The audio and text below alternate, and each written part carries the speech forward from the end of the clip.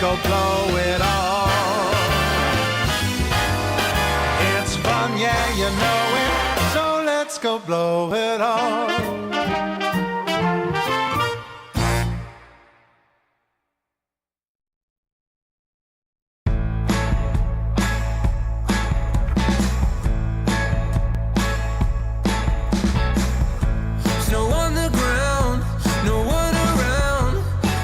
This magic of you and me, light shining bright, hold me tonight. It's how it's meant to be. When we're together, feels like forever, like snow that won't melt away. So light up the fire, let this feeling stay.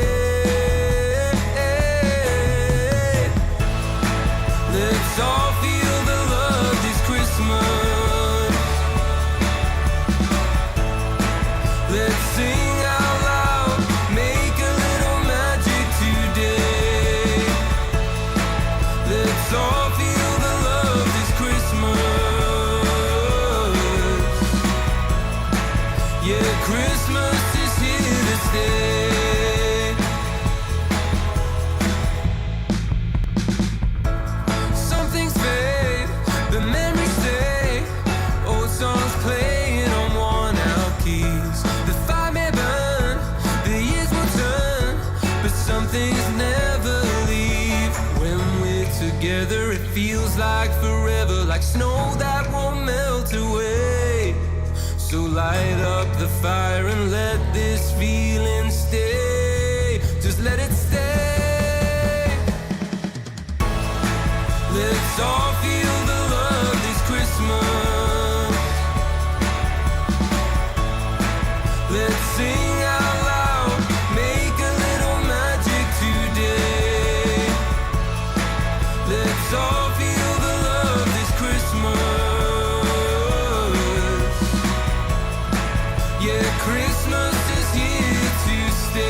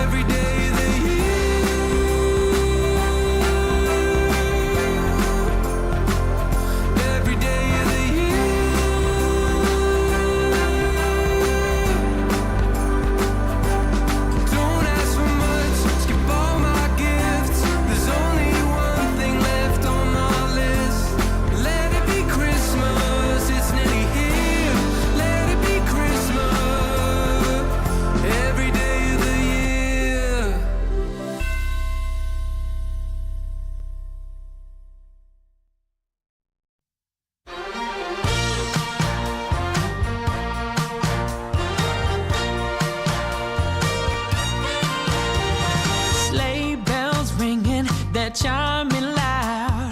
Snowflakes falling over the crowd. Everyone is dancing under the lights. Gonna be a perfect holiday night. Yeah. Gather round the fireplace. It's been a while since I've seen your smiling face. With so much love in here, what a feeling, a beautiful sight. Gonna be a perfect holiday night. Oh, joyful cheering in the air. Spread some love, let's show we care. Feel the magic, hear the sound. It's Merry Christmas all around. Oh, yeah, it's gonna be a perfect holiday night. My favorite people made it from many miles away. Let's make it count and celebrate. It really don't get better, so everyone say, gonna be a perfect holiday. Oh, joyful cheering in the air. Spread some love, let's show we care. Feel the magic, hear the sound. It's Merry Christmas all around. Oh, it's gonna be a perfect holiday. Yeah, it's been a long year for you and me, but with you all here, I feel complete. Mom and dad and all the kids, siblings and their relatives. There's nowhere else I'd rather be. Oh, joyful cheering in the air. Spread some love, let's show we care. Feel the magic, hear the sound. It's Merry Christmas all around. Oh, it's gonna be a perfect holiday. Ooh, yeah, it's gonna be a perfect holiday. Yeah.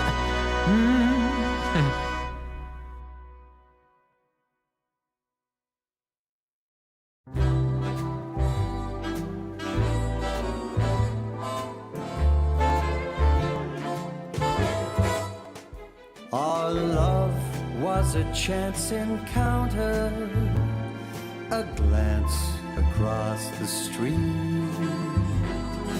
fleeting moments, two strangers meeting that swept me off my feet. Golden leaves under an autumn sun. You talked about the movies and how your life begun. Our lives weave together through all kind of weather, and our hearts grew strong.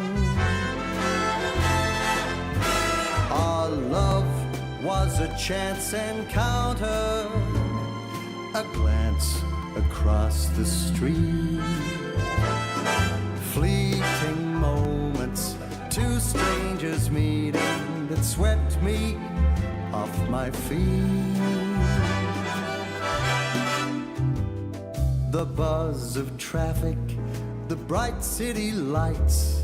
You talked about marriage and who you'd invite. We talked for hours and I brought you flowers, and our hearts grew strong.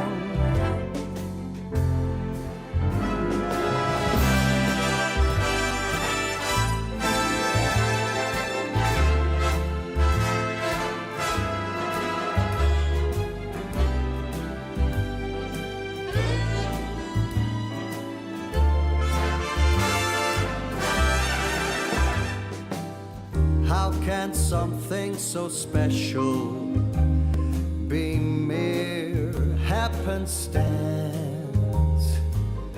Was it destiny calling, or just life's little dance? Our love was a chance encounter, a glance across the street, fleeting moments, that swept me off my feet, that swept me off my feet.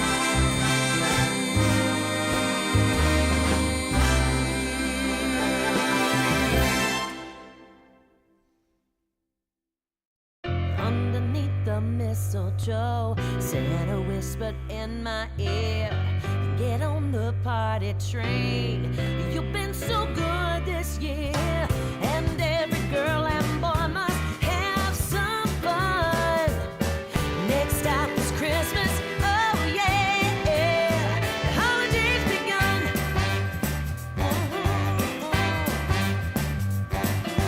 Feeling full of Christmas song, snow upon the railroad track, and get up and make some noise, 'cause there's no turning back. It's the beginning of a whole new year.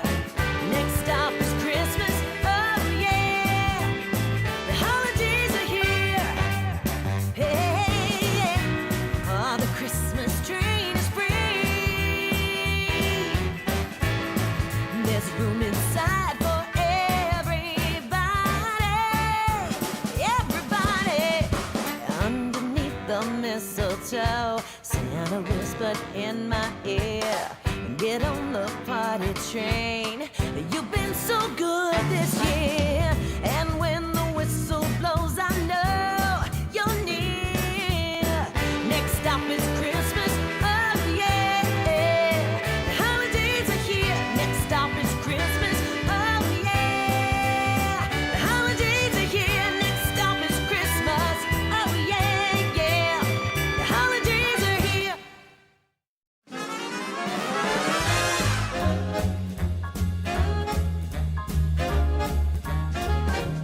We're living a high life, no need for trouble or strife. Cocktail parties, Broadway lights, arm in arm as we see the sights.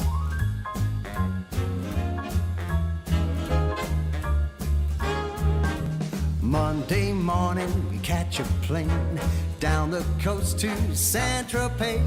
Wherever we are, it's never the same. Where there's fun and dance, we will play. We're living a high life, no need for trouble or strife. Cocktail parties, Broadway lights, arm in arm as we see the sights.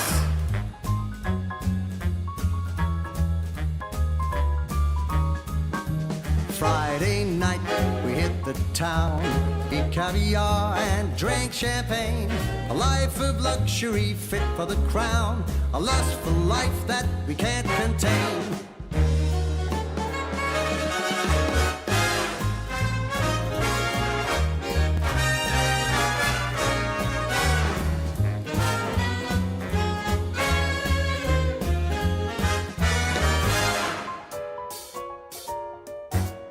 But whatever the party, wherever we land, being with you makes me feel grand. Rags or riches, I just don't care. The love that we share is beyond compare.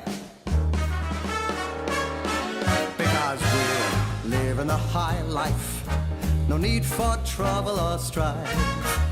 Cocktail parties, Broadway lights, arm in arm as we see the sights. As we see the sights.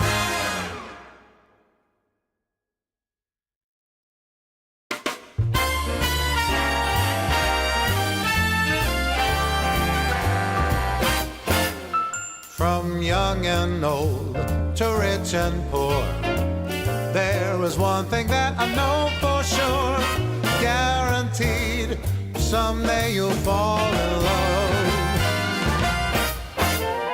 Yes, Cupid has his ways and means. Angels often act as go-betweens. Take it from me, someday you'll fall in love. And when you do, you'll find that romance is life's most precious treat. Who knows, knows it might be the next girl that you meet. For kings and queens, for you and me, it's the same inevitability. I promise you this, someday you'll fall in love.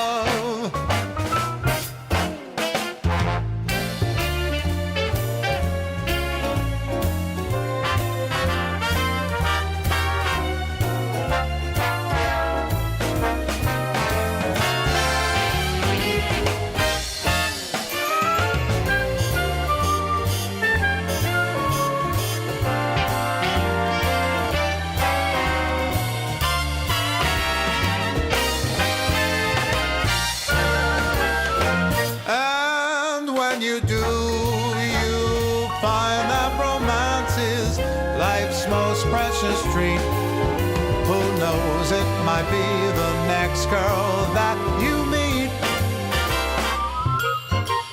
And if you think love's passed you by, there's no need to frown, I'll tell you why. Wait and see, someday you'll fall in love. I said take it from me, someday you'll see, you're gonna fall in love.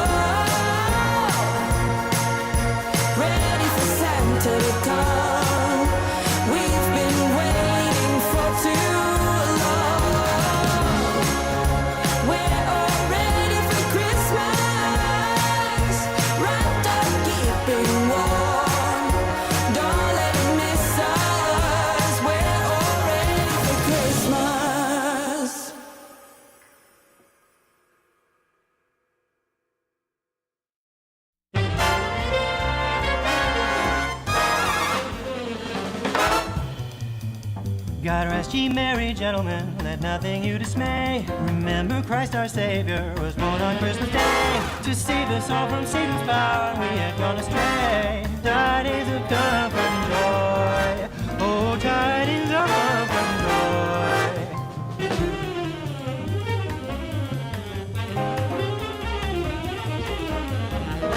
From God our heavenly Father, a blessed angel came, and unto certain shepherds brought the tidings of the same, how that in Bethlehem was born the Son of God by name.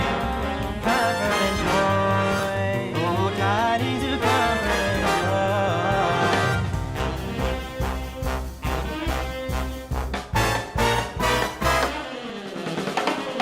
Sudu, da da, ba da da.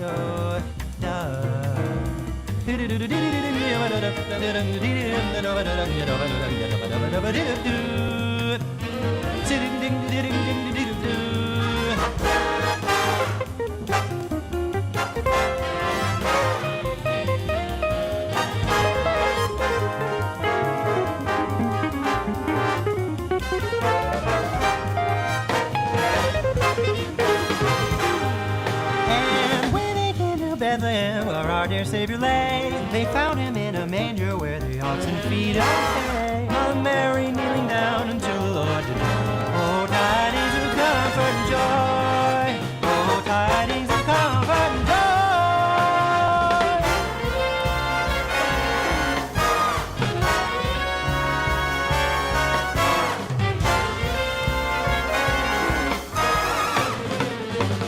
Rest ye merry gentlemen, let nothing you dismay.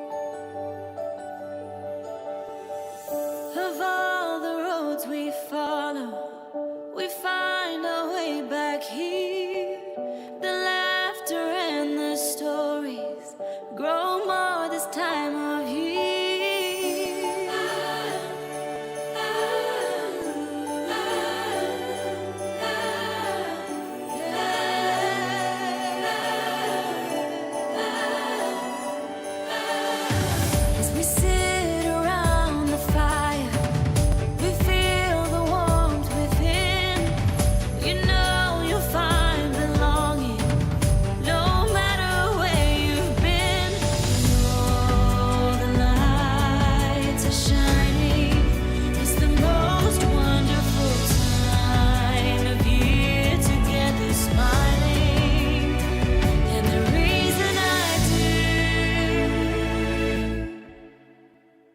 'cause I'm at home when I'm with you. I'm at home when I'm with you. I'm at home when I'm with you. I'm at home when I'm with you. I'm at home when I'm with you.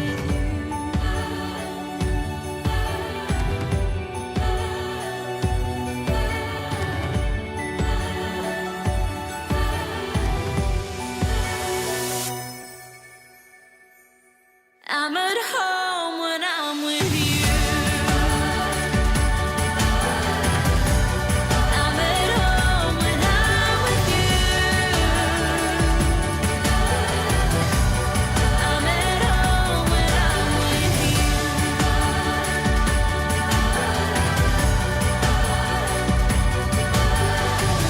With you, with you, with you, with you. I'm at home when I'm with you.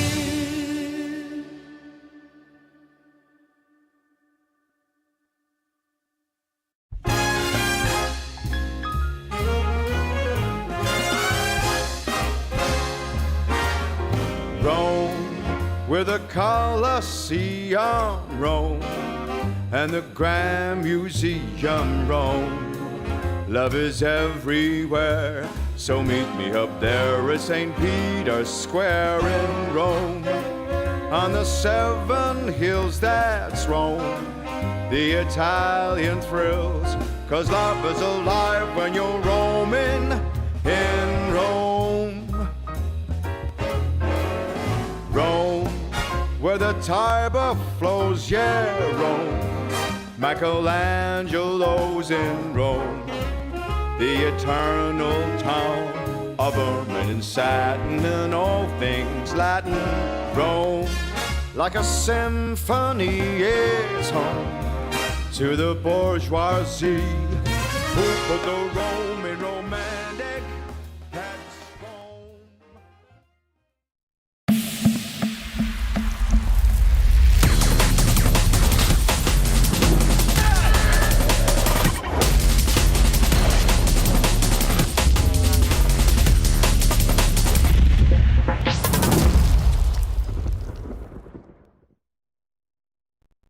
DreamLeague Season 27 is brought to you by DHL. It's the final day of DreamLeague, my friends. It has been a beautiful Season 27, getting a chance to spend it with all of you. And now, only 3 teams remain, and they're hoping to seal their fate and get their first trophy of the new EPT season. But because it is December, and it is at the end of our year, then one important thing that I want to share with all of you is, I want to wish you a Merry DreamLeague. I want to wish you a Merry DreamLeague. I want to wish you a Merry DreamLeague from the bottom of our heart. I want to wish you a Merry DreamLeague. I want to wish you a Merry DreamLeague. I want to wish you a Merry DreamLeague from the bottom of our heart.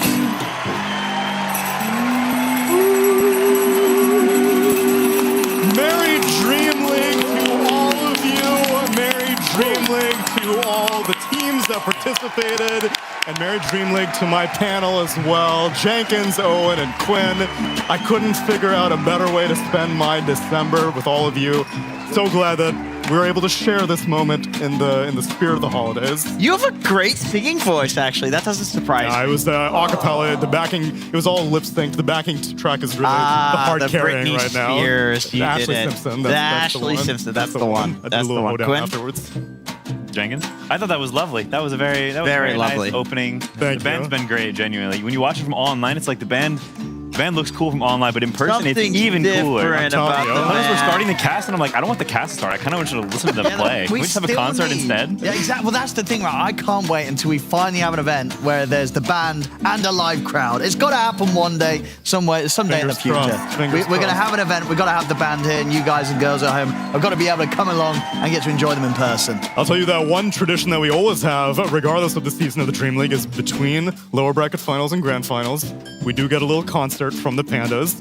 And I can tell you the same thing will be happening this time. Lovely. But as always, they figure out a way to up the ante. So be sure to stick around through all of the in-between times between the games. But it is the last day of games, Jenkins. It's been a hell of a journey to get to this point. And it's been good Dota, and we got a patch as usual. I love that this has become a tradition. I really do. Like, Valve, they might be, they're watching right now. They are communicating something through these patches. They know that we give the least of a shit at this tournament. It's like, come on, hit us up with that patch. We want to see the chaotic Dota. We want to see the insane Dota. And I feel like it always leads to the most ridiculous and unique storylines that we see all year. Yeah, I mean, I remember playing in the first Dream League where they did that, where they like dropped the patch in the middle of it, and everyone was like, what the heck is happening? Why is there a giant patch in the middle of the tournament? And then somehow that became the norm. Now everyone Yeah. expects it. That was it was the map expansion patch, and you guys were already good before that patch, and we were like, okay, let's see if they can still be good after the entire map changes, and then you were still good, and so we were like, okay, well, clearly nothing is stopping these guys from dominating the year, but you kept up with it, and it has been a Dream League tradition ever since, I suppose. I like it. It's cool. It's nice, especially at the end of the year, to have something that mixes things up. You know, at the same tournament we've seen throughout the year, but it's a little spice to finish things out. Although I see, Jenkins, you're still hoping for maybe a B patch to tweak some of the numbers on healing, perhaps, and maybe one of the more egregious changes of the... Yeah, I could definitely see that. From what I've seen, there's a lot of Holy Lockets being built and Guardian Greaves, and there's some things that need to be tweaked. Like, in every game, not just in Dota, there's always like a major patch, and then you have a letter patch that comes soon after. I mean, obviously, we have a day of Dota to watch, so we're going to see a lot of Holy Locket healing, especially from the boys at Paravision. They seem to have discovered that this is very overpowered, but I imagine that everyone that we're going to see playing today has been playing a lot of pubs. Yep. They're seeing the latest meta, and still, it's like, it's so early on that it's undeveloped. Like, maybe people are already theory crafting the counters and they haven't, and we're going to see it today. Or seeing that these teams that many people would not have expected, Owen, we're going to have Yandex waiting in a best-of-5 grand finals, which, granted, is not out of their norm because the very last tournament they made it to grand finals, but this is a different Yandex that we're seeing at this one. No, I think so. I think they're going to be, whoever they end up matching up against in the grand finals, they're going to be giving us a much better show here at Dream League this time round in that best-of-5. This team, I think, the sky's the limit with them. They've shown it, as you said. They hit the finals once. This time, they very well could just take the whole tournament, which is super exciting to see with these players, a good mix of kind of players that maybe you would expect to sort of see reach these levels, and then kind of these other players that are now stepping up to perform at that ability.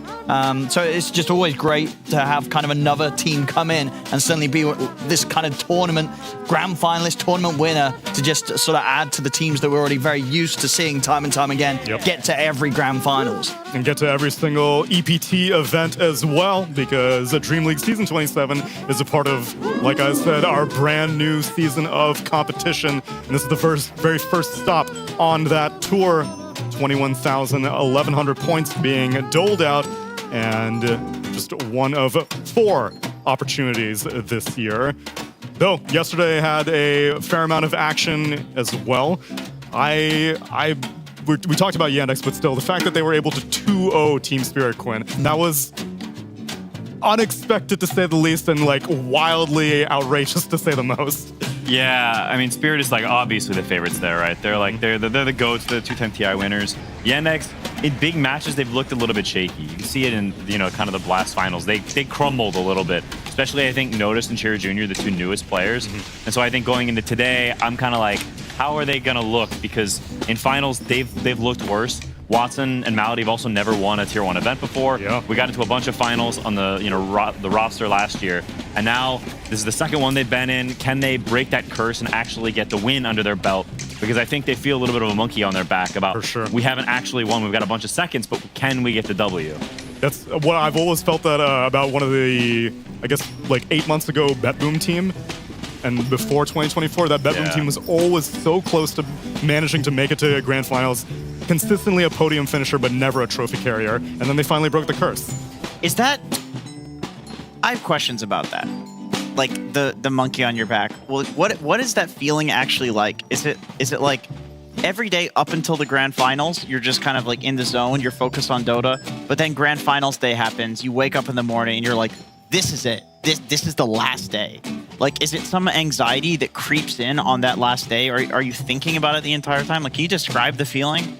I mean, I can only talk about from my experience. I don't know theirs, but there's definitely, there can be a feeling that it is more important. And then that can change things. Like Dota is so much about the little things, so much about the small things, and like the atmosphere and the vibe of a team, how people are speaking to each other, like even stuff like tonally, how people are responding, like that affects your gameplay because feeling other people are stressed is going to make you play worse in insignificant ways. But when compounded, they add up to totally change the early game, which then makes you play from a position you're not used to. It snowballs like crazy. And I think it's sort of this, like you said, it's this creeping, just feeling somewhere deep in heckin' here that affects you. Would you say like it only needs to happen to a few players on a team, and that's enough to throw off the whole balance? Yeah, it can snowball. Dota's such a finely tuned machine that if one cog is slightly, then suddenly, whoa! Interesting. Yeah, it's a well-optimized state that we're in, and you don't want to rock the boat too much. And even more so than just like before the match begins, like you get into game 2 of a grand finals, and you're like, oh god, now I'm one game away from losing, and then you start spiraling from that point. Or winning. Or winning. Like, That's also true. It's the same thing. It's like I guess part of the problem is thinking about like having any expectations, thinking about the results rather than just you're in a game of Dota. How do you play the best possible? I mean, I feel like a lot of us feel it in our pubs. It's like if you think about winning this pub, like that's often when you play the shittiest. No, that's so true. And in like sort of the context of like if you're having a good day, it really is. Like if you've won 4 games in a row. Oh no. And then it's the point in the beginning of that 5th game where you're like, oh, I've won 4 games today.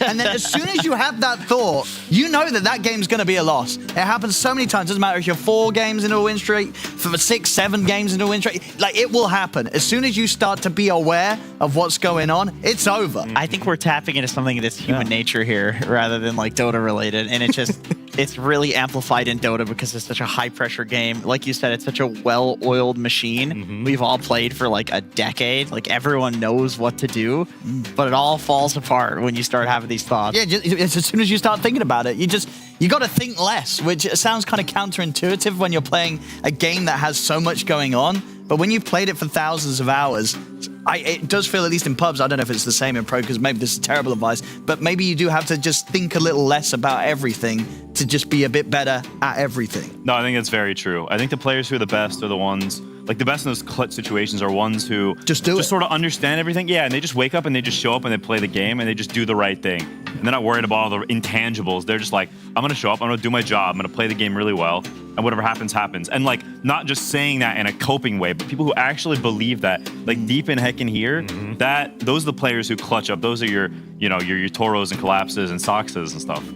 And unfortunately, not the Ames, because we saw yet again Extreme get so close, but yesterday they fell short and were now eliminated. We can take a look at what happened in their series against Parivision, because this was a comparatively anticlimactic lower bracket semifinal. I love that 9 class is dead the moment that the clip starts, because that was pretty much half of this game. The guy was running around and dying. But they were wasting a lot of time on him for the side of Extreme, and I think it took like one good pickoff from 9 class that led into like a whole series of events that spiraled this game out of control. And then the second game was a complete stomp, not even close. They picked 9 class Coddle, and that seems to be his new hero that he likes spamming, that he's determined is really overpowered. But in this one, I don't know, man. I feel like some things looked off for Paravision. Like they were missing some execution in the early Things game. are going for Extreme. No, for Paravision. Oh. Yeah, 'cause in the early game, right, it looked like XG were doing it. Yeah. It's like the Paravision seems to be a little volatile right now, where it's like Gotcha. when they're doing well, they look unbelievable. They look peak. But when they're not, it's almost like they have problems with each other. You know, like it looks like there's some emotional or mental damage that's going on. So I really hope we get the ladder today, and that they show up and we have the Paravision with momentum, because then we're gonna have an incredible lower bracket finals. Yeah, I mean, I think this is a really interesting matchup because I think Spirit has got an individual team-to-team good matchup against Paravision. The way Paravision drafts, they pick a lot of this sort of weird skirmish stuff. Oftentimes, they skip out on draft integrity for comfort, and Spirit is one of the best teams at punishing you when you have big holes in your draft. And so I think Paravision being able to overcome that gives them very good, hopes for the finals if they make it there, because Spirit, I think, is kind of big dogging them recently. They 2-0'd them on the way here, and it was not close. They let them have the Knicks twice in a row, right? They left the Knicks game 1, Paravision picked it, and then they just ignored it game 2. Yeah, they beat yeah. it. And that's always concerning, because it does feel like a 9 classes hero pool. I think you said it earlier. Like it's like 4 heroes, 3-4 heroes. Yeah, he's got his bros. And if they have the fourth one, then Paravision is good. If it's just 3, then they look bad, because you can ban them out. And I think historically that's pretty accurate. Although I will say, like, I do think he has more than 4 right now. If he's willing to whip them out, like. What's he whipping out? What are the more than 4? People were questioning, is Slark good? Like, okay, he has Slark, he has Monkey King, he has Caudle, he has Nyx Assassin, and I think Spirit Breaker is very good as well. Like, I genuinely believe that some of these heroes are like underrated S tier if you can play that sort of like chaotic playstyle.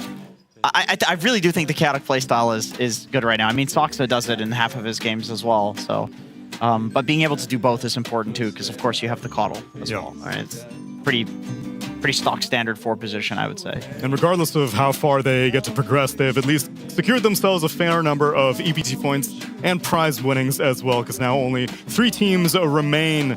Loser of the next series only gets to go home with $75,000. And then if you win, then you are guaranteed at least $125K. And if you take the entire tournament, $200K in your pocket and $30K for the club reward. And at this point, I have to think that your EPT points will easily get you, guaranteed get you DreamLeague 28 and Birmingham. And I think it would be pretty hard to dethrone first place from not making their way to DreamLeague 29 as well, way off in the future, based off of direct invites. So a lot on the line for basically just one best of 5. Absolutely. Yeah, great way to sort of start the season for one of these teams. Exactly.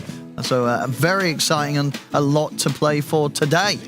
And even though you know that there are only 3 teams left, I'll let you know when they're going to happen and how they're going to happen. 1 best of 3 and 1 best of 5 remain. Lower bracket finals between Team Spirit and Paravision will be taking place in just a matter of minutes. And then at 16 CET at the earliest, we'll have Yandex taking on the winner. But depends on if it's a 2-0 or a 3-game series. I would hope for a 3-game series. Spirit versus Paravision. All these teams are grand final teams. It's a rematch of the rematch of the Rally Grand Finals. Let's get some good games in. Let's get some competitive action. I think Spirit's angry. I think they do have a good matchup, but I think Paravision's got that momentum, and they've looked good with it recently. They definitely do have the momentum. They did look better yesterday than they did against Spirit, absolutely. I think they're on the up. I think they're figuring out more of their strategies. And Spirit, they're coming down with they kind of got smacked by Yandex. Man. It was a rough day yesterday. They looked lost. Like they straight up got outclassed. They came into that series being undefeated in the playoffs. They got 2 2-0s back-to-back, and then they got smooshed by Yandex. So I don't really know where to put Spirit. Granted, I've never considered Spirit to be an emotional team. I've considered them to be pretty rock solid consistently. Yeah. But then I just don't really know what to make of them getting 2-0'd. Me neither. It's very strange, and so there's a lot of dynamics at play there. I think it's a series that can go either way. It can definitely go 3 games. It's honestly a really exciting one. I think both storylines and also gameplay. I'm hyped for it. You guys want to cast it? Yeah, of course. Yeah, I'm looking forward. As long as, I will say, I'm going to sound like a broken record, but I'm hoping that we don't get Satanic Abaddon. Put him on anything else. I love this guy as a carry, but watching him play Abaddon, I'd rather watch paint dry. I don't want to see him farm a Midas Radiance for 20 minutes. Don't do it, Paravision. I will be very disappointed. Taking a beautiful artist and making him just paint with crayons. Yeah. What's happening here? Yeah. Get him that Kez. Get him the crazy stuff. No more Abaddon. High skill. This is the donk of Dota. Give him an op. Don't waste his G. Is I don't think Donk- is he an opper? Donk is a rifler. He's not an opper. He's not an Wow. opper. Give him a rifle. I don't Give him know. a Give him a rifle. rifle. Give him an MP50. No, not a rifle. I don't even know. a gun? I don't know. We'll stick to our expertise, which is Dota, and we'll stick to our expertise of getting that lower bracket final on your screen. Let's get ready for Spirit versus Paravision. I wanna wish you a merry dream league. I wanna wish you a merry dream league. I wanna wish you a merry dream league from the bottom of my heart. I wanna wish you a merry dream league. Oh, I wanna wish you a merry dream league. Well, I wanna wish you a merry dream league from the bottom of my heart.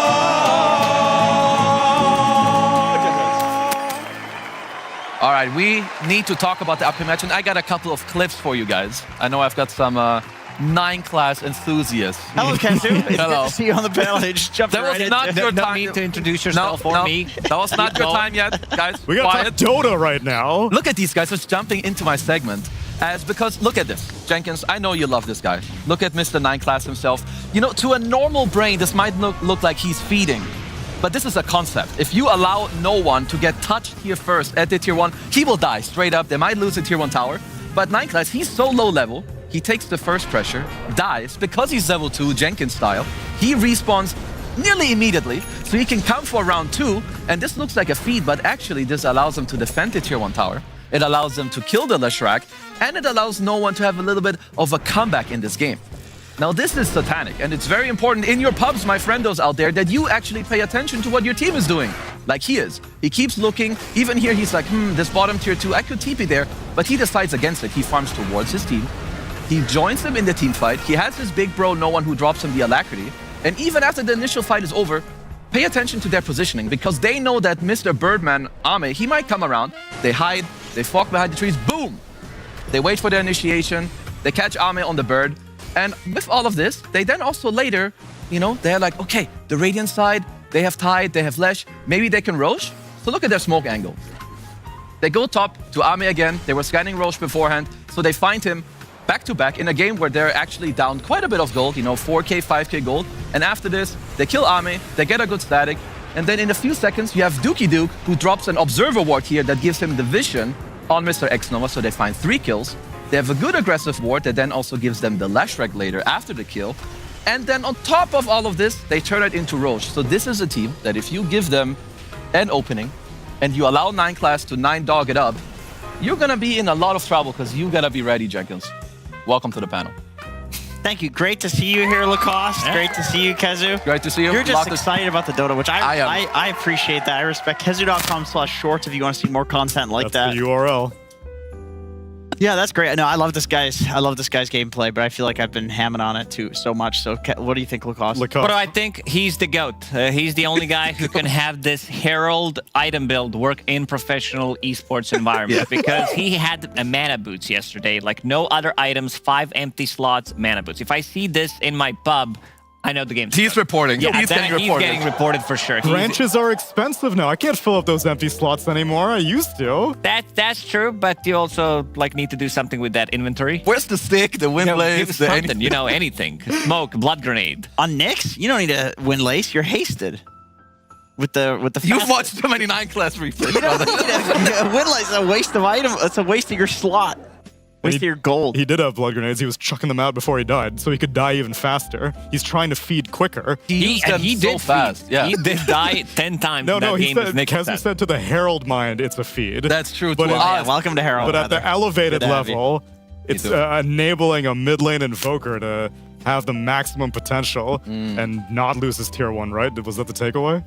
We were joking, but he died 10 times in that game as Nyx Assassin, and the other cores, they only died once. So he did a pretty good job. Yeah, he spaced it up for them. And for the series, I did some investigating. to the heroes, because it's sometimes maybe not so easy to know which heroes will this team pick, which hero will that team pick. So I looked at what Parivision might pick. So if we could roll up the images, because Production.jpg. Production.com/jpeg/shorts. So it worked. On the left side, you have 9 class and DM. These are heroes that they're very likely to pick. I mean, they don't have like the biggest hero pool. They stick to their stuff. The Monkey Kings, the Slark, the Nixus, the Kato. He is very annoying, this guy. You want to like abuse him in the lane and try to catch him. So on the right side, you have the Tusk, the Bad Clock, SP, Disruptor. These are all likely heroes I could see Spirit pick because they're good against this type of style. Jenkins, any interjection on this 9 class hero matchup? Were these not the 5 or the 4 that we said? These are the 4, yeah. And then added a Spirit Breaker into it? Yeah, I think Spirit Breaker's the other... Wait, sorry, is this DM? The DM versus Yatoro? No, so left side is what Pari are likely to pick, and the right side are heroes that are good against what you see on the left. I see, okay. Would you tend to agree with the Tusk, Bad Clock? They're pretty good I mean, against honestly, I think Spirit Breaker in general is good against 9 class type playstyle because no matter where he is, you can always get on top of him. Anything with a jump, anything with the catch, pretty much anything that can blink initiate and catch his annoying heroes. Coddle is a bit of a different style than the other 3, I would say, because he's not as annoying. He's not playing on that different side of the map. It's more about the combo. He grieves DM's lane. Period. The way this hero plays in general is you're taking a lot of CS from your offlaner, messing it up. But also the combos that they did have yesterday, it was pretty insane. You have Solar Bind with Tiny, so you're getting that extra bit of a damage amp. You have ET, so magic damage amp on top of that, and also Tiny, one of the best, if not the best hero in the game to play Coddle with, reducing the cooldowns, allowing him to get multiple spells in a team fight. And in the game number 1 yesterday that they did play against Extreme Gaming, it was more about physical damage. Yeah, because they had Dragonite, they had the Slaughter, plus they had Solar Crest, they had Alacrity from Invoker. A lot of ways to amplify damage, and seems like this is going to be the idea coming into this series. Yeah, it's like a lot of buffs, and I do think that this lane is very important, like DM's heroes as well. You can see, like, I would expect Yatoro to play like an aggressive carry with hyper damage. You want to try and have the carry matchup into Satanic, and like the ultimate carry for the game as well, like whether it's the Ursa or the Kez. I think Drow Ranger could be a hero that we can see in this matchup. And then I looked at the other guys as well, of course. We can't just look at the 3 and the 4. So you have Satanic. I would also say his hero pool, not currently the biggest. He sticks to his DKs, his Kez. I've seen quite a bit of Troll. And I do think when you look at what Spirit may be looking at, it's a lot of like anti-carries. Like the Primal Beast, Mars. I think AA as well is something we've seen them play before. Could be good against him. Same with like the Doom and the Viper. And then for no one, I'm not really too sure. I feel like this guy, he's really priming. He's playing so well. Yeah. So for him, it's more about... I think it's more about like how you match up with like the 3-man ball as opposed to like what is your 1-to-1 matchup. Maybe you can steal some of his heroes. Maybe you can have your supports come to the mid lane. But just to give like a little idea of what we should expect from both teams coming into the series. Yeah, that's interesting. I mean, I like that you guys mentioned the physical damage. Did you see the Estini's video about Roche and the Radiant macro one? The Radiant macro one, you kill Roche at 17 minutes, you're guaranteeing that basically it's likely to respawn on your side over and over again. That's why Radiant has a high advantage. Yeah. But he said in that video, because it was pre-patch, that as long as Crimson Guard is dispellable, physical damage is really overpowered. Yeah. Because there's not a good way to prevent it, and you can use it to take Roche on the Radiant side, force it to be Radiant every time, etc., etc. And I find it really interesting because now it is undispellable. So, and obviously, as the Paravision coach, he had a massive impact on the way that they play the game and still play the game. So now I question, like, how does the meta shift? I don't think the meta has properly shifted, given that this item is now undispellable. I still think that maybe it takes a bit more time because I'm expecting every game to have like a Crimson Buyer, or at least you have like a Centaur that can buy it, or a Mars, but we have not seen it in every game, which at least me, it surprises a little bit. Yeah, maybe when we like, I think picking some of these early offlaners like Centaur, who definitely wants to go for it. I think there was one game where we actually saw Tide going for Crimson Guard, because like that's how good of an item this is. Yeah, it's 33 Tide. But overall, we might be able to see some of the later picks as well for the offlaners, because it does allow you to see the matchup and then go for the Crimson if it's enemy carry showing early into the draft, seeing that it's going to be about all that physical damage. We'll have to see what lessons are learned from Parivision also, because in the carry-to-carry matchups from their upper bracket series, there was Satanic on a baton for game 1, which everyone was critical of. I'm sure even Satanic himself would look back on that and be like, I was not a fan of that pick. But game 2, it was Yutoro Ursa versus Satanic Kez. And still, Spirit had the advantage. So despite it being a high-speed carry versus high-speed carry, Spirit still had Parivision's number. Now, there have been a lot of development in Parivision's camp since that series, but fundamentally, it does seem that Spirit do know how to deal with Parivision. I feel like, okay, so in that game, Spirit also had Viper, Viper SD, which I think are really good, like, anti-carries. And when we saw Parivision beat Ursa with Kez, they also picked Slardar, so they had another hero to, like, switch the balance in that matchup and make it so that he can actually win that one. So I do feel like since then, I agree that Parivision has developed their ideas where it's like if they're going to force Kez as a hero, that they now understand how to deal with the counters. But I agree with what you guys were saying, like early on in your original segment, like Spirit is one of those teams that, like, if you give them any opening, like, I assume they've seen this. They've seen that the Slardar amplifies the Kez and that they can no longer just pick Ursa to beat Kez. Like, they're going to have something else prepared. Like, this is one of the best drafting teams of all time, which I feel like gets overlooked because they're one of the best clutch teams of all time. It's like, you know, you want to talk about Spirit, 2-time TI winner, 2-time Esports World Cup winner. It's like, we want to hype them up. But in reality, like, a lot of what makes them win is, like, they're just really, really good at figuring out a draft, like, within a series and outside of the series. Especially, like, yesterday, they didn't look as hot as I would think, like, against Yandex. I thought Spirit would win that series, and they did not. And I think when you lose like that, there's a lot to talk about. Like, after the series, oh, what do we need to do different? And you also look at what are the other teams doing that are currently, like, succeeding a few days in on, like, a new patch. So they're absolutely, like, looking at what are Pari doing, you know, what are XG doing, even if, you know, they're losing, to, like, take a few bits and pieces here and there. And I think last time that Pari also played Spirit, they gave Spirit Viper, like, back-to-back in both games. And I don't expect that to happen again today. Probably not. I think this is also going to be the battle of late-game carries we've seen in the previous matchup, Kez against Ursa. But I think we're going to be probably leaning in this matchup slightly towards some like super late-game carries, as we've seen that they banged out Medusa. Even though they ended the game 20 minutes in, he kind of channeled his inner miracle, 20 minutes high ground push with the Manta style and Butterfly. So I think we're going to be seeing these type of carries, potentially Terrorblade that could come out instead of being something super active. But yeah, very excited to see like how they're going to be approaching the drafts, because yesterday Parivision, they cooked pretty hard. If you're excited to see it, then I'm excited to show it to you. Let's get ready for our lower bracket final, game number 1. Getting to lower bracket final, I think it's good, because previous tournaments we was not playing well. Tournament before on Wallachia we meet like Spirit, Bad Boom. Here we just meet OG that we just played once on Wallachia and we kinda underestimate them there and they beat us. But this time we don't underestimate and we win them. It might be. They get the jump onto him. The save need to come out. Nico comes in with the call. They get the ult here down here from 9 class. They're controlling the gyro. They need to bail Natsumi out of this one. He's surrounded. The Raptor does comes in. Natsumi trying to run. He's falling solo. They've got him. They've killed him off. Rapier hits the floor. Satanic picks it up. It is going to be a very quick GG. We feel okay about being in lower bracket. Of course, we set because we lose. Sizing away from fights instead. Double escape deck. Oh, yes, there's the chop. There goes Bat Rider. That's one down with no buyback. And Fly charging through all of these heroes with his BKB. Yotaro taking a lot of damage. Ticking out. He almost falls, but the time lapse goes up. Last second, Collapse is gonna die. The double golem dropped on top of him. No dive in. Going after Laurel. Quick tornado takes him out. Side device. The turnaround, the whip, and Abe. That's 2. That's 3. A fourth left is FY charges and desperately trying to finish up Laurel, but a refresh goes up, and Laurel, the Invoker, playing with them at this point. Can't be touched, can't be stopped, can't be moved, can't be rocked. But I think we will become stronger versus Parivision. I think it will be interesting because we played 2 series with them before on this tournament. I think they will learn a lot from last 2 series, but we will learn today also. Trying for the jump on Rue. It's a bit awkward.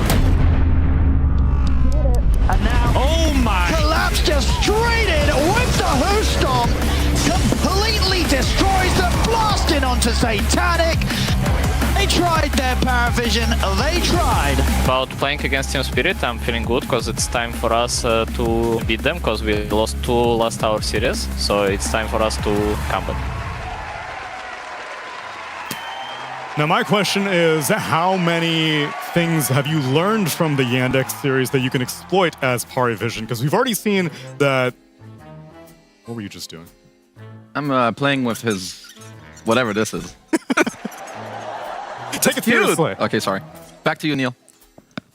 Now, we've learned a lot of vulnerabilities from Team Spirit in that Yandex series.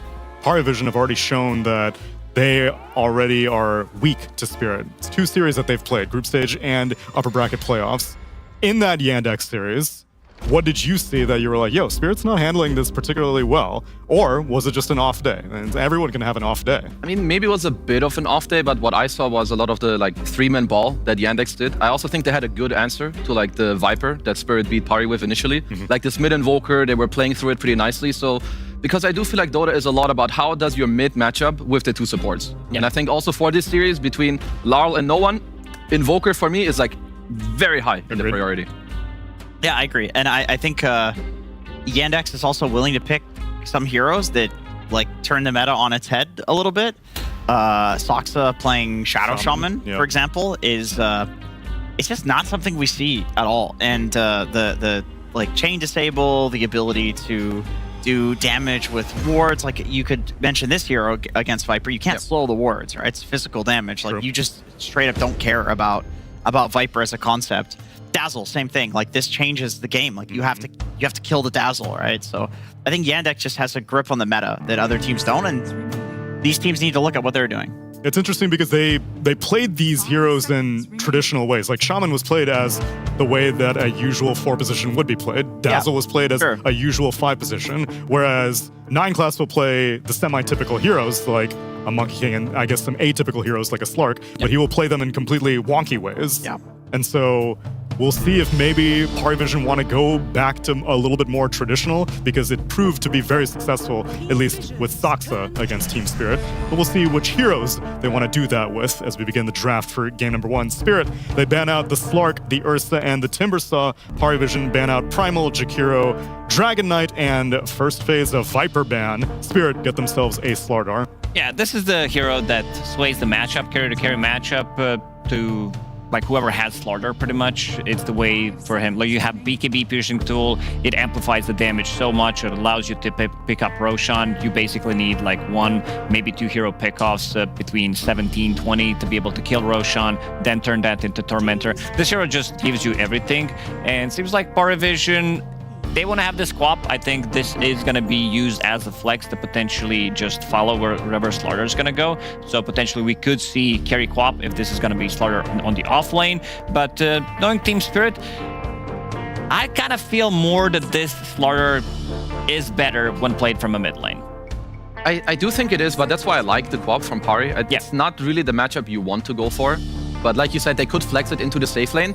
Then again, if I'm Spirit and I'm picking the Slardar, it goes off lane and I force Satanic to play this hero, I'm probably okay with it. So like you try to go for like a new mid hero later. So if you're Spirit, you're gonna ban out the Troll and like something else, hopefully, to like make it easier for your Slardar to go into the off lane if that's where you want him to go. I'm surprised that a Queen of Pain first phase is justified based off of just a Slardar pick.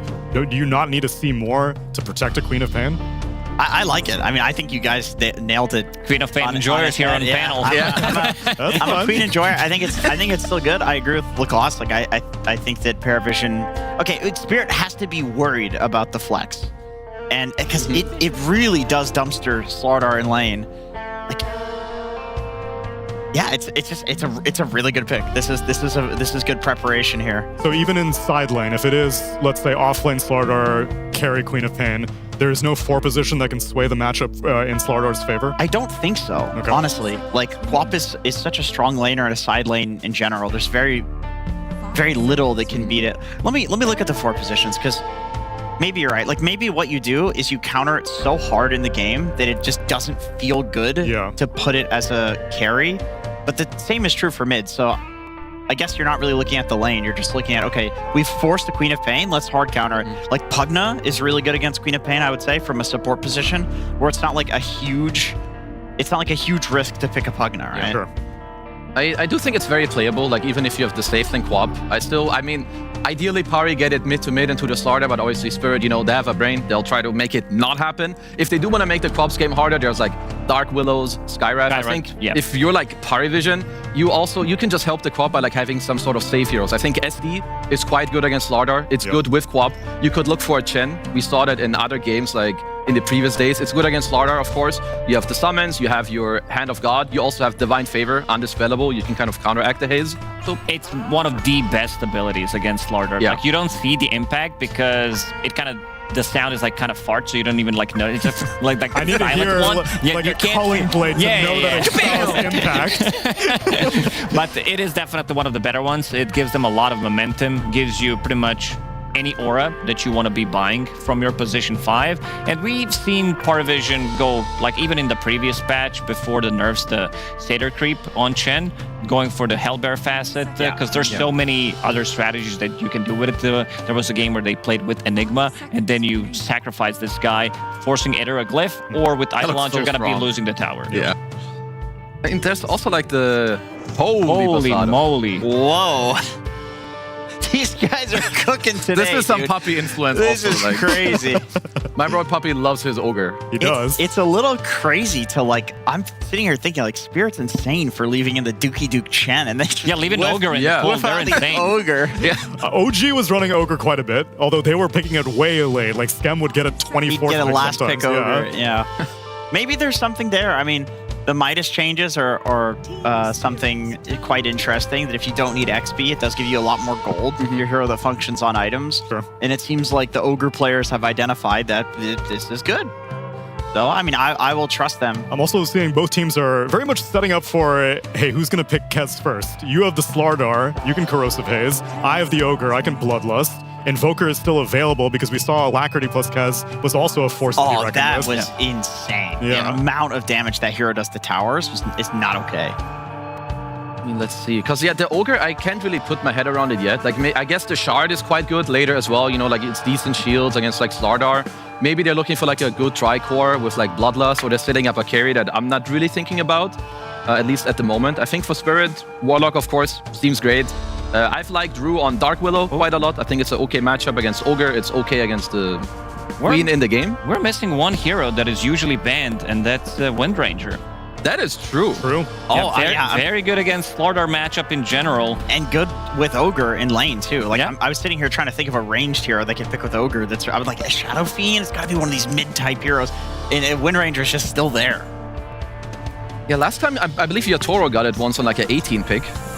Okay, so they do go for the Shaman. I was thinking this as a pseudo counter to Queen of Fane, taking a page out of Yandex's book. Yeah, I mean, she just does not like to be hexed, broken, gripped, and ward trapped. She's not very good against that. Needs some early armor. And she can't guaranteed kill Shaman. He will foul play his way out of a lot of shenanigans. Something that Paravision did, because we're thinking about this Ogre being position 5, right? The DM loved to play that Ogre a couple of tournaments ago, just buying pretty much every single aura. Midas, Greaves, Crimson, Pipe, whatever it's needed. I think this is the face of a guy that enjoys playing Ogre and might be the guy playing it in this game. I think you're actually right. That's a really good throwback. I mean, Ogre is one of the highest strength gain heroes in the entire game. Yeah. Like, unbelievably good Crimson Buyer.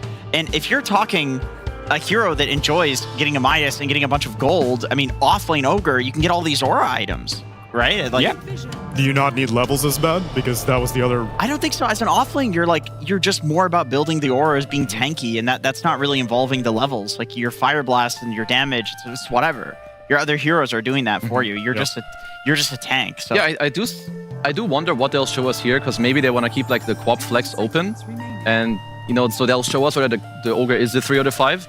But I could definitely see it as an offlane. Like you guys both mentioned, the Crimson is insane. You lane into Warlock. I mean, Ogre is not really a hero level 1, but Warlock doesn't really pressure. Like he throws a heal or some Fatal Bonds. Okay, they go for the TB.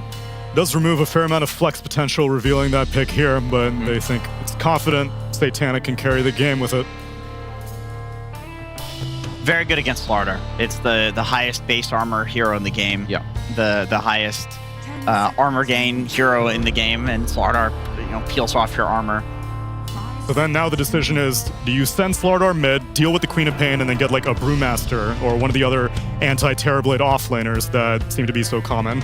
And it has to be a collapse here also. Do you want to sack the lane for Slardar that badly, though? Like, that's the issue, is that you're then giving Paravision exactly what they wanted the whole time, which is what is so elegant about this draft. Yeah. Is that you're forcing this position that doesn't feel very good. It's a good puck game. Like, there's no like real stun, something that he is afraid of. They have good amount of control, good amount of team fight inside of Spirit. The question is, like, this Slardar is not going to be doing much from the offlane. In the end, it's going to be Invoker for them. So you have that damage amp. You have Corrosive Haze, Alacrity. Whatever carry it is that Spirit picks, they win the carry-to-carry matchup. I don't care what they pick. You have Invoker Slardar, you're going to win that matchup. Jug with all these steroids feels really nice. That would be quite insane. I mean, yeah, you now have to think, like, okay, what can lane against, like, an Ogre Monkey King, potentially? But then there's also the possibility that DM just gets a different hero in the offlane. I'm down with Jug. I'm also down with Kez, potentially. That could come out. I feel like this hero is still insane, still available. With Corrosive Haze, with all these buffs, Paravision might need to remove it. Yeah, I mean, you talked about it before, too. I do think that Yatoro has multiple options here, like the Wind Ranger. I would say is still pretty good. I like the matchup into the TB. Maybe the Crimson Guard is annoying because later you like hit super quickly and it gets absorbed, but you still build like Maelstrom, Mjolnir, you're kind of chilling. Yeah. Taken out. It's out. I would have also liked that because it gives more stuns against the Queen of Pain as well, which has not really been... I mean, maybe the Shaman is enough of an answer, but I feel like Queen of Pain is still going to have a pretty fun time. So let me see. You need a Yatoro hero and Pari. I mean, yeah, Pari have an option. Like, they could, of course, still flex it and have it be an offlane last pick with like some potential Tidehunter that you still kind of have to respect. It is quite good against the Spirit draft. It kind of... it owns your team fight quite hard. Like, if you're Spirit and you're doing like some Warlock Slaughter that go in, he just breaks free, he's going to sit in the middle. What else is there? Doom and Phoenix get banned out. They are expecting this to be a support Ogre. Is it like Morphling? You want to just go for the classic Morphling Terribly? I mean, one that's like a little crazy, but I have seen in pro level pubs, and I think we saw it once yesterday. Bloodseeker actually looks quite good. Like against Queen of Pain, Rupture destroys her. You do good in the matchup against Terrorblade because of the new Shard. Build all magic damage. I mean, it has decent tempo. I don't know if it has a great matchup into TV. Maybe you do with Mjolnir and everything. Yeah, but he buys into Scotty, holds his ground. He's one of the few heroes who will stand the ground and fight you. What else is there? What were we mentioning earlier? Jug. Jug is still available. Jug is still good. Yeah, Jug is for sure good. Gyrocopter is still available. I would be okay with Jug. There was something else too. No, it was the Kez for me. Oh, they do go for the classic. Huh, the thing is, though, I mean, if Paravision has absolute last pick against this, so do they really want to run the Ogre into Morph?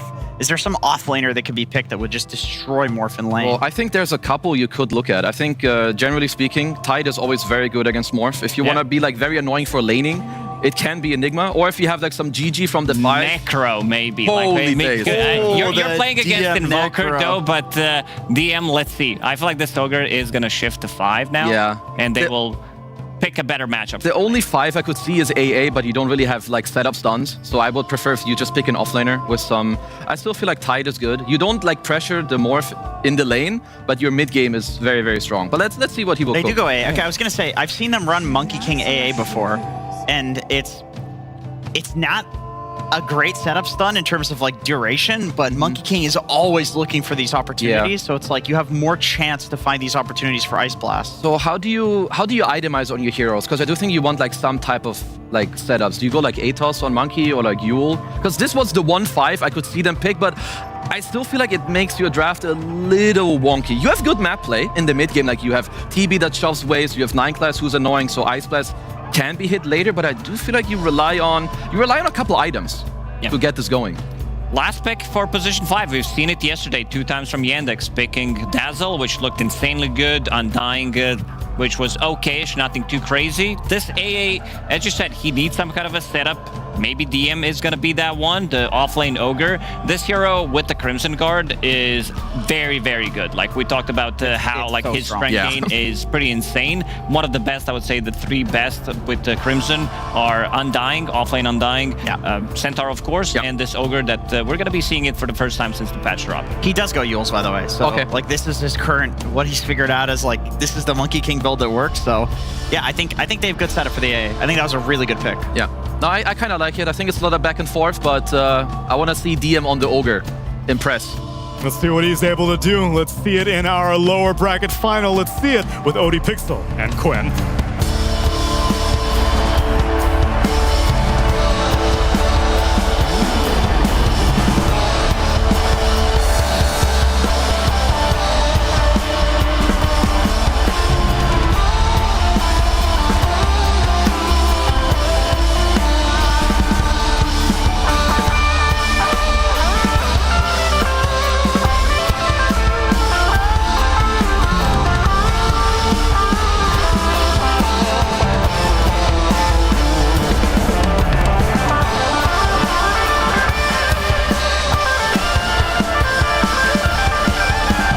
Here we go, ladies and gentlemen. Time for the lower bracket final between Paravision and Team Spirit. I'm Odie Pixel here with Quinn. We're about to find out who's going to be able to seal their ticket to move forward to the grand finals here at DreamLeague Season 27. And already, first draft, I'm liking it, Quinn. We're getting some exciting stuff. Paravision, they're coming in with sort of this tech of the offlane Ogre here for DM. Is it going to work out, sort of making this move and getting that AA in as that last pick? It's a great AA game, and this is a very Paravision draft. No team fight, no initiation, just lane push and skirmish and early game potential, scouting. They want to play off their skill. They want to show that we've got the rank 1 player, and he's rank 1 for a reason. They're going to show that off here. Spirit, a very classic draft. The Atoro Morphling, collapse on the Blink stun, some team fight supports. This is about as Spirit of a draft as it gets. It looks like he's going to be going the new Phylactery Morphling with the max Adaptive Strike. That's sort of the hot new commodity on Morphling and pubs. The spam can be very strong, so we'll see if DM can actually deal with that in lane. And talk to me about this as well, for those who haven't read all the lines of the patch and such. Why is this the hot new thing? Basically, Morphling needs regen in lane, so having Ring of Health and Voidstone in it, whatever it's called, is that Perseverance? Yeah, having Perseverance in it is really good for Morph.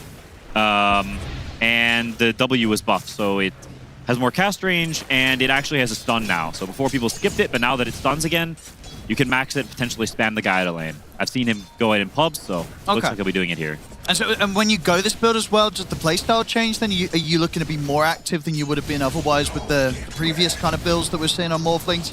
I think a little more active, and I think you're a bit stronger in lane. You're like, you're going to sit there, you're going to spam the guy out, maybe you pressure the tower more, and less of the sort of the passive jungle farming. Oh, excited to see what Yatoro is going to be able to bring. And I guess the question is, you know, in that draft as well, when you are Team Spirit and you go for the last pick Morph, and then that AA does come out in response, what sort of reaction do you think Spirit has as a team to that and Yatoro has? Is it sort of like, oh, no, I really wish they didn't do this switch up and get that AA, it's going to make my game very hard? Or do you think they don't care? I think he definitely cares. Yeah. But I think if anyone can play this matchup, it's him. But he will need to lock in because he's going to have 9 class sitting on trees and looking at him. And if he's ever low and gets A blast across the map and then stun blast and he's dead. So Yatoro will need to be on his A game to not get frozen like a popsicle. And yeah, let's see what we get from DM. So we'll see top. Rue should be fine here on the Shaman. Of course, we'll be watching Rue, see if he can bring some of the level of kind of Shaman play that we've come to be used to from like Saxa the other day, obviously showing us what he could do with it on this new patch. Looking forward to see what Rue is going to be able to perform with this hero here in this first game. But yes, the offlane Ogre, are you just sort of just rushing the auras? Do you find a way to get the Midas in your build? Does that come early? Does that come later after the first couple of items because of a certain timing you want to hit with an aura? I think it comes a bit later. Yep. I think buying that early is probably pretty greedy. I think he'll go for the auras, and then maybe later on, once his farm is stagnated some, they've taken some towers, he can go for the Midas. Let's see them try and chase down Panto here, and looks like they'll have him. This is going to be first blood going to DM. Good read there. Ready to make that push, make that play. As soon as DM had the level. They gave him the Monkey King. We know 9 Class loves this hero. A lot of teams opt to ban it, but them saying, you know what, it's not a problem, we can play against it. But I tell you what is a problem is this mid lane CS right now. Yeah, what's going on over there? This lane is not supposed to go like this. This is, if anything, an Invoker favored lane, and at worst, I'd say it's drawish. Now, Queen can win off skill, and no one is winning off skill. This is sheer outplay. This is not how this matchup should go. Yeah, this is crazy. It's sort of crazy as well, not to only see that sort of domination in a matchup, as you say, when you consider the heroes, you don't expect it, but also when it's the QoP in a matchup where it's not like it's some sort of dagger abuse, right? This is just purely on the right clicks, the CSing. No one is 21-9 against the 9-2. That is... Yeah, it's an insane gap. Like, yeah, that's crazy. It's not like it's over doubling at 3 minutes. That's not a gap you see normally. So no one is mega locked into it. That's nuts. Yeah, no, Spirit definitely gonna have to sort of pick up the slack on the side lanes, considering that Lal is having such a tough start here. It's gonna be a slow game, slow entry into the game from the Invoker, no doubt about it. That's a hero that was already a slow entry to the game. You've got a Morphling on your team. And we all know that hero is slow. Top. This will help out a little bit. All right. It's not going to get the last hit, but we'll be able to at least make the connection, set up for Collapse to get the kill. Sympathy. Every little bit helps. As you're going to need Collapse to have a good game in this game, and Rue. Those two the most likely to be making moves and kills happen, so them having a good start top is imperative for Spirit's ability to play the game aggressively, as DM is having a full free time bottom, and he is going to be going for the Midas first, so feeling like the hero just can't play without that gold early on. Oh, yeah, of course, you know, for obvious reasons, Phil's grabbing the Ogre. And I feel he can get away maybe with that sort of greedier purchase of getting the Midas first. Potentially because maybe there's some comms going on and, you know, no one's sort of letting DM know that, hey, this Invoker is not going to be a problem for a long time. It's going to be, you know, quite a bit of the game where you're going to have this Invoker trying to get his Midas. And obviously there's a Morph as well, needs a bit of time to get that first major pick up the Phylactery. Like, there's going to be time for DM, right, to get away with this. No, I think so. And Spirit's heroes are also just slow heroes in general. Yeah. Morphling Invoker, Warlock even, these are not heroes that pressure you a ton. And Warlock is not getting any extra book charges either. Warlock, Morph, we didn't mention their synergy together, but these heroes pretty bad together. Morph does not use the heal very well at all. Morph does not get aggressive and get kills, which gives Warlocks those book stacks. So Spirit picked Morphling for the game matchup, certainly not for the early game.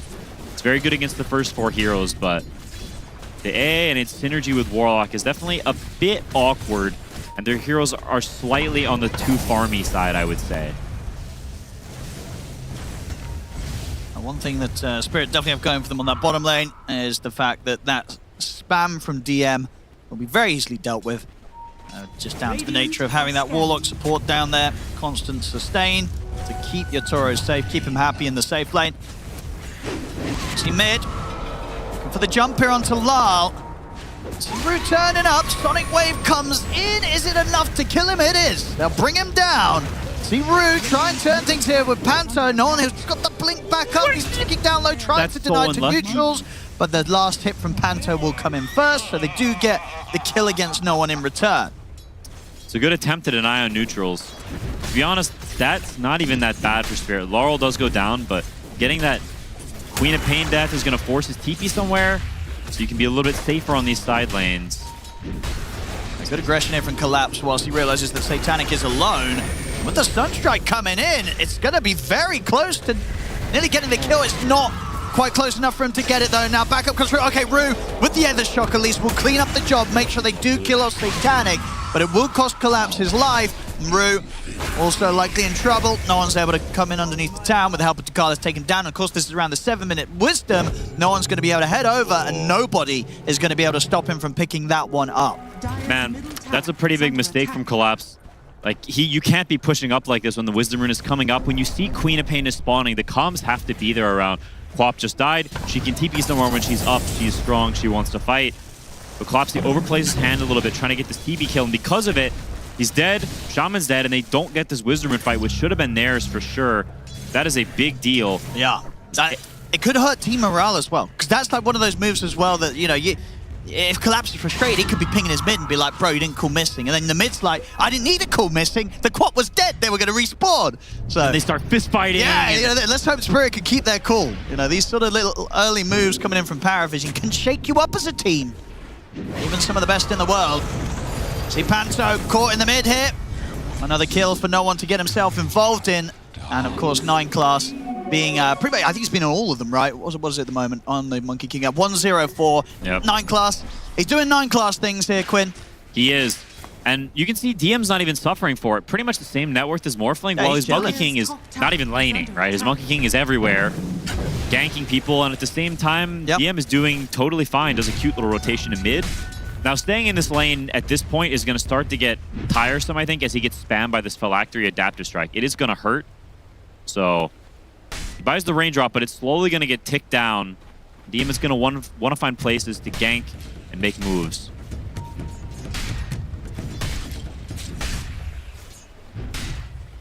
It's going to be very difficult for Spirit, I feel, to find ways to get to Satanic, right? You know, when we look at sort of the things the other way around, how much Paravision have to be hunting down people across the map with that sort of information that 9 class can give on the Monkey King. You know, on the side of Spirit, how do you ever start sort of making a move onto Paravision's half of the map, deep into the jungle, to try and bully Satanic on the Terrorblade? It's going to be a while before something like that happens. I think your first moves are support 6s. You combine them with the Slaughter maybe in a Sunstrike, but Invoker Morphling, they're going to be farming for quite some time. This Morphling build is very slow. He doesn't even have boots yet, so there's no way he's coming even close to another lane. He is purely his lane. He's farm, and he is make this Ogre's life very annoying, which it is actually at this point. You can see DM kind of just walking around. He's going to farm this camp with Ignite, but being in the lane, it's not really an option for him anymore. We'll see the support switch up. Rue's going to hover around bottom with Shitoro. Panto's headed up top. DM 1200 into the recipe gold for Midas over on the mid. How's Lol doing on his? Lol's very close to having his Midas, just under 200 gold away. So we'll be able to start the catching up there once that's online. Bottom, looking for the setup. Decent burst, but not quite enough. It's not going to kill DM, and Rue's going to pay the price there for trying for that setup. No one turns up, kills him off. Might be able to look to put more pressure on here with the Arcane. 9 class eyes on Yatoro. They'll jump in with the burst, try with the Sonic Wave. That won't quite do it, but it will at least force him to TP out. They can't get in time with another stun. So Yatoro will get the chance to get out of here. Of course, there was Satanic turning up for Paravision. They will have that pushing power required to take this tier 1 tower down. It's a nice little move. It's a good TP from no one, and a good gate from Satanic opening up this tower, getting some space to farm down here and not have Morphling sit here and spam. He's going for a different build, and he does not farm super quickly right now with the W max. He wants those lane creeps. I guess on the sort of the top side of things, do Paravision try for a defense here? 9 class.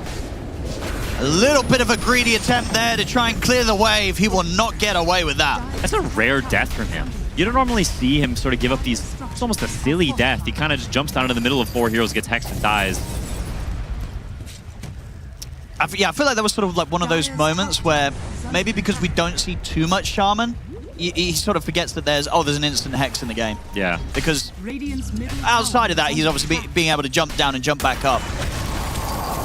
It's going to be a little bit annoying there for Collapse, getting clipped by the Ice Blast and the Ignite. Dead? I don't think the Ice Blast will last long enough, right? Should be fine. That's crazy. That they just threw some poke at him, and now he's got to go to base. Shows the power of Paravision's early skirmish. Definitely very strong. Laurel will be happy with that Sunstrike kill. He's got his Midas online. He's off to the races. And I guess that's the thing as well, right, for their lineup. That's like, will they feel the lacking of this, that they don't have a hero that can really buy a pipe against Paravision, against this sort of spam? They will feel it a bit, yeah. I think so. Holy crap. And they farm that Ancient Stack really fast. Spirit's very good about this, but in these even games, making sure they get the Ancient Stacks, protecting them, and bolstering that economy to speed up that point where they actually can make the moves, right? It's some slow heroes, but Collapse is going to have a very fast blink. And with the Rock online, the Snakes, from Shadow Shaman. They can get involved, and they can start to make some things happen. I'm curious to see how this Ogre does. They got 1 base damage, and Midas is buffed. And we've seen Paravision try this hero in the past, and they stopped picking it for a reason. It fell off, it wasn't working. People found counters to it, and now they're trying to resurrect it. But will it be enough? Oh. Bit of a pause. At least they gave reason. They did this time. We did a little bit of the old lag. Hopefully it will be fixed pretty soon. But yeah, no, and as what sort of panel was saying as well, they imagine what DM first aura you're looking for is what the Crimson in this game? It's an okay Crimson game. Yeah. I think he might. It's actually a bit interesting because they have a pretty good mix of damage on Spirit. Yeah, They've got a lot of physical, and it's big chunks of physical, right? It's amp. Crimson is generally like not that good against Slardar. You prefer the Lotus because if you're amped and you're Crimson, you're still gonna die to the amp. So he could go for it. It is great on Ogre because you have so much strength. Not 100% sure though.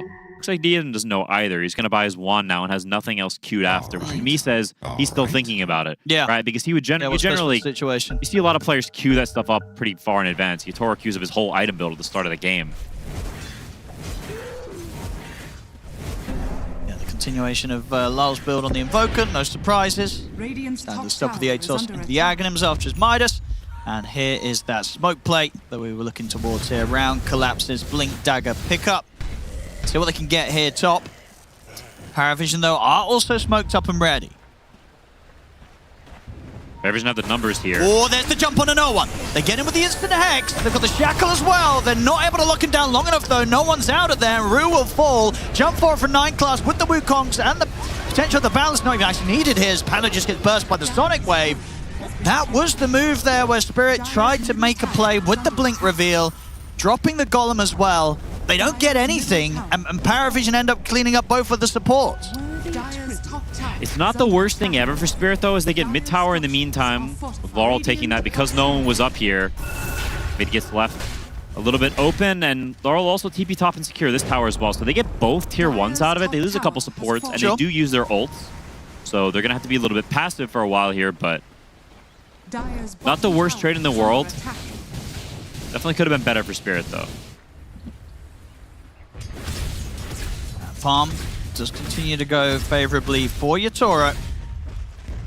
Up there at the top right now, level with that of no one's quap. Satanic just a little bit behind, not by much.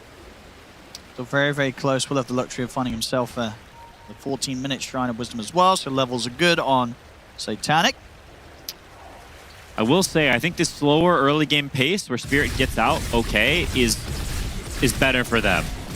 They have the more normal structured lineup. They have the better team fight. They have a great Morphling game outside of the AA, but they have tools to kill this AA. Slardar will legit insta-kill him. Once you're in the mid game, you've got a Sunstrike follow-up on that as well. So this AA is not, it's not a free ice cream cone. There are summer heat waves coming his way. Yeah, further methods of getting the catch on him. Rue's going to have the blink off the next creep wave, so yeah, excellent jump and instant catch available from Spirit across the board. Paravision are going to have to be ready for these plays.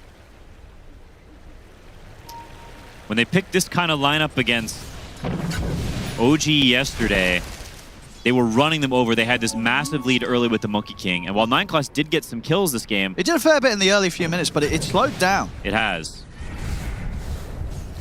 The Monkey King is a hero that wants to abuse that temple, abuse that vision. And when you're not, you can see he has bottom net worth. The hero does just sort of sit in the trees and not get much gold, not get many items. I mean, so who's that sort of on Paravision's side? Should someone be looking to team up with 9 Class to try and get action going, or is there a reason why they have slowed things down on their side, Paravision? I think the chances for them to do more stuff were earlier, and I think at this point it's honestly quite difficult. If you look at their heroes, how do they really start fights? It's only on a hero from Spirit that's out of position. If Spirit's playing underneath their towers, if they're playing on Vision, which they have in their own jungle, and they have the mid tower still alive. Rue is ready to go for it there. So just sort of tease out a reaction. Of course, Paravision to fall back with the two of them. Frees up the space for Yatoro to continue to get the farm here. And so far, this A has not really interacted with Morphling at all. On top, Collapse. It's going to get the catch on a 9-class. Sunstrike's off the mark, though. That will give 9-class the chance to pop the Wukong's command down. No one turns up with the Sonic Wave. Collapse trying to hide here as 9-class. He's still going to find him. Boundless Strike comes in. Collapse will fall. They needed that Sunstrike to hit. They need that to, and because that is sort of a clean play that it shouldn't be missing, right? No, that should be a 9-class dead. Collapse full HP and continuing to farm here. Him dying matters a lot. So they reacted with some heroes, both supports showing up, and they're gonna get nothing for it. So not only do they get the kill, but they get a little bit of economy on the flip side, where Satanic didn't even think about coming to this. He's farming up in the meantime. Yep. Working towards that butterfly. It is exciting, though. We do get to see the return of the shotgun Morphling. Yeah, it's kind of just better than ever, right, with this Phylactery E-Blade. It's got an ultimate orb in it. That's one of Morphling's favorite items. Yep. And it's also the classic answer to Terrorblade. You always would go this back in the day. Instead of this butterfly, this right-clicking, you play off of the burst. And he's got great stuns to set up for it this game. The Sunstrike follow-up, if Laurel can get it off in time. I'm excited to see if they can actually, what this looks like. It's been so long since I've seen Shotgun Morphling in an official. For sure, I think there's definitely the high potential that we are going to see even these bigger heroes on Paravision get 100 to 0 when Spirit makes that jump. So Paravision, they've got to be prepared for that. Going to start coming in with a push here around the mid. Spirit, do they want to try and do anything about this? Yeah, Panto sort of just walks up and offers up his life. That's not going to be the start of any sort of defense. This tier 1's going to be going down, whether Spirit like it or not. That's a bad feed. They maybe could have taken a fight here, but with that, maybe Roche is on the table. Are they considering it? No. Just happen to be walking past the area. But opening up the mid tower is huge. Gives you more access to get some of these cheeky pickoffs with the Monkey King, who has the Yules online. Who's got a little more tools to go in and out, play that annoying kiting playstyle. His 9-class's signature. Things are coming on nicely for DM. Greaves into the pipe. Coming up next, and it's that smoke front Spirit. They are very interested to make a move. Still, not necessarily with Yatoro. They were happy to sort of give him the space. We'll see up top if they get the chance. Because actually, no, Yatoro does want to get involved now. He's joining the smoke. Collapse. Find a freebie here. As Ducalis is in trouble, well, we're going to see 9-class try and jump over and help out. This time the Sunstrike lands, takes out Ducalis.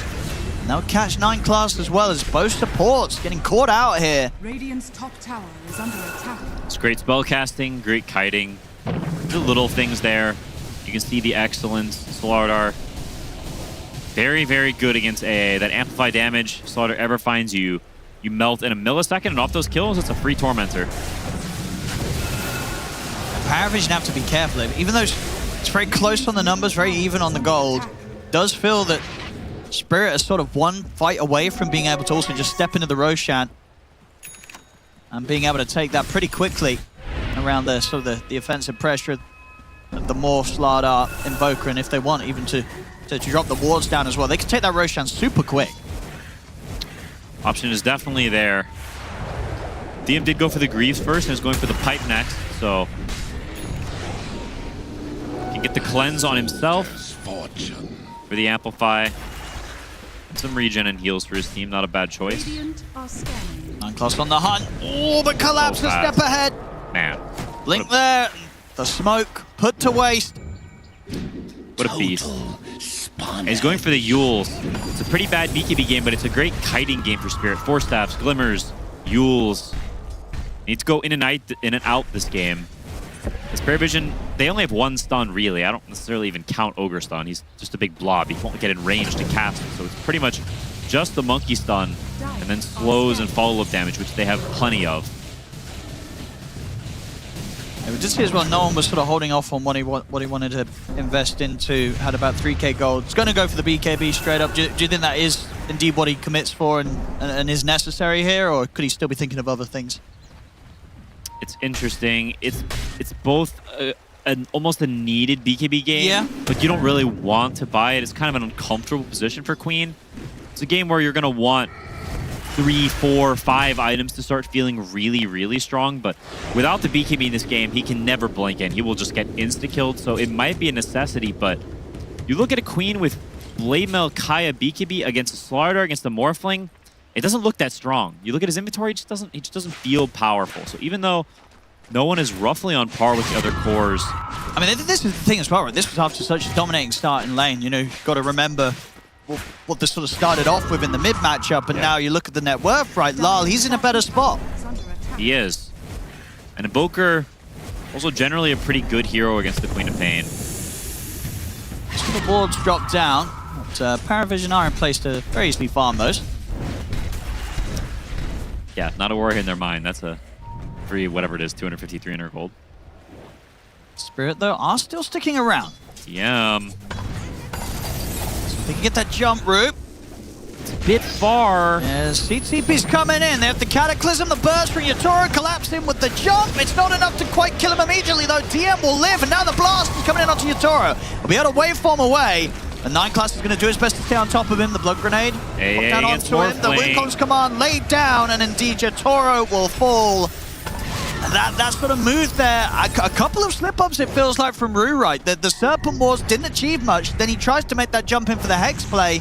It ends up kind of costing his carrier's life. Just slightly too far, and I think Spirit felt it too. They were slightly... Like, Collapse could have instant blink stun, and Yatoro could have waited for him, maybe they get the kill, but they know it's so close to the tower. See at the side here, you know, they were trying to check out what's going on in the Roshan pit, but 9 class, he had eyes on them. Collapse is going to attempt to jump in and try and fight back. They'll drop the Golem, it's bringing DM down incredibly low, but the heals are there. DM's going to be fine. They can deal with the Golem. Spirit cannot find the way into the fight there that they hope for, as Paravision continue to chase them down. 9 class on top of Rue. The Shaman will fall, and they have to just continue to keep that distance here from this TB during the Metamorphosis. Lal throughout the Tornado, but entering into this high ground seems so difficult for Team Spirit right now. As Paravision have this position. Top net worth Satanic TV, Butterfly online. And they're gonna come in with the smoke, but it is gonna be a 4 versus 5. Can they get that jump? It will at least be whilst the Metamorphosis is worn off, so they know that Satanic will be slightly weaker. Ducalis, whoa, that's gonna be off the mark with the crush, shouldn't matter, as the Atos will come down. Toro does get ice blasted. There will always be that threat in this game that if you get ice blasted, you gotta run. Because Morphling cannot do anything while under the effects of that spell.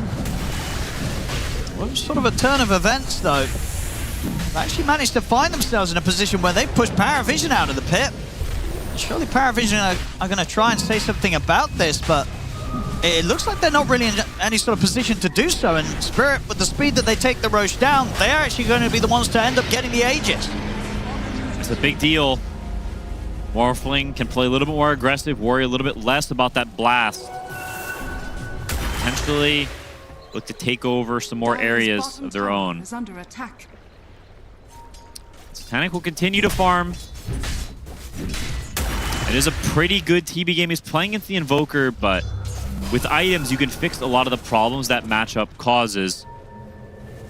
Pyke, Scotty getting that HP and mana. Suddenly the EMP.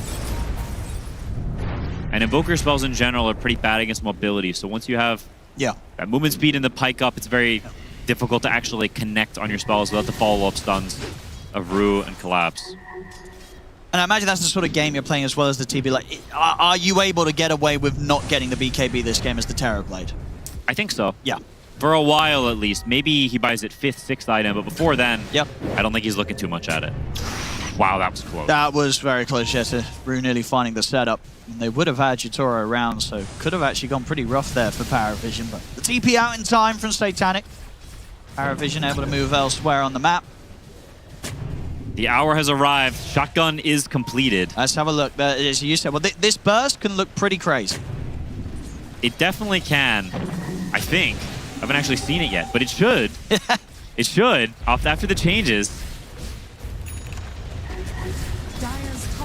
That's the benefit here for Yatoro. Terrorblade.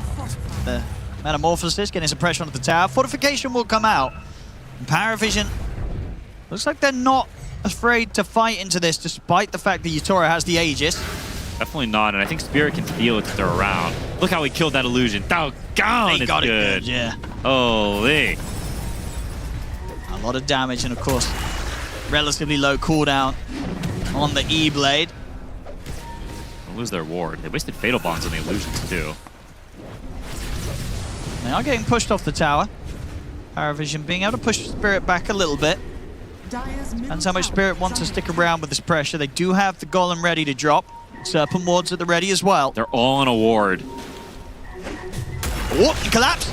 Gonna get the jump in on towards 9 Class. They'll try with the burst, but the Yules is gonna be there. Keeps 9 Class safe. They turn with the Sonic Wave onto Collapse. Tornado throws Satanic up in the air for now, but another Boundless Strike comes down onto Collapse. Collapse trying to slither away, but they've got him. The damage comes in from Satanic. Cataclysm, it's not really gonna be set up for, so no real damage being done by that. Paravision survives the Cataclysm attempt. They've killed off 2 of Spirit, and they've forced the rest of them to run away. That ward absolutely owns them. And he may have the shotgun, but Ogre's got a pipe. Ogre's got auras. You mentioned it earlier. This is an auras versus no auras game. And that very much helps the carry of the team with the auras. Probably the hero that benefits the most from these spells as the game goes later. And as we saw, they do have answers, right? You go for the Monkey King. He's going to be using himself. Maybe the TB comes in with a Clutch Manta. Of course, the Quap's got a BKB, so not going to be easy to find those kills. We'll see them try for the setup here into the trees. Oh, Yatoro waves. He's got to be careful. Got clipped by the Ice Blast and the Ignite. Has to just go immediately for the TP out. This game is starting to feel like Spirit are definitely the ones on the back foot. They're not finding these kills. Collapse is working on the BKB, so we'll be able to commit a little bit better to these fights. And not just get disabled and die, because they need his stuns. Shadow Shaman, there's so many ways for him to just get insta-killed in this game. Yes. And you can't help but feel as well that what's sort of required from both of the carries, it feels like Yatoro has to just do so much more, right? He's got this burst potential, but it seems a lot easier for Satanic to turn up, press Metamorphosis, and just right-click down the whole team. He does just stand there and hit you in the head. Yatoro's doing all these fancy tricks, waving stats up and down, wait for him in, shotgun this guy, and Satanic's me hit. Yeah, it definitely seems like, with the draft and with the position that they're in, as even as it is in terms of net worth, the game for the Terrorblade here in Satanic's hands seems a little bit easier than what's required of Yatoro to pull off on the Morphling. If anyone's capable of pulling it off, though, it is Yatoro. Grandmaster Morphling, 2 rings on his fingers, and a whole lot of other tournaments under his belt. He's certainly capable. Let's see what he can do. In terms of the build, we're going for the Hurricane Pike into the Silver Edge by the looks of it on the Morph. And continuation for Satanic. No surprises there. Skadi, and then into Disperser. That's what he wants to try for. Paravision, they're out with the smoke. Same to be said here for Spirit. It just has come to an end, though. Ooh, jumping into the river. Now let's try and burst through DM. Oh, sorry. Oh, the Sunstrike griefed his Cataclysm. Oh, that's a bit awkward. And now the Ice Blasting onto Lal. Lal's got to step out of the fight for now. Collapses BKB. He's having a BKB and run. No one's going to jump forward. Yatoro's trying to stand his ground and fight back, but he has to use the blink to get out of there. And Dia might have died there, but Laurel messed up his spell casting and tornadoed as the Cataclysm was hitting. At least Yatoro will be able to get back in him. Get some revenge there on that pesky Ancient Apparition that's been Ice Blasting him. Blow up Ducalis. Okay, this Queen of Pain steal looks really strong. The fact that he can blink in and then shotgun a guy in a waveform with out. The burst. And with the extra burst, right, yeah. Yeah, the lack of Dispel, or sorry, the lack of Catch, rather, that Paravision has, that's going to be a real problem dealing with this. You've only got Monkey Stun. Ogre Stun is just not going to hit him. No, it's very true. We are seeing that in these fights, Yatoro, he might get Ice Blasted, but he can run away. Yeah, he's everywhere with the blink. And stopping Morphling from transforming into you is just not a real option. Even if you buy Lincoln's, he can just break it with Adaptive Strike and then steal you right after. So if he wants to cosplay Quap for this entire game, he's more than capable of doing so. The timing's there for Spirit to be able to move up and get the Tormentor. Shard for Root. Very, very good Shard. Doesn't have any items to abuse it yet, so no Yules, Glimmer, any of the tricky stuff. They know. But it doesn't matter if they know, because they're not getting him. Yeah, it feels like you just cannot spend any time trying to hunt down Monkey King. It's not going to be time well spent. An expert in annoyance. Very, very close game, though. It really is. It really is. To have it sort of get to this 32-minute mark and again barely see the net worth jump, drastically in either team's direction for this first 30 minutes. Dire's bottom tower is under attack. Pretty crazy. The big items continue to fly out. No one has now got himself the Shiva's Guard. Still seeing Lyle trying to get towards the Ogtree next. Dire's bottom tower has fallen. Spirit most definitely have the ability to scale this game, but so do Paravision. It's a good TB game. Titanic is an amazing TB player. It's really going to come down to, who's going to do it? Is it the Satanic TB or the Yatora Morphling? Which is the more powerful? Both have had a pretty even playing ground so far here in this 30 minutes. So a fantastic kind of classic carry matchup on two players getting to play arguably one of, if not their best carry hero. Absolute treat. And Varl's in the danger zone. They've got the setup. Boundless strikes there. No one's in with the jump. Backup's coming in for Lyle. They'll turn the tornado off. Doesn't matter. Sonic Wave comes through. They burst the Invoker. Should be able to get something in return. No one wants to continue to push forward on the fight. They'll dodge the Ice Blast, Team Spirit, but Panto getting destroyed here by the right clicks of Satanic. As Paravision will get the two of them. Won't quite lose anything themselves. And the E-Blade actually kind of saves him there. With the pipe, the Glimmer, so much resistance. I think if they just right-clicked him, he probably would have died with the Am. It's not looking as good as I would have hoped. That's just one of the downsides of, in particular, having that E-Blade set up when you do have one of these heroes as a Slardar. Yeah. He wants to get the right-clicks in. He's going to get punished for that. I don't know what on earth he was doing there, but that's not a good feed. I mean, he had a Midas to use. He actually did get baited by the Midas. Yeah, when you got a Midas, you got a Midas. Okay, fair enough. Yeah. You know what? I take it back. I take it back. All good, brother. Radiant's middle tower is under attack. Roshan, as we can see, it's going to be just under a minute until it's up, so will at least be time for Paravision to have DM back in the game here if they want to contest it. And I would imagine, I don't think Paravision need to be afraid of approaching that fight right. Last time around we saw Spirit being able to just sort of take it after Paravision initially was able to push Spirit away, but Spirit just came back into the pit and did it so quickly. Surely Paravision don't want to let Spirit get another free rush. No, definitely not. They've got the Scotty online, but the meta's still cooldown for 35. And they will probably be waiting for that. They should be fine, because your Roche is going to spawn on the other side anyway. I mean, unless Spirit just immediately go and catch the timing and destroy the Roche. I don't think so. It's a bit risky. Yeah. Too many scouting tools and Paravision. If you're standing in the pit, you get A-blasted. Oh boy, you're in a world of hurt. But it is going to be top rush, and that does favor Spirit, having the outpost right here. You can maybe have buybacks to some of the supporting cast, but right now, only buyback on Rue and Collapse.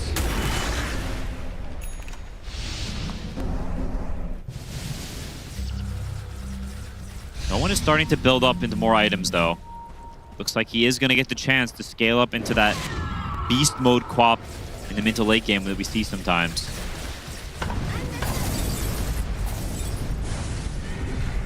Roshan up, and both teams soon to find out as they close in on the area.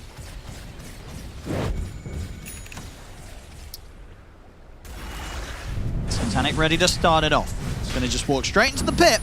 He's going to get spotted out here by the Sunstrike. A little Forge Spirit spawns. So Spirit, they'll head over and Paravision. They'll try and get themselves in a good position to start up for this defense. Let's have a look here. Spirit, do they also want to go for some sort of smoke move? Maybe some wraparound? They're going to have a pretty good idea of where Paravision is going to be waiting for them. Nullifier is now online for Collapse, so an even easier time to just jump in and fully commit onto someone. This Yules and Glimmer, definitely greatly diminished. If you get that Nullifier onto 9 class, he's a sitting duck. Scan does temporarily hit, so they know that Spirit is so close to the pit, sort of teasing around with Roshan. No one's scouting things out, but as both sides hesitant to head into the pit before they can take a team fight. And here's the wraparound from Spirit. See if Paravision is ready for this sort of move to come in from this angle. They're breaking on a lot of good spots. Spirit going the long way. Ooh, no one's ready. Radiant's middle tower is under attack. And they know. And I like this as well from Satanic. Realizes the importance of this next upcoming fight, so does just buy the BKB. Have it ready for this one to go all in. On the Terror Blade. Radiant's middle tower Better safe is than under sorry. attack. It's a sensible choice. Radiant are scanning. Both teams, yeah, nobody wants to go in. Yeah, trying to force this one down is very, very risky. These fights are so much about who gets the initiation. Paravision again are gonna start. So at least have a Satanic slowly taking down the Roche. They have the Sunstrike to scout. They're going to press the upheaval, and you got to get out of the soup. I say that though, Satanic, he wants to be in the soup. I guess with the BKB, he does sort of feel that there's not too much he has to fear. Yeah. So he can be a little more aggressive now with his positioning. Roshan coming down to about half HP. Both teams just knowing how important this Roche is. The state of the game with how close it currently is. It's so hard to run up into these hill areas. Both teams so good at breaking smokes. Oh, they found 9 class. He does have buyback. We'll see if he uses it. No one's going to jump for it. They've caught Yatori. He's kind of stuck in the pit. He's just dead. Well, 9 class. He'll take that any day of the week. Oh, a little bit of a pause. And what's going on here? Any translations? Not for me. No, well, back on with the game. Go try. No, I think it was all friendly stuff. I think they were just saying lag. And what happened to Yatoro in that fight? Got stuck in the pit somehow with Waveform and Pike on cooldown. I don't know if he messed up his spell casting or yeah, what. that's right. He didn't have either of them to play with. I mean, there's no way you can take this fight without your playing. And to 9 class, he's going to find in the trees Collapse. Collapse was sort of stuck there after he blinked up, was trying to TP out. He's got to put the BKB and sprint away. So he'll live, but off to the side, Panto will die. 9 class is going to be protected by Satanic coming in and offering up his buddy Asunder. As he knows there's no fear of any fight kicking off with how they're able to deal with Spirit like that and just take this Roshan, get this Aegis for himself. Yeah, we're going to have to watch that replay again because it absolutely must have just been a rare mistake there from Yatora to die in the fashion that he did. Yeah, let's watch him. So Waveform in very aggressively. Oh no! He piked up into the upper corner of the pit instead of over the wall. He turned the wrong way. That's awkward. That's an awkward mistake. Yeah, that's what you got to have that. I mean, it probably does. Maybe didn't use it. Yeah, you know that. Well, I don't know what it's called, but that keybind. You know, you play the directional move thing. Yeah, so you don't have that sort of trying to walk one way, and then by the time you pop the, double press the Hurricane Pike, your character started to turn. It's a bit of a slip up. It hurts big time. They're going to try and get the catch on, and no one. And with the Hex. They should have it. Wait, Ducalis was trying to TP out to bottom, and he died to the Sunstrikes while he was TPing out. He couldn't dodge the Cataclysm.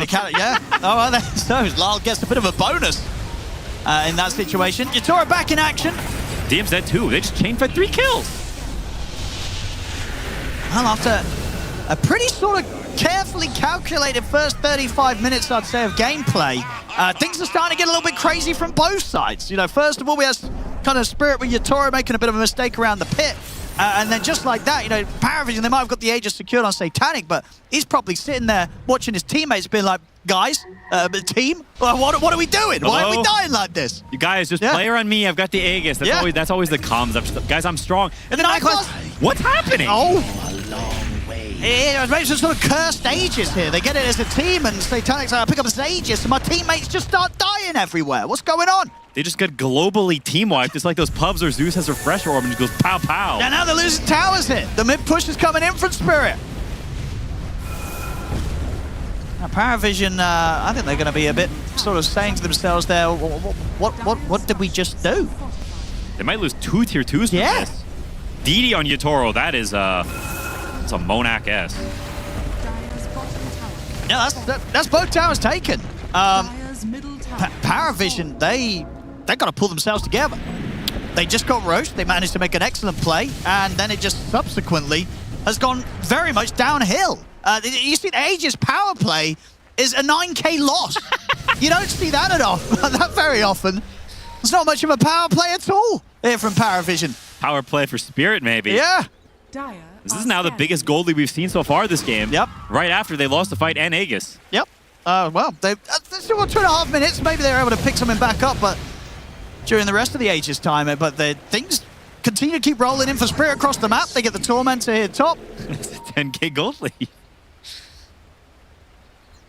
Toro, is he going for the Conda? What the heck? Is this Conda? Is this how you build it now? I don't even know. You're the expert, Quinn. It is how you build it now. Okay, there we go. All right. It doesn't necessarily break anything important in this game, but he just has slot issues and didn't want to sell his boots yet. I believe that's the kind of deal it was. I'm surprised he didn't sell Phylactery for something else, though. But it feels like he does want to keep up the shotgun build, thinks it's valuable. I guess whenever you sell the Conda, you're sort of kind of griefs your E-Blade a little bit. Dire's top tower is under attack. Make him a little bit stronger. And yeah, I think sort of that after that last series of events, Satanic, he's got to lock in to try and carry the boys on this one if they're going to be making those sort of rough sort of moves and getting caught out like that. Of course, he's still in great position to do so. The most farmed hero in the game here, Satanic. But can he out-carry Spirit? Let's see. The issue still remains that they don't have the easiest ways to start or catch these fights, but they have gotten a Hex on DM, and that will change these dynamics. No BKB and Yutoro. Because they had so few stuns, he's gone for the slippery build, but when you get turned into a pig, it's hard to be slippery. Now, does Satanic want to hit the base? 50 seconds left on the Aegis. It looks like it. Let's see what the call's going to be. How much do they want to try and force this here? Paravision, they'll put the meta. Radiant structures are fortified. See what sort of a defense comes out from Spirit.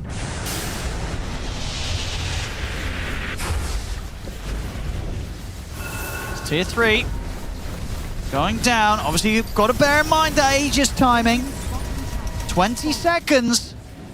Spirit are going to look to try and strike at this key timing, coming in with the wraparound. Off to the side, though. Yutori's going to put the Manta and get away from the Ice Blast.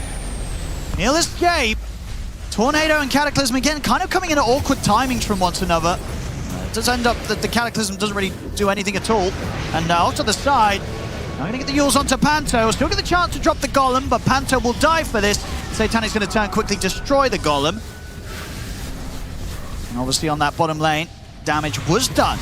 And they're not finished yet, no one. Jumping in. They want to try and stick around maybe to get the full set of barracks here. They get the catch here on towards Yutoro. They had the Hex to the follow-up. Not enough to lock him down. Still gets out with the waveform. Hex and Shackle in return, down on towards Satanic. Won't last long enough though. Satanic's able to break out of it. And Class watching from the trees. They can start to retreat here. Collapse is going to try and do his best to make sure that the retreat's not successful though. Gets in with the jump crush onto Satanic. We'll have to turn his attention towards DM instead, but the Hex is there, out on towards him, gets pushed back by the Sonic Wave. DM might be left behind here unless Paravision want to try and turn this fight. I said that though, DM is very tanky. Another round of the Hex, they have to drop the Serpent Wards as well just to make sure they get a kill out of this. They will get him at the end of it all, but the time and space is there for the rest of Paravision to back off. They're going to be very content with that push they got away with at the end of that Aegis, getting the melee racks and forcing Spirit to expend 2 of their buybacks. They definitely will. It feels really hard when Paravision is clumped up like that for Spirit to actually commit into them. This Warlock and Shadow Shaman are just fish food. They just disappear to anything that comes their way. As soon as they commit into that fight, Rue gets caught in the middle, dies immediately. Panto falls soon after, and these team fights definitely not easy for Spirit. They do have the Undispellable Haze now in Slaughter, so that's going to help. Yeah, it just seems so much more smooth for Satanic to get the job done in these drawn-out fights as the Terrorblade. Again, just as opposed to how much is expected from Yutoro on the Morphling hero this game. It's not easy for him. in this sort of hero-to-hero matchup at this point, especially when the Terrorblade at this point is coming close to being sort of 2 major items ahead of the Morphling, coming up to, what, nearly 40k net worth pretty soon. On Satanic here, 46 minutes in. He's having quite the game throughout all the chaos. He's got the Metamorphosis duration talent, so 80-second Metamorphosis, no kiting this spell anymore. Yeah, that's pretty insane. He's meted in every fight, guaranteed. Yep. Tora has got the Lincoln, so a little bit of extra protection to allow him to commit into the fight. But it really is going to take some masterful play from him to be able to pick apart Paravision in these team fights.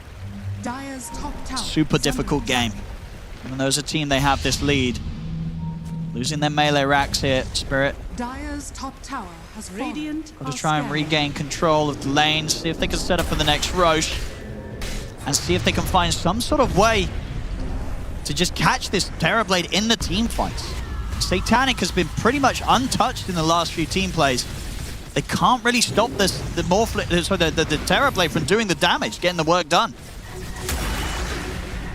And they're trying to hold this hill, not give this area back to Paravision. They were holding for the last Roche fight. Roche spawned super early. Oh, that's good news for Spirit. And it's not going to roar because Paravision killed it last time. Yeah, Spirit can take this down immediately before Paravision even have the chance to think about the Roche.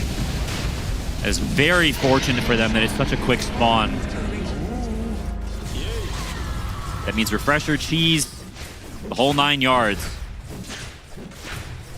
Now Wind Waker on Collapse. So if they try for these burst plays, Collapse can come in with the clutch save, and he's got a Refresher as well, so he can do multi of them even.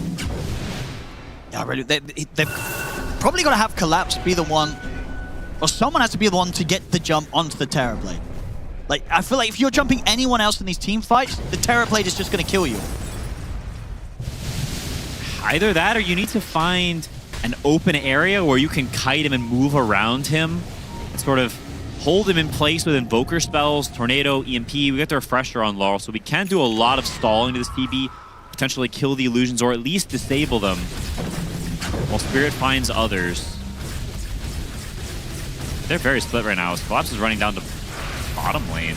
Bounty Rune? It's very much just a casual push. Not any real pressure, as they're kind of just farming everywhere else on the map. Spirit, it seems they've decided that there's no way they're pushing high ground. It's too hard. So instead, we're going to economy. We're going to get to 6 slots. This game's going to go long. I think so, right? We need to be really strong. And yeah, because I think they need to. They need to sort of get that extra item online so they have the means to take down the Terrorblade. I mean, we're seeing already, even the illusions alone, they're not easy for Spirit's heroes to kill off. The illusions are very strong. It's a problem.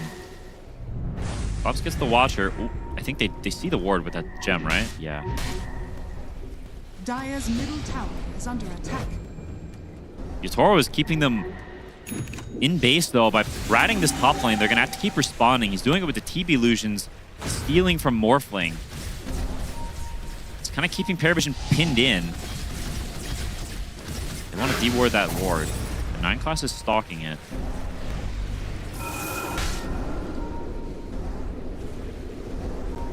And they know this hill's warded, too. You can see these players know the perimeter of the vision that ward gives. Now Yatoro goes into the dewarded. He's going to head forward. Found this down on a route.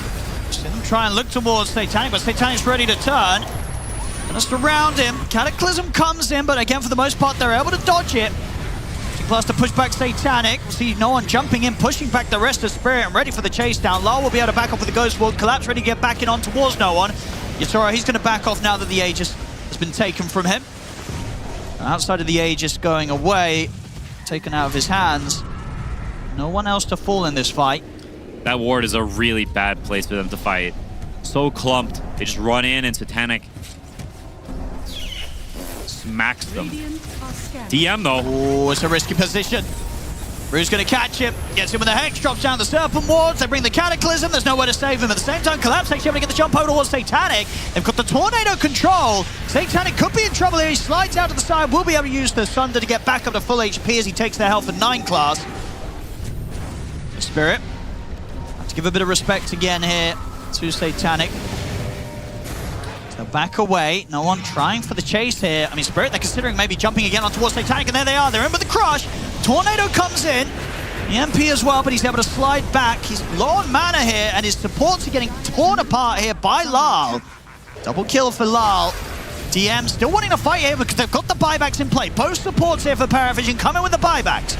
Collapse closes in, crushing onto both DM and Satanic. Satanic, he'll turn towards Collapse. Collapse finds 9 class the second time. That's a dieback on 9 class. Room return will fall. Satanic still... Oh my gosh. He's going to turn towards Yatoro. They're going to kind of corner him at the side, but DeCarlos is gone. That's a dieback on both of the support. It's just left down to Satanic and no one. Spirit's too good, man. I mean, Satanic will put the BKB, can't get the Thunder off. The Linkers is there. That's Satanic dead. No one can him and Satanic actually hold this. Satanic's coming with the buyback, but they're now 2 against 4. As Spirit just picked them apart and killed them off multiple times through the buybacks that Paravision throw at them. Oh my gosh, the Collapse player perspective of this fight has to be unbelievable. That was one of those masterful team fights I've seen in years. Good grief, this guy is good. I mean, no one's... Can they stop them here? They've got a fortification. Toro's on with the push. Ready to threaten Satanic as well. They need to buy time here, Paravision, for the rest of the team to respawn. The mid-rack's gone. Spirit ready to swing across towards the top set as well. The damage being done here by Spirit. We'll see how much more they feel they can get away with. Do they want to try for a 3rd set of barracks? They've still got a little bit of time. They know there's no buybacks on any of these 3 heroes. And those diebacks just brutal for Paravision. The Spirit, they're taking so much collapse, even getting the jump in on towards Satanic. No one's going to be there to keep him safe. Tornado will clip onto Satanic. Cataclysm coming in. It'll slide to the side. No one pushes them back with the Sonic Wave. They've got the fortification back up. 9 class in on the game now with the Wukong's command. But Collapse, he's going to look to try and find him in the trees. We'll get in on top of him. Collapse. The Wind Waker back to safety. Further respawns coming in now. No one pots the refresher, and he's ready to force back Spirit in an attempt to keep that final Rax alive. Spirit, do they want to try and get back in to finish this off? Everybody's back up now in Paravision. Toro, he's in with the jump, tries to burst Satanic. Satanic's going to respond straight away with the BKB. The Spirit, they don't quite get the megas, but they get everything but the top lane, the mid racks, half of the bottom racks. The damage done. Spirit now with a 33k lead, and Paravision definitely going to be wondering where it all went wrong in that bottom fight. And I think they maybe could have gotten the megas there, but they were messing around with the kills. Paravision baited them in very well, sort of standing on that line of maybe, oh, maybe you can kill me, but they can't. They waste some time, they waste some right clicks, and the mega survives. But 30k, man, so much spent there. And these supports especially are going to feel the pain of that. Panto now, Blink, Force, Glimmer. He's got all the tools to get his rock off, and similarly, Baru. This is going to be an incredibly difficult hold for Paravision. Spirit in the prime position to close this up. They'll drop down the Serpent Wards. Yatoro ready to move in, looking to quickly finish off. He'll get caught by the Fear and the Ice Blast though. Yatoro, he dies for his efforts to try and take the racks. They will still get the racks with the remainder of the Serpent Wards finishing it off. So the Mega Creeps are out.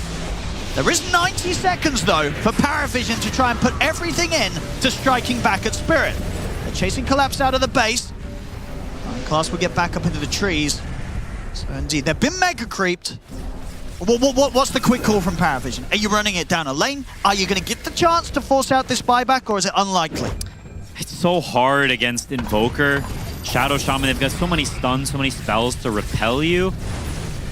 And you've got to get the lanes in the first place, which they're not even close to doing right now. At this point, I think Yatoro will be spawned by the time they even reach the base. Yatoro's chicken is going to get sniped. Oh, pause. A little bit of the old lag. Unreal! Unreal lag. They all disconnect. Oh, that's... apparently it was unreal. Apparently it was a lot of lag. That's what I'm saying. I'm curious what they think about here whenever they're not even in the game. What are they considering? Let's have a look. So this is that fight again.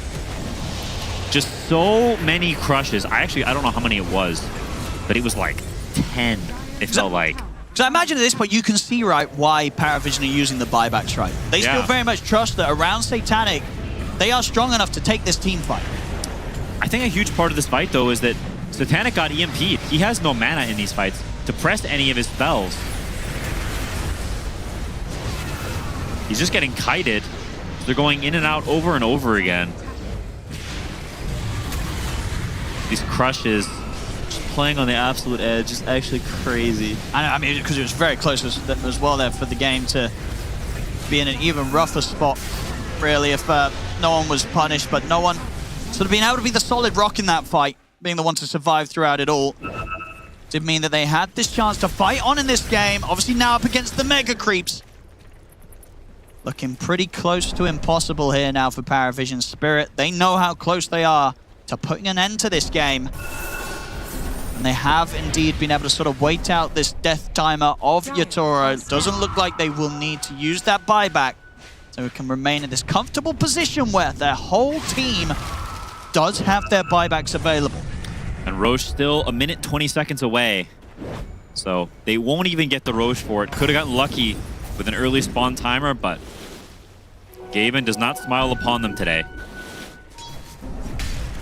And what's the call now for Paravision? They're closing in on anything. Well, we've got the Daedalus pickup. Can be there for Satanic. He's going to have that online.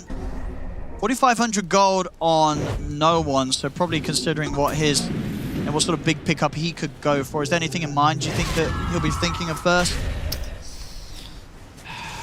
Could look for another Hex. Yeah. Could look for Ags. Can do something like a Lincoln's. He's got some options. I will say, I think he messed up with his talent choice a little bit. He went for the Refresher build, but he took the Scream damage and the Blink cooldown. So, kind of, normally if you're going the Scream damage Blink cooldown, you're buying the Ag. You're buying the Ag, the dagger. Yeah. But it's a bad dagger game, so he's playing for ult, but he didn't go the ult talents. So you'll feel that impact a little bit. Could be ulting down the wave some.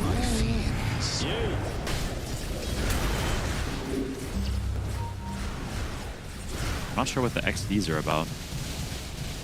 Just some XDs here and there. Fair enough. Oh. A little bit of pause. When Clap's having a good time. We don't see. Yeah, we don't see. Well, that's not good. No, that's just the new level 25. Yeah, Sunstrikes are invisible. I feed you to my fiends. Oh, that's not great. These things happen. Collapse is having a good time, at least. We are, too. It was a great game. Yeah, we're getting up to the 60-minute mark. I don't know if it will get to the 60-minute mark. Or he's heckin' dying out there. Holy Chris. I don't know. Somebody said something. I don't know if I've ever seen him laugh that hard before.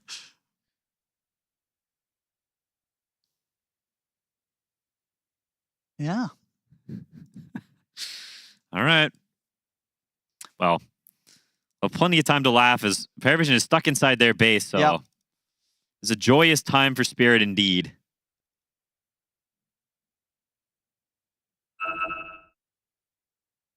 Dropping a G in the chat. Who knows if they can see Sunstrikes now or not. I guess we'll find out in the next Cataclysm. Against Refresher, Sunstrike, Cataclysm is pretty important to see them. You're gonna have a problem otherwise.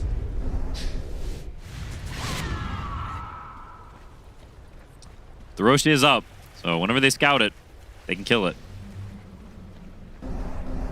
Super close to Panther, having his Refresher. And, getting that Butterfly now online for Yatoro, so making sure he has a bit more of a balance between that burst and also just being able to be that super strong right-click late game carry. Yeah, seeing Satanic commit for that Daedalus means, hey, buying that Butterfly, pretty safe bet. That is true. These item mini games between carry players. Yeah.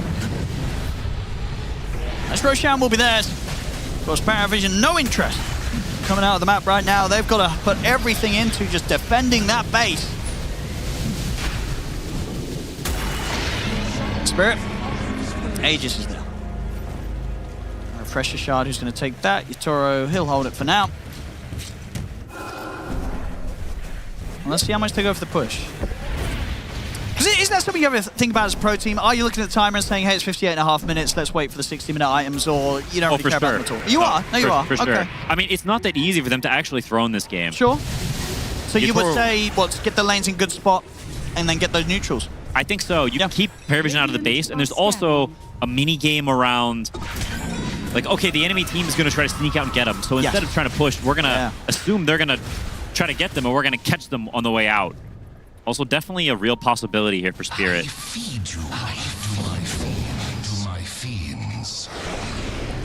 They also almost have the refresher on Warlock. I think in a lot of ways, they're going to have to take this throne with summons. So Tor doesn't have the BKB. So if he goes in and gets Ice Blasted, he is just going to die. So it's not actually that easy for him to just sit and hit the buildings if all of Paravision is alive.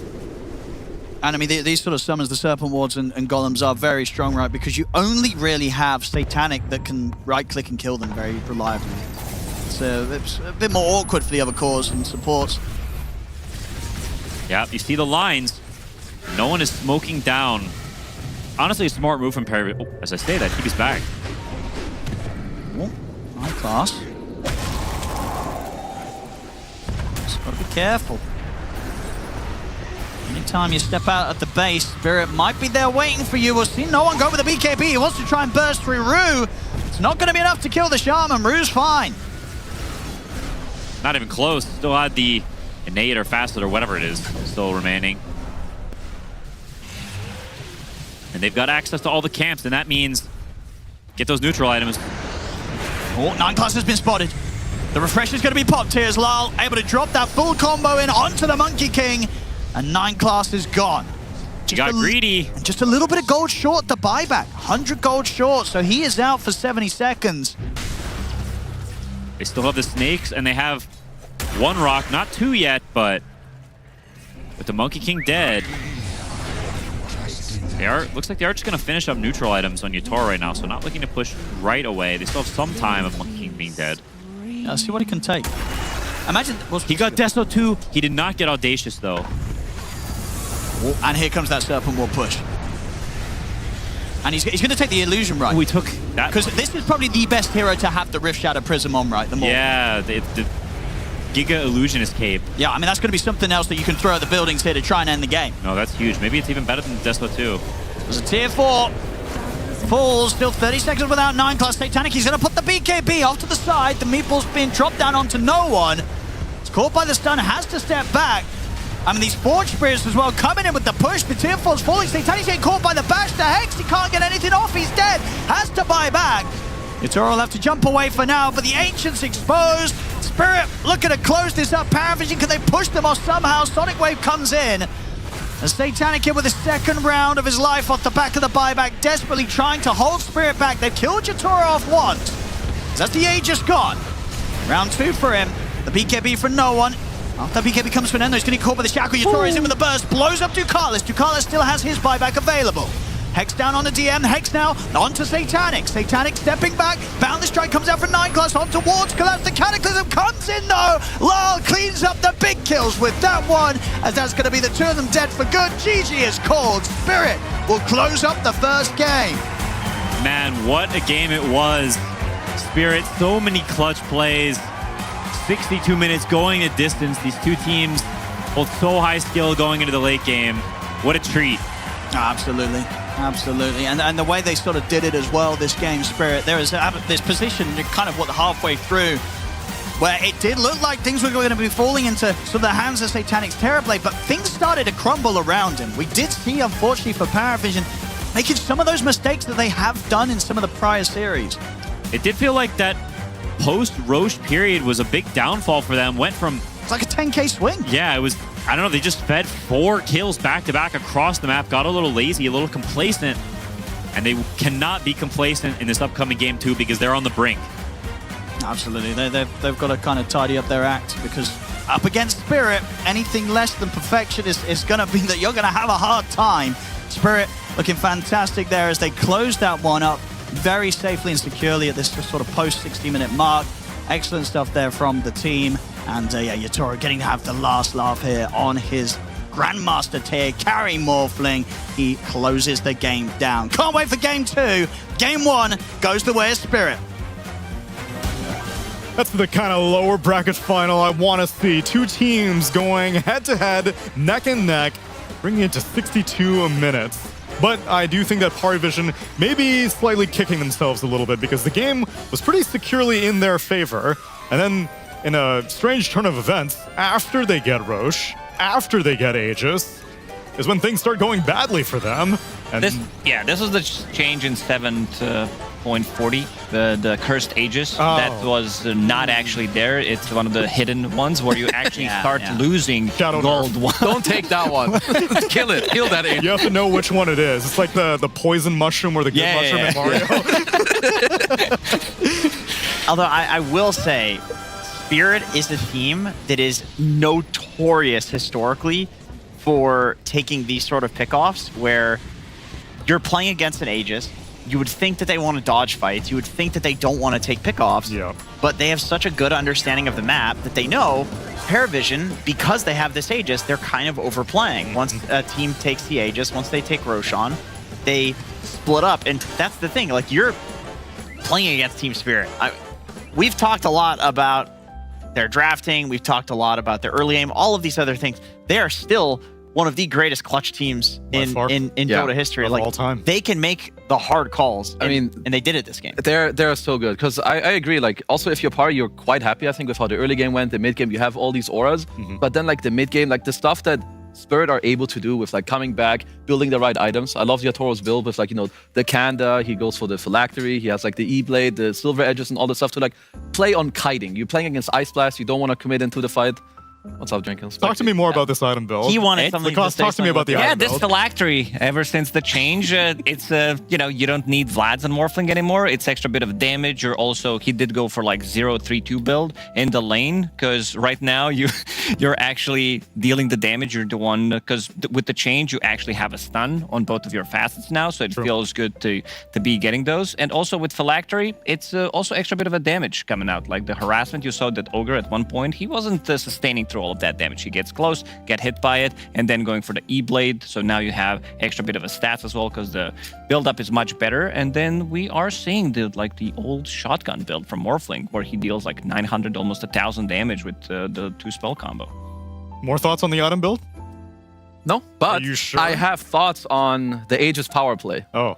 Because this one was not that nice. And Pari overall, they were, you know, in a good position, but let's look at this one. So they're up 2,000 gold. You know, Aegis power play, usually it gives you map, it gives you gold, but they're dying bottom on no one. In the meantime, the Cataclysm killed the AA in the top lane. DM as well, I feel he was set up for a better game. He had a couple of really bad deaths that should not have happened. Like if I'm Pari, obviously you can't like, you know, shit on your teammate after you're losing a game, but if you're DM, you know that you had a very costly mistakes in this game that you need to like not have happen in the next game. But yeah, we've got the Aegis power play, which for the first, I've never seen a double-digit deficit while you've got the Aegis, while also bleeding that's on your entire map. That's crazy. Yeah, we call that the triple D, double-digit deficit. We heard about DD back in the days, now called AD, which is amplified damage, but triple D, you never get that. We took the double D from the D and swapped it. Yeah. I like that. It peaked at a negative 11k net worth shift. Yeah. Which that is troubling. That's massive. Yeah. Paravision definitely took the D this game because Spirit is so good at team fighting. It's like you can tell when you watch them fight what they've decided their fight condition is. Yeah. Like, you know that they've clearly talked about how they need to take fights. A lot of the time, they'll, like, if they run like a Batrider TA, you'll see that they will literally only take fights. Otherwise, they will dodge, they will get out unless they have the lasso plus the TA jump. In this game, you could see that they needed to kite the fights. They were waiting until AA showed. Yatoro would go in and kill him on the back line, and then he's like, okay, now I can play because I'm not going to get ice blasted, you know? Yep. It's like, it's just so cool to me that, like, if you want to learn how to properly team fight, just watch Spirit, and you can literally tell they will do the exact same thing every fight. Are these other teams stupid? They can just watch Team Spirit. Just that easy. To be fair, they do. They do. It's, to me, it's Extreme and it's Spirit that do this the best when they're peaking. Yeah. I mean, but they're just that good. You need a lot of skill also to replicate it. I will say the one thing about the draft, while AA is good against Morph, there's a lot of gameplay up in the air, which you did see that Spirit, right, obviously can do. With the kiting, you build the 4-stars, you do all the stuff that we talked about. You don't get ice blasted, you take the long fights, and then I don't know if you want to have the draft where you give a lot of room for like Spirit to outplay you. Yeah. That's why I don't like the AA as much. Yeah, Paravision, they try to itemize. Double Hex on one support, Hex as well on DM. Like, it looked good, when he got all these 3 auras online, like he looked pretty unkillable. They were playing around TB, but at one point, Team Spirit was like, we need another 15, 20, 25 minutes to be able to, get to our item timings, and they did. And what Yatoro did was also buying this late game butterfly. This is something that these super late game carries do. They're waiting until they see an item. He sees a data list. He's like, he's maxed out. He can't replace that for MKB. So now I can get my butterfly of my own. And also I want to point out the itemization from Collapse. I think this is the most fun item build you can have when you're playing Slaughter with Octarine Core. You have Overwhelming Blink and the upgraded Yule Scepter, so Wind Waker. So you go in. Talent build too. He wants the 25 talent for the crush cooldown instead of Undispellable, which is really, really important. He was hitting like 10 crushes in a single fight. No, it's kind of cool because they're not playing so much on like the haze being undispellable. Like you're not really committing, right? All the items with the forces and Yatoro's will where he can go in and out. You're just playing on spells over and over, going in and out, hitting your 3rd round of spells, your 4th round of spells. So that's really cool, Lacoste. Yeah, really is. Great work, Lacoste. Means I'm not very discouraged by the offlaners because I think that it would be easy to point a finger at, offlane Ogre did not really succeed, but... That is easy to point a finger at. But I don't think it was his fault. That's accurate. He had a couple of bad deaths. So he's got some fault. But not as a product of the hero. Wait. But if he was another hero, he's not going to be Juicy Midasing those camps, right? But he's come not on. Get baited There's less likelihood, but there's still like the deaths that... You can't have those deaths, Mr. Jenkins. Yeah, not against Team Spirit of all teams in the world. Maybe they didn't watch them. Well, that's true. They didn't watch any. Thankfully, they just got a chance to watch them. Yeah, got a chance to watch that they were losing against them. But now that they have that lesson instilled in them, well, now they'll maybe use their own ideas against them. Let's find out how Parivision decides to strike back for game number 2 after the break.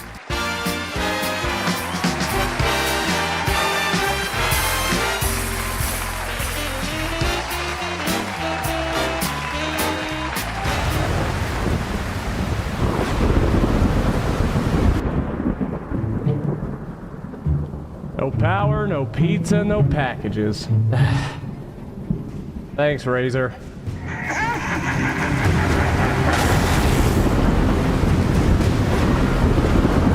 Honestly, the things I do to keep the Lord Prairie running. Conduct me where you will!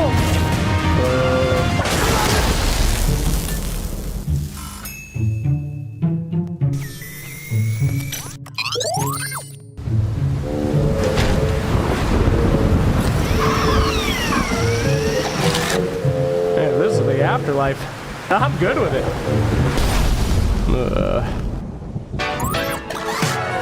A pizza party? Am I being fired?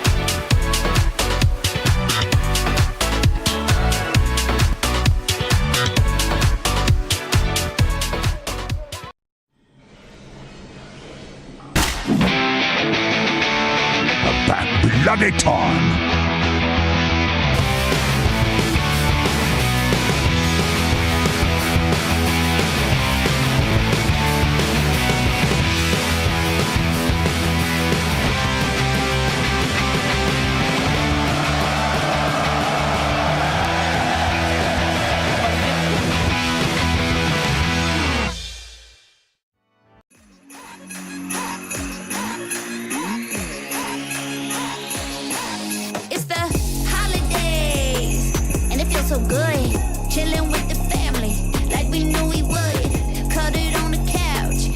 Movies, all the lights blinking, eating cookies, and snowball fights are happening outside. Jingle jingles, all we hear sound like it's a sleigh bell ride. And the dinner smells amazing, and the eggnog is delish. Hear the carolers outside, every song they sing is lit. Hey, it's magic, it's a miracle. This holiday so beautiful, glowing lights, spread cheer, spread love like.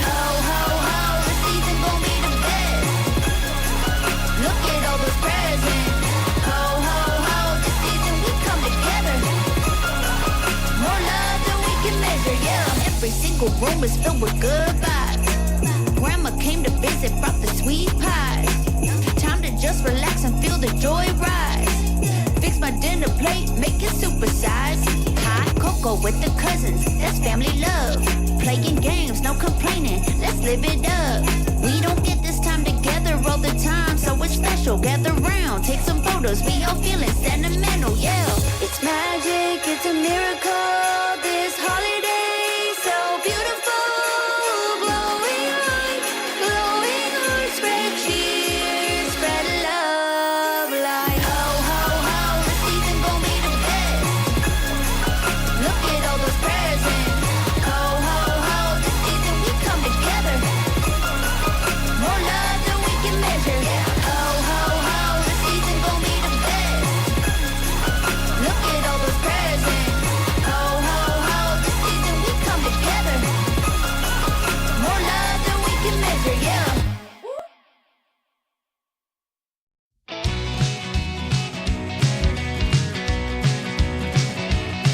Well, Christmas ain't gonna be the same this year. Santa's gone and fired up an old John Deere, getting it all ready for Christmas Eve. Well, Santa's gone country, packed up the North Pole and took it south.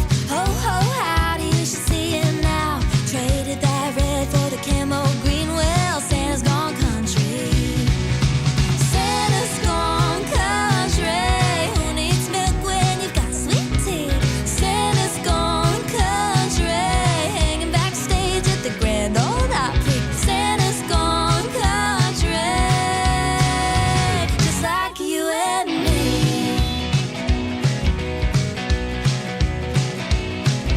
Now he's talking with a southern draw, acting like he wants to be Tim McGraw, hanging fish hooks on the Christmas tree. Whoa, Santa's gone country. Steel-toe boots and a cowboy hat, swears up and down he ain't going back. Bring the elves on down to Tennessee, 'cause Santa's gone country. Santa's gone country. Who needs milk when you got sweet tea? Santa's gone country, hanging backstage at the Grand Ole Opry. Santa's gone country, just like you and me.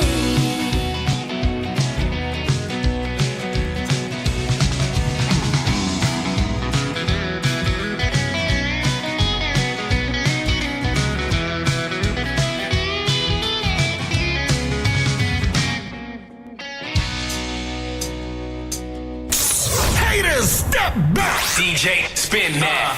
DJ Willie D's in the building! Rome, where the Colosseum roam, and the Grand Museum roam. Love is everywhere, so meet me up there at St. Peter's Square in Rome. On the 7 hills that's Rome, the Italian thrills, 'cause love is alive when you're roaming in Rome. Rome, where the Tiber flows, yeah, Rome. Michelangelo's in Rome, the eternal town of ermine and satin and all things Latin. Rome, like a symphony, is home to the bourgeoisie who put the Roman romantic, that's Rome. It all burned down as Nero just fiddled around. But right here, right now, 2,000 years on, they're still going strong in Rome, where the fashion kings all roam, where the pasta's all homegrown, and the guys all stare while they compare what the young girls wear in Rome, with its dim-lit bars and nights of a million stars. So get me across the Atlantic, let's all go land some manic. Who put the Roman romantic, that's Rome. I'm asking, who put the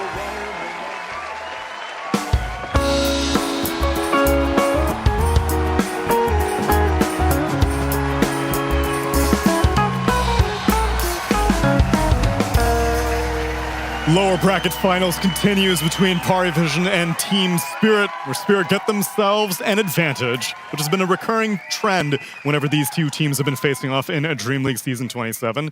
This one was probably closer than most of the other matches, at least for the first 42 minutes.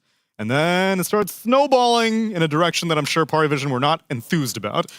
Yeah, I mean, also with the lead they had and the auras, you can't make those mistakes in the mid-game. Because if they play better, I think they will take that game. Like, ultimately, you're in the lower bracket finals. Both teams are super skilled, so it definitely comes down to the gameplay.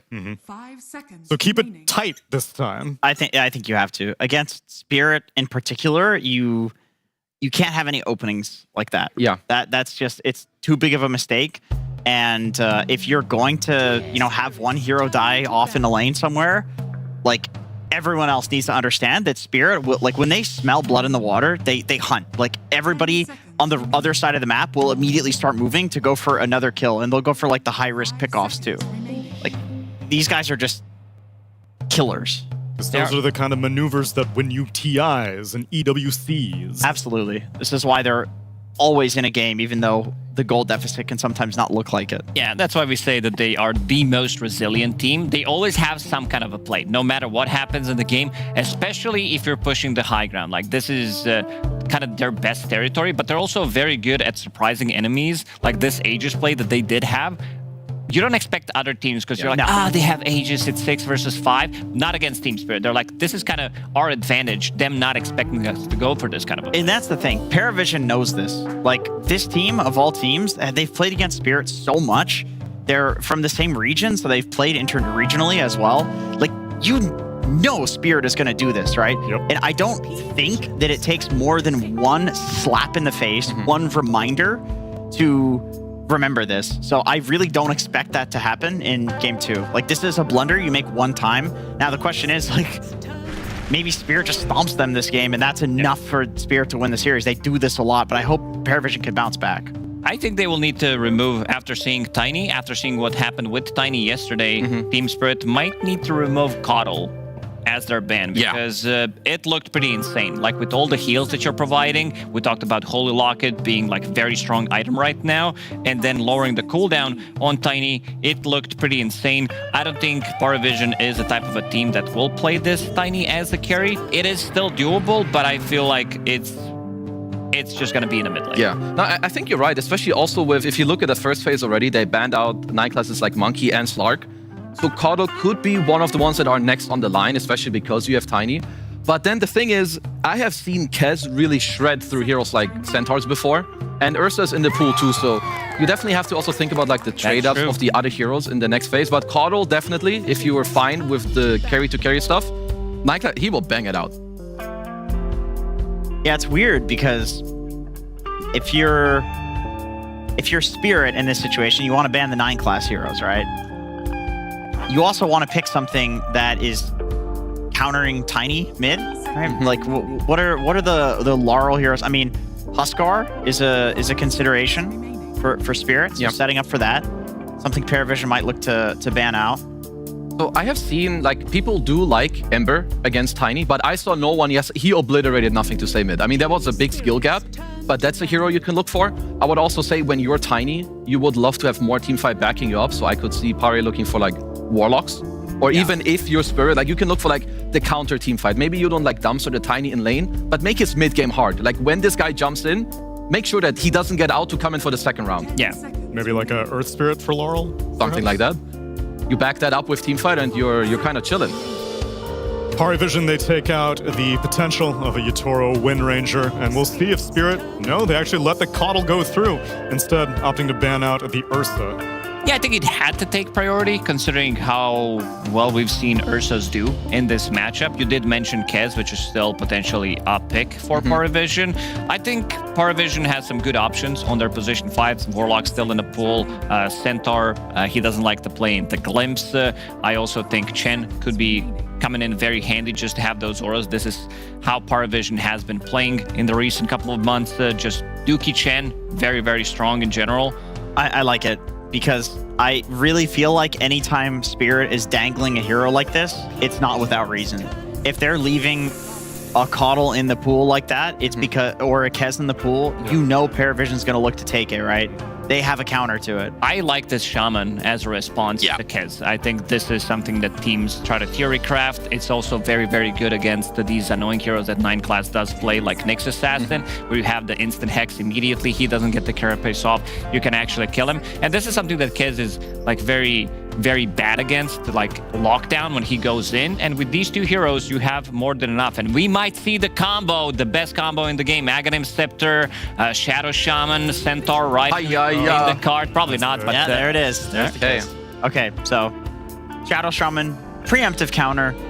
I don't feel like that's exactly enough. I imagine that Spirit has some picks that will come out that will answer the Kez in some way. So I'm curious what they think it is. What's the counter? Also, you maybe need to think about what steroids Paravision have on the menu for their Kez, because we've seen the Slardar be very popular, gets banned out early on by Spirit. Warlock. Warlock's another I think good Warlock one. is just too good of a laner, especially now in a meta where sharing tangos got nerfed, so also tangos are pricier, which means that Warlock's priority is going to go up. I wonder also, so they go for the Dookie Chen, not too surprising. I mean, if you're Spirit, I don't know what like the best support matchups are against Kez. Maybe you just like buff up your team that they can fight. Like for Spirit, I could see a Warlock. I know that they like AA. I personally think that could be good against Kez too. I agree. Just like anything that allows you to burst this one guy, especially in like the highest level of games. Usually when you kill the first guy in the fight, the team fight breaks off the other team, because then there's no forcing around, there's no healing the guy. So that's something I could see. When it comes to core matchups, Kez is a hero I don't know enough about. They did pick AA when they were playing against Chen and Abaddon last time that they met. So countering the healing, and there's a lot of heals to counter in this one. You're playing against Kez, you're playing against Chen as well. And you have the setup. Like, I don't think you can ask for any better setup. Plus, also with Shaman, Centaur, I could also see Invoker, again, coming into the play. True. Because you have the Sunstrike. Like, this is the lane that could potentially grab them the kills. Rue Bounty Hunter. Interesting. So Shaman 5, most likely. Yeah. I mean, so they have done the bounty before in the offlane, also against Chen, I believe. I mean, I guess we talked about it, like Rasta matches up pretty well against like some 9 class heroes. So why not? Yeah, it makes sense. And then Bounty Hunter to follow the Chen in the jungle. It's like you can really easily match his rotations, steal all of his gold. Chen doesn't really do much to stop a BH from ganking a lane either. I think it's really good. Just forces the Shaman into maybe less of a traditional position. And so this should be Larl's hero, probably, right? I mean, against because the tiniest mid, give the last pick to your Toro, give him the carry matchup. There's the Invoker. This is the best setup. I mean, maybe you can argue Nyx Assassin with Invoker, but having Shadow Shaman with Shackles plus a Centaur, this is a kill in the side lane, pretty much. This like you catch anyone, this Shaman, if he pops off, he can be going for the solo pickoffs with the Wards. You have the Sunstrike as well, so pretty good pick from Spirit.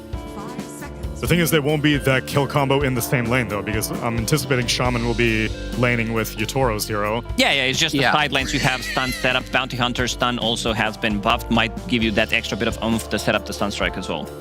I feel like if you're Paravision, you just go for the Coddle. Like, at this point, take the bait, you know?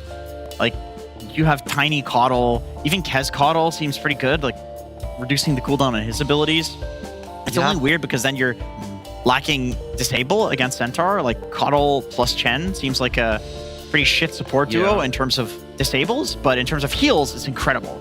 So if you can get one other hero in the offlane that's making up for the fact that you're lacking Disable, I think it's fine. I would be also fine maybe with Enigma. Maybe this is a discussion that they're having, because you have Tiny that can be going to the 4.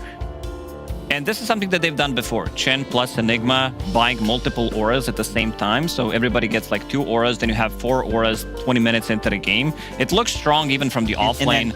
Ban the gyro. Like ban some of the counters for Enigma potentially. I think that's a fantastic idea. Like, it deals with the Centaur Stampede as well. You can't run out of Black Hole. There's nothing right now that's going to interrupt it. The only reason that they might not is it's 9 class on Tiny. It's not on one of his chaotic heroes, you know? Okay, so they're going to go for like a minus armor strat. All right, so where do we think the roles are I mean, right so now? you're right with the Tiny being a 4, I think, right? Like the DK goes mid against Invoker. I assume you want to like try to play on some tempo. You play the Kez carry. I mean, we saw Spirit play DK offlane once, but I don't see like why you would want to do that. Like I see here, you have 18 pick, you see Invo, you want to speed up the game, you put the DK in the mid lane. And then maybe the Enigma is still open, that Lacoste talked about, like lane something with the Tiny where you have a good lane and you try to like anticipate your Tauros pick. Oh, I love the Phoenix. That was ban. a good ban. That's a really good ban. They could have just lost letting that through. Yeah, and I think Enigma needs to be the next ban. Like you It's a lot of momentum. Like this type of lineup pretty much says, oh yeah, we want to be fighting early. I also want to see which type of a build Kez is going to be going for this one, because Falcon Blade into Deso comes online slightly earlier. Ahmed talked in an interview that he just likes to go for Battle Fury because it's a bit of a better scaling, and he always feels like he needs that extra bit of mana to spam his spells. Ban Troll. Okay. I mean, there is a world. I mean, at least when you see Troll, sometimes it makes you think of like maybe a Lycan in the offlane. Can be good against the supports and the Invoker. But also with how Crimson Guard works, I feel like some of your timings are a bit strange as Lycan. They have run Lycan with Kez before. I mean, the idea is Wolf Bite Kez. Yeah, I don't want to see that. That's some that sounds crazy really combo. strong. It's just to get there is difficult. And then you're running a tiny Lycan lane. With them not banning out the Gyrocopter, means you don't really need to worry about banning Enigma. Instead, they ban out Darkseer. So Darkseer, they're probably looking for a TB. They're going for TB. Yeah, they're going for TB. They're saying, okay, you want to pick Lycan? Like, I feel like a lot of the heroes that we've talked about don't do well against the TB. I mean, this is where I feel like you Enigma anticipating the TB. You could Brewmaster if you really want to anticipate. Oh, that's a good suggestion. I think that's. I think like the Brew as well. I feel like it's committing a little too hard to. Then what if they just don't TB? What if they shit on the Brew in lane? This guy was forgotten. Wow, The forgotten hero. Jigsaw remains. Okay, All so right. 4 spirits. Yeah, now it's a bit awkward to pick TB. Oh, I got it. The Bloodseeker. Again. It's Bloodseeker again, boys. We're gonna see it this time. I don't know how it works against Kez. I definitely like it more than I would have liked it in the last game. I mean, you have steroids and you have a buff from your Centaur as well. I would kind of like, maybe I like a range hero more. Ranger? You can space those heroes a bit better. Drow's. Any Luna enjoyers? Drow could get jumped on. There's Luna, there's Weaver. Weaver's a pretty good suggestion, because then he can be left alone by Shaman in lane. They can run like the gank squad with the BH. Maybe that, Weaver, Gyro. Maybe Gyro's too stationary against this draft. Never mind, they'll go for it. Still deals with the Chen no matter how stationary he is. And that's going to be Yatoro's hero. And let's see. Yep, Panto will be the 5 Shaman. Rue will play the 4 Bounty. I mean, I like it for Spirit. I mean, I like it for both teams. There's a lot of gameplay. But like, if I'm Spirit, if I'm Larl, I'm pretty happy about my side lanes. Sure, I don't do well mid, or like not as well mid, but I have a Rasta Gyro safe lane against Timber Tiny. Like, good luck if you're Parry Vision. And if you give some couple Sunstrike kills to Larl, you know, he can kind of chill. But I like that no one is on more of a playmaker this game. Sure, he was on Quap, but you can't lead as much as with a DK. Strong drafts by both of the teams. I think they are both happy with what they managed to get in this one. Looking at the Invoker, how much he's going to be able to set things up in the side lanes with Rue, especially. With Rue, running around. Yeah. That's who I'm looking at. I feel like BH can wreak a lot of havoc in this game. And yeah, that's who I would look at for the volatility in this game. If he's allowed to, though, because I have to imagine with a Chen DK draft, Parry Vision want to group up relatively early, and then Bounty Hunter staring at 5 heroes being like... If they get to that like 15-minute mark and Chen DK is having a good time, then yeah, BH can feel kind of useless. But he wants to break the game before that point and have some sort of item advantage. How you feeling, Kazu? I think Spirit's got this one. I'm looking a lot at like the 0 to 5 minute mark. Like we talk about how much can they get done in the safe lane. And then the first time for Spirit that's very dangerous is the mid matchup. The DK form with the Chen coming, they need to survive that. It's elimination time for Parry Vision. They're hoping that they can survive at least one more game. Let's see how it plays out with Odie Pixel and Quinn.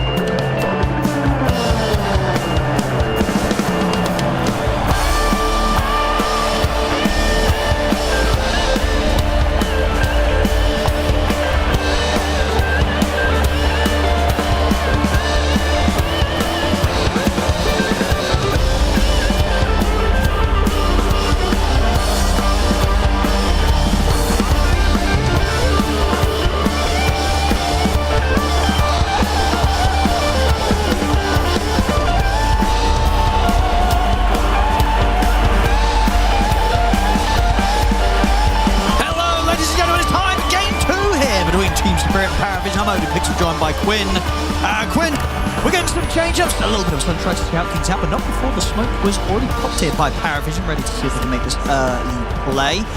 What are the change-ups that you're sort of seeing jump out the most about this game too?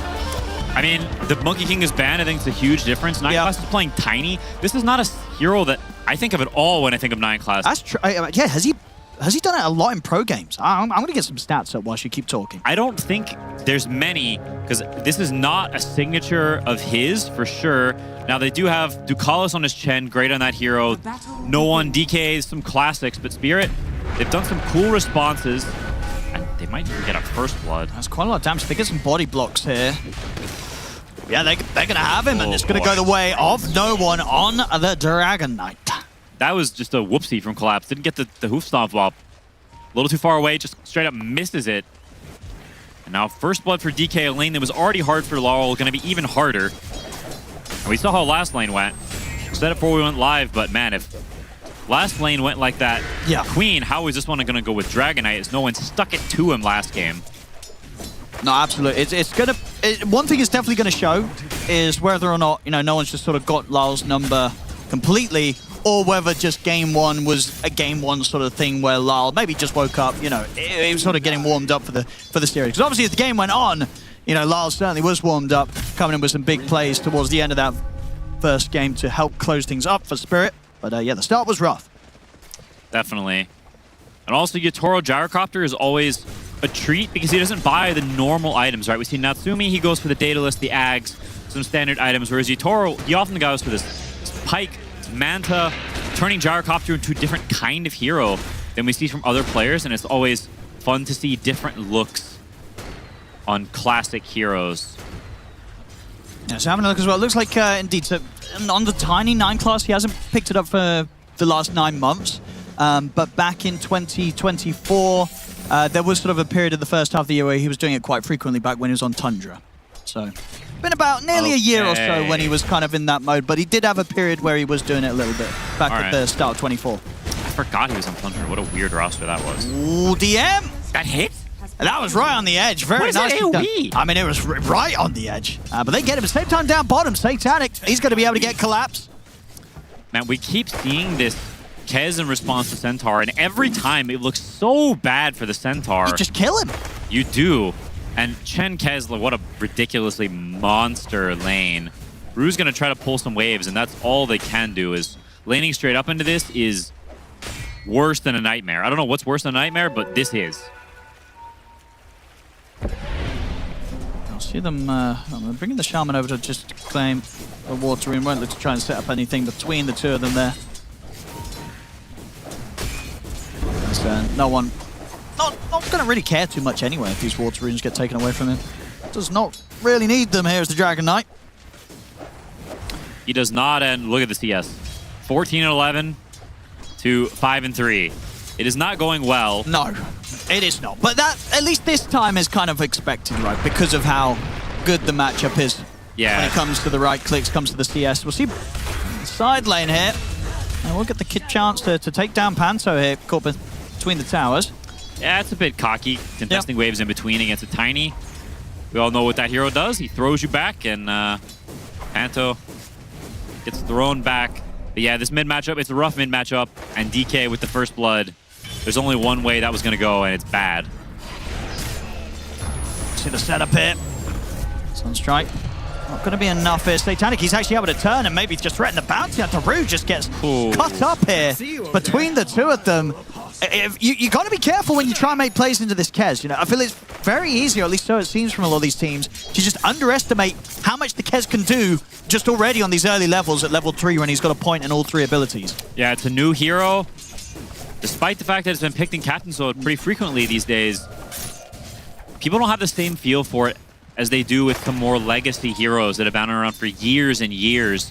And you have hundreds of games of muscle memory, maybe even thousands. Yeah, I think it's very easy to sort of turn up and be like, oh my goodness, this hero just killed me. I know when it comes to the Kez. As, yeah, Spirit, they can't afford to feed those sort of kills away to Satanic. We've seen what Satanic can do on this Kez, and it is very, very impressive. Nice snipe there for 9 class. He did just take out the full Falcon Blade that was coming out to Yatora in that top lane. That is huge. And Paravision has a much more well-rounded draft than last game. Last game was all about the skirmish, all about this classic Paravision weirdness. This game, they've got plenty of stun, plenty of tanky heroes that can go in. It's a much easier game for them to play, and they are stomping the lanes right now. Oh, they are. DM doing totally fine, and the other lanes are a disaster. Let's see if they can do anything about 9 class. He's going to get the avalanche off, and he's got the backup and no one coming in, so 9 class is going to continue to be able to dance around and be annoying. They can't turn to finish him off. 9 class is going to be fine for now. This is just sort of time where the Invoker's getting bullied away from the mid. They'll bring Yatora over. They need to somehow punish no one. Yatora, is he going to have enough for this? Good move from no one there to turn with the Dragon Tail to make sure that Yatora can't chase down for a second. Rocket Barrage allows him to get away, and it's just going to be sort of this TP that Yatora kind of has to make to keep his Invoker safe, but he certainly doesn't feel good having to make that move. No, it's not ideal when he gets nothing out of it, but that is Spirit's sort of trademark way of getting back into games. They should surely get 9 class this time. Those neutral creeps. Yeah, they needed that.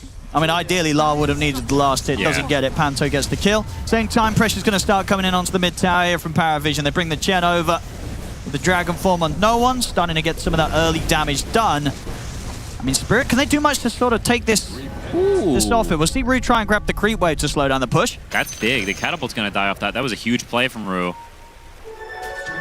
Sort of a weird one, but works very effectively, as no one would have gotten the DD, and that tower surely would have fallen.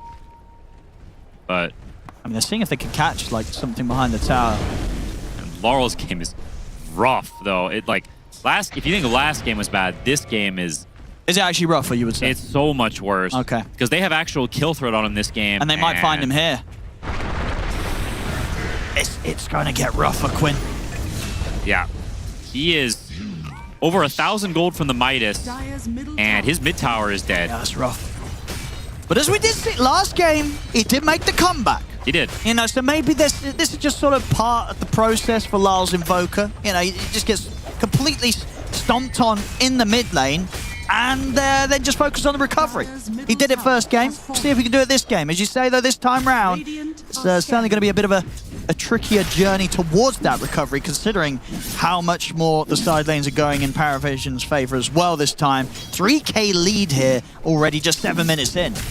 Yeah, this feels like it's going to need to be more of a team recovery than just a Laurel recovery. He's having a rough game. Centaur's having a rough game. The supports are low level and poor. We've got some problems for Spirit, and the Chen, he's coming up the top to open up that open up the top tier 1. Oh, see if Panto can get away from no one. He's going to try and hide in the trees, but they saw him. They know he's in there. So it's just going to be another kill. And easy time and space for them to push onto the top lane as well here. And this late Timber pick is very powerful. Spirit supports quite bad against it. Centaur terrible against it. And it feels as well, not only are the supports for Spirit weak against the Timber in particular, it feels like, you know, on these supports, can you do much to sort of stop the pressure and the push when it's coming for you down these lanes? Not really. See bottom. Trying for Satanic. They will have the Sunstrike. Oh, he's still alive. They will get him. We got him first on Collapse. It's actually really big that he gets the XP from that. So only just getting away with that. Even so, still having the death afterwards. But as you say, getting the XP. But it's sort of these moves, these trades that to only just get away with them as Spirit, it's just not good enough. They need more out of these moves to slow down Paravision, because even with that situation where they're killing the carry, the gold leads just continue to grow for Paravision. Yeah, 4K at 8 minutes is nuts. That is not something you see very often. No. Look at no one's net worth, man. This guy's not no one, he's someone. Yeah, he really is today. Both of his, sure, things started to fall apart down the lines later in the game. Maybe some decisions that didn't quite work out for him, but early game 1, and now coming into this game 2, he's just a step ahead. He definitely is. This Invoker, he had a ton of impact last game in that mid game, but can he get there? Yeah, you know, is the question. And is that going to have to be the plan from Spirit? Are they sort of saying, well, boys, let's try and make this one last 60 minutes again? It's definitely going to need to last a while. I don't know if anybody's ever shooting for 60 minutes aside from Eternal Envy, but Yeah, it's going to need to be a little bit. Centaur farming it up. Invoker farming it up. Gyrocopter can join some of these early fights, but where is he ganking? He can only respond to things because Spirit, they've got no real potential to make any aggressive plays. They're just too far down on net worth. So it's all farm and make turnaround plays for the foreseeable future. And they're just so tanky right on Paravision's lineup. You have so there's already the three of them in the middle there. The DK, the Timber, and even the support Tiny, pretty beefy. And then you have a Kez who could turn up, put the parry, turn plays around, and this Chen that's likely going to get a lot of farm online as we see these Chens do, get these early auras, and mean that even if you do turn up as a gyro, drop your combo, come in with the flat cannon, it's probably not going to scare Paravision too much. It's a lot of beef, and Spirit's heroes, they do not do very much damage from behind. Bounty Hunter especially, a hero that thrives when ahead, when he's getting that Vessel, when he's getting to hunt you down, but this game he's so poor. He's probably not even going to buy the Vessel. It's too far away. So DK having that armlet is going to have a free time. That's a hard game for Spirit. But so, to a point, was the first game at certain periods of the match, and they dealt with it. Dealing with this, is going to be a whole lot harder as the kills continue to roll in for Paravision. No one now dominating, 10 minutes in. Big stuff. They have blocked the Ancients, though, Paravision, so reducing their economy a little bit. And it's been holding steady at 4K for the past couple of minutes, so not getting any worse for Spirit as is. It's a collapse here. So Tanic's going to keep going for him. Backup's coming in, though, for Collapse, so this isn't going to be a job that Satanic can clean up on his own. Maybe with 9 class coming in from the side, though, and especially with no one turning up, they're going to be able to get the catch on Panto. Collapse will be able to run, but Panto's dead. Now Paravision in position to take that third final tier 1 tower here, and still nice and early, 11 minutes in. And indeed, that's that fast timing there from no one. Armlet online on the mid DK, 11 minutes. He is large and in charge. And 9 class is tiny. This is a hero that his biggest weakness is his early game. His laning, very weak. And if you have a hard time getting through the lane, then you can have issues actually contributing to the game. But getting given all these kills early and all this XP, Tiny is an incredibly powerful hero in the mid game. If you can get to that point, and he is off to a great start, gets to go for the phase boots. These nukes and these skirmishes just feels like any hero that no one in 9 class are near,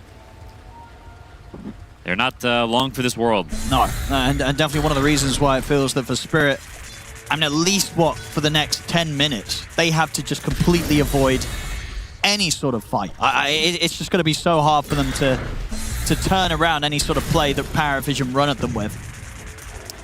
Yeah, they're going to need to bait some serious overextension. One thing about aggressive moves is it's somewhat difficult to get 5 numbers on deep in an enemy part of the map until much later in the game, because the waves give too much gold and you're not rich enough to be able to sack the economy and just abuse your strength purely. And so Spirit are playing Split and Paravision playing Spit as well. It's not that easy for them to actually punish them.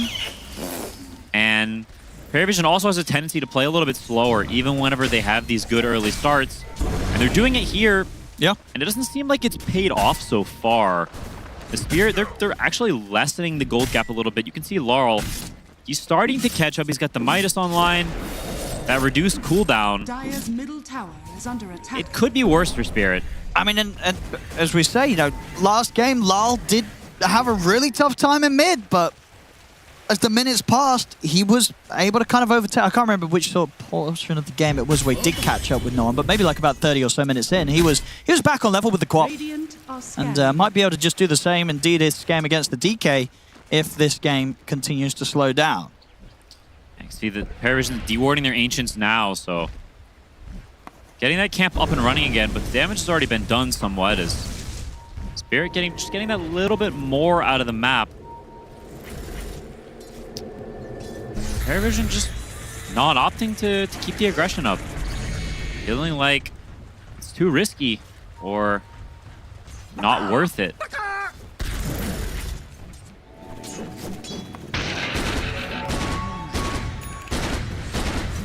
It's the Desto done.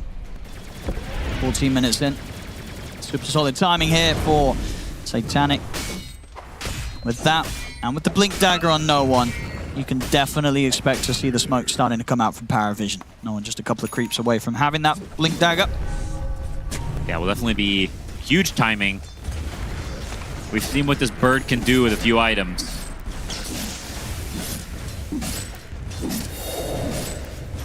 Bob's is actually pushed up pretty far here. I mean, he's got back up behind him. Maybe see if they can bait something, but as I said, I don't think Paravision will pass up on a chance to fight if Spirit do push for this. Yeah, they actually, I don't know if he misclicked that dust or what. Sometimes, you know, smoke, dust, all looks the same. Practically the same item. Yep. It's like throwing a glitter bomb. They're coming for Yatoro. May find him. This is a pretty smart read, especially after they were aware that Spirit would maybe looking to set something up down bottom. Means that Yatoro is easily on his own. Step ahead there with that play, Paravision. And Spirit, they're smoking up, but without their gyro, it feels like they have no chance of making a move unless they do catch someone completely separated. And no one is a little bit far away. It's going to blink sort of past the angle that they might have been able to get the entrance. They're going to try here with the Atos setup. They'll drop down a Serpent Ward. It's not enough damage to kill him, though. Not even close, really. Panto just couldn't get in range. He's dead now. He is. So, again, these moves from Spirit are just getting outplayed here by Paravision each and every time. And Rue's also going to die. No one. Does pick up. Having it on the cores, a lot of people skip it. Yeah, that's a pretty high skill play. Does not happen around my MMR, I can tell you that. That's a support item, but no, not here. At the top, cores with the dust, easy kill. Easy kill indeed. 300 gold in his pocket. Never going to be too sad about that. Just onwards and upwards towards the BKB. And Ducal is, in the meantime, while his cores are making those moves, he takes up the space bottom. He farms up that mech. Working on the Greaves. Level 9 on this Chen. 2 levels above his Panto counterpart. Having a great game. And 9 class also level 9. So the supports, one of the big differences between the strengths of these teams right now.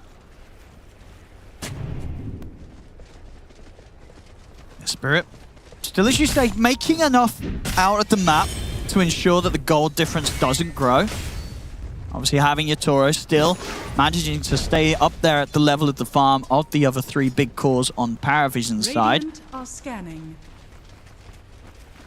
But the gank squad, they ride again. And they do need to be. Paravision with this lead, they want to make sure they can get back to growing it. They do not want to give chance for Yatoro to sit back and farm. No one into the trees. We'll see who he finds. Rue's going to be caught. And of course, no one at the same time. He was trying to see if they could get a little deeper, find a core. As it is this time, Spirit able to get everyone else out. Only losing the bounty to that sweep. Not the worst. And in the meantime, they do finish the Crimson. They might still actually find Yatoro. Oh, the toss back. Yeah. Comes in over towards no one. He's got the Dragon Tail, but backup's coming in. Yatoro's able to turn with the cooldown. They've got the lockdown as well on towards the Timber. That's going to be DM dead at the start of the fight. And Team Spirit with the numbers, they might be able to try and find more. Satanic tries to fight back, but the Stampede comes in. Panto, they're going to get taken out by a tree from 9 class. Will still end up dying. A Spirit, they'll certainly take that. They keep Yatoro alive. They're able to hold the defense around this tier 2, and they get a big kill themselves, taking down DM. That is a big turnaround.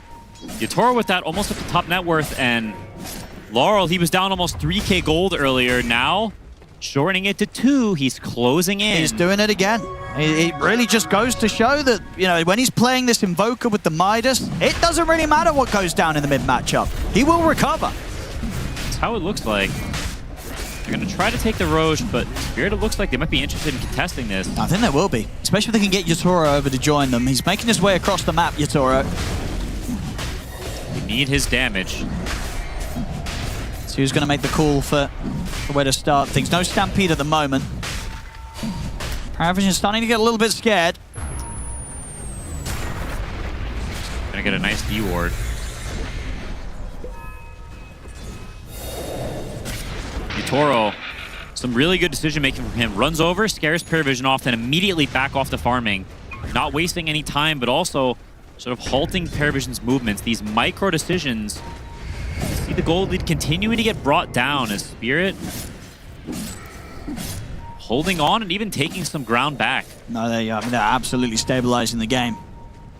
Paravision, for all the start that they got to this one, they've definitely got to find some sort of way to get the action going their way again. This slowdown is not going to be feeling too great from their side of things. They're thinking about the Roche themselves, but deciding not to. They do have the big snake.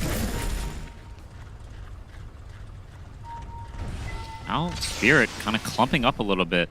This Roche has been very weird. I suppose they're playing for the Tormentor, so just posturing, holding that area, and it looks like Paravision is not really quick. Spirit's just going to get it for free. I mean, if you know the Spirit's backing off for the Tormentor, can you just go into the Roshan and take that for the trade? It's going to swap right now is the problem. Yeah, that's true. You're not going to have that Are scanning. same window to start it. So it does indeed likely mean that Spirit can take this, and indeed will have time to set up down bottom if they do want to then move over to continue to threaten the Roshan and not allow Paravision to enter into the pit. Get the great shard on Shadow Shaman. It's a huge one. Almost the Ags on Laurel, so the team fight, it's ramping up, almost has the max exort. Yeah, and it's really just getting almost back to even on the gold. That early game, bit of a burst that Paravision had, sort of similar to what they did get at the beginning of the first game. And Spirit have managed to ensure that not too much could be done with that. Outside is kind of taking these 3 tier 1 towers. They're losing a support here and there, but the cores are not too bad of a spot. They're kind of catching up to their counterparts. See, looks like Yatoro's going to get the Wisdom Rune. They may get both of them. So a nice little boost for Panto, who's having a rough time in the XP department. Getting him all the way up to level 10. Collapse is closing in on that blink, so Spirit will actually have the potential to make an aggressive move of their own. They'll have that catch, have that easy jump. Saw what Collapse can do last game with the blink dagger. Yeah, it was super impressive on his plays in those last few fights.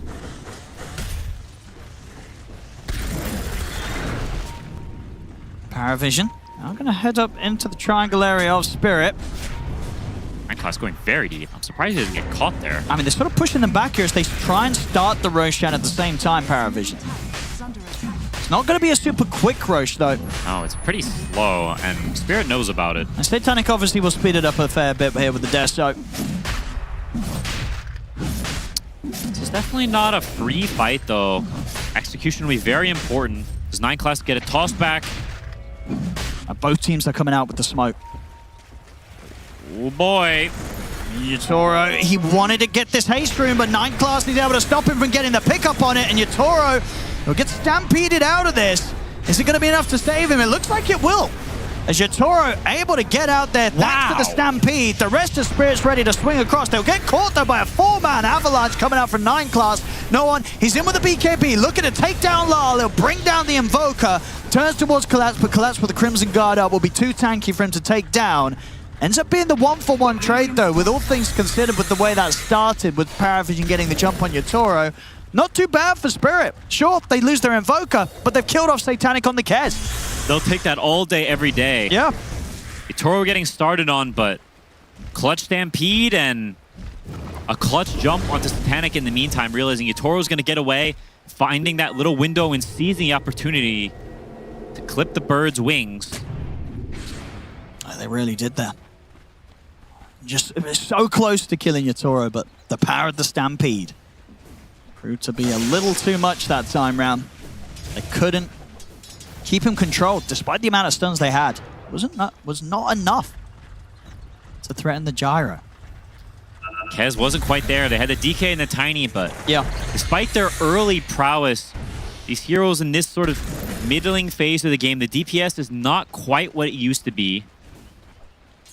With the Crimson Guard online, and items coming up from Yatoro, not the easiest to bring down. This is closing in the BKB now, too.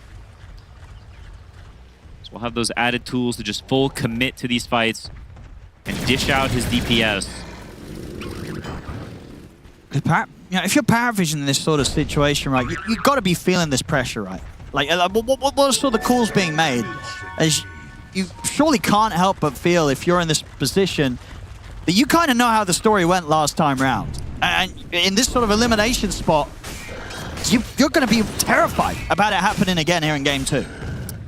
it does feel like their gameplay is just a little bit passive when maybe it didn't need to be. They had so many windows early. They chose to farm instead, and see if they actually get this Roche or not. They tried multiple times. Can Spirit stop it again? I think Spirit was certainly going to give it a pretty good try here. The smoke's coming out from Spirit. DD purged. It's getting a bit awkward now for Paravision. How do they want to continue with this play? Spirit ready to enter in from the side, collapses in with a jump, gets the setup here with a Who's Stomp. Now put the Stampede, look to get in position, but the BKBs are out for TM and no one. They're going to try and finish the Roche. They will manage to do so. No one finishes the Roche, gets the pick up on the Aegis. Paravision, can they get out of this? Satanic, he actually wants to get back in, makes the jump off towards Yatoro, comes in with a Raptor Dance, cuts apart the gyro. Yatoro that time round trying to sort of frontline the fight. It does not work out for him. Paravision say, sure, we'll happily turn and kill you, and there's nothing that anyone else can do to save him. That was super uncharacteristic from Yatoro, just charging up into the middle of 5 heroes as his BKB gets worn off and no one says, yo, kill this guy. They just run him in the head and he just dies. We'll see again. I mean, this was a good call from Paravision and a necessary call. Despite the fact they know this sort of setup's coming in, Collapse makes this jump. They put the BKBs, and you see very quickly from Noah, he's like, we have to finish this Roshan, get the objective, and get out. And as you say, at this point, Yatoro's BKB coming to an end. Satanic and Noah are like, hang on, what are we doing running? We've got the high ground. We could turn and kill the carry. Back in action. Aegis won't last long. Noah will end up losing it. Here's the meatball on the top lane. This seems to be a trend for Paravision. They get Aegis and then no one dies right after. Well, at the least, because the Aegis has been lost this time, we don't have that like lovely kind of timer recording the power play. So if the next 5 minutes go really bad for Paravision, we won't at least see it on the UI. That's true. With the Aegis being immediately lost. Love to see that. They fought for it for 15 minutes and now gone in the blink of an eye. Unlucky. Laurel, he's not quite on the exact same level as no one, but he is quite farmed, very happy with his status, have the Gleipnir soon, and getting back up to that scary Invoker level. These mid-game, late-game fights can be an absolute menace in the hands of a player like Laurel.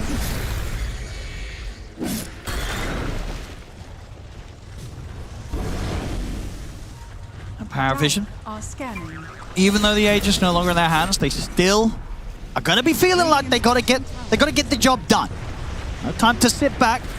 Look for the tier 2, looking for Lal, but Stampede working wonders this game to bail out core after core. Radiant's middle tower is under attack.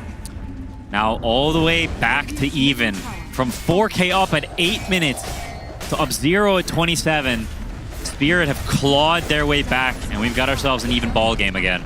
Dire's top tower Which, as records have gone to show with the previous series and matches the Paravision have had, it doesn't tend to sort of fare too favorably for them.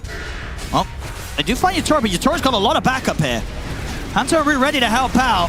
No one's going to be forced to put the BKB. Same to be said for Yatoro. He'll put the BKB and run. And in fact, just go for the TP out with the remainder of it. Stun will catch on towards the Shaman, so Panto will not be as lucky. But again, another one of these situations where Paravision do have to bring in quite a bit, and they're only kind of getting a support here or there. They're struggling to get these cores. Yep, in the meantime, Collapse, Laurel, they're farming those side lanes, not overcommitting to this. Just sort of a small play attempt from Yatoro and the subs, but doesn't go to plan, but that's okay. Lanes are in a fine state. Paravision is trying to get some ground back, but Radiant's bottom tower. this AC pickup from no one is huge. Gyrocopter will definitely have some damage problems for a while now, as he has not gotten to the sort of that big oomph, packing a punch Gyrocopter we've seen sometimes. With the AC, the Chen auras, and a lot of tanky heroes on Paravision, will Yatoro actually have the damage to tear through these heroes? And so therefore, how much pressure is on Paravision to really try and push it with this AC timing? Like, do you want to see them try to sort of approach the base before this kind of wait for the next Roshan? You know, how do you sort of move forward from this spot in a game where you've just not been able to push that advantage against Spirit? I think it's a bit tough to go for the high ground. Just forcing it straight up without an Aegis, but looking for these pickoffs. Root has got his eyes on them. Finds Night Class hiding in the trees. Man, just insta-died. Holy crap, Cataclysm's a crazy spell sometimes. It's interesting to me that Laurel is buying the Shard. I don't feel like the Shard is that good. It spawns Forge Spirits on your Sunstrikes that hit. that really do that much? Apparently he thinks so. Weren't bad for the push last game. Talk about good. Oh. Holy crap! That was close. And that's the AC at work. Almost solo kills a 2.4k HP hero in one stun. He would have died if it wasn't for the Stampede. Would he have died if he was on strength treads? No. I think Edgy Treads is higher DPS. Is it actually, even at this point? If it was only earlier, really, how the math works out. I think... When you've got this high attack speed with AC. Do the math, Quinn. How did I do the math? Some simple modification, I'm sure. Yeah. Yeah. I don't know. Does Agi always remain higher DPS? Because of the attack speed? Well, no, not always, probably, but I don't know what the cutoff point is. That's going to require quite a bit of testing. I don't have my laboratory on hand right now. That Spirit. They'll be able to get themselves Tormentor. Sharp for collapse. And that is the full Daedalus coming out for Yatora, isn't it? No, okay, just 1,000 gold. 1,000 gold away from the Demon Edge, and they'll have the Daedalus on the Gyro. Smoke time from Paravision. They really want to try and find stuff. They're not the bounty. And they won't even get that this time, maybe. Rue was quick with a blink. Okay, they'll still catch him with the Avalanche. But 9+ is pretty far from the rest of the team, so they might still not get him. So yeah, I think this time, they don't even get the bounty off these smoke plays. It's got to feel a bit frustrating if you're Paravision, right? I think so. They just are going to be feeling like they're not getting away with anything. No, I think they can feel it slipping a little bit. Satanic went for that Deso build, not the Battle Fury we've seen from some of the other players. And his net worth is starting to suffer a little bit, below all 3 cores of Spirit. And here's the jump. They're ready to go aggressive with the Stampede. They're going to be able to catch out the 2 supports. That's 9+ and Dukal is dead. The Forge Spirit. His happy little family. Oh, just wanted some friends. It's pretty. I mean, because how long do they last? They last the same as the regular Forge Spirits, right? No, that's slightly less. 45, looks like. Where the heck is duration? So many doggone numbers. The 48, looks like. Yeah, so it's I just want because I couldn't remember if it was different when you have the shard ones. It's exactly the same as a full Forge Spirit. So it's nice, yeah. Easy farm, easy lane push. Easy clap. Laurel gonna buy a cheeky little plate mail. He needs that armor, seeing almost how close he was to dying, just to know on. Collapse has this Ags. And they're coming in with the TPs. I won't lie, it feels like this game is sliding more and more into Spirit's control. I mean, it really, I feel like it's felt that way for like easily the last 10 minutes, or maybe even more. It's Paravision got this lead in the kills. They did have this slight gold lead, but things are slowing down. Top 3 cores on the net worth now are all over the side of Spirits, and it's sort of hard to not look at this Gyro and think anything other than Yatora's going to have this one in the bag. Like, on this Gyro, in this sort of position, in these later and later team fights as the game goes on, this Gyro is going to be an absolute menace for Paravision. Daedalus, and now the Pike completed. He'll have Alacrity too on top of that, so spraying that damage out to everyone. It's just going to destroy Paravision in these team fights. Unless, I mean, what do you sort of have to do in terms of a play? Are you trying to jump this Gyro? I don't think you can burst him anymore. Centaur's got Ags and almost a BKB, so he can BKB and put the Gyro on the cart. Oh, that's true, yeah. Gyro in the cart is... He's going to spray and pray. Yeah, that is a combo and a half. It's not easy for Paravision. No. Spirit are really making them work here in this series. They couldn't do it in game 1, and game 2, they're going to sort of have to find some level of play that they couldn't in the first one if they want to try and push this to a game 3. Because if everything that we've seen is to go by, every reason to believe that Spirit are going to be able to continue to just force Paravision into these positions where Paravision can't really make much happen. Satanic, he's honestly been pretty quiet this game. After some kills early, a good laning phase, I feel like I haven't even seen him on my screen for the last 15 minutes maybe. So here we go. They're going to try now with the 5-man smoke. It really feels like this has to go well for Paravision. Otherwise, they're going to really start to crumble. They're going to try and make the jump on a ward. And there's the car. Collapse able to pick him up. Satanic's trying to get over towards the backlines, but he cannot kill them as Satanic's getting now destroyed by the damage output of this Gyro. They're having to try and TP out. No one will get out just in time. Same to be said here for DM. Dakalis, though, is going to get caught by the track. Collapse in with the Who Stomp. 3 dead on Paravision. They just can't make anything work out for them here, Quinn. Every single time, they're going for these moves, going for these plays. Last time round, at least they sort of got a support kill. This time round, they're getting nothing. They're losing the team fights. They're losing their carry. And Spirit are just making it look kind of easy again. Paravision, they had the amazing early game, and they just... I think they just played too slow. They pumped the brakes. They said, we have the lead. We're going to take that lead, and we're going to farm with it. And wow, Spirit outplayed them, outfarmed them, and now up 11k gold. Almost out of thin air, it feels. And if this Roche fight goes in the way of Spirit, could strike disaster in the Paravision camp. Paravision, even with these sort of team fight losses, that it almost feels like they have to just keep throwing themselves at Spirit in the hope that it somehow ends out a little bit differently. The sitting back and trying to hit the creeps at this point is just not going to do them any wonders. They've just got to continue to take these risks, but as we've seen so far, the risks have never been paying off.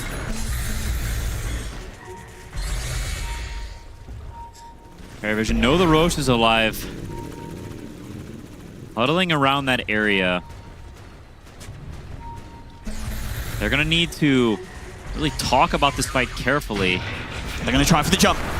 Look at the toss back on Yatora, but Yatora's able to pop the BKB. Satanic's in on top of him, but again, Collapse comes in with the car. He's able to bail Gyro out of this one and actually just take him straight back over towards Satanic. As Satanic will fall, no one caught and surrounded in the river. His BKB is going to be soon coming to an end. He'll get off one final Dragon Tail on towards Yatora, but Yatora doesn't mind. He can turn, help clean up the fight once again. Spirit losing nobody and getting everything. 9 class, a dieback from him. This, it just feels that Paravision, they're getting so desperate right now for anything, and they're just getting nothing, Quinn. Man, they tried this jumping gyro play before. It didn't work. They try it again. It doesn't work again. This cart from Collapse, always there at just the right time. What is the counterplay? This looks so unfair. He just is invincible as he just runs down this Kez at haste. I mean, Satanic's like, hey, where's my ride? You know, there's nothing to help him.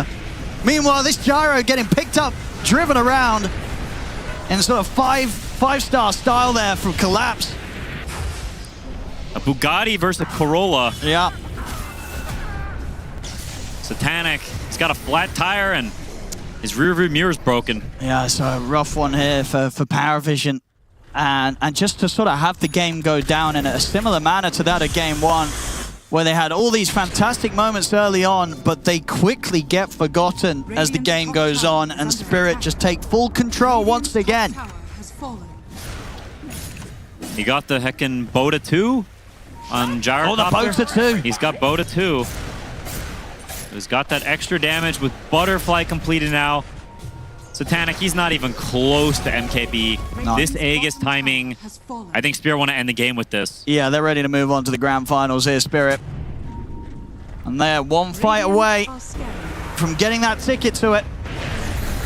Paravision, can they somehow pull off something here a little bit different? They try again to take him down even though once, but Collapse in with the car, ready to take him in even deeper into the team fight as Collapse picks up the double. They will lose the Aegis on the gyro.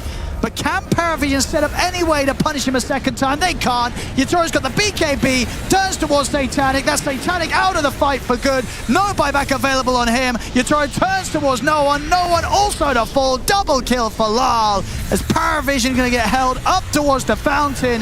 DM caught by the cold snap, the Hex from Panto. He'll scramble his way back to the safety at the fountain, but it's just down again just to the 2 of them. Spirit, they've got everybody alive. They're on to the tier 4s. There's no buyback on Satanic, no buyback on no one. Spirit closing this game 2 up if they want to. We'll see if they respect the fact that 9 class is back in play. They don't need to, though. They can stick around. Onto the Ancient. The card's ready. Paravision, can they make any sort of final play here? They're going to try. They get him with the jump. Over towards Rip, the backup comes in for Collapse. He's in with a Hoostop on towards DM. DM's out. He'll buy back immediately.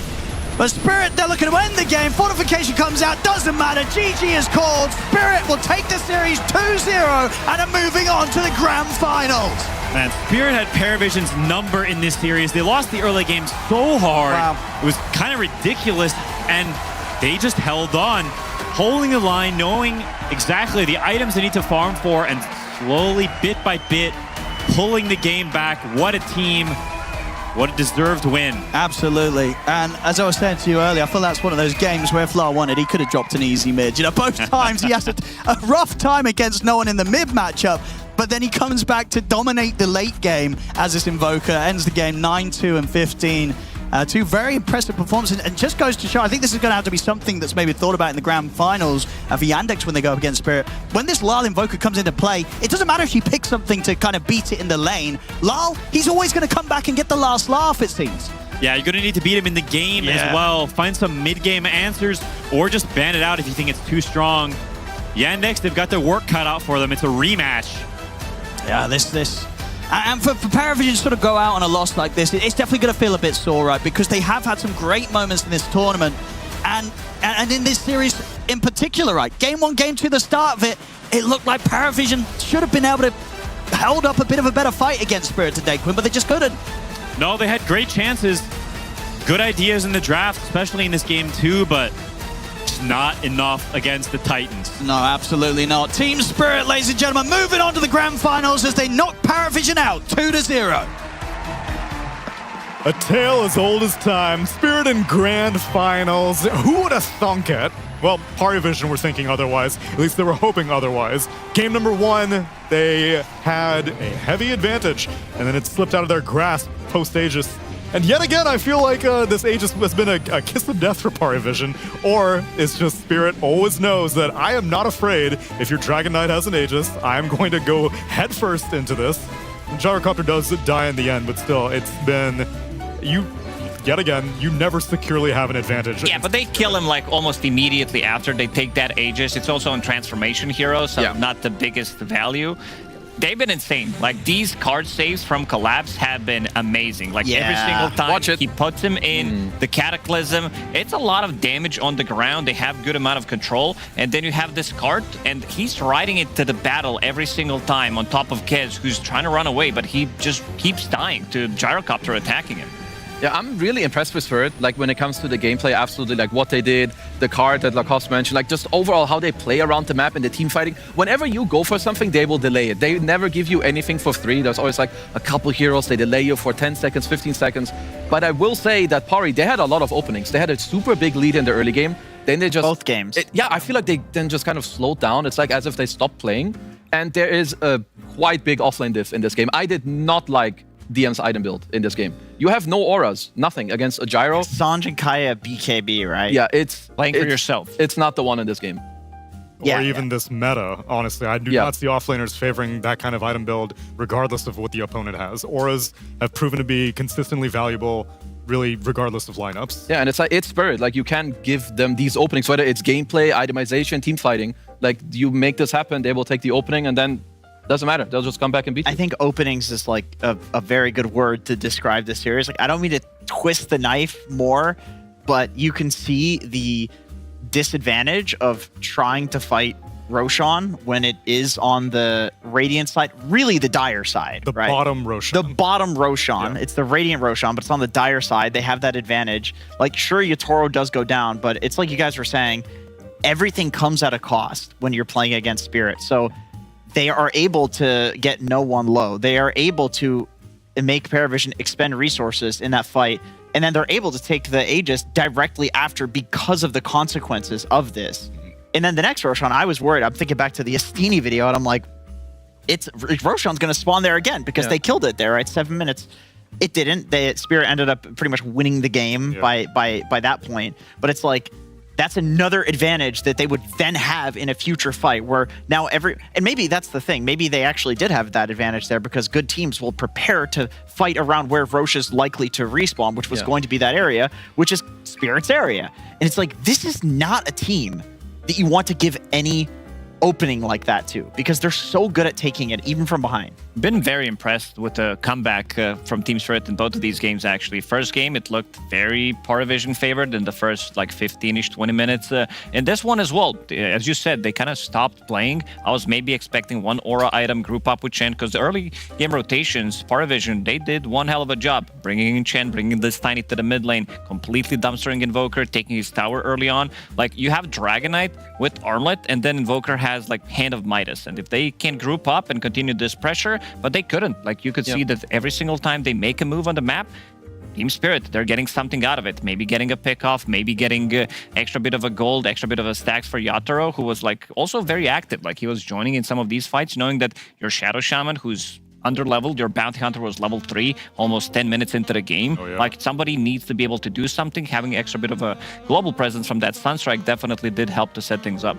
Yeah, because like when you play these games, you can never give the opponent something that they don't deserve. In Spirit in the mid game, they didn't deserve that space. They didn't deserve to kill the Aegis within like what, 1 minute or 2 minutes that ended up happening. Yeah. Like, these are things that cannot happen. And I have one small clip. They kill like 2 supports at some point in the mid game with just like a very easy blink Cataclysm. If we could roll the clip, because I want to show like what this also. So the game is still quite even. You're only up 1,000 gold, but it's stuff like this that if you look at the map right now, you just need to imagine like what happens within like the next couple minutes now when these guys die. You lose a lot of Chen creeps. You lose your 2 supports. Your entire map is just gonna bleed. Suddenly you go from a 1k lead. It's gonna, by the time that they respawn, it's like a 5k lead. Spirit have full map control. They're gonna push in all the ways. They're gonna deward all the jungles. They're getting ready for the next Roche. And it's like some of these small things that's like, these are just 2 support kills, but people underestimate how much this actually does 50 to like the game. to do whatever you it's want a lot. to the map. It's crazy. By the way, I love Faru's item build this game.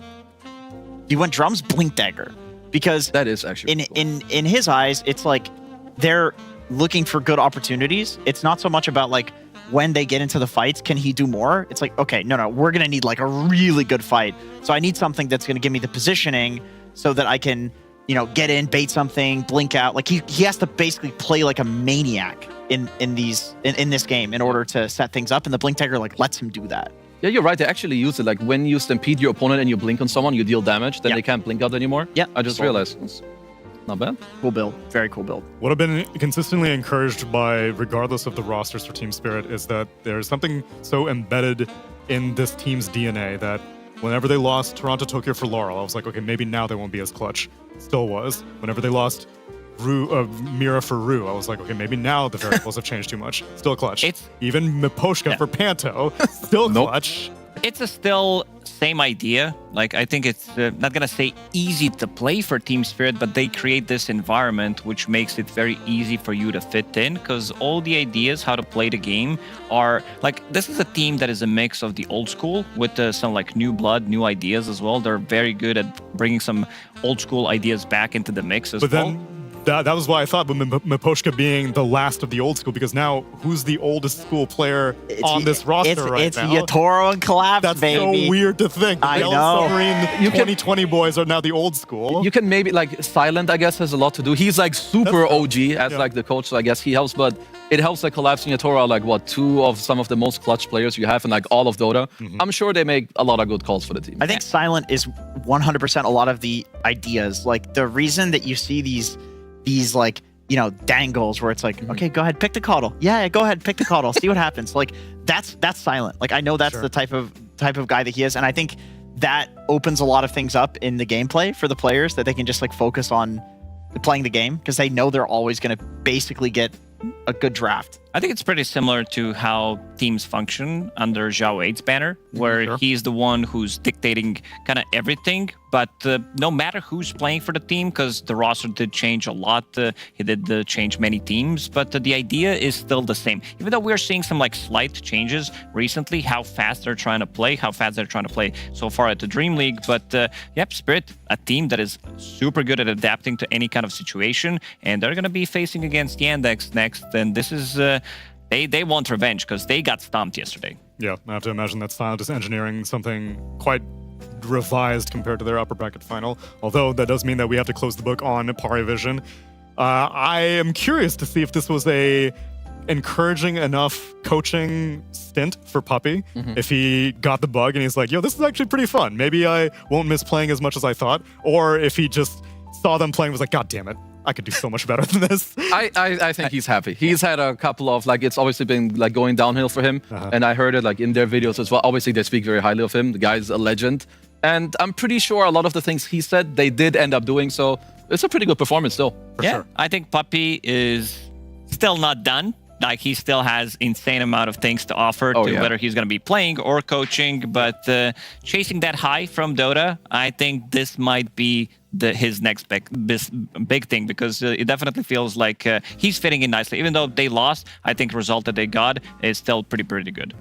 I agree. I feel like the respect that he gets from the players probably helps a lot. Like, that probably feels pretty good to join a roster, and especially a roster like Paravision that has won so many tournaments, that is such a strong group of players, and they're all looking up to you. They're all listening to your ideas. It's like, it feels like something that he can mold, you know, to become like a truly, I was going to say S tier, but they are S tier, triple plus S tier team. You know? By the time TI, double S tier plus, EWC rolls around, who knows what can happen? Sure.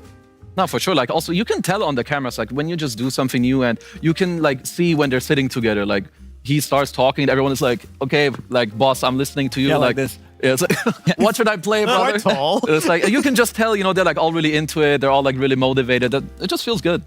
No one even spoke on his interview that he also found, I think every single player has said this, but Puppy is a very amusing, very humorous. Yeah, this guy is a huge clown. Like, absolutely. He's a troll. He is a troll, yes. Dude. Like, I wouldn't be surprised if some of their picks are, he's like, I was just trolling. I was just joking. Like, why'd you pick the Coddle? It's good, dude. 9class didn't want you to play Tiny. What are you doing? But overall, a third place result, nothing to be ashamed of, especially losing to Spirit, no shame in that. But it is a team that is always seeking championships. So hopefully Paravision will come back stronger in the next tournament. But the book ends there for this tournament. Now we have a grand final to prepare for, a rematch of our upper bracket final. It was Yandex versus Spirit, but Spirit need a little bit of time to recharge as we prepare for that grand final. So we've got a few things to entertain you with. Stick around, everyone, and we'll have some PogChamp Panda action coming up after the break.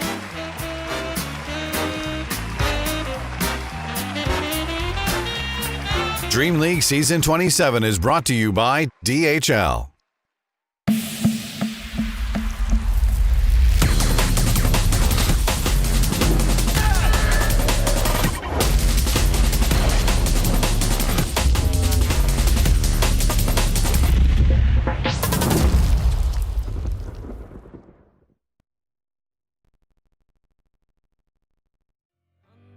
The mistletoe, Santa whispered in my ear, get on the party train.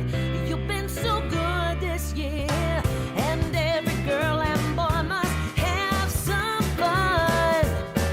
Next stop is Christmas, oh yeah, the holidays begun.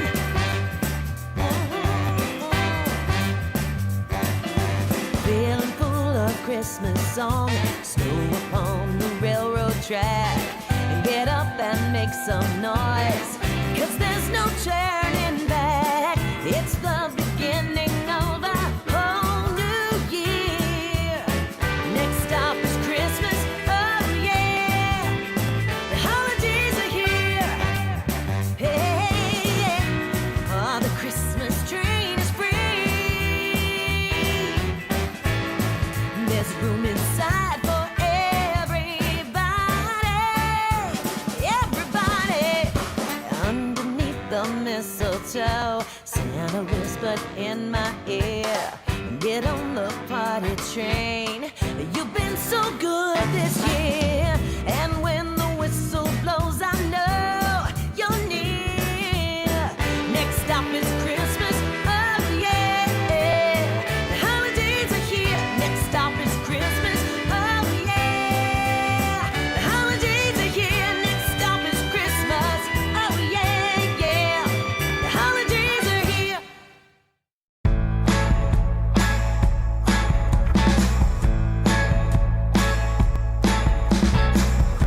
Snow on the ground, no one around, just this magic of you and me. Light shining bright, hold me tonight. It's how it's meant to be.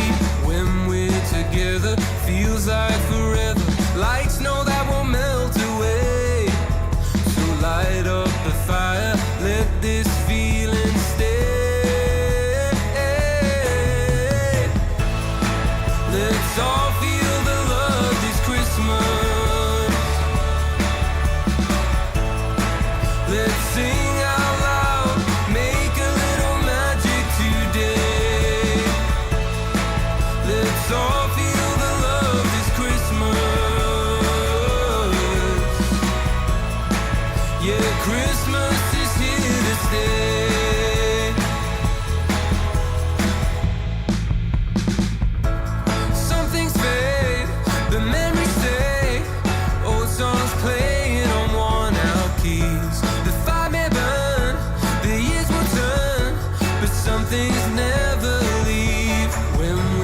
Together it feels like forever, like snow that won't melt away.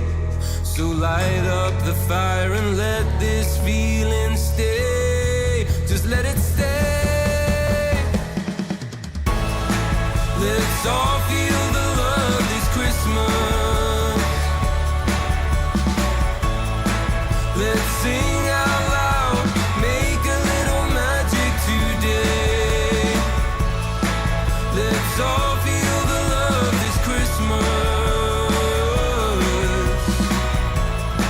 Yeah, Christmas is here to stay. Oh yeah, let's all feel the love this Christmas.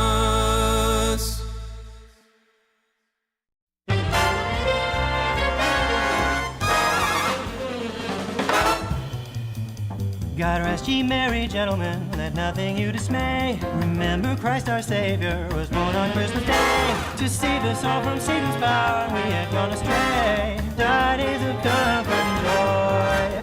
Oh, tidings of comfort and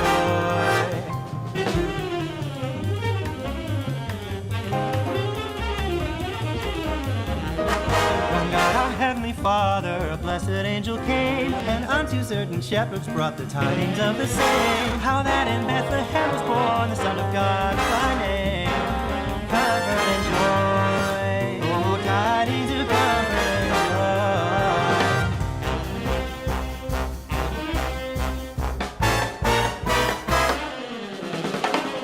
Sudo, da do, ba do, da.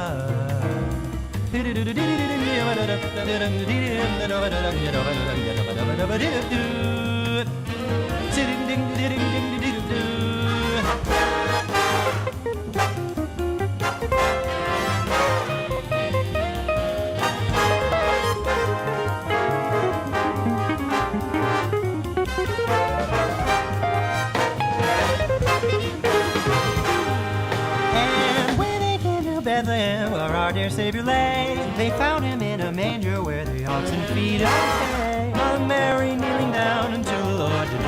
Oh, tidings of comfort and joy. Oh, tidings of comfort and joy.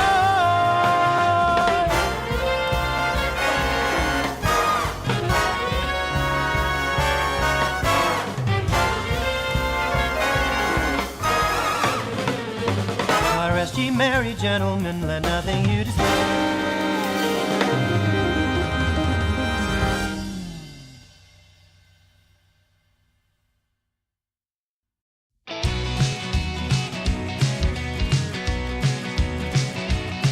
Well, Christmas ain't gonna be the same this year. Santa's gone and fired up an old John Deere, getting it all ready for Christmas Eve. Well, Santa's gone country, packed up the North Pole and took it south. Ho, ho, howdy, you should see him now. Traded that red for the camo green. Well, Santa's gone country. Santa's gone country. Who needs milk when you've got sweet tea? Santa's gone country. Hanging backstage at the Grand Ole Opry. Santa's gone country. Just like you and me.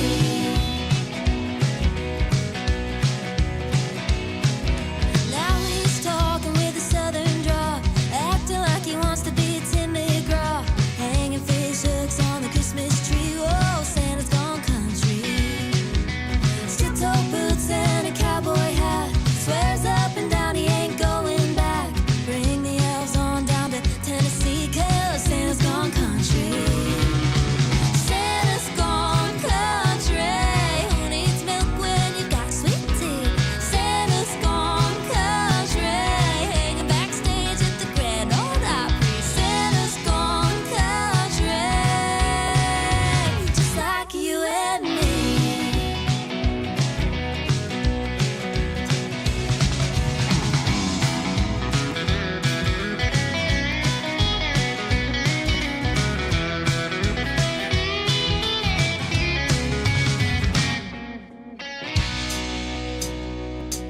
Now you may be wondering about Rudolph and all his reindeer games. Well, folks down here in Nashville know that you can find them on Broadway.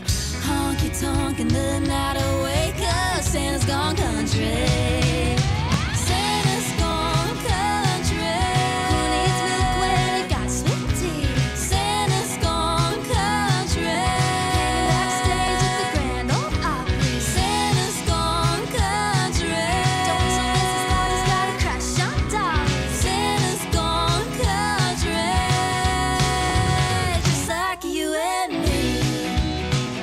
Well, I'll be darned. Santa's gone country. He's got those boots, he's got that hat, that boy's country.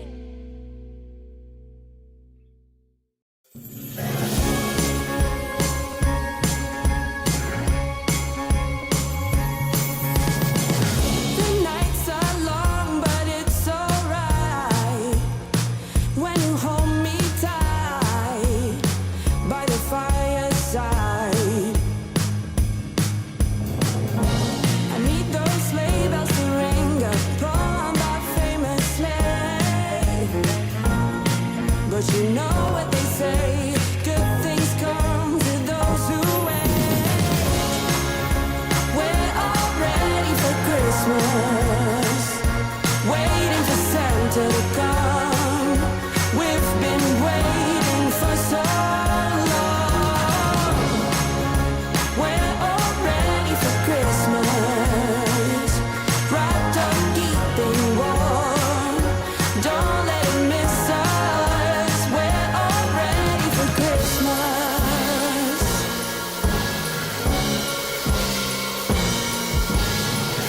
We better not keep us waiting much longer. Got my gifts wrapped up. I'll get some if I've any luck.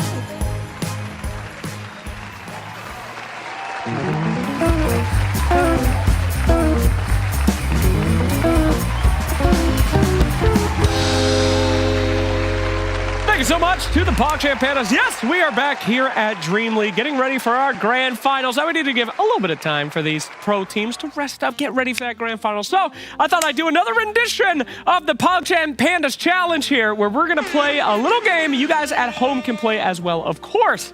Everybody at home, we're gonna play some video game theme songs that the PogChamp Pandas have so expertly prepared. You guys at home gotta guess, and our panel will be guessing along as well. How you doing down there, panel? Let's ask how Lacoste is doing specifically. Lacoste, you ready for... Ready for another quiz, Riz. Yeah, I did excellent on the previous one. Needed an extra bit of a help. What? Did you do excellent? He did not. I missed out on it. I'm here this time. Okay, Mine well, is excellent. Let's do a quick quiz. Cassie, what's your gaming background? I definitely dabbled with some consoles when I was younger. Nintendo 64, some GameCube, some PlayStation. I knew one or two from... I knew a few last time. Like the Assassin's Creed is one I knew. Nice. Okay, then Slacks, I think we're ready when you are. Okay, gamers. Now, as you guys might not know, the strongest person on the panel is Tsunami. The guy is what we like to call a gaming hipster. He does like to play every title and then talk about how bad it is. That's... Let's Stop defending. Let's not get into it. We're going to get into it one more time. All right, gentlemen. Now, last time we played the easy version, and you guys got very, very right. I went back and looked at Twitch chat. We're getting Seems like Twitch only got wrong Pac-Man, which is pretty boomer, so I don't blame you. But this is a advanced version, so hopefully you guys have been practicing. PogChamp Pandas, you all ready? All right. All right. Let's go ahead and get our first video game theme. They all sound like Donkey Kong at the beginning. Yeah. Don't get misled. But that is Donkey Kong. Wait, is it actually? It might actually be. That is Donkey Kong. Oh, okay. Yeah. That is Donkey Kong Country 1, the first level theme, which I can't remember what it's called. But if I know this one, that also means that it's probably incorrect. So let's try to think of something different. Is it Jungle something? I don't know the specific game, but it is I Donkey think Kong. it's Donkey. Jungle Japes, perhaps? Jungle something, Jungle Jam, Jungle Japes. It was Jungle Japes. That is correct from Donkey Kong. We're starting things off a little easier on the advanced, of course. Come Lock on, that shit in. Jungle Japes, no big deal. Hopefully you guys got that right. But now, things get a little harder. This is for true gamers only. And a bit of boomers potentially as well. You guys ready? Yeah, Fortnite. Ready? Let's go. All right. Let's hit it.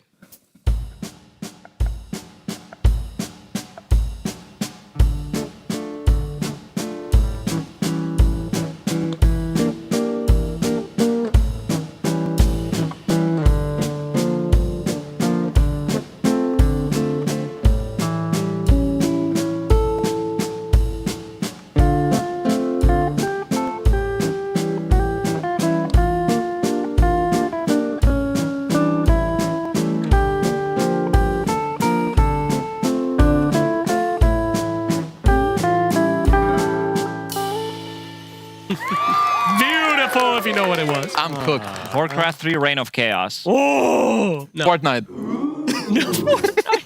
No. I don't know this. I'm leaning Castlevania. Okay. That's a good guess. It's familiar, but I have no idea. I've definitely heard it, but I like your theory. It sounds so familiar. It does. The melody was very, very familiar. Can we hear just the melody part? Just the guitar part? Hey.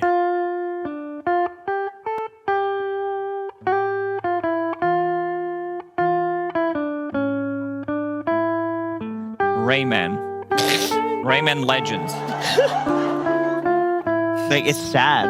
It is right? sad. It's got to be something sad. It's so sad. And he said boomers. All right, I'll give you a hint here. Okay. This is an old school game. It was for mostly PC. But sad things could happen. However, it was up to you and what you decided to do to those people. Oregon Trail. It's GTA again. No, it's not GTA. What, is it black and white? No, but what a that's reference. a good guess. That's a good guess. That's a good guess. All right, you guys giving up? I'm giving up. I have no idea. Ladies and gentlemen, that was Roller Coaster Tycoon. Oh my God! I never heard of Wow. it. Are you serious? That was such a goated game. That was good. Which one? Was it the first one? I believe so, yes. So, Wow. Unfortunately, you guys are stuck on Mr. Skeleton's wild ride, Mr. Bones, if you will. I want to get off. All right, let's do another one. You guys ready? Let's do it. Okay.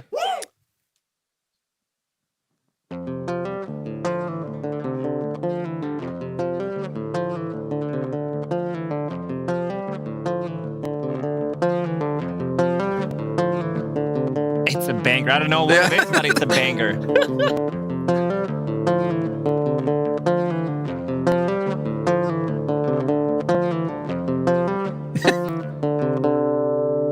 Oh, very good. Okay, so I'm guessing. Was it something 8-bit? Can you? Yes, yeah. Okay. It is an old school one. 8-bit because- Fiesta. Maybe not 8-bit, but it was definitely an old It's old school because it's only one instrument, right? And sure, so yeah. otherwise it would be hard to replicate. I like the theory. Any ideas? I can't even give you a hint on this one. This one is the hardest one. So, Oh, that's a good hint. yeah. Can I hear it one more time? No, we gotta go. We don't have enough Okay, time. okay. Give a hint. Give a hint. Cassie, you're doing worse than I did. I'm not sure about that. We're even right now. Let's hear a hint. What's the hint, Flex? I mean, this is ancient. This is before a lot of even consoles. You know, this is like an old school of old school. I will say the title has the word children in it. Children? Children. And it's not That doesn't weird. even help me. Did they ever make a Children of the Corn video game? You guys are not going to get this one. I'm sorry. All right. I'm going to cut your time. This is Children of Morta. I don't even know that game. Huh. Never heard of it. Never. I have not heard of this game ever. Shame on you. Shame. Okay. There's a band. It was Keep it the up. prequel to Keep it up. Children of Mana. Okay. Oh, that's a good That game. I've heard of. That's a Shame. good game. All right. Let's move on to the next one. You guys should hopefully get this.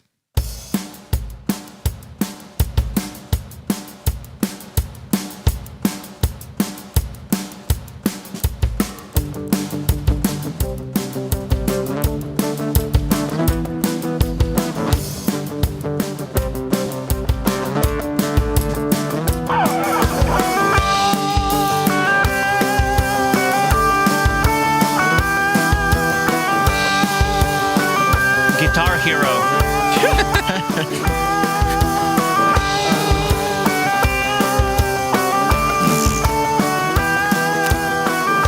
I don't even know.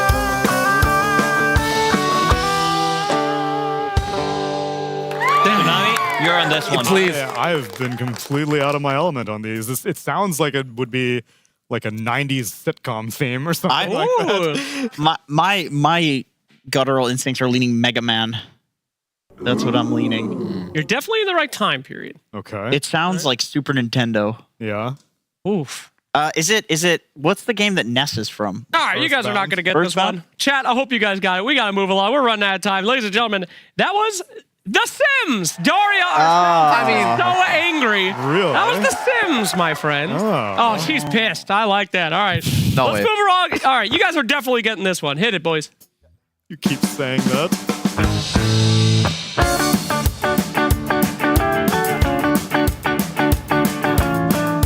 Oh, Tsunami struggle. It's there.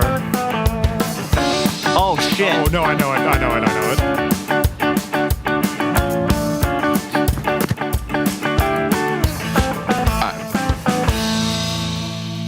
Okay, I do know this one, actually. Tsunami, clutch it. Let's go. What is it? Diddy Kong Racing? Yeah, that's good. It's very close. It is actually Mario Kart Double Dash on that one. Oh, you're right. Sorry. But we'll move along. All right. Half this a point. one. Half a point. Everyone should know this song, hopefully, if you survived the last few years.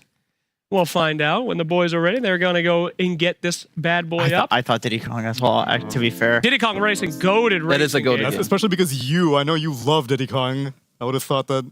Underrated racing game, actually. Yeah, I knew you loved we're Diddy, ready. Flax. All right, I next. knew you liked Diddy. Great. Go. You can't say Here we that. go. Move on, please. Move Don't on. let him Here we leave. go. Let's go. Can't Go, say Pop that. Chicken Panthers. You can't say that.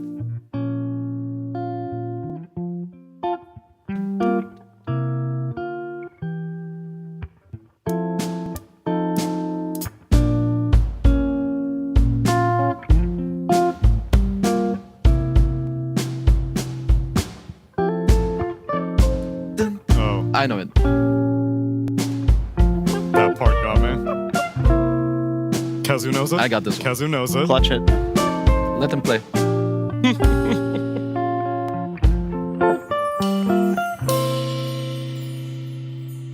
Animal Crossing. Yeah! What time of the day is it?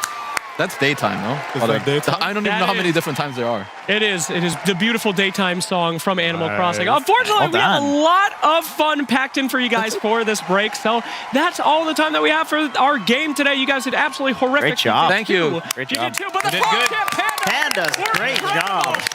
Thank you so much, Pandas. Oh, they wanted to play more. I feel so bad. But yeah, thank you guys so much for playing. We have a lot more action coming your way. But for now, let's head down to Tsunami. You got it. You got it. It's a tsunami. That's me. Sudan. Let's go to Sudan. I'm pissed. We did so We well were on the bad. beginner one. Those were hard. I mean, Those were I way more didn't challenging. play those games. It was 3 of us, right? And we did really good the first one. And now we Correct. swapped one of the members. Suddenly, Kent I is got the coming. you got Okay. 0. He's gaslighting me on camera. Keep that shit up. While we're not maybe Come quizzing on. the other ones, Pandas, were there any other tracks that you guys got to practice that we did not get to show off? Because I know it's the last day of DreamLeague. If there's any Let's hear it. Let's hear it. any other things that you had in your Welcome, pocket Pandas. that you would like to share with us, I'm all ears. You can think about it. Which one do we have?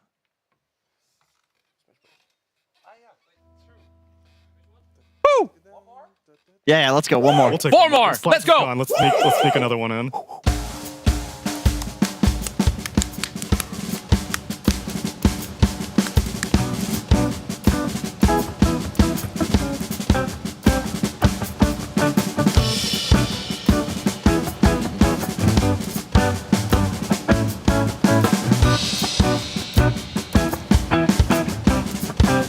I can hear it. I can hear it on his guitar. Yeah, It's I not need the pl- guitar. It's coming. There it is. Oh, I got it. Dun, dun, dun, dun. I got it.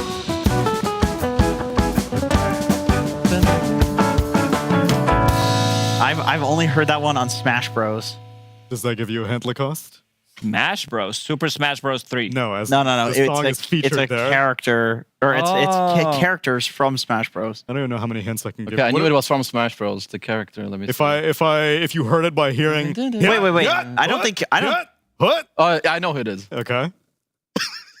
So that was a great hint, Lacoste. Yeah, that's the one. It's close. It's close. Yeah, actually.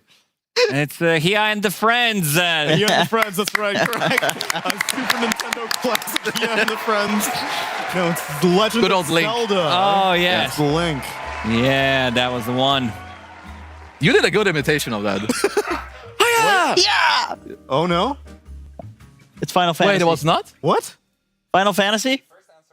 The Oh, first it's answer Super was- Smash Brothers. It was Hia and the Friends? Yes, okay. Oh, it was actually Smash Brothers. But it is his Oh, you're theme. right. It's no. They're right. It's the main menu from Melee.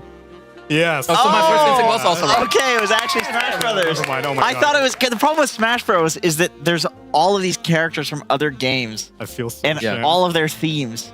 So That's your game, Neil. I know, dude. I feel such a deep shame. Who do you main? Damn, I trusted him instantly too. I knew it was Melee. In 64, it's Falcon. In Melee, it's Sheik and Ganon. What? Those are my mains. In Brawl, it was Wolf and Zero Suit.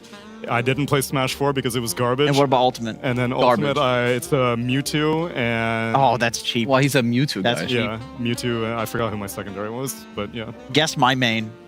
Based on what you know about me from Dota. You seem like a Bowser Jr. type player. Oh, I did play Bowser Jr. actually. Get my main in Street Fighter. Your main in Street Fighter?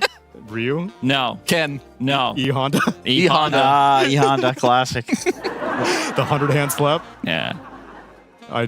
We actually have not done our... We need to do a tournament. We do. Chun-Li, Bison, and E Honda. Why don't we play Smash While instead? DreamLeague has been going on, we've been doing a behind-the-stage Street Fighter 2 Turbo Edition tournament. It's been thrilling between us three. I mean, you're playing like some idiotic character. Yeah, he's playing only special moves. Like, what is that? It's like even if you block, you like die. Like you have to like literally dodge it every time. Get good. Okay. I still beat. Yeah, we're Herald in Street Fighter. We are literally Herald. He's like divine, maybe immortal. On the other characters, he You're might be smurfing. Herald. You're smurfing. I had rank confidence 100% when I went in there. They knew what they were getting themselves into. We really didn't. Like I was told. Yeah, because I got clapped, and then I messaged Kezu that they need to play against each other, and then he got clapped. And now we have a delivery of sorts. Hello, gentlemen. Yes, that's right. Squeeze It in. is time, my friends. You're back? You are here, wonderful audience members and panel, for our super drop for DHL. These are the secret drops that we've been doing throughout the tournament. If you guys are at home, you can play right now. You have to answer some trivia questions correctly. If you get them right, a bot will choose our winner today for this super drop and the big, big prize. Gentlemen, we're going to be asking you some more trivia questions today, and you guys at home are playing. So I will count down from 5 after every single question. Make sure you get those answers in because we were looking for our big knowledge winners. You guys have been absolutely goated at this so Hold far. those away from me, Slacks. Lacoste, of course. Oh, my God. Don't cheat. Yeah, don't. I'm That's why better at this game. Don't cheat, please. As we will begin. Everybody at home, are you guys ready? Please give me a thumbs up if you're ready. Yay! Okay, here we go. DHL Super Drop, my friends. Everything on the line. Question number 1 for you, Kezu. Which of the following stats can increase the cast range of Acorn Shot? Is it A, your attack range, B, your cast range, C, both, or somehow D, neither? I use my Joker. I put in Lacoste because I'm locking in D for neither. Okay. You're do we want to help them out? kidding. No? Can we help? No, you can't help. You each get one. Kezu is Kezu? ride or die with this. Right or not? You have to answer. Lacoste gets the next one. Do you not play Hoodwink? I do not play Hoodwink. Chat is needing your help on this one as they put in their answers right now. Kezu? Going with C. We're going to go for C, both. Yeah. You sure about that? Yeah. You went from neither to both. Chat, you got I mean, obviously 3 the D was a seconds. cap. And the correct answer is, in fact, both. Congratulations. Easy. All right. Hopefully you listened to the talent on that one. I wouldn't have. He sounded very unsure. Next question, Lacoste. This is a hard one. What hero used to carry the ability Trojan Sigil? Oh, he still has it in the game. You can still, like... Yeah. Is it Crystal Maiden, A, Winter Wyvern, B? No. Ancient Apparition, Ymir. C, Take It Easy, or D, is it Tusk? Now, chat, put in your answers. Let's see if you believe Lacoste. Who do you think? Yeah, I still have Vici Gaming Sigil. Same. So it is Tusk, D. He's D's always the answer. it Okay. seems so. He's At least very for me. confident. It's true. Yeah. Chat, D's do nuts. you agree? You have 5 more seconds. You still have that Vici Lock Gaming? Lock that shit in. Yeah. If lock you it were in. wrong, it'd be very funny, but unfortunately, it is correct. It is D. Tusk. Congratulations if you follow Lacoste. You are correct. All right. Easy one for you, Mr. Jenkins. Based on patch 7.40, if Queen of Pain were to sing Mariah Carey's original version of All I Want for Christmas Is You with a duration of 401 minutes, releasing a level 3 Sonic Wave at the beginning of the song and subsequently whenever it's off cooldown for the duration of the whole song, how many times could she cast Sonic Wave assuming that she had no items equipped and has taken no talents? Is Easy. it A? I see this is the bit. What is the question again? You can ask that. Is it B, 15 times? Is it C, 4 times with 1 second to spare? Or is it D, 6 times with 20 seconds to spare? 401 All seconds. I want for Christmas is you. That's 401 seconds long. That is what Slacks claims. That is it. 401. 401 minutes. And including cast point in this? Of course. And backswing? And backswing. And But you can cancel no arcane backswings. rune. Yeah. Okay. No modifiers. 401 seconds. Queen of Pain ulti is what level? What level is she? Does she have talents, Octarine? We're gonna go at just level 6. Just level 6. Just average level. Average so level. that's what, like a average level. If like you 100. could put it I'm gonna say 4 seconds. Four times. 4 seconds. Yeah. 4 times with 1 second to spare. Yeah, it's 4. You guys all concur? I'd say C4. Yeah. C4. I think none of these are correct. 80-second cooldown or something. like that theory. None of these are correct. A. I think it's C. B, C, D are all wrong. I think I'm gonna lock in C. Okay, chat, you have 5 more seconds. 4. Do you trust Jenkins or Kezu's Chaos? We will find out. As the correct answer was C! Jenkins, you nailed it! Yeah. That's my main. That here's my main. Quick math there Why on took you C. so long? Well, I was trying to wrap my head around the fucking question in the Whoa, first there's place. no cursing! Not here, not now! All right, ladies and gentlemen, Tsunami, it's your turn. Oh boy. This is a lore question, buddy. According to the lore, Hoodwink cares most about A, enacting revenge for the destruction of her forest and people. B, earning money to support her tribe. C, testing out her new contraptions on unknowing passerbys. Or D, gathering acorns to survive a harsh winter. I wish there was a video that existed that could have taught me So which do I. one of these actually was the case. But perhaps if I had previewed one of those Oh! in advance, then I do have a compelling theory Yes? that it might be enacting revenge for the destruction of her forest. Chat, you got 5 seconds. What do you know about the lore, Lacoste? I know it's D. I'm 100%. It's always sure. the D. It's always. You gotta collect these nuts for the winter. You gotta survive somehow. Incorrect. No, my friends, it is A. You are right again, Tsunami. Absolutely goated. Wow. This guy's good. And now we're back to Kezu. Kezu, among the following heroes received their annual Arcana at the same time as a Frostivus update released. Who among them? Was it Wind Ranger? Was it Rubik? Spectre? Or Shadow Fiend? Who got an Arcana at the same time as a Frostivus? Think, Kezu. Sounds like not D, not C. I think it's B. Rubik. I think it's Rubik. Why not Wind Ranger? I feel like SF is way too old. Spectre is too new. 5 seconds, chat. It's B. It's B. B? B Rubik. That is correct yet again. You guys are actually nailing it today. Wind Ranger, Keep it up, of course, bro. coming out in that battle pass that had way Wind Ranger. Called Queen the of Pain. Thirsty Oh, that's like Giga level. Skeleton King. That's right. The Thirsty Battle Pass, as we called it. Here we go. Who among the following heroes has a taunt where they make a snow angel? Why do you always get to... Who makes a snow angel with their taunt? Lacoste. Is it A, Tusk, B, Crystal Maiden, C, Troll Warlord, or D, no hero does that? I will only give you 5 seconds. I'm gonna call my friend Tsunami real quick as a joker. Tsunami, which one is it? I'm trying to read the questions. It is B, he said. It is B. Crystal Maiden is so easy. Well done. Lacoste somehow always gets the Congratulations. easiest ones. With the Joker. Incredible. All right. Who among the following heroes has a taunt where they go and pretend to ice skate? Jenkins. Is it A, Marana the Persona, B, Animage, C, Crystal Maiden, or D, Bloodseeker? There's 2 Crystal Maidens on there. There are 2 Crystal Maidens, but she has a lot of sets. And Arcanas. Well, it's the one answer that's not on there. Is the problem? D was actually meant to be Bloodseeker. What? No, it's D's Bloodseeker. D is Bloodseeker. D's Bloodseeker. And we'll fix that because it is the answer is Bloodseeker. That is right. They are changing the answer incorrectly several times. But just in case, I'll give you 10 more seconds on this one. If you happen to put D, which was supposed to be Bloodseeker, if you happen to do it, you were correct. Yeah. All right, there you go. You gotta go for the hard reads sometimes. It's always the D. All right, Tsunami. Who among the following ice heroes has the highest damage magical spell at level 1? Is it A, Tusk without allies in the snowball, B, Winter Wyvern, C, Ancient Apparition, or D, Crystal Medine? Yet again, Crystal Medine keeps coming back up. So, are we talking about most damage on a hero? Because, I mean... Oh, actually, Frostbite doesn't do as much bonus duration on creeps anymore, right? Highest damage of magical spell at level 1. Just highest damage number, Highest I guess. damage. Can we help him? At level 1. I mean, I'm assuming it's either Maiden Q, Ancient Apparition. Might be one of the Cold 4. Feet, I guess, does more damage. It will be one of the 4. You got 25% chance to get this 25% chance. Snipe it, buddy. It's not. It's I can not help us. give it to you. Hey, I'll phone a friend. I phone Kazu. Kazu? I can give you the D. Yeah, I think it's D. Crystal Maiden, lock it in. 5 more seconds, chat. Crystal Maiden. Could have been Winter Wyvern's W, but in fact was Crystal Maiden D.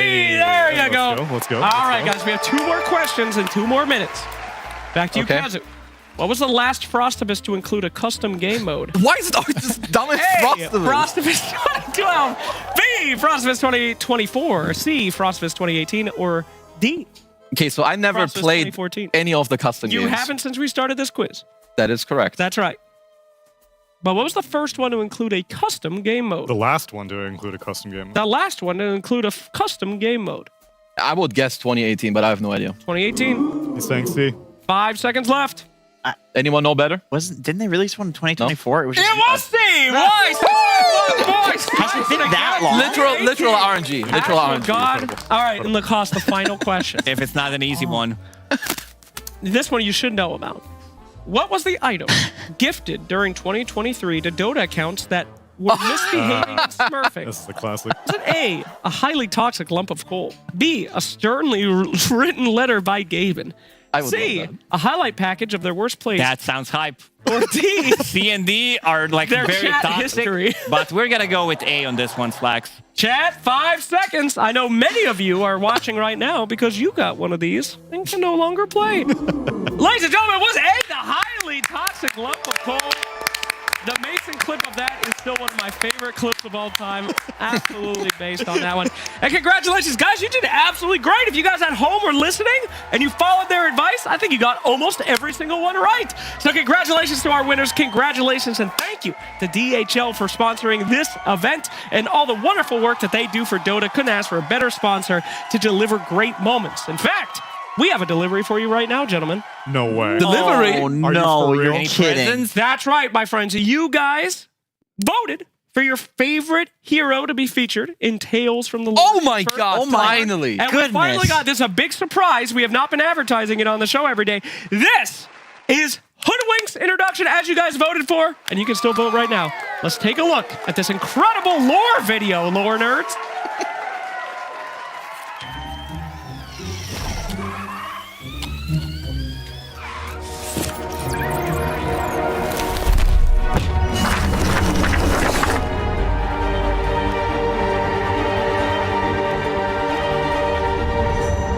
The tale of Hoodwink is a lot like the little squirrel herself. It seems simple enough, but when you dig a little deeper, what at first looks cute and cuddly expands into a world of violence and chaos. It's still pretty cute though. Now, before we jump into the origin of Hoodwink, we need to talk about the strange region that she hails from, the Outlands. On the edge of the known world lies the Dreadmarsh, a massive poisonous swamp few would dare enter, let alone cross. It would take some serious motivation, like being an outlaw on the run from a gang where nowhere in the known world is safe, the exact situation that forced the ingenious king armsmaker Snapfire across the marsh. On the far side of that no man's land, Snapfire discovered an entirely new world. The deserts of Nanorak, where she would later settle, vast forests where creatures like Hoodwink lived, and the newly discovered kingdoms like Praxia, home of the Mage Slayer, and Crimwall, where our story begins. Now, Crimwall was once peaceful, a modest settlement living in balance with the forest around it. That balance shattered the day the lone battered Keen entered the kingdom. Poisoned by the marsh and barely alive, Snapfire traded her exotic wares for shelter, food, and treatment. Her wares fascinated the people of the Outlands, but one small bag held a power Crimwall had never seen before. Black powder. That combustible black powder would bring industry. Industry would bring machines. Machines would bring power. Rare metals led to factories, automation, and with that, armies. Barons rose, districts were owned, and the city devoured everything around it. But none of that could exist without fuel. So Crimwall went looking for it, and for labor in the surrounding forests. For generations, the forest creatures of the Timberlands lived in harmony with the kingdom, but high up in the treetops, they noticed the fires burning brighter and closer. Before long, civilization was on their doorstep, on an evening they would call the Night of Fire. Hoodwink was only a child when her family fled, old enough to remember her home burning to ash, but not much else, except her siblings being dragged away in chains, the barking of the dogs, and the scream of the saw blades. Her people were given a choice: surrender to Crimwall and work in the factories, or flee to the one place no one would dare follow, the cursed wood of the Tomakan. Now, the Dread Marsh was bad, but the Tomakan was worse. Once a normal forest, it became the site of a secret wizarding school's final exam. Ritualistic duels meant to push students to their absolute limits and pass them. It's never stated outright that this was the same brutal institution that was tied to Silencer's lore, or the deadly path to becoming a Grand Magus, but similarities are pretty similar. Whatever the case, the result was the same: catastrophic magic soaked into the land. Last resort spells from a desperate, dying wizard duelist left arcane residue that twisted trees and spiked nightmares. The soil itself became unstable. The forest grew hostile, alive. Now, in Tinker's lore, it stated that his people traveled to investigate a certain chaotic location in which they could study strange effects on nature's laws. From there, it's basically the plot of Half-Life: opening portals, creating ecological nightmares, leading to a region that they refer to as the Violet Plateau, which may explain his whole unnatural hue. Now, is the Violet Plateau and the Tomakan the same place? Not officially, but officially, portals one day opened in the Tomakan to other dimensions, and interdimensional monsters emerged from them, wreaking havoc, just like in Half-Life, the worst of which being the Durana, a one-eyed, cross-dimensional horror of plant, tentacle, and teeth. They hunted in packs, releasing spores that paralyzed prey or drove them into murderous frenzies. These were Hoodwink's neighbors. Unlike her family, she grew up learning that you either become the hunted or be the hunter. And eventually, all that remained was her, and an uncle who taught her everything she knew, only to go to Crimwall one day seeking treatment for a magical illness, and he never returned. Over the years, she became the last of the Tomahikans. But she survived, and she decided that if she could become the apex predator of this hellscape, she would one day return home and face the monsters that drove her and her family here in the first place. Suddenly, from a new portal, the perfect test arrived: the Primal Beast. Cast through a portal after its defeat by our hands in Agnum's Labyrinth, the Primal Beast erupted into the Tomakan, hunting Durana like prey and claiming dominance through raw hunger and power alone. Primal Beast was now the planet's apex predator, with parallels to Fenrir the Wolf of Ragnarok in Norse mythology. To beat him, she would need to cage the beast, and so she journeyed far beyond the Dark Wood in search of a way to bind the unbindable, till one day she crossed paths and befriended Dawnbreaker, then apologetically stole one of her most powerful relics, the Gleipnir, celestial chains forged by living stars to capture gods, primal forces of the universe like Io. Yeah, that worked. Hoodwink returned to the Tomakan, chained the Primal Beast, and proved herself master of the deadliest place imaginable. It's so sad we don't get to see that fight. Primal Beast would later escape, but the victory was enough for now. She returned to Crimwall, ready for vengeance. But what she found instead were soldiers, people. Now, she had seen entire patrols of soldiers wiped out by Durana packs. Compared to the Dark Wood, these bald skin sacks were nothing more than target practice. Overhearing patrol routes and timings, it was easy for her to free her people with some well-placed bolts. But she wasn't done after that. No, she decided to stay. Anyone foolish enough to enter the woods would soon find themselves snared, bolted, or pelted with nuts. Caravans vanished. Logging machines were dismantled. The hooded vigilante never took gold, favors, or praise, simply punishing those that went into the woods. She wasn't a hero. She was nature's warning. And just like that, word spread across the world. Gangs tried to recruit her, but she refused. Nature's prophets sought her allegiance. she didn't care. Leshrac butted heads with her a little bit, no big deal. The only one she really liked was Ayushta, the Enchantress, affectionately calling her Auntie A. She was the protector of small, cute forest creatures after all, and technically Hoodwink still qualified as one of those. But these days, Hoodwink is mostly in it for the kicks. However, if there's a chance to sabotage a smoke-bellowing machine, unleash a Dorana swarm near Crimwell, or make the Keen pay for what they started, well, sign her up. Because if there's one thing this squirrel's good at, it's packing away those Keen nut jobs. Thanks for watching.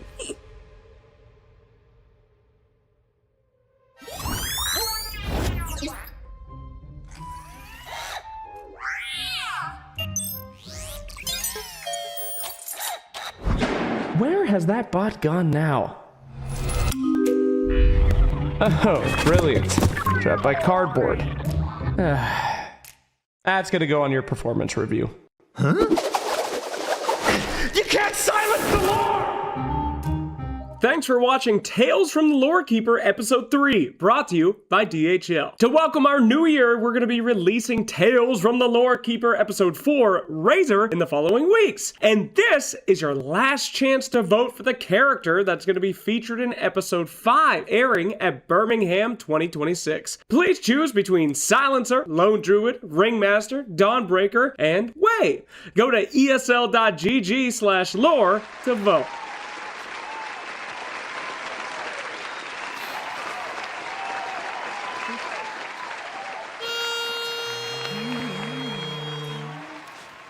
It's beginning to look a lot like Christmas. Everywhere you go. Take a look at the 5 and 10, glistening once again, with candy canes and silver lanes aglow, all aglow. It's beginning to look a lot like Christmas. Toys in every store, but the prettiest sight to see is the holly that will be on your own. The holly on your own front door, your own front door. Sleigh bells ring, ring, are you listening? In the lane, snow is glistening. A beautiful sight, we're happy tonight, walking in a winter wonderland. We're gone away is the new bird. Here to stay is the new bird. He's singing a song as we go along, walking in a winter wonderland. Silent night, holy night, all is calm, all is bright round yon virgin mother and child. Holy infant, so tender and mild, sleep in heavenly peace. Sleep in heavenly peace.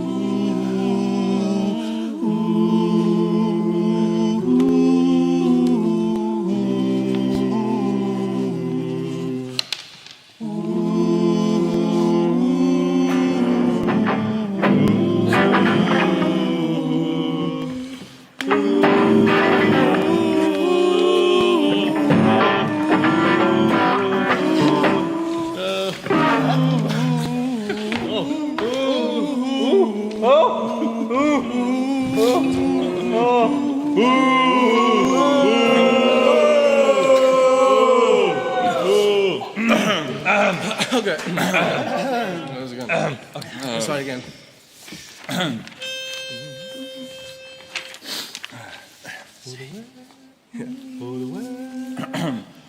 Oh, the weather outside is frightful, but the fire is so delightful. And since we've no place to go, let it snow, let it snow, let it snow.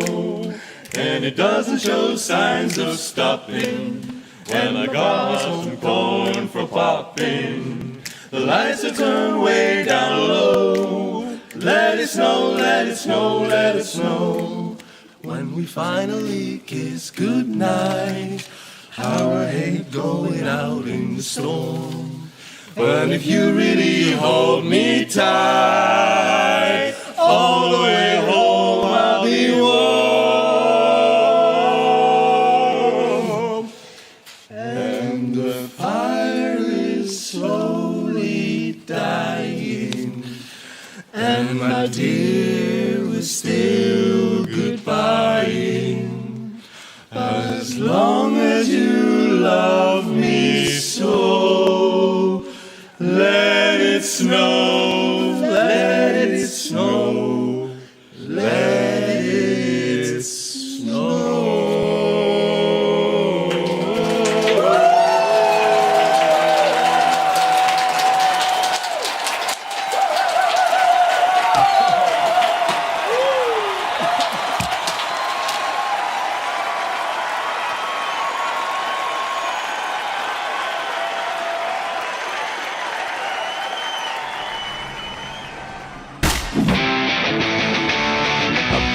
Bloody time.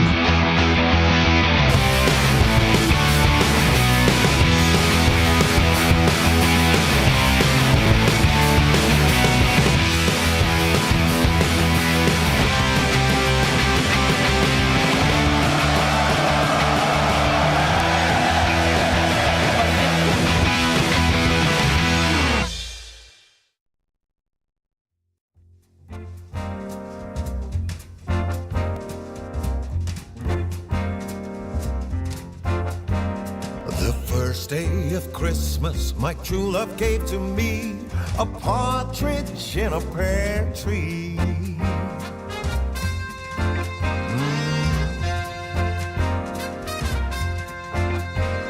The second day of Christmas, my true love gave to me 2 turtle doves and a partridge in a pear tree.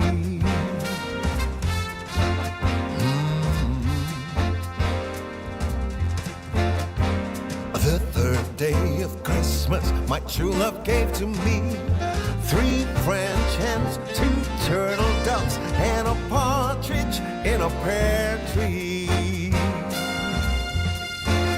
In a pear tree.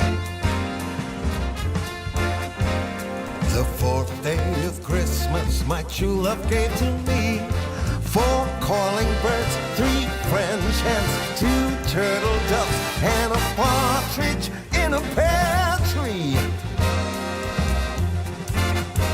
Oh yeah. The fifth day of Christmas, my true love gave to me 5 golden rings, 4 calling birds, 3 French hens, 2 turtle doves, and a partridge in a pear tree. Oh yeah.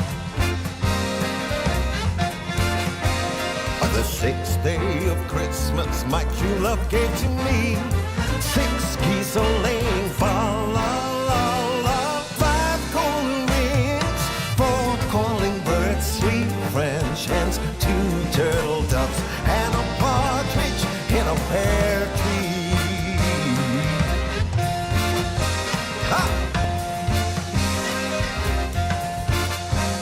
The seventh day of Christmas, my true love gave to me 7 swans a-swimming, 6 geese a-laying, fa-la-la-la, 5 golden rings, 4 calling birds, 3 French hens, 2 turtle doves, and a partridge in a pear tree. Ha! Ah, in a pear tree. The 8th day of Christmas, my true love gave to me 8 maids are milking, 7 swans are swimming, 6 geese are laying, la la la, 5 golden rings, 4 calling birds, 3 French hens, 2 turtle doves, and a partridge in a pear tree. I gotta get that pear tree. Ha! The 9th day of Christmas, my true love gave to me 9 ladies dancing, 8 maids are milking, 7 swans are swimming, 6 geese are laying, la la la la, 5 golden rings, 4 calling birds, 3 French hens, 2 turtle doves, and a partridge in a pear tree. Ha!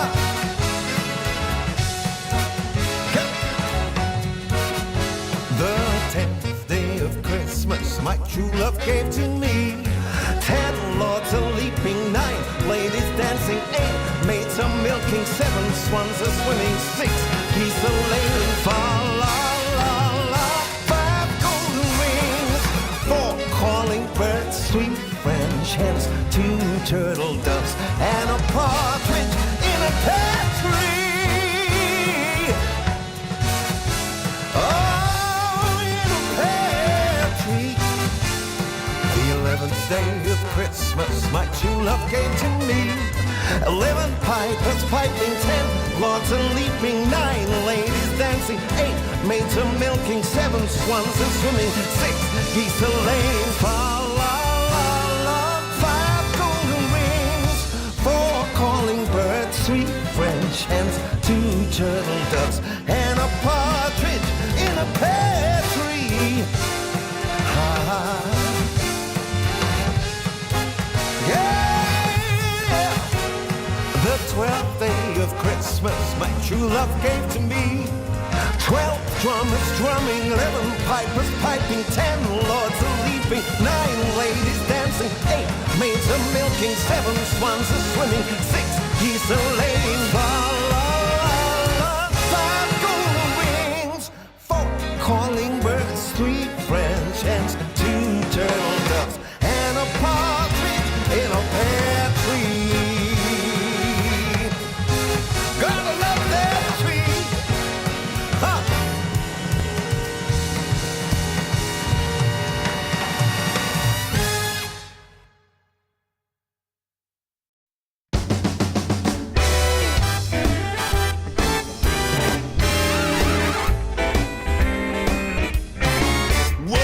Christmas tree, oh Christmas tree, straight to our house we're bringing the Christmas tree, oh Christmas tree, your branches there are swinging.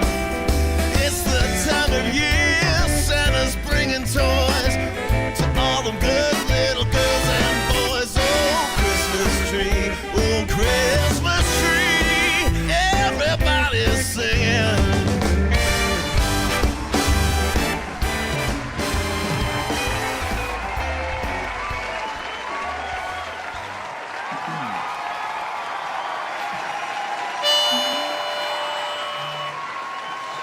Merry Christmas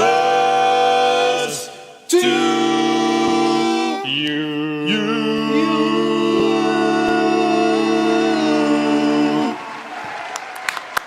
I feel like we haven't had this many vocals from the PogChamp panelists in forever, and I'm here for it. It's wonderful. Also wonderful is our grand finals that is coming our way very soon. And for that, we have assembled the army. Absolutely. Yeah. We got the biggest brains in Dota right here, my friends. We got... Who do we got? It's Stadia. Just kidding. It's Stadia and Effie and a secret special guest hiding out. But we have got some big brains in the building to teach us all about these 2 incredible teams that have made it into the grand finals. Pop quiz, Effie. Who is in the grand finals? Don't look at your notes. Insania and Cheever. Yes. Spirit versus Team Yandex, of course. Yay! She's good. She's good. That's a tough one. I do want to talk about that though, because Yandex is coming from Division 2. we have a Division 2, and Yandex just, you know, it's like playing in Division 2, won Division 2, got their invite to DreamLeague, and now they're here in the Grand Finals. And saying, were you expecting to see them in the Grand Finals? I do know that they were in the Grand Finals, of course, before. I really did not. Like, I'm a big doubter, to be honest. But pleasantly surprised. I feel like it's really cool to have these new players prove you wrong over and over. And because I think every series of theirs that I've done, I've been like, I don't know, this might be it. But they keep coming back and they keep showing that they can play the same way regardless of their opposition, which is really cool because they don't have like I don't feel like they have a template the same way some teams do yet. They seem quite fresh in how they play, and it's cool to see that they can keep recreating the same kind of game plan from game to game. And we've credited him already, but I'm gonna keep doing it. Oh, we're gonna do it a lot today, I think. Saksa he looks like a beast. Like, I think arguably best player of this tournament. If you only look at individual impact on the game for a single team, I think he probably is the most valuable player any team has right now. That is a very high praise for him indeed. And of course, the opposition for Yandex is a team that they already knocked down to the lower bracket earlier. It's Team Spirit coming from that lower bracket. Effie, for a while, it looked like maybe they weren't gonna do it, but coming from the lower bracket, I feel like maybe from Team Spirit, you were expecting this all along. I mean, Team Spirit they're a lower bracket team. Like, they power up. Well, the TI they won, they came from the lower bracket. It feels like they're a very momentum-based team, and if they can get the ball rolling, they really look unstoppable. So I feel like facing a lower bracket Team Spirit is a bit different than facing them at earlier stages of the tournament. It's really going to be a test to Yandex, how strongly they've improved and what they've prepared for today, because it's going to look like a different beast. Best of 5 already is a different beast. You get what you want. There's hype. I like best of 5s. I didn't mean to ruin your flow. It was really good. I really thought you were going to say something. I like best of 5s. Okay. I can say something. Something. Can I be a hater here? Yeah, Can I be a hater? Go ahead. On what? Yandex is one of my favorite teams to watch. Why? You don't have to zoom in for the hate, but I got enough of that already on Reddit. But Yandex is a very fun team for me to watch, but I don't understand this team. This team wins games. They win games they shouldn't win against good teams. Falcons, Tundra, pooping on them over and over again. Yet they get into the finals, and that last finals they were in was one of the most depressing moments I can recall. But do you know who that reminds me of? Who's that? One of the greatest Dota teams ever to play Dota, Team Liquid. They had the same thing with Gaming Gladiators, you know? They kept looking like the best team in the world, getting to finals, and then getting absolutely clapped. Yeah. So as a resident expert of getting absolutely clapped in grand finals, why? Usually it's like coach diff, draft diff. Yeah. Very rarely if you lose in finals that does have anything to do with the players. Is it a little bit of a rock, paper, scissors situation where the team that you're up against is just, you know, the scissors to your paper? The scissors to your paper. Maybe. I would say... I was backing you up. Is it the scissors to the paper or not?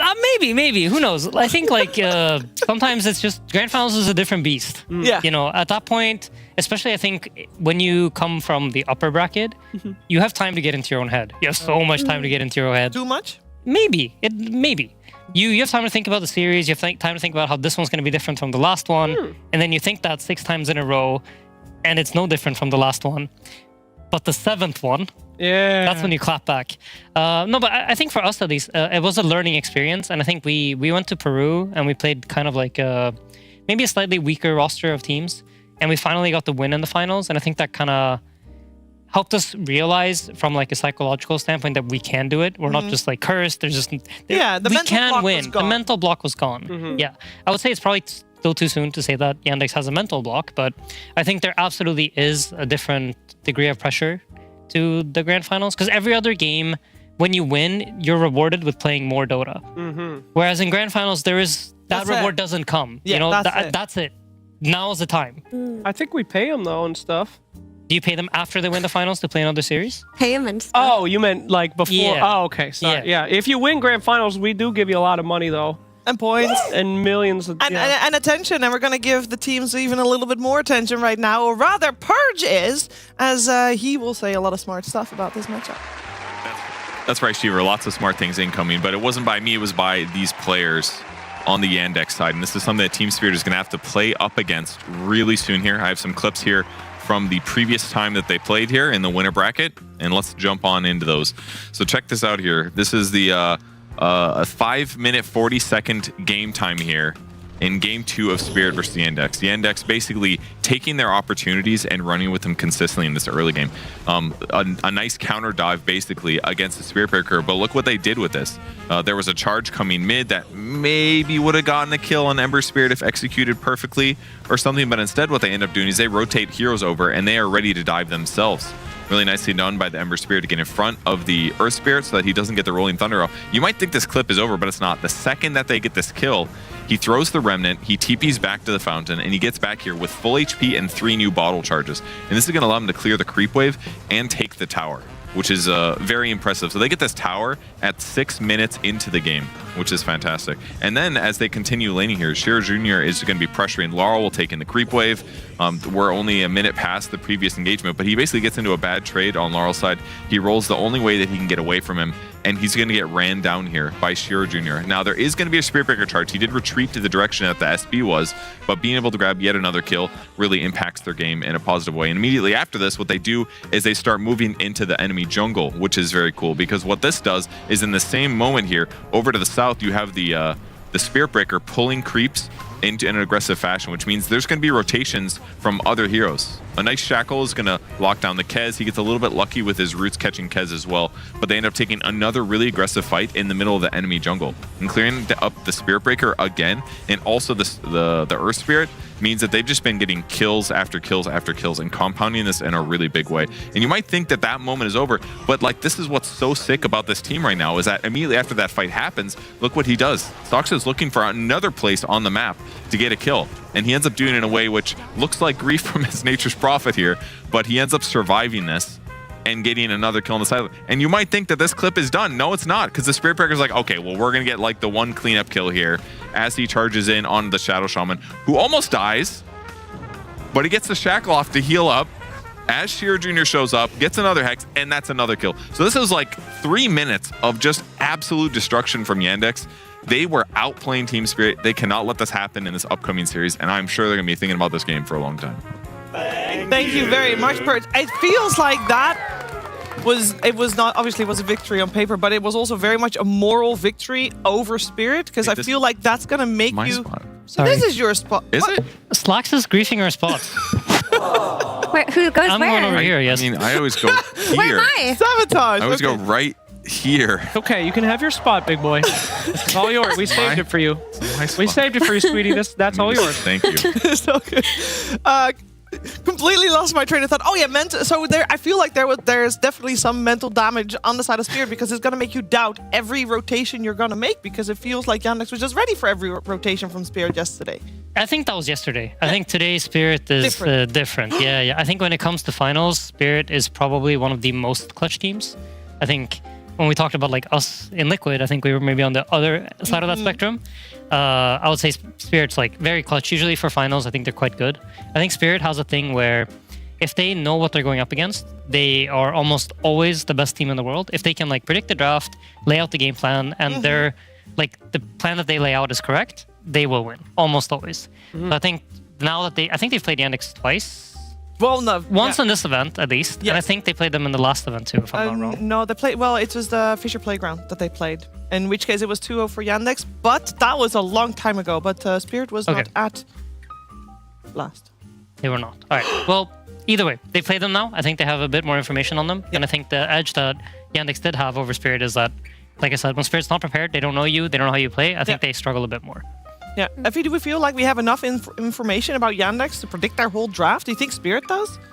I'm not sure, because there's still an unknown variable, especially in this new patch. We don't know what kind of heroes are going to bust out. I mean, Watson is a very wide carry hero pool, and he's not really a player that you know what he's thinking about when it comes to a draft quite yet. Soxa seems to be playing new heroes, and if I recall, Malady in the interview said they're constantly beating Team Spirit in scrims, so they at least have an idea of how they want to play against them. However, I do want to repeat this point. Spirit, when they go through lower bracket, they level up so hard. Like, this is not going to feel the same as the last time they played against each other. Yeah, it will be different. It's a different beast, best of 5, already different beast. But as we said, Yandex has had a lot of time to prepare for this best of 5. They were able to study what Spirit did this morning as well. And I do want to touch upon the growth that we've seen both of these teams have, Purge, in this patch. It has, we don't really know. He just can't stop moving. He's not even on the camera, and he's like... Called active listening. Go ahead. Letting people know that, well, I want to see some active listening while I say my... Can you do that? Okay, great. Yeah, he's doing a great job.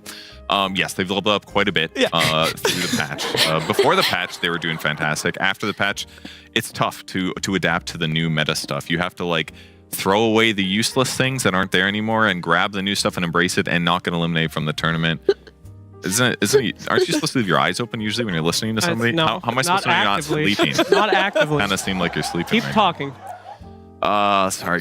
God, thanks for throwing me off track there. Wow. I'm not throwing you off. Somebody pick it up. Can I pick Insania's brain a little bit? So I am very curious. You've been in a lot of grand finals, and how different is it for the lower bracket team versus the team that's sitting back and watching them? Because it feels like the team that didn't play, that they should have the advantage, but that's never really the case. What's that been like for you? I actually think it quite often is a big advantage because you have to, this is going to sound insane, but you have to like time your caffeine intake. So like when you play your first series of the day, you can't just go all out, you know, like monster energy up and just like beat your opponents with all you got.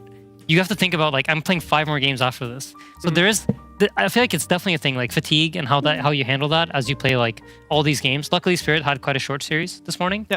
I know, for example, at TI, Gladiators had this crazy series with Tundra right before we play them. And I think for sure that plays a part. So having a shorter series in the lower bracket finals is always quite a good thing. But I think Spirit, yeah, for sure fatigue is going to be a thing they have to combat. But like I said, I think this team, if anything, better than most at handling that. And while this is happening, is it better to warm up and play or actually watch the lower bracket finals? I think we usually would just watch, but it's also a bit different because you're at home now. So if you want to queue a pub, you can do it. You can do both. In between games, queue a pub? Like, but while you're watching the grand finals, you're like, yeah, this game's over. You mean the lower bracket finals? Yeah, you watch the lower bracket finals as the Yandex, and you're Watson, and you're like, shit, my rank's number 2. I got to get that 1 back. Dude, ain't no way. Yeah, for sure. I don't even play pubs before I have to work in case I get really pissed off and I'm in a bad mood for the rest of the day. Pros actually play pubs before their final game? Some people do. I know Neta had a thing that he wanted us all to warm up. It was like, you have to play 1 game, because first game of the day is usually quite suspicious for most people. Well, the pressure is definitely on, and I can't wait to see what's coming our way in terms of Dota, and I can't wait to hear how the players are feeling in this very moment.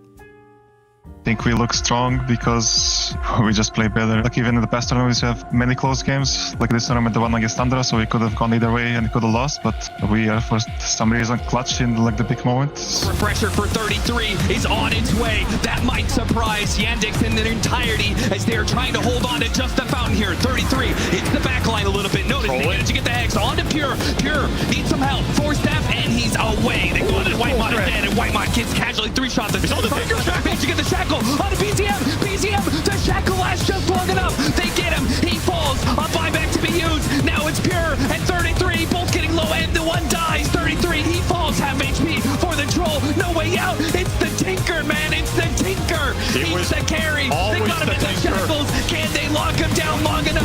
They don't have the... Damn, they do with the Viper. They will hold on just a little longer. The Yandex rematch in grand finals will be more better for us, I think, because I hope we will. I think we will become stronger. Trying for the jump on Rue. It's a bit awkward. And now, oh my! Collapse just straight in with the Who Stomp. Completely destroys them, blasting onto Satanic. They tried their Paravision. They tried. When you're so close to grand final, I think it's always important, because also we lost our last grand final, so we want to do it now. It's all up to Kira Jr. He's going to push for the throne here. He breaks the Tidehunter, keeps him at a distance. The Sight Device trying to stall out this damage where they can. The Macro Empire on the Tidehunter, burning him out, but it's all about the throne. The Ravage goes down, a full commitment, and Kira Jr. Interlude, you're Gibson. It's Yandex to take game 3. Rematching Team Spirit in the finals, it will be a nice feeling. I think they're like one of the best teams in the world, and I think all of us have a lot of respect for them. And in grand finals, you know, they're a scary team to play against, so I think it will be a good Dota. And this grand finals, it is special for a number of reasons for both of these teams. With these rosters, they have been in grand finals once, and both of them fell short. So this is the time for one of them to step up and take that first place that they wanted to get at grand finals before this one. But this is a moment where one of these teams will do it. How will they do it? That's what we're going to find out as we're heading into the draft for game number 1 of this best of 5. And what are we noticing on the bans? Anything unusual so far? It doesn't look that weird to me, but I think we've seen a small meta shift in the last couple days where Slardar has moved into first phase ban because there's just like too many cool combos you can do with it. And just taking it out makes the drafting feel a little bit more normalized. Well, just full collapse heroes, first 3. Like, nope, we're not giving him a blink stun. We're not giving him a playmaker. Centaur out, Primal out, Slider out. Find a different hero, collapse. Tusk in. Tusk in. This is a very powerful hero that we've seen a lot. In fact, absolutely goated, in case you forgot, from Team Yandex as well. Saska had a fantastic punch. Okay, hold. He had a He great... is in the grand finals. You know, I think he deserves to have his name pronounced properly sometimes. That's right, Purge. Try it again. Sock's an on-screen great player. Yeah. Excellent player. There you go. He had a great punch up and kick combo from Tusk. That was incredible to see. So very highly contested hero. We're going to see this hero a lot in this series. I tell you what, hope you're ready for some walruses, Insania. Yeah, for sure. And when Jakiro, who's traditionally quite good against Tusk, a lot of attack speed slow, is banned out, Tusk moves up on the value list. And Yandex played Nation's Prophet carry on Watson the other day, and it looked quite good. A lot of the hero, like, I know we didn't like playing Prophet against Primal, was one of the heroes that we definitely didn't like playing it against. Timber's also quite good against Prophet, also out. It seemed to me that Ursa in this meta, or in this tournament rather, whenever he has like a free game, this hero is just the strongest carry, and probably the only carry that would beat Kez in the head-to-head. For me, what I've noticed as well is like a lot of the drafts seem to be like people seem to have answers to Kaz, and if you want to pick this hero, it's quite tricky. And Shadow Shaman has been thank you so much for that ban. Yeah. Shadow Shaman has been one of the main heroes that people have played against Kaz that I feel like has been really effective. It seems like this hero just dies in a stun. He's very much like a glass cannon type carry. So him out kind of opens up the Kez door. Ursa, Rasta, both gone. I feel like that hero as well, Rasta, has just been crazy strong the last couple days. It's like everybody remembered like, oh, 6-second stuns is a really easy way to kill heroes in late game. It like really breaks team fights open in a huge way. You don't have to farm a 5,000 gold item. You just need a blink dagger and good positioning and good coordination, and somebody dies. Yeah, sometimes all it takes is just a couple of buffs here and there to push a hero back into the meta. And that's what happened with Shaman in the last patch. But on the subject of Tusk, I think a lot of the support picks that typically were picked against Tusk got buffed as well. Like Moritz has been trending up, Dark Willow has been trending up. These are the kinds of heroes that you pick against support Tusk just because you want to make it harder for him to blink in and snowball save. So when you're throwing these brambles and you're throwing these callings on the ground, it makes his job a lot harder. I find this Viper ban kind of interesting because I feel like Spirit were a few days ago in a position where they kept moving Viper up their priority. They went from like a later pick to an earlier pick to an even earlier pick, and then they lost with it yesterday, and now they're like, nah, we're just going to ban it and not deal with it. It's a bad hero for Tusk to kill, is all I was going to say. Like, if Viper gets gone on by Tusk, you throw the poison down, and you're like, okay, that's attack speed slow. It's another solution against the Jakiro that the Jakiro would have solved too. What were you going to say? Nothing. I thought you were saying Viper was a bad hero. I thought that was a ... But no, very, very good hero. You know who's an interesting hero? Who? Shadow Demon. This is a hero that was first ban, first pick. Did he survive the patch? A lot of guys said no. He would not. He can't even purge Yules anymore. I was sitting next to Kezu, and he's still picked. He's still good. You can't purge Yules. You just have to put it on him before he uses Yules. You can't use it to like remove an existing Yules anymore. So it's arguably like they're trying to make Yules like less hard countered by like Nullifier and Dispels, like because otherwise you get it against those items. And it's like it's literally useless other than like for a quick Dispel. And you think you're some kind of expert on purge? Not really, no. Okay. All right. As we continue into it, my boy Warlock, the keeper of the archives, baby. The man writing the tomes. This hero is goated from beginning to end. Warlock spammers out there, Get that drool off your keyboard because this boy getting nerfed after this tournament. Yikes. Do you get the book facet, Slacks? Hell no. I need the champion of Goroth. Weird. Everybody else does that. Why is it different for you? Everybody's a noob. That's it. Champion of Goroth. What's your Dota Plus level on Warlock? What's my Dota Plus? Yeah. 30. Holy, okay, he 30 knows. Pluser. Absolutely. All right, well, hopefully we won't see any champion of Goroth in this game because that facet is absolute trash. Huh? Because with the Tome, you have, okay, if you have a nice aggressive lane, back when like Warlock PA was, you know, the shit, everybody was playing it all the time, you just got a bunch of kills, and then usually by the time you get to the XP rune, you would be level 6. Because minute 7 is when you can pop the Tome, so that fight becomes impossible for the enemy team. So for me personally, I like Warlock the most when I can combine it with something that wants to play aggressive in lanes. For this meta, it's mainly been Kez that I've really, really enjoyed it with. It seems like you kind of cover for a lot of his weaknesses and you guarantee his laning phase to be good. And I would like that hero for Spirit on 18. I don't really see a massive reason not to pick it. I guess Shadow Demon's like okay, but I don't think it's enough on its own. There's also the archetype of like Laurel mid-hero that goes in. I think what this Viper ban gives them is 2 really nice situations they can be in. One was like the Tide that they bring without having the break counter. But 2, you can just pick this Laurel Earth Spirit type mid-hero that goes in with the Warlock. We've seen this combo before. It's looked really good, and you don't have to worry about this Viper counter. Like sure, there's things like Huskar in the pool, but those things you can address later. Is Chira Jr. a big Huskar? I actually don't know. I think he can play everything. He plays everything? I think so. Okay. He gonna play Invoker, but we're not supposed to talk about it yet. I see. All right. You're expecting a 16, 17 Invoker here, Slacks. Maybe. Let's talk a little bit about Sunstrike setup. With all the great Sunstrike setup that Yandex has. You think you're so smart, don't you? Let's talk about Tidehunter. Can we talk about Tidehunter? You can talk about Tidehunter. Yeah, I don't know anything about Tidehunter. Effie, why is Tidehunter so goated? And he just got buffed in the patch. His level 20 talent seems really strong, and it's just a hero that can play really early. Like, we've seen him go auras, we've seen him go the Ags Rush build, which allows him to clear waves and solid games. Just feels like he's hard to kill, he does a lot, and is super high value. But especially when you pair him with heroes like Warlock and Tusk, they really account for each other's weaknesses, and the way that Panta's been playing Warlock has been very impressive. He's been like top of the net worth of the supports consistently. He's had so much high impact in these team fights, and I don't consider Warlock a greedy hero, but when he plays it, he's got farm. Like, this guy makes gold on this hero. The only thing about Tide that I'm a little apprehensive about is the 20 talent is great because it does anchor smashes near you, and if he's playing against 2 super ranged carries, he's not getting value from that talent potentially. So that could actually affect him as the game continues. Yeah, and also more for Tide.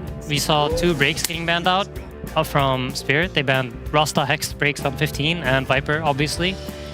So in this game, it's going to be pretty much the Shadow Demon ultimate with Aghanims. That would have been the only break they're going to have. Witch Doctor, however, is kind of nice against Tide because the Maledict is not purgeable. It will stay on you, so it will keep taking damage. Same thing with the Witch Doctor ult. You can actually input damage into Tide, which is quite rare for support. But I will say, I feel like volatility with this hero is very high because once you start feeding, he tends to just feed his brains out. So interested to see how this plays out. Ooh, is the Witch Doctor the 4 or the 5? I would think 5. I feel like Slaxla's definitely the Shadow Demon between the 2 of them. Slax, what level is your Witch Doctor?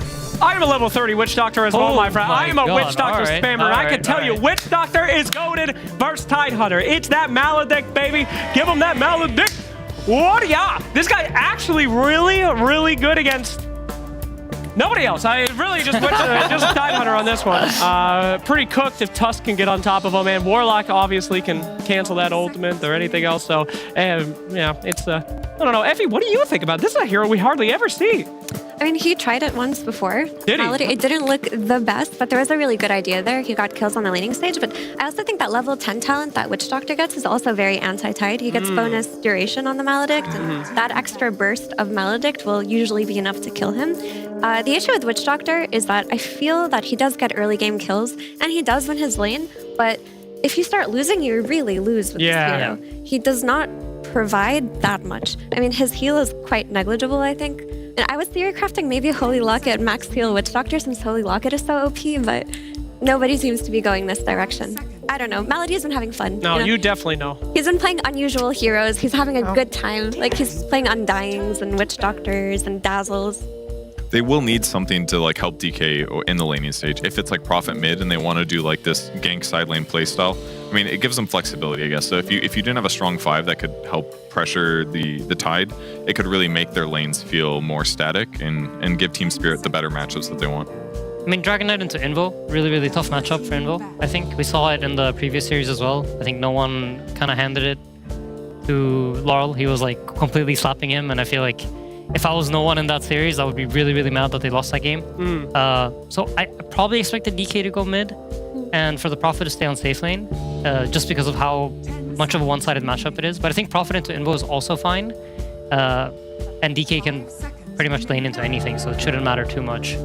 But what I find interesting is when you see a double melee lane with like Tusk and Tide, usually that's like creep dragging territory, definitely has to be on your mind. And Witch Doctor, for me, is not great at dealing with it, but maybe some like Maledict into Blood Grenade and you just like hit him a lot level 1 could be enough pressure to prevent the Tusk from doing it effectively. I mean, they're going to have Gush, which lowers armor, and then they're going to have Tag Team, which increases both of their physical damage, and he can use Anchor Smash afterwards, which is going to do extra physical. So, like, if they can snowball on top of DK even, like, they could blow him up, I feel like, in a lot of circumstances. So if Witch Doctor is behind that, isn't the guy that gets gone on, then, well, like, Cask is going to be amazing. So maybe there's some counterplay, but at some point he's going to get gone on and probably die. Yeah. And to me, it looks like a Nature's carry, which makes that a bit harder, like playing against the double range lane. But the wave pulling, the Blood Grenade, Maledict shenanigans, we'll see how that plays out. I just did want to quickly comment that the last time Yandex played versus Spirit, and I'll pass this to you real quick, Insania, but the last time they played, Watson was playing Nature's Prophet carry and was TPing mid on Laurel all the time. Like, Yandex had this idea that they were bringing +1 core to all the moves they were making early game to that mid lane, and by shutting down Laurel, it made Spirit's game look really iffy. So I imagine they want to go in that same direction this game too. Yeah, I mean, I think usually when you play against Spirit, if you can slow down Laurel's game, that their tempo kind of dies. Because this team has 2 side laners that really wants to stay on their lanes and hit a lot of creeps, and they will make moves, but they want to make moves like on their own time.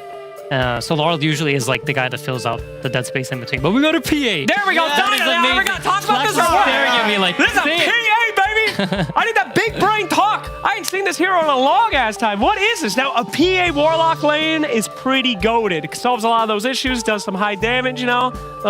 Pretty get some heals. Is that what's going to happen? Where's PA going? He's got a break if he buys a whole Aghanim Scepter, right?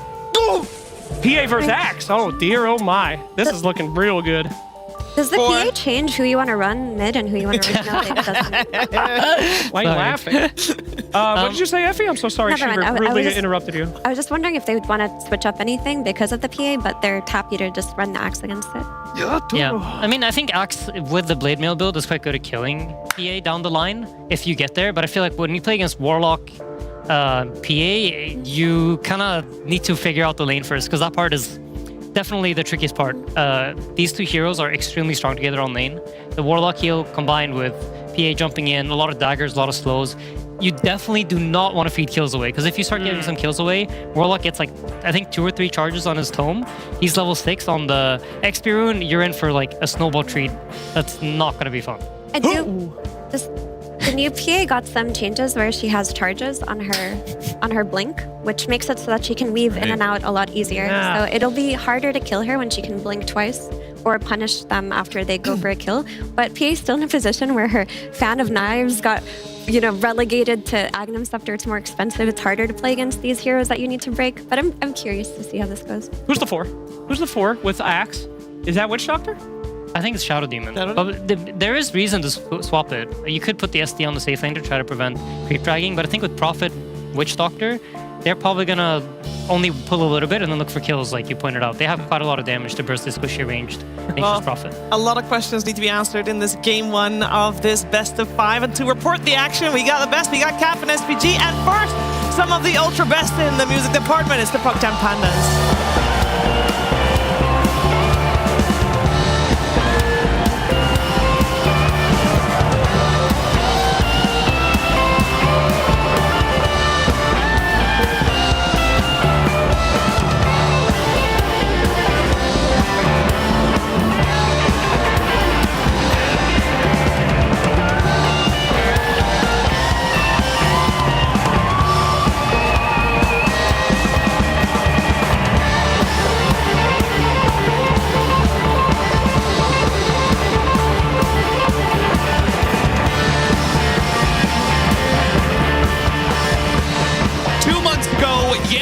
played in the Div 2, and they went 23-1 in order to get a qualified spot here in Dream League Season 27. And now they're matched up against the two-time TI champs. They deserve it. Every bit of it. This team has been on a roll. They will make another grand final appearance here in the later half of this year. Starting to make a name for themselves. Starting to establish they are not a fluke. They have a lot more to work with than people thought. We're going to get our hands on some big team fight from Spirit early on and some strong laning from Yandex. We got some signature heroes for the tournament coming out for a lot of these players, particularly looking at that Shadow Demon for Soxa. Why would you give this guy Shadow Demon? That is just a good question. That is disgusting. I'm also looking at the Furion, a hero that has probably still been one of the fastest heroes of the patch if you could execute that early laning stage. A little different from the carry than for the mid in terms of that rotation ability, but if you get some extra maybe kills or damage with the Witch Doctor, you rotate into this PA lane, could be pretty fast here for Yandex. And I'm looking at that Noticed Axe. To me, Noticed has been the standout player of the squad this event. He's had some killer games, especially on this hero. And he could be set up for a lot of success if the rotation. Yatoro, okay, this was a test of patience from him, which he passed. He did not go for the Bounding Rune. He did not try and run down lane. He did not get caught by the Shadow Demon. But he did teleport out to lane. I almost expected that Yandex were going to see if they could get a cheeky kill on it, but it's Team Spirit who are going to pop out with their own tri-lane, go for the Gull and Watson, early Sunstrike kill, and it goes to Laurel. Perfect execution there. Not as patient on the Yandex safe lane as Spirit instantly strike. They do give up lane control bottom to make this play happen. No contest on that block means Yatoro will have his lane shoved out super far, but you get the Sunstrike kill. You get that first blood on the exact hero you want in this Laurel Invoker, which has been another signature this event. He is just destroying people on this hero. Yeah, even in the lower bracket final. A couple of slip-ups there, but let's talk about Phantom Assassin, because we got a lot of things to talk about for this hero. This hero received some changes in the patch. We're also going to see the sweet release facet, which I'm not sure how much you've seen it, but I actually think that this facet is the correct one to go now. I feel like this one actually got buffed up to a point from previous patches that it's worth considering. Definitely been seeing some more people play around with this. You know, the mid tops in PA that he was playing for a little bit with this facet was kind of going ham. Yeah. It gives you more damage, which is kind of what you want on the hero. Gives you more ability to play off the daggers in the team fight. It can give you some extra laning chase down potential. I kind of dig it. I think the other facet wasn't doing enough for people to justify it. Ultimately, if Yatoro feels like it's the correct play, I would trust him, because to me, he is the PA player. Like, this is his original hero. And what do you think about the charges change to Phantom Strike? That's a huge change. So it is no longer, it's a longer cooldown. It's a 12-second cooldown as opposed to what was a 5-second cooldown, but you get to have 2 charges of Phantom Strike. That is very explosive. To me, this is a big buff. I'm sure there'll be some people who say they'd rather have the better uptime, but getting 2 of this spell that gives you attack speed, being able to just jump in, get a bunch of hits off with attack speed, jump again, have the better uptime in that sense, and be able to go in and out, that gives you a lot of flexibility in the fight. Makes this hero a lot more of a true assassin, where you can jump a backline hero, kill him, and still jump back to your team. Sure. Almost like I think how Ricky is supposed to play, but that hero is just completely screwed up. Yeah.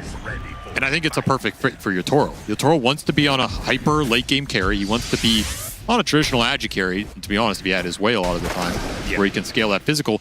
And he's also the kind of player who wants to be able to pick where and how he goes in the fight and be able to reset Kaichu around. We saw it on his Morphling in the series earlier today. He can take that fight a lot of ways, so this is a perfect hero for him to shine on.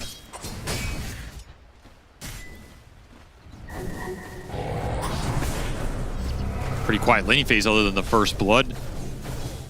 See how aggressive Yandex want to get on this Axe lane. I do think you have potential to run the PA, or at least the Warlock, down in this lane, and you can always rotate the Witch Doctor to the gate. You can always TP the Fury onto that lane if you really want to,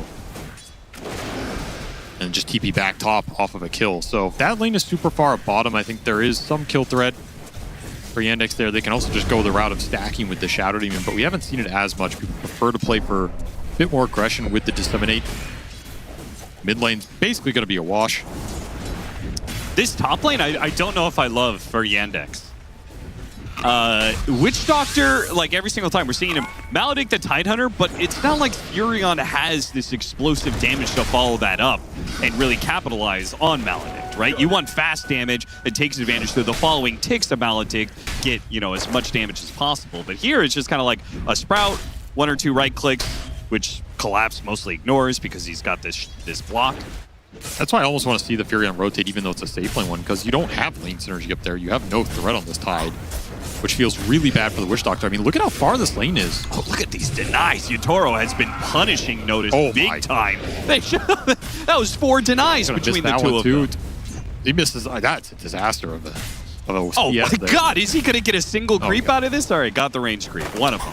Still has a bunch of regen to work with. Is accumulating wand charges down here as well. Something to think about. The Lotus went Sox's way, and they both have early stick plus wand. So you're giving a lot of charges off these daggers. Gives you even more offensive potential down here if you can eventually dive this PA or something. Right. I mean, just like I said, this is a goated lane. PA Warlock. Which I kind of laughed when he said it, but it actually is goated in this instance, where it's like, you're being harassed by Battle Hunger, you've got Dagger to get rid of the Battle Hunger without getting close, and you've got the Warlock for the sustain. Here comes that Witch Doctor move, though. Malady already looking for it, does not mind giving solo XP to a Fury on top. We're getting the double connection, instant Tusk teleport. Yep, Rue's going to be keeping up with Malady here. 2-man Maledict, which is going to do a lot of damage, but the Axe is already dead. Here comes the Furion, though. The Sunstrike, it lands and gets the kill. Yutoro's probably going to take out here. A lot of damage being spread out from that Maledict. That's the power of that facet right there. That's the power of numbers on this lane. This was always going to be the lane that Yandex attacked. They're always going to be able to bring their entire safe lane here. Spear, we're ready. Nice snowball dodge, great Sunstrike land, but ultimately overwhelming damage with that malpractice on the Maledict, dealing the extra deeps. 1,200 damage from the Witch Doctor in that team fight. Panto is going to show up and try and do a little bit of extra damage. Oh, actually, Yutoro makes an early rotation as well, going after the Witch Doctor, and they will collect on that kill thanks to the dagger. A lot of turnaround damage. Laurel into trouble once again. The snowball saves have been good from Rue, and this time he actually gets his carry to survive. If that meteor was on a better angle, you might even get the DK out of that, considering the bonds went through. Yeah. Really nice rotation from Yutoro. I feel like every time we watch this guy in a grand finals, he starts making these crazy carry rotations. Just feeling the moment, putting the pressure on the enemies. These guys are not going to choke, right? There's absolutely no question about it. So they're going to put the pressure on you. And Yandex, they're a much more inexperienced team, a lot younger, still trying to prove themselves in these grand finals. You do not want to fall behind early in these games or early in this series, especially against this team. Yeah, they were not able to prove themselves in their last finals against Tundra. Win 3-0 there, but it does feel like Yandex has gotten even better since then, as DreamLeague has given them a lot of opportunity for a number of games against top-tier opponents. They've had some pretty grueling series as well. Many of their series has gone the distance, the 3 games. Well, they're proving themselves for sure. Grand finals are just a different beast.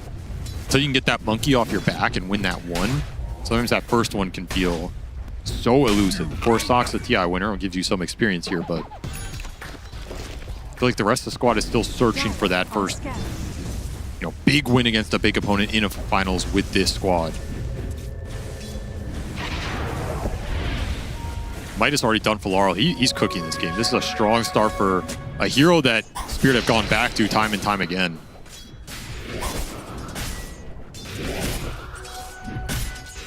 Still have potential to rotate on this Invoker. He's still susceptible in the laning phase, and you still have a lot of aggressive potential down here. Will be another phylactery buildup for the Axe. This did not go well for XXS in the game we saw earlier. If you're Yandex, hopefully it goes a lot better for Notice. Does give you a lot of aggressive potential on this PA who's susceptible to the early nuke damage. Long snowball chasing after Notice. This is not going to be an easy kill. They stretch out pretty far, and they're in danger of the Furion counter-rotation here. The Golem's going to be dropped on the 2 supports here. Disruption goes out. They'll bide their time. Take out Soxa as the rest of Yandex retreat. Lose nobody.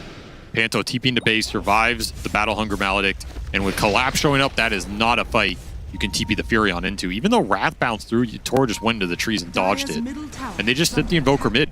He can contribute with Sunstrike, and he can pressure your tower. Maybe a little too far up here, though. Yeah, Laurel He was really aggressive there trying to hit that mid tower. He did not respect at all that the Dragon Knight could come back in the lane. That almost felt like there was a miscommunication on calls or something. Yeah. As if Spirit said there's nobody going back mid. He just plays super far up. Something got slipped up there. That is not a death he should have given up, especially with the start he's had. He'll even feed the golem. Extra 100 gold. Meanwhile, notice, giving Yatoro the business down Needs here. to jump, and Rue helps give it to him. Now they'll kill the creeps. Get rid of the battle hunger. This is the Axe PA matchup. You can always force this guy off the wave, slow down his progression towards that Battle Fury. But it's kind of been a slow laning phase for Noticed overall. The Phylactery's done, but he's the poorest core here. Even with the rotations coming through, the early CS war didn't favor him too much. He had to spend a lot on regen as well. He bought at least 2 salves, extra tangos. That PA Warlock did its job, man. It just wears through you. And it limits how aggressive you can be in the early phases of those lanes. I could eat. Sox has been here before. I do think I like the Phylactery more in this matchup because he's got a lot of other heroes on his team that can set up fights for him, right? Like the Dragon Knight's going to be able to just, you know, walk in with Dragon Form, range stun somebody. You've got the Furion that's going to be coming in. The biggest one is the Shadow Demon Disruption, which allows him to walk in and get the call. And the Phylactery just adds a lot more damage, which is great when you have this Maledict. I agree. It looks a lot better in terms of synergy with the lineup than in the XG game we watched. I also think Conda looks great in this game. Any breaks you can build on the side of Yandex. You're looking at Conda, you're looking at the Shadow Demon Ags. Being able to go and break Tide. I was going to bring up Conda, but like every single time I brought up Conda, he doesn't build it. So sure, but it's still something you think about way later down the line. I'm not saying you get it fast here, but I do think some of these late game breaks could be influential against Tide and PA. They're both pretty nice break targets. I also think Phylactery is effective against agi carries if you're going to play against somebody. Sure. So it does make sense here on a lot of levels. It's just a question of can you get skirmish value out of it. Spirit, they just keep bringing heroes to the safe lane. They do not want to let this tower fall. They do not want to let Yatoro get forced into the jungle before he's close enough to that Battle Fury to make it efficient. And nobody is touching this Tide early on in this game. Yeah, you have the Maledict, but as you brought up earlier, okay, you go Maledict this Tide. Who is doing the damage to activate Maledict? I just don't see it here in the very early game. Yeah, the funny part is Collapse has only gotten 1 level of Kraken Shell, so like theoretically he's a little susceptible to being gone on. He's gonna be so strong if he gets this Ags out fast. With the max points in Gush, just showing up to all these early team fights with this build, he's gonna do so much damage. Smoke wrap around after the mid tower being taken. This is the one exposed point for Team Spirit is Laurel. They can't go for bottom, they can't go for top, but they can keep killing Laurel. Good little kill there. Even Wrath coming through helps get a little extra gold for Watson. That's pretty much the exact kill you want off the exact move. Taking this mid-tier 1, finding Invoker once or twice. That's the DK MO against this hero. They do set Laurel back. Trade-off is you're giving an empty lane to this PA. You pretty much have to choose between making moves against Yatoro or making moves against Laurel. You always have that aggressive capability, but you can only do so much here in the early game. Would not be surprised to see them make a move bottom with this DK Blink to try and take that tier 1. Well, this Dragon Form is going to be taken out soon, so maybe the next Dragon Form. Big stacks. How many... Ooh, careful, Notice.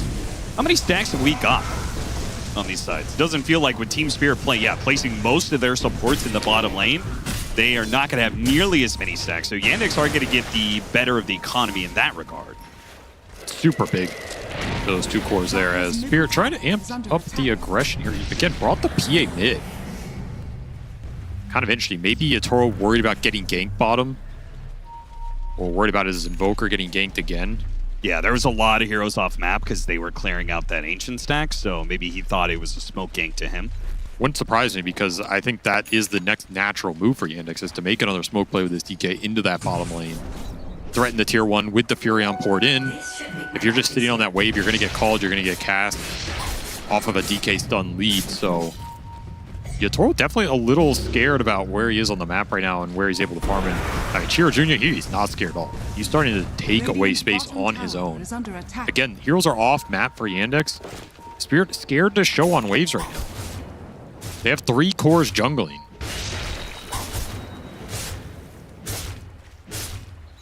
Well, we got to the Battle Fury for Yatoro. Pretty decent timing, 13.5 minutes. Honestly, I would consider this a great timing for what he was up against and, you know, how much Yandex could have collapsed on him. Sure. Especially with how farm the Tide is, too. Like, that's the big factor. This Tide can defend this tower. He can run interference on the map. He can slow the game down, which is what the Invoker PA want right now. I feel like whenever you get into this position where you've taken the enemy safe lane tower and you are able to hold your own, you also control the gates. Which means that for a hero like Phantom Assassin, she can just kind of bounce between the sides of the map here, play to both of these ancient camps. You know, whenever she feels the pressure in the bottom lane, she's like, okay, let's just go to the other side, farm up some ancients over there. That's why that stacking is important for Yandex, because they're basically only controlling one of the 4 ancients right now. Yeah. If you stack it up, it'll negate some of that advantage. They're kind of making a late smoke to this 14-minute Wisdom Shrine, but... Yeah, they're checking out the triangle, but nobody there. Again, the PA goes through the gate, takes the ancients on the other side, so if they were to move straight up, they would find their mark. But they don't make that read. This is all a product of how strong this Tide Hunter is. They feel they cannot make this smoke play into the bottom lane where Collapse is showing. Get something out of it. Yeah, you get a support, but this is not the PA. This is not the Invoker you're looking for. Watson! One more hit, and he's got him. That's a massive find. He had a streak, too. Yeah. Okay, all of a sudden, Yatoro's almost got a full-out Yasha. That's just not a kill that should happen, especially with the vision from Yandex. They have double obs up there in that upper jungle. Watson felt very safe farming this area, not expecting a move from the upper ancients down. Yep. Especially with the smoke that cleared it out. Radiant's bottom tower is under What was that, Laurel? A panic reaction? There's Madstone on the ground. Not like this. This is an awkward situation for Yandex. You're just staring at this Tide down here. Ag's already done level 12. Do you want to go on this guy? I mean, if you go on him, you know that Team Spirit's going to TP in. It does not look like a good fight if you go on him. At the same time, this is where you want to make the play. Gonna need a good disruption here because Spirit Jr.'s in trouble. Got the disruption off, but Sox is now exposed, and they're still gonna hit the Ravage on 2 and a third in the back line. Maladich, he's gonna make his TP away.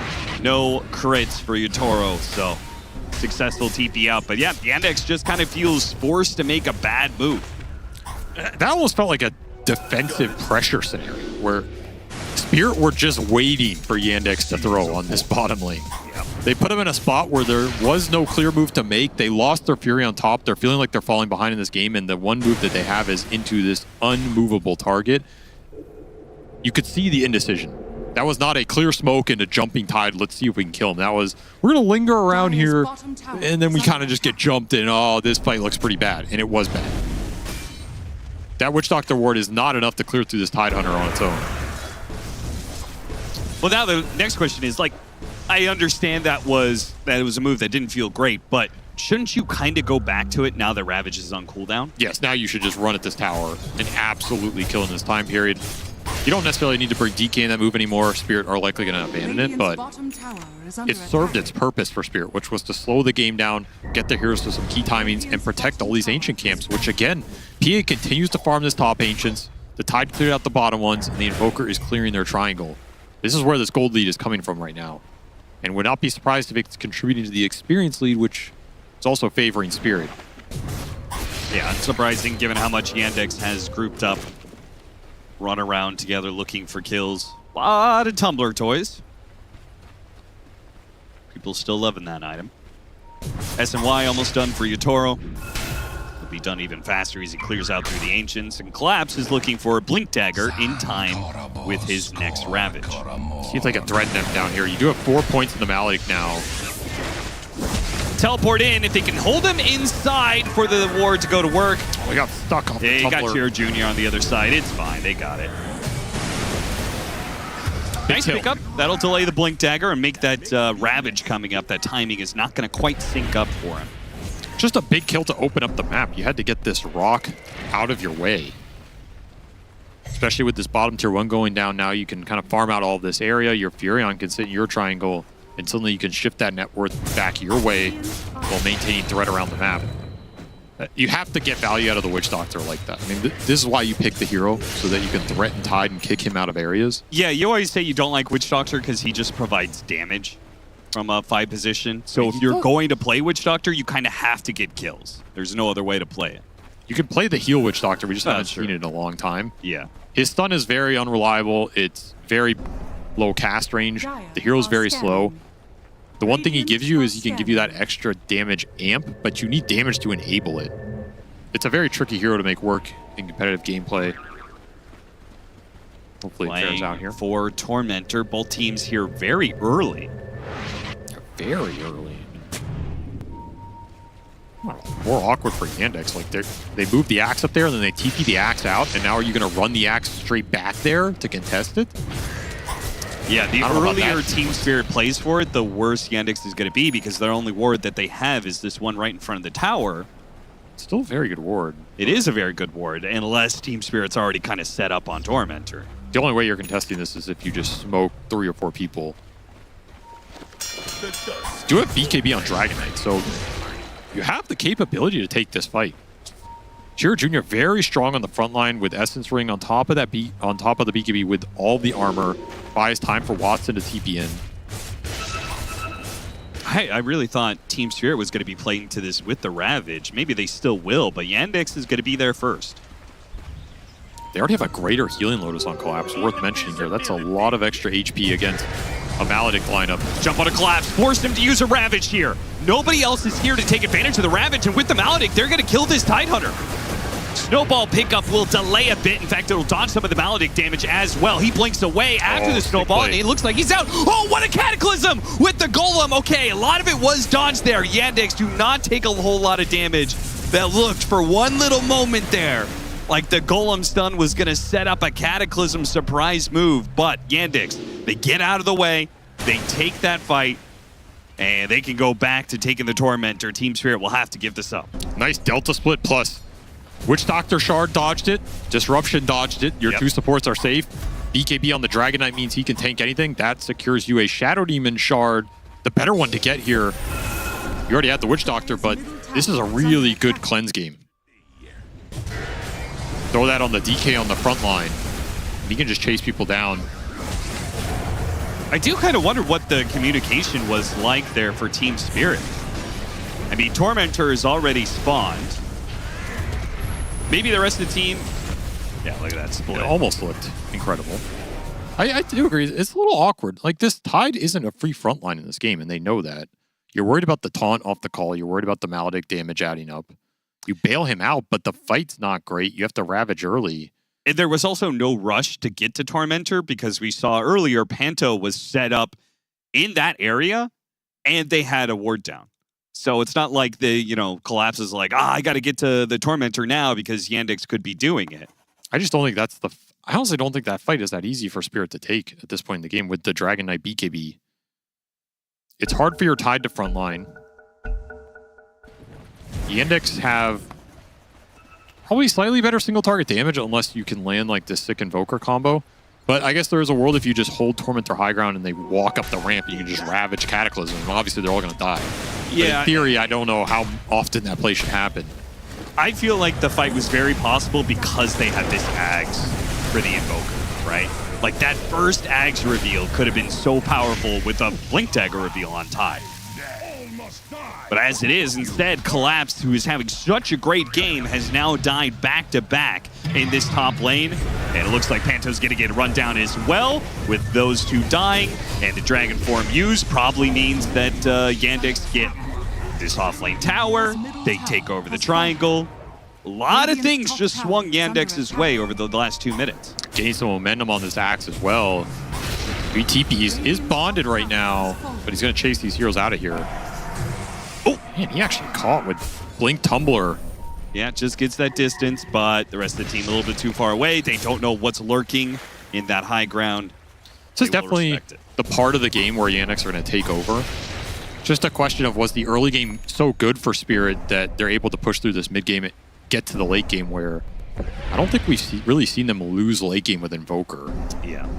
Like, it takes a severe amount of outplay. So they're confident in the scale right now. I mean, Alacrity PA is pretty disgusting. Almost as disgusting as Alacrity Kez. You do have some decent heroes, though. You will always have this Demonic Purge. You will always have this Blink Blade Mail Call. Pretty hard to itemize against this if you're the PA. Ooh, Blink for Blink. Notice. One step ahead of Rue. We see the Spirit, they have all this team fight, but no real solid way to initiate it. And it kind of just comes down to the Tusk, which if you use the Tusk offensively, you will not have the defensive snowball to bail someone out of an Axe Call or something. Yeah. So that's a double-edged sword as well. And when you lack that initiation, I feel like it's even worse when the enemy has a save, right? Like your one initiation, you drop everything on them, well then the disruption goes out and that kind of makes things really awkward. Though Ravage can be a good backline hitting tool. That's true. It used to be an old school counter to these Shadow Demon IO type heroes, because you go in on the target, start bursting him down, you Ravage behind him, you catch the saves coming through. There's a quick pick off on the Witch Doctor, who, well, he tanks that smoke. This is the BKB timing for Yatoro, so they feel a lot more confident to go in aggressively. They can get PA in the middle of the fight. Tyr Jr. is apparently very confident as well. He just watched Melody die. And look at Collapse. Oh, that's so funny, man. He's sitting on his anchor to make sure Tyr Jr. can't kill it easily. Then the Golem dropped to stop the TP out. Completely countered. Tyr Jr. Zero respect there. Melody just got ganked in the mid lane. That was a little disrespectful, especially when you didn't have full vision of that play. You can never BKB TP out in this game. Both supports have to cancel. That is just a freebie for Spirit. Yandex, they had the gold lead in this game. Their Furion's super strong. You don't even get to fight for Roche, and that's just an easy Aegis for Yatoro. Now he can absolutely go in the middle of the fight. And he deals some serious damage. He's a problem. Radiant are You can purge him, but PA can play around purge with blinks. Dire's bottom tower. So now you really have to land this Axe Call on the PA to control him if you're taking a fight, or just completely dodge this period. I mean, Furion is normally great at playing these kind of dodge periods of the mid game and just farming up. The issue is, are you confident going ultra late here against this Invoker? It's always scary, man. I mean, PA versus Furion, a late game Invoker, and two really big team fight spells in the Warlock Tide. I don't think I want to go late game up on Yandex. I want to take over this game in the next 10-15 minutes and try and at least get a big net worth lead, if not close it out. But maybe Yandex is more confident than I am. You just might not have a choice into this Aegis. You might just have to farm and then try and take over the game in the 10 minutes after that. Yeah. Some like clutch MKB timing on your cores. Sure. Get a break somewhere if you can get it up in time. The break is not looking close, but yeah, will be MKB for the Furion. Notice wants to go back for a BKB, which is understandable, and then he's even thinking about Shard and Lotus. Radiant are scanning. Toro. Is he building MKB? Dire's top tower is under attack. He does have it queued up. That's interesting. I mean, there's no evasion on the field. Yeah. Huh? I would have thought it was just a satanic buildup. Yeah, it did. Which is normally like your best counter to this Axe Call nonsense. You just have way higher HP. You can lifesteal through the Blade Mail, get another Dispel. MKB doesn't strike me as the item here, though. It is the way more offensive item if you just want to take this game over right now. Sure. Interesting item. I'm not sure what prompted this, because I don't look at this game and go, this is an MKB Phantom Assassin game. Did he think that Watson was going to go Butterfly on the Furion or something? It is a potential build-up, but not one that Watson's currently going, because Watson, he obviously wants an MKB. Right, he can't do anything as PA without MKB reliably. And this is a tough carry matchup anyway. Maybe he just expects, evasion from the neutral items later. Saksa gonna be spotted here. Disruption dodges both the Cataclysm and the Meteor. We will be burned out all the same. Yeah, that's not the guy you want to run into around this map. Small lead being built up for Team Spirit here. They got some really good wards out as well during this period, and a full 4 minutes on both of these obs that are in upper dire jungle. So those are really good wards they can go back to even if this Aegis expires. You're definitely going to see Furion farming on these. One gets killed. That's mega valuable. I doubt this other one gets killed, though. MKB done for Watson. He's level 20. Kind of one of his better points to try and take the fight to the PA once this Aegis expires. If you can get the Axe Call in, just TP the Furion on there, or if he's in the play already, you can take this PA down. You can just pop all of your BKBs, ignore the Tidehunter. Ignore some of the Invoker damage. You're only worried about one core at that point. And that's the guy you're going on and bursting down. So I think that sort of game plan looks pretty solid right now. But of course, still have Aegis for a minute. So it's pretty awkward to make this play right now. Moving ahead of their Furion. Furion pushing out the bottom lane. They'll cut through this bottom jungle area. Playing to their ward that's a little bit farther south. Nothing on that ward, so they go back to the mid ward area. Yatoro's just running into him here, but Yatoro, he's right in the middle of all these heroes. Two-man calling the two supports, though. Notice, somehow still finds an opening. The Ravage goes down, though. Yatoro very low in the MKB, and he dies. That's going to be the Aegis, though, and Watson, he's already used his BKB. This is going to be very awkward for him. Yatoro's just going to go for him and clean him up, and Chiro Jr. has no allies left. He's rampage hunting now. He's already made his initiation. Collapse goes in, hits him with the anchor, backs out before he dies, and an ultra kill for Yatoro. The only thing that denies this man another rampage on his resume is Notice getting the hell out of there. Wanted none of that. Again, that fight, honestly, it's okay for Yandex. They can win that fight if there is no Aegis on this Phantom Assassin. That is the biggest difference maker there, and that is why that whole smoke is just questionable to begin with.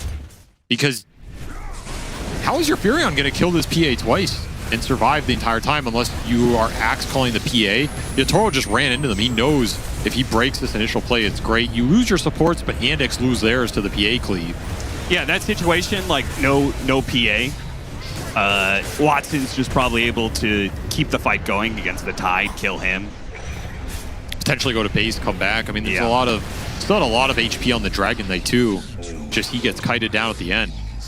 That fight looks very different without 2 lives on Yatoro, but Spirit know that. I mean, that's why they're kind of leading the charge into that smoke play. And now all of a sudden, this Phantom Assassin 10-1, pushing towards that Satanic. It was also 2 lives on Rue as he fought back for that one. Collapse is going to get through the gate here and join his team for taking second Tormentor. Man, you get to the Satanic on the PA, he's just a beast. I think the only thing that will kill Yatoro and stop him in the fight at that point is chain stunning this Axe Call DK stun with Furion on top. Finally spawns, and one of the supports will get a shard. It's the Warlock. Gotta remember, there's Alacrity that can go on this guy too, an extra 100 damage. Pretty nasty spell. This PA is already hitting so damn hard.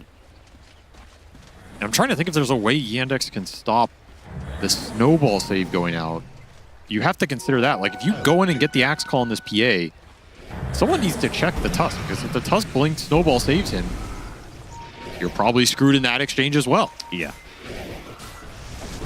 You can potentially play to insta DK stun the Tusk as the call goes in, or vice versa. Sometimes you can build an Orchid to deal with him as well, but your options are pretty limited right now. Everybody's just trying to survive in these fights. Especially when it feels like Spirit are going to have the vision advantage because they have Shivas now in the Tidehunter. So he's going to be going in, popping the Shivas, getting a good idea of what the battle looks like. It's all about the jump here for Yandex. They need to find a good target, isolate him, burst him down. Dream target. Yeah, but can you see him? No, he's Oh, they saw him. right past. Wait, they did? They saw him on the creepway vision. Soxa, quick to pounce, trying to get any vision they can. Yatoro, he goes to Malady, makes a run for it, Double uses blink. his second blink to get away. So elusive. Doesn't have BKB now, though, so it is an opening for Yandex. Yeah, they'll get at least something out of this. They'll kill the Warlock and his Golem. So it's a win for Yandex, but not the massive win it could have been. Look at Soxa go, man! What a monster! He says they can't fight, go, go, go! But the Ravage is on board, the Cataclysm, they can't fight! Oh god! It all goes wrong for Yandex! Collapse. God, I mean, if one of these guys doesn't get you, the other one will. You just walked into the perfect team fight combo. Trying to force the issue. You knew the PA is weak, but it's not the PA who kills you here. It is that Cataclysm Ravage that does you absolutely dirty. Dire's middle tower is under That's a attack. fight where the PA did basically the same damage as the Shadow Demon. Yeah, he did nothing in that engagement. He didn't have to do anything. It was all Laurel, it was all Collapse. It was just a Ravage, Cataclysm, and you're done. That almost felt like a form of pressure in terms of this game has become hunting the PA, trying to find the PA, dealing with the PA's timings, and then you have this momentary lapse of, oh wait, they also have a bunch of AoE teamfight in this lineup. Gleb's having a good giggle of that one. He's like, yeah, you forgot about me. You won't make that mistake again. Yeah, who's the real GOAT? Roshan for Team Spirit off of that fight.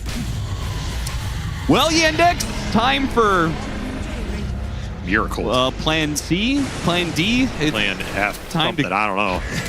Plan G, GG. This is going to be a tough high ground to hold. Your Furion just can't stand his ground. He's not on this. Oh, the dagger comes, the Sunstrike. The only reason he survives is because he's so slow. Yeah, the Gush and the dagger slowing him down so much. Will not get crit there, though. Yatoro's just been an item ahead of this Furion, which is pretty disgusting since Furion's always supposed to be ahead, but he has his full Satanic online, pushing towards 25. Watson was thinking about going Satanic, which again, I think MKB Satanic on the Furion is your best way to stand your ground against the PA until he has like an Abyssal or something. But he never got there, so now he has to consider AC or something. I think you have to go Satanic on Furion here. I don't think AC keeps you alive. Oh, it helps your does other Satanic keep you alive? Maybe a little bit, like with Satanic plus Daedalus. If you land some crits and you stand there against the PA, it's possible. Little game of cat and mouse. Dude, that damage is that's just not right. That's just not right there, dude. I don't know. This hero is still so stupid sometimes. Yeah, Gleipnir Meteor, it does some work. Dire are scanning. And Meteor AoE damage is huge.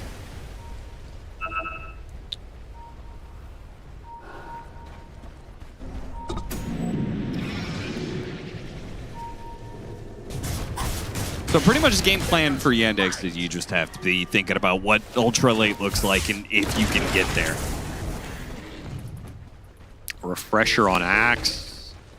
More scale on this Dragon Knight, who's just really far behind in this game. Chiro Jr.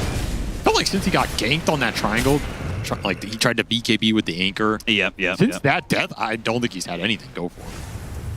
No, he is the lowest farmed core, which is very rare to say for Dragon Knight because it's a hero that farms pretty quickly. And obviously can fight very well, take early towers. Like, there's so many things that makes Dragon Knight good right now. Fights just didn't go their way, and he was the frontline initiator in a lot of those fights, so when they go bad, he always pays the iron price. Yeah. Still 2 minutes on the clock for this Aegis. Toro is having item slot issues, but that's a good problem to have. Could wait and farm his Abyssal, or he can just drop the banner and go, and he decides to just go. Does not have faith that Yandex can stop him right now. Do they have buybacks? They have a Dragon Knight buyback and a Shadow Demon buyback, so his Axe is kind of all in. Hit him with the Dragon Tail, kite him around, and kill him with the Blade Mail. That's one. Okay. Notice is stuck here. He might have to use his BKB just to get out. Pops the BKB as Collapse jumps in. I wanted to force it here. Collapse, still chill. Wait, Rue goes back in as the BKB expires here. The disruption, he's going to be in the meter. The Ravage goes out, he blinks away, but still the other heroes can't jump away. 3 kills with the Ravage Cataclysm. A 4th goes to Yatoro, and now the buybacks go in. Yandex, this is a must-win fight. The game is over. If they can't get something out of this situation, a roll-in from Rue, going after Yatoro. Yatoro blows him up. Tornado toss up on 2. They reset, and they go straight for the throat. Yandex fighting for their lives, and they won't be fighting long. This is Team Spirit all the way. A second ultra kill for the man as he will end this game 16-1 on one of his absolute signature heroes, instant DC. It's been some time since I've seen a carry instantly DC from a game in victory and not in shame. But it will happen here for Yatoro in game 1. That was a beatdown. I mean, we saw some of the power in like the mid game, but that early game was not strong enough. It's another Phylactery Axe game that just doesn't snowball. They didn't get enough connection power with the Furion. There's a lot of little executional things that could have gone better for Yandex, but ultimately, it felt like there were too many problems to solve. They were thinking this entire game, we're talking this entire game, the Phantom Assassin, Yatoro, how do I deal with him? How do I kill this PA in the fight? How do I Axe Call him? How do I DK stun him? Am I going to build breaks? And ultimately, 2 of these late game fights that got won, Ravage Cataclysm. Yes, got him in the river and got him in the base. They did. You can't prepare for everything, and at some point, especially against some of these world-class teams in finals, you have to take the assertive approach. Can't be reactionary. You can't be, how am I going to deal with this? How am I going to deal with this? It has to be, no, we're going to jump you. We're going to make you deal with our problems. And I felt like Yandex were just trying to respond to what Spirit were throwing at them this entire game. So for me, that's the biggest thing they have to switch up going into game 2, but they can absolutely do that. Strong team. Well, in preparation for this finals, we're talking to Insania backstage, and he said, you know, when it comes to a best of 5, game 1, it's just a bit of foreplay. Insania, comment? Why would you say that? You can't say that. I feel like what I've learned during this event is don't talk in the green room. Whatever you say is going to get aired immediately. Everything is public. Yeah. You can't say that. I think you in particular are getting the short end of the stick here. Yeah. Everyone's like, he's the new guy. Let's make him uncomfortable. Yeah. No. Let's talk about this game, as it did feel like, especially this fight right here, it kind of felt like it was over pretty fast, or the game dragged on for a long time, Slacks, but the writing was on the wall. Yeah, it was on the wall. It was very sad. I mean, there was a lot of weird heroes in this one, so it made it rather exciting compared to most. I have to say, I mean, that Witch Doctor did not work out. In fact, I'll give it a, oh no.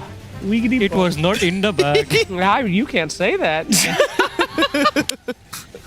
You just can't keep doing this. I mean, you got some Maledict kills for sure, but the hero will always do that for you. But as we saw on screen, it really felt like as the game progressed, they were getting these Ravages on top of Cataclysms, on top of this hyper-fat PA, and it felt like there was no solution at that point. It did, and I was kind of surprised about the PA to be effective.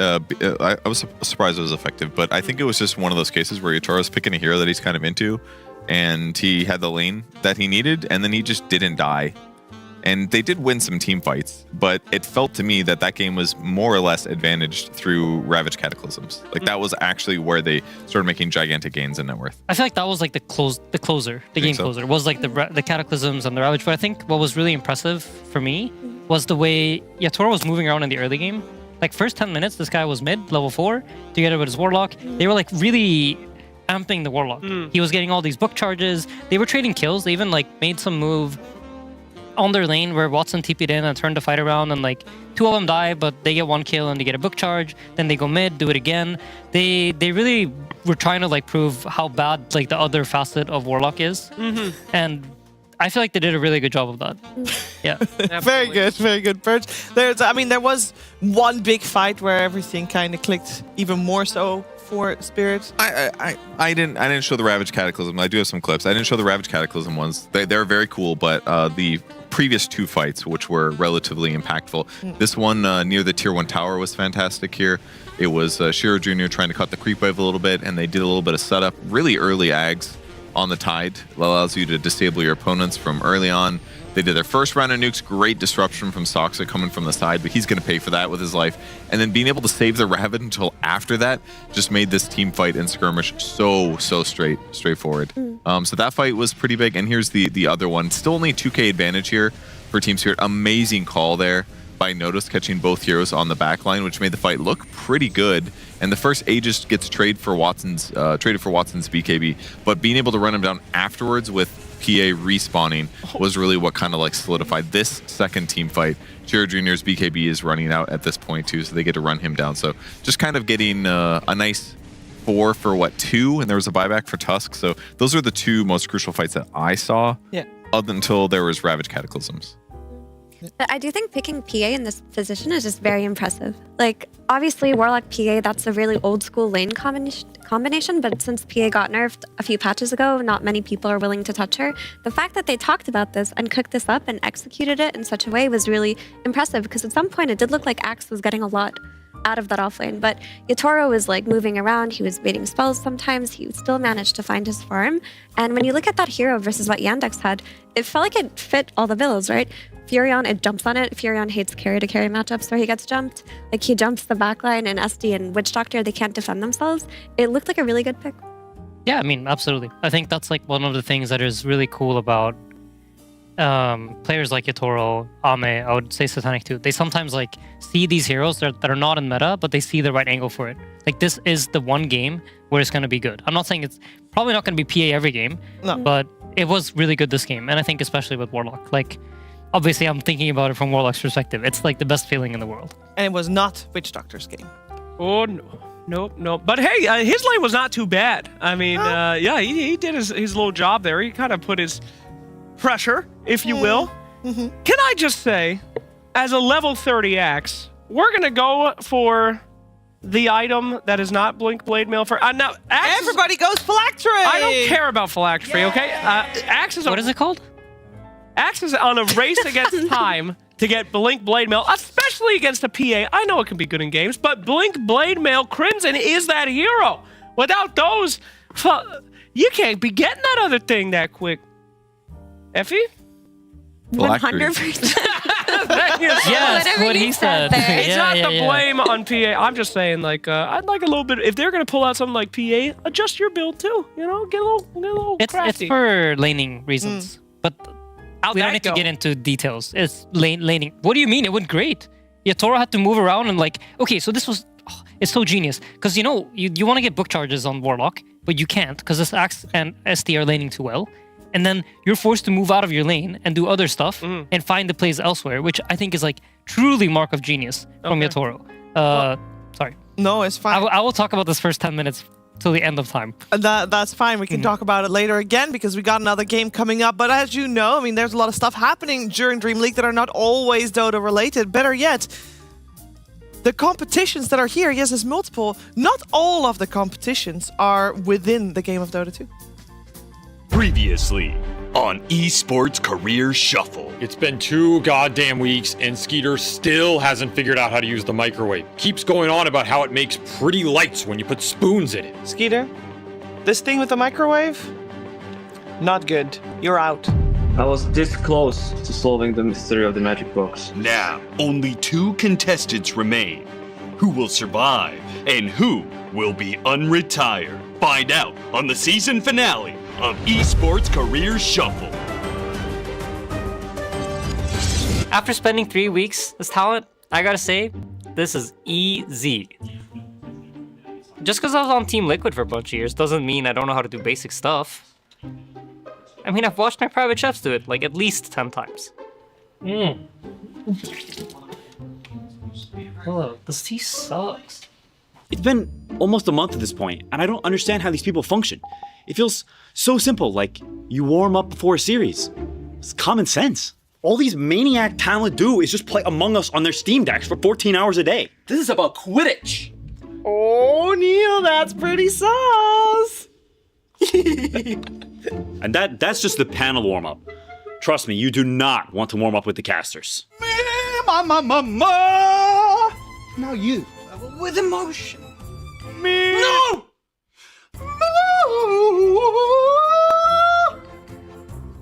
No! Sam! No! I want you to say it as if your dog just died. I don't even have it. Ah! Me, ma. Sam! Some of the pros have had trouble adjusting to the life of a talent, sure, but we're mostly worried about Insania. For some reason, he just keeps messing with the flow on the panels. They have been winning lands, 2 lands. Pause. Audio problems. 1 sec. Does that have sugar? I asked for no sugar. No. I don't do. Alright, G. Go when ready. Okay. Thunder has been doing really well. Pause! I need to reboot.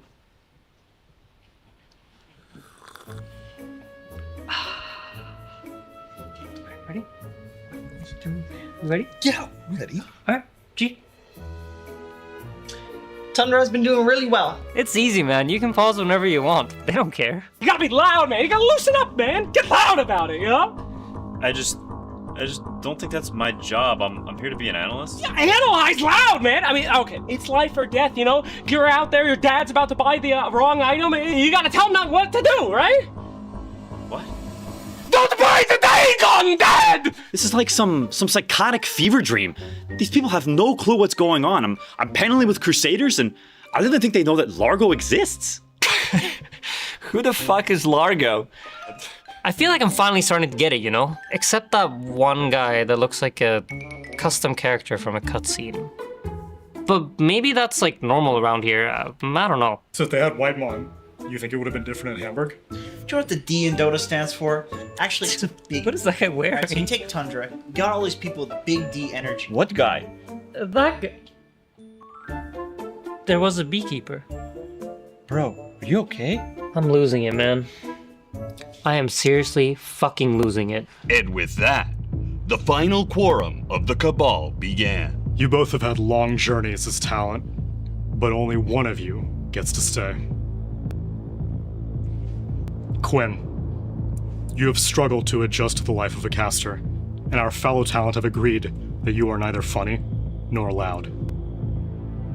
But you are the highest MMR in the building, and we don't know when we can disagree with you because you don't know what you're talking about half the time. Guys, I promise you, Nullifier is a real item.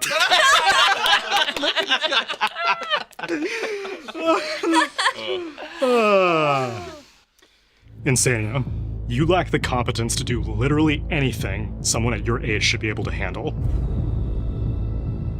However, you've got a great attitude, and people love you. Also, you're super good at Among Us. Damn right.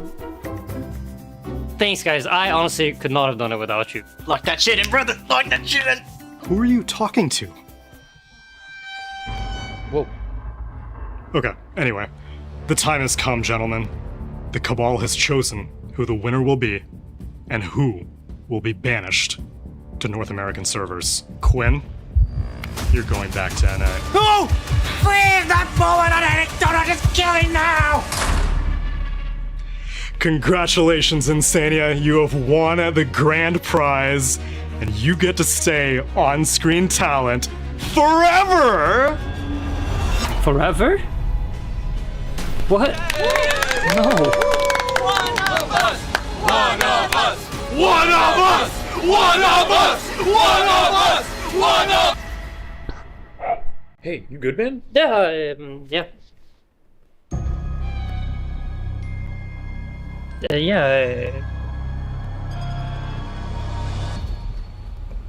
G? What's the most recent one? Tundra was able to 3-0 their opponents. Of course, Tundra would do that. And in the one before that. DreamLeague Season 27 is brought to you by DHL.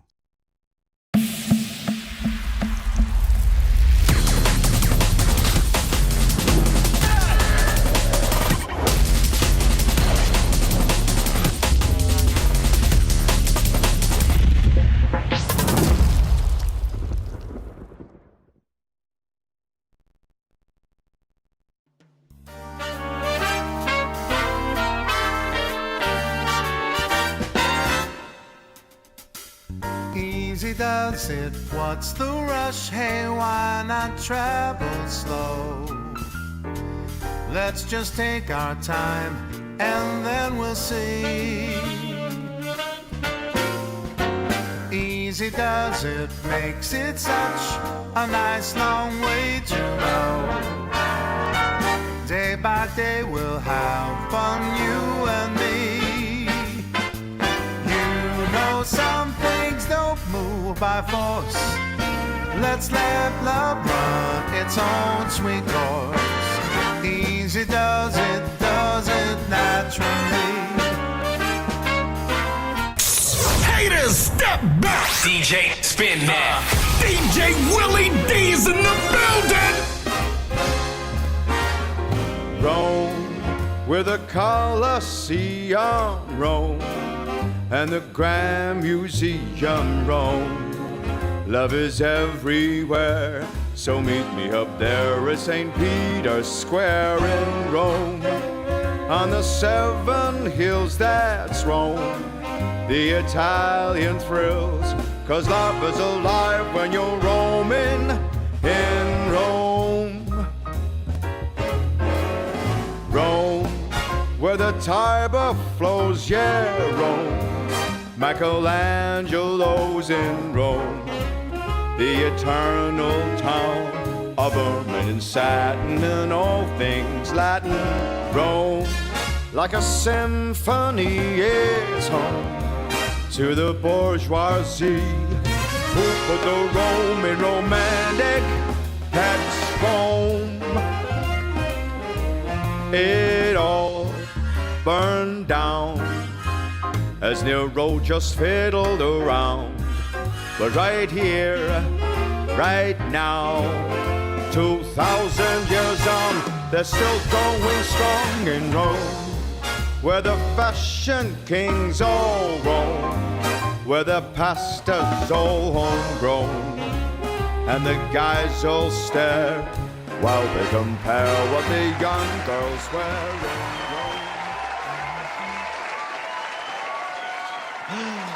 Make my wish come true, come true. All I want for Christmas is you.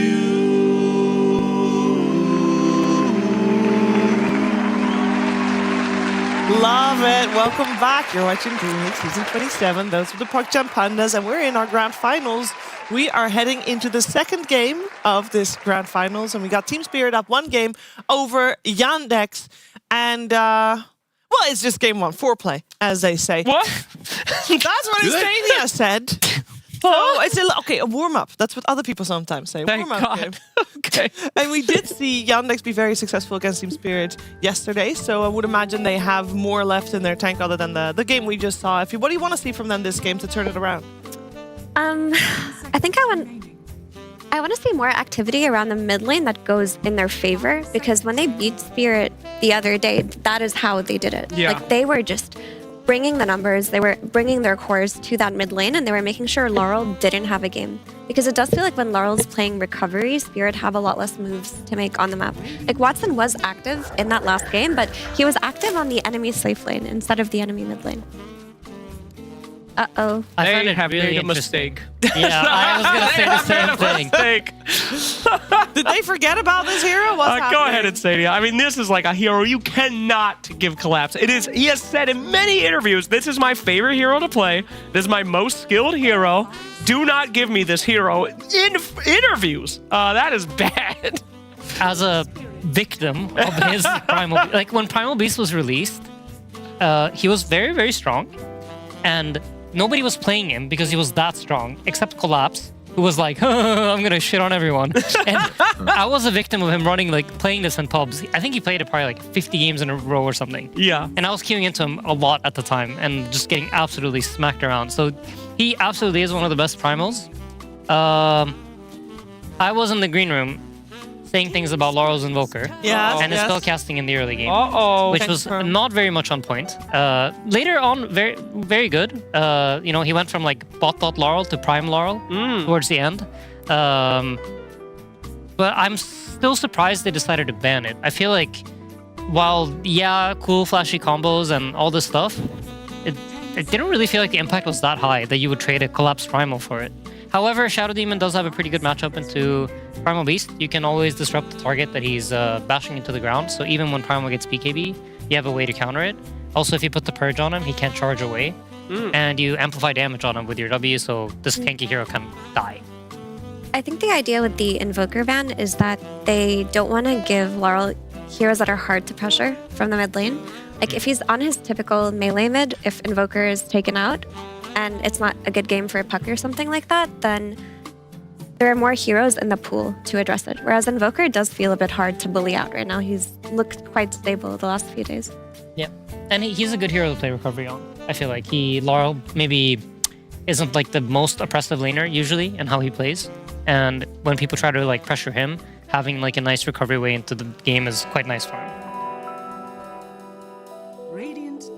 Are they happy with their Shadow Demon for Primal trade? I mean, matchup-wise, it's good. It's just power level problems. Will there be a Pugna though? I hope there's a Pugna, please. What a goated opportunity for a nice Pugna against Primal Beast. A traditional counter. You just want Pugna Viper, don't you? Indeed, indeed. Okay, so we are gonna let them have Primal Beast, you know? Is this a big enough answer with the Shadow Demon? Is there a number one-to-one pick this hero versus Primal Beast to kill the greatest in the world at it? You would have to phone up Malrine to find out. Malrine. Yeah. But I consider Shadow Demon to be quite good. I would say on the list of support heroes, this is like... I like Shadow Demon, I like Clock. I know we used to play Spirit Breaker and Tusk against it as well. Sure. But my personal favorites are SD and Clock. Got it. However, last game, Viper was banned from Spirit.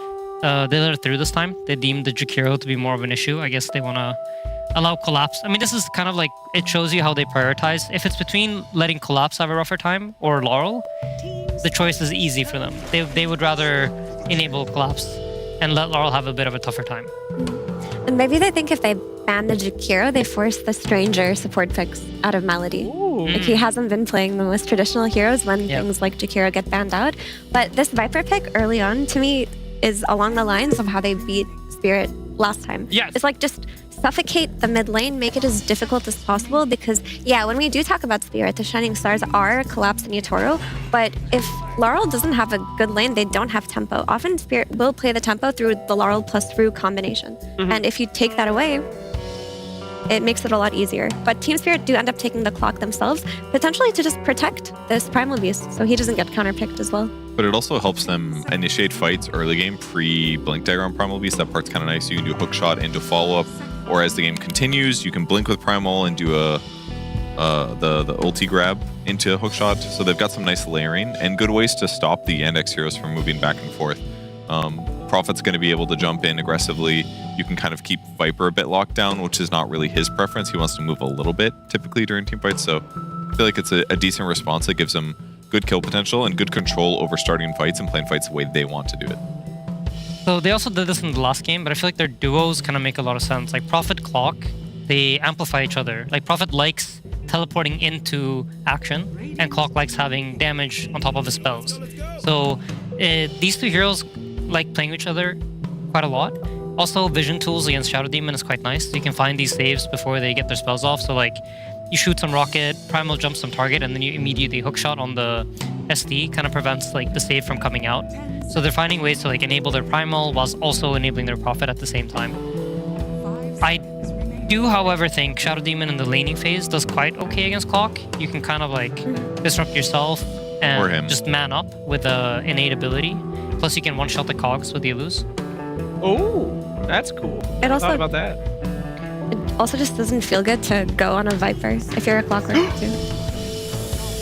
There's the Shadow Shot. What a great record this hero has, by the way. This Absolutely. That's crazy. I kept telling you guys, it was that very small change to Shackles in the laning phase, you know? Just a little bump for the extra heals. Very small. The extra damage. 70 to 100. It's like half of a normal damage spell. I'm telling you, sometimes that's all you need to make the meniscus on the glass flow and for the victory to flow down. Look that one up. For real, for real, for real, for real. Peripheral on God. For real, on God, for real. However, so I feel like this tournament has boiled down to a lot of Kez. Kez is like, I think, a focal point in every draft.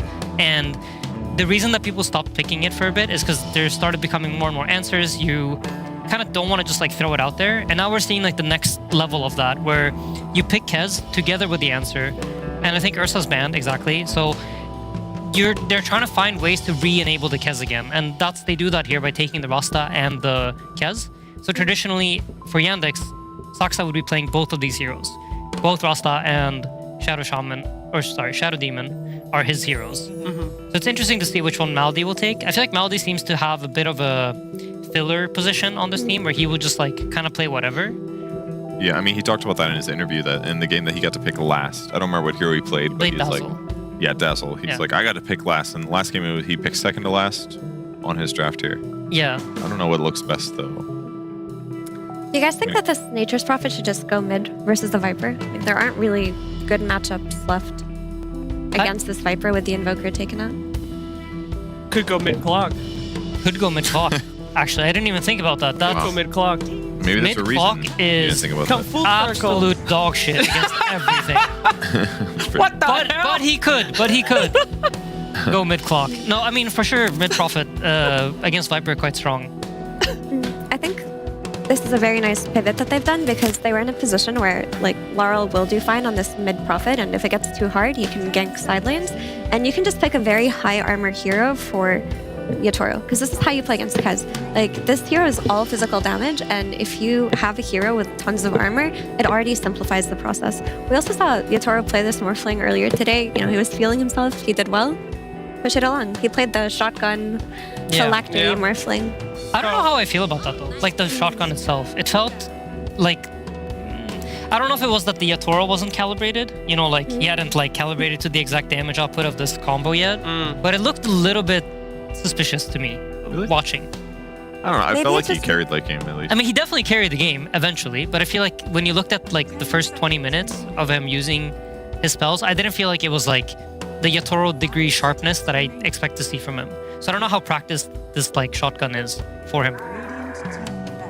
I wouldn't mind like a butterfly route, I guess is what I'm trying to say. It may just be weaker than it was before, but because he was against an AA, he had to shotgun. Like, you don't want to play committal Morphling into an AA. This time around, we could see a standard Morphling too. That could exist. Yeah. Well, we see them banning out the Hoodwink, as we just learned from the lore, that is very good against Primal Beast. Thank you, Shearer. That's a high five, girl. Give it up. God damn! Oh my gosh. I'm so sorry. Painful. That was a really intense high five for the lore.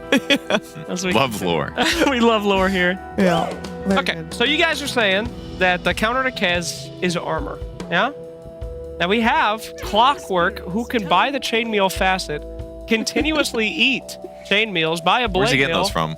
and go mid. Where's he getting those chainmails from the mid By lane? going to the mid lane, buying a hand of Midas. All right. With your Let's get back on track. No one wants to hear about this mid Clockwork from you anymore, Insania. I don't My know bad. why you Sorry keep for bringing it up. As now, we see the final picks. Anything sticking out? Now, typically we have seen Axes picked up in response to Kez, but we picked our offlaner in round 1, so negative on that. He is the guy to beat, though. And I still think Blade Mail is the best counter to Kez in general, not against your armor arguments. And that is going to be last pick Warlock. Wow. Interesting.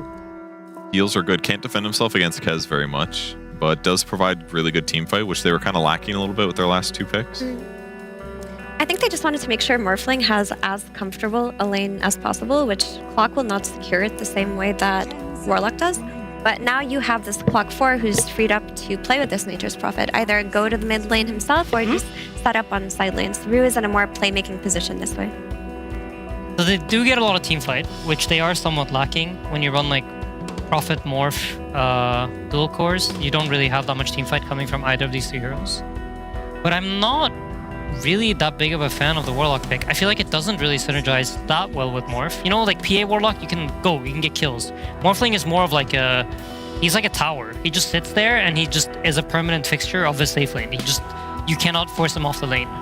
And I feel like with Warlock, it's not really the type of hero that I like playing. I also think Shadow Shaman lanes quite well into these, at least into Warlock, because he doesn't have a stun. But now Morphling he does on Adaptive Strike, right? So he can cancel the shackles, I think. Might be wrong on that one. You guys can correct me. But yeah, I don't really like these 2 heroes together that much. I actually feel like this Warlock pick for me made their draft a lot weaker than I thought it was before. I would have liked some strong hero for Rue to enable Collapse's laning more. Yeah, and Warlock not particularly great against Tidehunter either. Typically, he does really well against these tanky strength offlaners, but you just crack and shell off at any chains in the laning phase, you know, crack and shell off everything. So I have to agree with you. I think this Warlock pick, not That's too the good. smartest thing I've heard you say all day. I mean, they're still going to win. Team Spirit. They got Primal Beast. You guys were so excited. I'm not, that's... Collapse got Primal, I'm out. I mean, he won. I'm not saying I don't like the draft as a whole, but I feel like, you know how like every time you pick a hero, the stonks go up or down? Yes. I feel like the Warlock brought the stonks down. Okay, but still not low enough that they wouldn't be. No, it's still definitely like playable and a playable game, yeah. Final words from you, Effie. We didn't mention the Tidehunter coming out for Notice. It looks pretty solid. It looks like he's gonna grow into a huge threat, and it gives Yandex the team fight needed to fight into the last pick Warlock as well. So there is a problem for Spirit created within this last pick Tide. I'm curious to see how it will be addressed. I think we all are. And can Yandex tie the score here against Team Spirit? We're finding out with Captain SPG advice on PogChamp Pandas.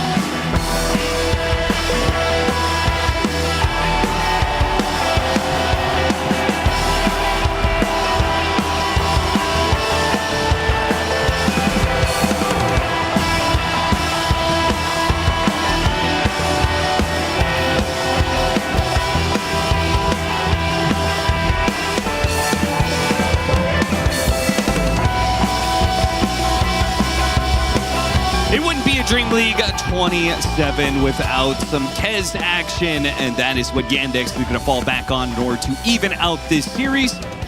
But Avery, we have a collapsed Primal Beast. Man himself, self-professed best Primal Beast in the world. Manages better at it than other people. Better using the shard, apparently. He likes this hero right now. He feels this hero right now. This is his hero right now. Whose hero will it be in a couple years? I don't know, but this is not the man I would want to give it to at this point in time. Late smoke on both sides. Yandex go for the invasion, run into Rue, but Zoxa, he doesn't really find an opening there to chase after a singular hero. Now, Team Spirit have brought all four. The one-man bonds. They just beat down on Malady. Okay. There's a minor imp. All right, first blood for the mid laner, but it's a Furion, who doesn't really need like a fast bottle rush. I mean, versus 3 bounty runes. I do think the gold goes a long way on him. You get a faster earn, you can make that early rotation. It's guaranteed that you already have the earn for it. The experience goes away as well, as you kind of want to get out of this Viper lane. Furion is one of the better heroes against the Viper, so it kind of puts Chiro Jr. in an odd spot, but the more you can interact with the side lane's heroes, Laurel, I think the better your overall game plan is going to be. You do have some kill threat top on the Shaman with the clock, and you have some decent kill threat bottom with the Primal Beast just giving you a lot of damage output. It's interesting to note that Yandex, they felt like getting one of Sox's signature heroes in the Shadow Demon in that game 1 was not enough, so they picked both of his signature heroes for the event. And they let him choose. What's better than 1 Sox? 2. Is it a good Shadow Shaman game? In his hands, I think it's always a good one. I mean, this is a great hero against Morph. One of the premier supports against Morph Lane to give you the instant lockdown on him. It gives you a little more high ground potential with a lineup that could snowball early. Kind of like that aspect of it. Okay. Yeah. Can be annoying for the Primal. Like, Primal Rush is BKB, but until he has that, you dive in deep in these fights, you get shackled. Can be obnoxious. So I have some faith in the Shaman. I'm not too big on either support duo in terms of how they work together relative to the lineup. So I feel like Yandex's support duo is a little too slow for how fast the Kez Viper want to play. Yeah.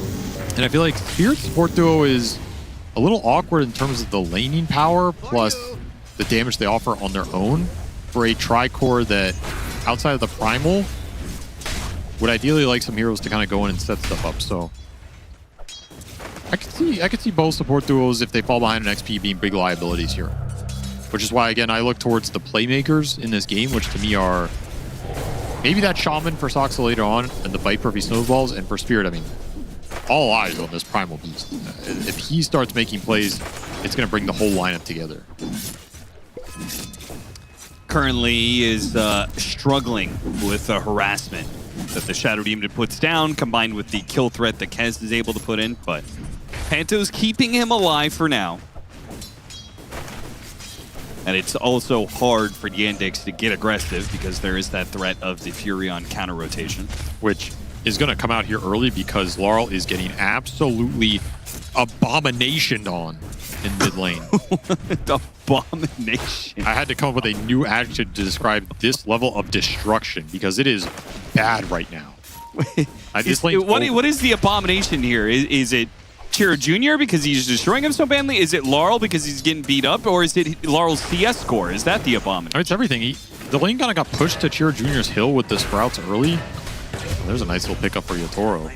The Shaman's a susceptible hero up here, not the Tide, but you can definitely kill him a couple times. This wave just ended up on the Viper's hill so early. You can't go up in CS. Laurel already has gone to Fountain and come back. That's why his teleport's on cooldown. If he did not have the first blood gold here, I would say this is a complete disaster. Because he has that, it's salvaging a lot of this situation, but the lane is effectively over for him. So you are really looking at, do I want to sit here and keep sprouting a range creep every minute, or do I want to rotate to one of these side lanes and try and pick up some urn charges? That's all you have left to decide here as well. You're not winning the lane. The Viper effect, man.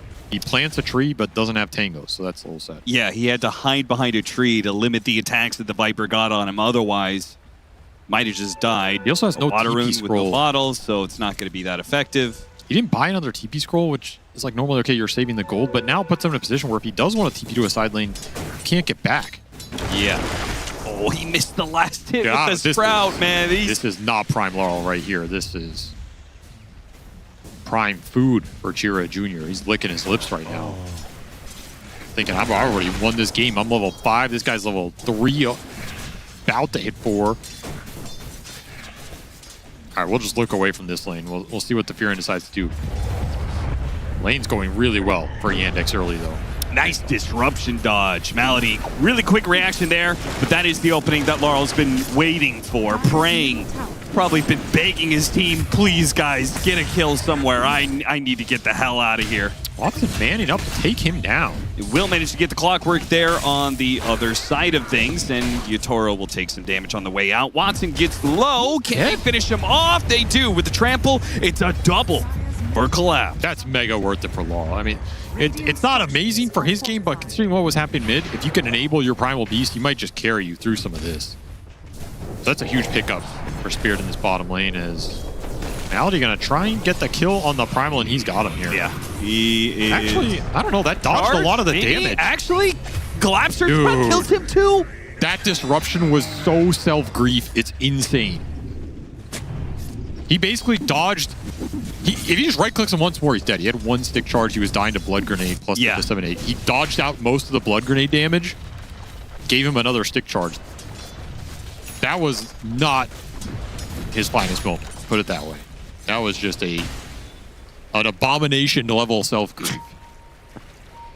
Not seeing the prime of some of our players here in this game to start, but no, this is a sloppy one. This is a down and dirty game. Sometimes that's how they go. Sometimes you got to be ready for those too. Not every game of Dota is going to be clean and mega high skill, high level with all these flashy plays. Sometimes it's just down and dirty. Who wants it more and who griefs their team less? Soxa trying to run this one off. He's strewn. We'll get him out, though he's okay. Chira Jr. continues his domination in the mid lane, and he is chipping away at this mid tower. This mid tower is going to fall soon. Soxa still lurking. He's like, the second time will work. Nope, it won't. Rue running interference, but 3 heroes are here. They know the pressure point. All right, now the disruption will set up a kill. Surely there's no way he gets out of this one. And as Chira Jr. will start to put some kills on the board behind an insane CS early here. 20 denies. I think the scary part about this is he's going to rush Boots of Travels, right? So Malady is going to die here. Trying to get the neutrals. Oh! That's big. Did he miss? What was that? No, it just didn't hit him in time. Oh, jeez. I mean, you still get urn charges here, but Dire's top tower. You need some extra gold in this game. If you're Laurel, you're just a creep right now. Yeah, Furion, half of mid Furion's thing is the fact that he's supposed to give you the numbers advantage through his ult and his teleport in. But Chira Jr. is going to get a Boots of Travel, and he's going to be able to keep up with the Furion when it comes to fast plays around the map. This lane is Viper favorite, but you're supposed to extract a little bit more outside of the early game of this Furion so you can control the tempo. This is This is rough disparity for Spirit. Especially with a Tidehunter top, you can't really go on. Kez is a tough hero for the Furion to go on because he has the grapple and he can sometimes just fight you back, especially 6 already up for Watson. So where do you go if you're Laurel in this game? And Yatoro, he did not get the morph. Ravage into a free kill on Yatoro. Saksa caught him without the strength more. Another kind of just awkward mistake here from Yatoro. They get a kill. I think they had no business getting up here. You can always kind of catch the Morphling off guard with the Shaman, but it's a bad death to give up either way. And at least you get something out of it with the Furion, I guess. Shaman's kind of the one hero you can just TP on freely this game. Nonetheless, the Morphling can just TP back up here, sit up here. No Ravage for a long time. Means the Yandex are probably going to look elsewhere. Viper strike mid. No teleport available. He's just dead. Again, I mean, what? You have no boots, no teleport. You're just sitting here against Viper. And Collapse sure could use a little bit of Furion help right now, but he's not going to get it. Yandex up 3K off of this laning phase as it starts breaking down for Team Spirit. This is not a clean game for either team, but Yandex starting to pull away. Just they have more presence on the lanes. They have the heroes that are able to stand their ground a lot easier, which frees up their supports to look for some of these ganks around the map. Sox is going to get some deep wards out as well. Kind of set up for extra kills later with this Viper finding Furion in the jungle. It's going to be a super nice payoff. Well, it's what you were talking about, right? Some games down and dirty. Think Team Spirit in their lofty position, you know, in the ivory towers of championships and finals. Meanwhile, Yandex grinded through a Div 2 to get here. It used to being down in the muck. Watson. It always amazes me how good Kez is at taking objectives here, but it is going to be defended. Team Spirit are going to try and get here. Disruption right as Collapse goes to the charge. The sounds goes out for the Raven's Veil of Watson. Won't help Chira Jr. much, though. Just raw numbers will get the thing done for Team Spirit. 5 heroes bottom, plus that Golem to set the clockwork up. Gonna look for more. I like this teleport from Laurel. Yep, Gotta find more off +1. that play. You might even get the Courier. Nope. But big kill for him. Vessel online. His net worth is not the greatest, but when you have the Vessel, it kind of doesn't matter. And a good early Golem from Panther to secure that Boots of Travel. Viper shut him down. You're not dealing with the Tidehunter, but you are dealing with the rest. And if you get a tower here, kind of evens out the fact the Yandex took one away from you. Not a bad swing for Spirit. Radiant's bottom tower has fallen. Notice, and meanwhile, does what he can. In that safe lane, he's going to cut the wave. He chips away at the tower as best he can. So we'll see if Yandex can mount a similar amount of pressure on this safe lane. He's certainly going to try. Chira Jr. is going to join them. Yatoro, waveform back. Has no teleport, though. Not far enough away, though. They're definitely going to catch up to him here. Blood Grenade onto Viper Strike, immediately put onto the clockwork. I'll save you, brother. Run. I'm a bit surprised he was willing to use that there because Yatoro... What's his plan? He has no scroll, so... I think he just dies. Soxa is going to be there on the other side of the waveform, and yep. What's done for? I almost felt like, please kill me faster. Just like, go back to farming instead of trying to survive in a situation where I never will. It was really greedy from Team Spirit. Like, they won that team fight, but they dropped Golem. They had 5 heroes against 3. They went to a lane where Tidehunter is sitting there with Ravage. He didn't even have to use it to win that fight, but it just feels like inherently, when you're already down, trying to defend your safe lane tower and fight into a Tidehunter with Ravage is a bit of a flawed idea. Yeah, again, the weird plays continue in this game. Like, why get stuck up there as Yatoro with no way out? Can't stand your ground. You didn't have the Vlads completed. No one's going to go up there to help you against that Ravage. And Tide is the most difficult hero for Spirit to interact with in this early game. They just don't really have anything for him. Way later on, when you have some primal damage and some BKB, sure, you might be able to bring this Tide down, but he's going to be a beast in this game. So you have to respect that. And Laurel, he just gets caught bottom. He's dead. And this game is just... It's just got some bad deaths all around, man. People cleaning up garbage on the lanes.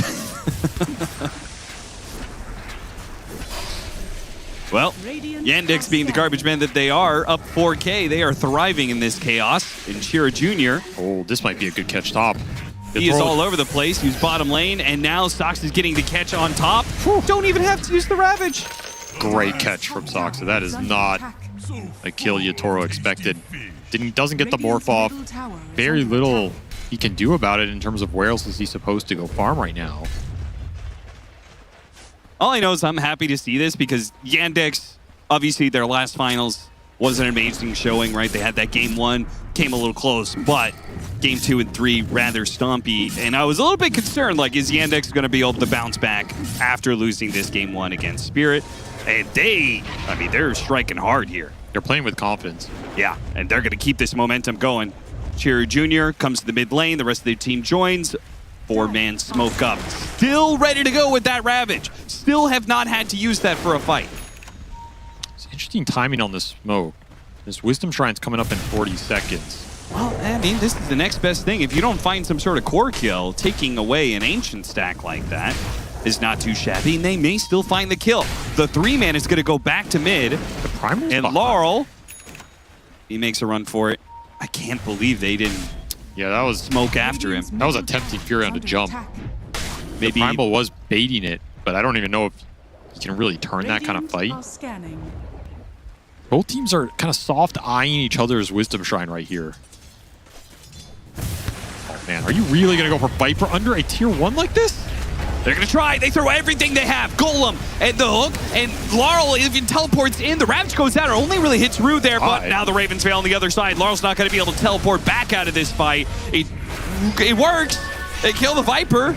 Are you happy with that exchange of your team Spirit, though? You give away 2 for that kill. But you get Wisdom Shrines here. That's okay. Collapse going to collect both. Radiant's top tower is under That is a very bold play. I think if the Viper doesn't run into the cogs, he might not even die. That's very close on the damage output, especially with Morphling not joining that fight. But you do get both Wisdom Shrines. You get a kill out of it. Your Furion's already struggling, so you're continuing to sacrifice Laurel. Try and give this Primal Beast a better game. Yeah, he also, the big part is he used that, he used that Nether Toxin. So, very different situation if he has that and is able to throw it on himself.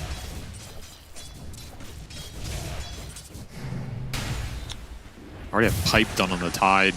So this ball is gearing up. Deso done for Watson. It's a Deso Kez, not that Battle Fury Kez. I prefer this style, but teach their own. Definitely looks pretty good when you have a Tidehunter and the minus armor he's providing combined with the faster pace, right? The Deso is going to allow you to take some of these early objectives faster, take advantage of these heroes before they can get the later armor items. Again, the hook shot. It's a tough target. Ooh, doesn't land. It would have been so sweet here with Yatoro becoming the Viper too. Disruption goes out and looks like they still have him. Gonna drop the Nether Toxin on him as he comes out of the Disruption. Notice he's gonna show up just a bit too late. Be able to help out his boy. The pipe does not save him. All right, good call from Spirit. Bringing the Morphling into that play. Great answer to the Viper as well. And Spirit have some good counters to Viper as this game goes on later and later and they get more farm. You can break him later with the Primal and just overwhelming magic damage. Once he loses the resistance, the Morphling can turn into him, throw a spit back against him. High physical hero. Viper doesn't naturally build a lot of extra armor early. The Furion can just vessel you and lay into you, so I don't mind Spirit's core matchups against Kira Jr. in this game. I think he's going to have to respect those a bit. I don't think you can play this game like you're just the end-all, be-all Viper, untouchable. If anything, Tide is fitting that role a bit better. Waiting on the high ground here, trying to determine if he can make a move here. He throws out a scan behind the Primal Beast. He's very close to Blink. And I think you just get the Blink and make a solid smoke play with this. You want to start getting some Deso charges here. Again, you don't want to buy Deso on Kez and then just farm jungle with it. Ideally, like to start finding some heroes. If you can line up the Ags on Tide with an extra item on Watson and that Ags on the Viper, could all come out within the same minute or two. That is your big time to strike in this game. that was a funny move from Panto. He just wanted to cut the wave and then see if noticed, like, what are you going to do? You going to ravage me? But unfortunately for him, there was the Kez right behind him. Blink Dagger can be bought by Notice. He's debating Ags or Blink. Yeah. Might end up going for the Blink because of how good of a game he's having. I mean, I think the Blink is an obvious choice when you have this Viper. I feel like he just wants a little bit of setup here. Oh, the Shaman's going to go in, that's for sure. Hex not finding its mark here. Rue, okay, they're going to reveal Sox off the shard, but he still got off his combination onto Laurel. Laurel trying to fight his way out of these wards. He will not be able to make it. Sox is still left here, and the rocks get thrown at him. Yotaro cleans him up. Committed his waveform. He will back away. That damage is intense. You get hit under the deso. All these heroes right-clicking you, the wards right-clicking you, just get melted. Some early charges for Watson. That's big. 6. Goes a long way on this hero. And pushing him along to the BKB as well. Which, I mean, he gets that. He's pretty untouchable. Like, you can grab him as collapse, but probably not killing him. Only the Morphling can really deal with him for a long time here. There's a lot of weight on Yotoro's shoulders this game to pull it back. Yeah, what do you think about his build-up for this game? He's going a traditional right-click build rather than the shotgun Morphling build, which I think shotgun Morphling is kind of broken in this new patch, but I don't think this is the game for it.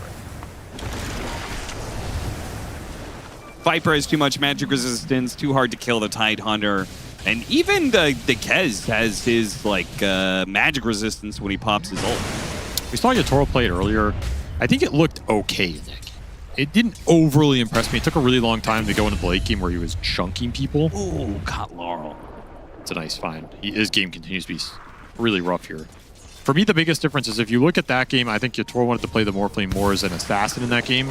He didn't want to just go in the fight, commit, take it heads up. He wanted to kind of find the back line, go in and out. It was based on what he was playing against. Here, your job is to deal with this Kez at some point. I don't think you can play this in and out style. Especially, it's kind of hard against Shaman too.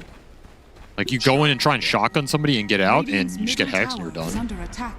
In that game, he was also taking a mobility spell from Queen, which kind of helped his going out style here. Yeah, there's also taking? the save of disruption. There's a lot of good reasons not to go in here. Try to get the snipe. It's kind of close. But in the end, is Yandex taking the Tormentor and a shard for Malady. Good TP away from Panto. Close call. And it is going to be the Ags for notice. To my fiends. I like that. I don't think you need the Ags here right now. And I think you have a lot of chase down with this Ags plus the 10 talent slowing people. The Shaman can blink and catch somebody. You're going to get a blink on the Shadowed even here. Kez is a really good chase hero. You have enough chase down in this lineup to make fights work that you don't have to just blink and ravage. Oh, this is not the finest execution. That was not the cogs. Oh my god, Rue, you really screwed that one. I'm telling you, this game has had all the lowlights in terms of deaths and ganks. That was crazy, just how bad that was. That was incredible. There's almost no way he survives there. He just gave him like a 4-step to get out, basically. Okay. I like how Collapse pulverized the illusion. Yeah, it's like a real-life primal cosplay of just rage. Yeah, just a tantrum. Well, I guess Clockwork is good against Primal even when they're on the same team. That's what we're learning today. That's TP away from Panto. Okay, maybe not that fast. Not fast enough. He's really been trying to rat this map, which I get, because if Spirit have made the call we're not going to fight, then what are you doing as a Warlock in Dota, right? Yeah, it's a pretty rough hero to play a rat game. So I kind of like that he's going for this. It's just Sox has had his number. Dude, find the Tide solo bottom. Pipe and the damage block. Kraken Shell will make sure he lives for a long time. Even uses the Ravage here. His team is on the way. Are they going to be able to save Notice? They throw the rocks at him, but it can force snap, and he gets away. He does not go down. And Shira Jr. starts turning the screws on Yotoro. Yotoro, he's going to be bailed out by Rue, who hits the cogs to grab the heroes. Watson still trying to chase after him, but Yotoro is too far gone. If you have Butterfly and Morph, I think you kill him there. But this man is so damn farmed, so damn tanky. just don't have the single target DPS. Primal offers you very little there when the Tide's just sitting there. Anchor smashing everybody, reducing the damage. It's a very good spell against the Morphling with the mega high base damage. That's a tough kill for Spirit. I also like that Noticed hid in the trees when that Wrath of Nature came out at the end. Not even giving it a chance to potentially pop him with some crazy last bounce. And there's your blink. He is just that far. I mean, really this is Pipe Ags blink 23 minutes flat. He's still ahead of Yatoro and Farm. What in God's name? Like, this is disgusting. Almost level 18. Noticed having himself a game 2 here, that's for sure.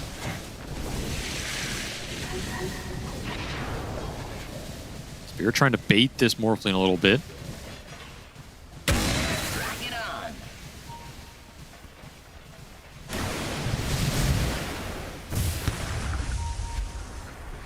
Is that the BKB for the Primal? It is. So Collapse is kind of online. That helps their team fight a lot, assuming he does not get cogsed. And Butterfly for Yatoro is being finished up. So gonna hit a nice little 1-2 punch here if you're Spirit. Whereas Yandex already online, they would really like to fight right now before that Butterfly comes out. You have BKB on the Kez, you have your Tide Blink. If they can find the jump, you just go. Collapse here, that would be sick. Tumbler Toy pushed him up to the high ground. Collapse already out, but Sox is still going to be able to catch him with the Hex. Right next to the tier 2, though. Can't quite get the chains done. He gets off the BKB, but he's Demonic Purge. He's slow, and he's not making it out.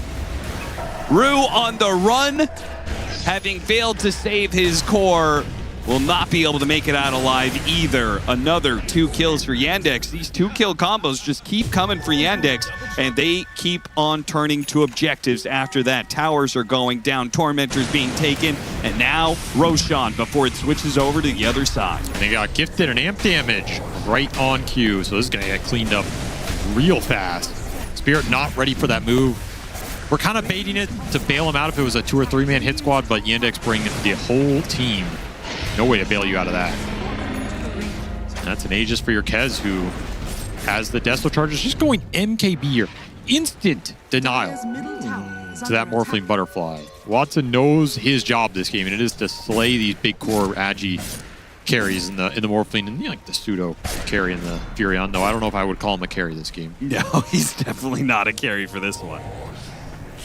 And I have to imagine Kez is quite good against the Morphling when you're at this point in the game where Morphling's mobility isn't really going to stack up to what Kez can do mobility-wise, right? I think Kez with this item build-up in an Aegis is good against anything. I mean, he's just going to go in and shred you. One of the highest damage burst heroes in the mid-game that's kind of ever been put in Dota, I think that's fair to say. And if you can just go pure damage items because you have backup from auras or an Aegis, he has backup from both, plus a disruption save in this case. That's where this offensive build really plays out well for Watson. Just a massive threat. Yatoro is not going to feel great about seeing this MKB build up. Still trying to play on this ward top, find some sort of pick off. Use the Morphling strength right now. Do you want to go on this Viper? He has a full Hurricane Pike, 3,000 HP. Just don't know where the rest of Yandex are right now. If you knew, you would take the jump, but there's a lot of heroes off map.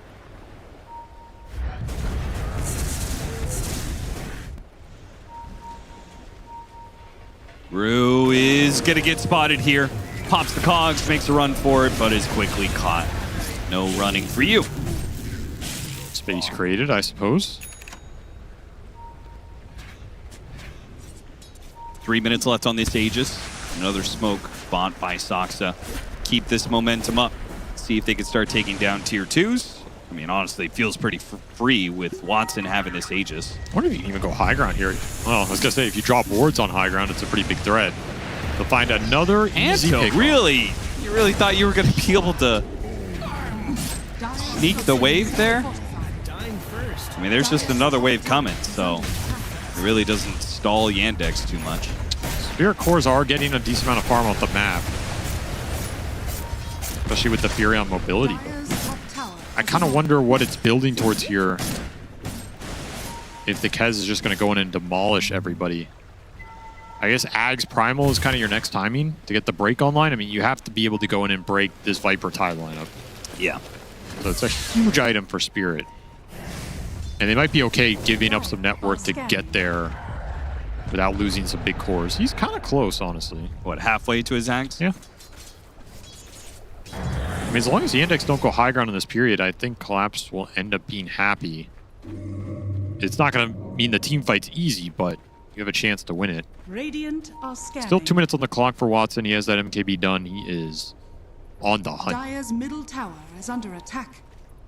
This Kez will jump anything. He will probably kill anything. That anything. I mean, Yatoro's going to get spotted somewhere no. here, and he just wait for it right in front of Watson. Ravensvale, Hex, and now the Shackle. He's done. They just walked right into that. Dire's middle tower is under attack. The best gift they could have gotten.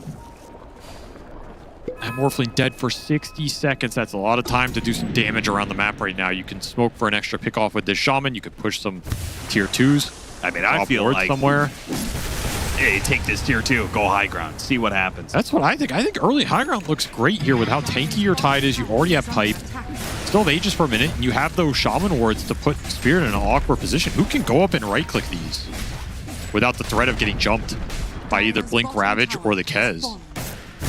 Yeah, just Falcon Rush that tower. It's going to be dead long before Yatoro's back up. Kind of an early glyph, too. It'll clear out the wave. But you're on a back door here. Another wave's coming. Yeah, no...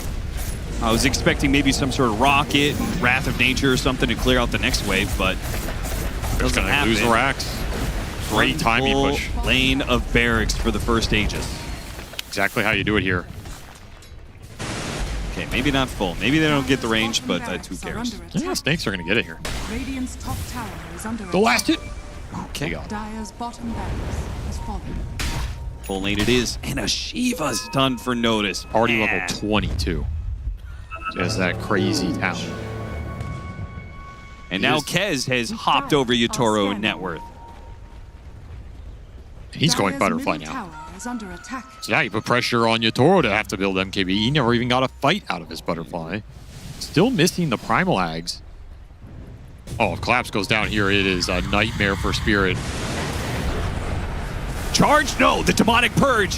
It stalls him. He can't get up to the high ground. He's going to have to use the BKB, and he's still going to be in danger even after that because Watson, he just rushes at him, goes for it with his physical damage, and cuts through the beast. Only thing that is going for Spirit in that play is there's no wave at the base. Otherwise, Yandex are taking another lane. But you lose your Primal. That Ags got set back another 200 or 300 gold. He's off the map for a minute. He's not farming it up. There's just nothing going on for Spirit in this lineup. They don't have playmaking. Their team fight is worse against this Tide. In theory, their scale can be better if all their cores are 5 or 6 slotted in the late game. They're never going to get there at this rate. They're going to have to pull the trigger at some point and just go for some sort of smoke play into contesting that next Roche. Yeah, can't keep Litton Soxa determine the pace of this game with his Shadow Shaman. Hell no. This hero might just be getting banned next game regardless. He's owned this game. Cheer Jr. Well, there's another way to hit some high ground, hit some buildings. He gets the shard off the second Tormentor of the game. Going through the gate, almost ran into the Clockwork. All the lanes pushed in.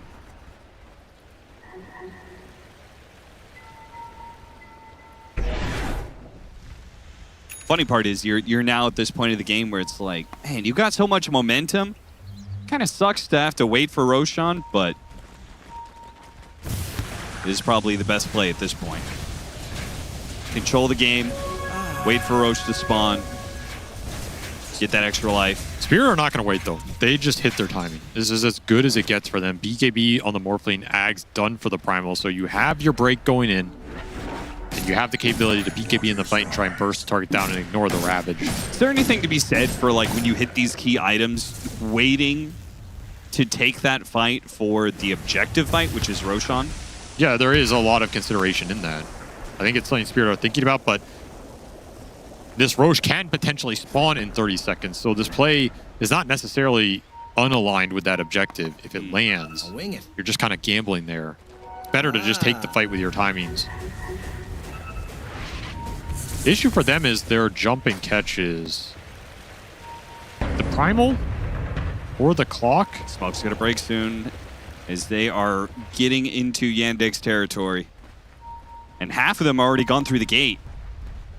You really want to find this because Butterfly delivered as the smoke comes through. They see a courier, and they could jump in after that courier. Watson, quick with the Raven's Veil, immediately silences up Collapse, and Collapse didn't have detection to be able to get the grab. Now Nose jumps in with the Shivas. Oh, there goes the Warlock. Watson on top of Yotoro. A man fight happening. Ravens rushing at Yotoro, not able to finish him off. Yotoro's able to get out, but Laurel not so lucky. Stuck in the Viper, in the Guck, and the Goo.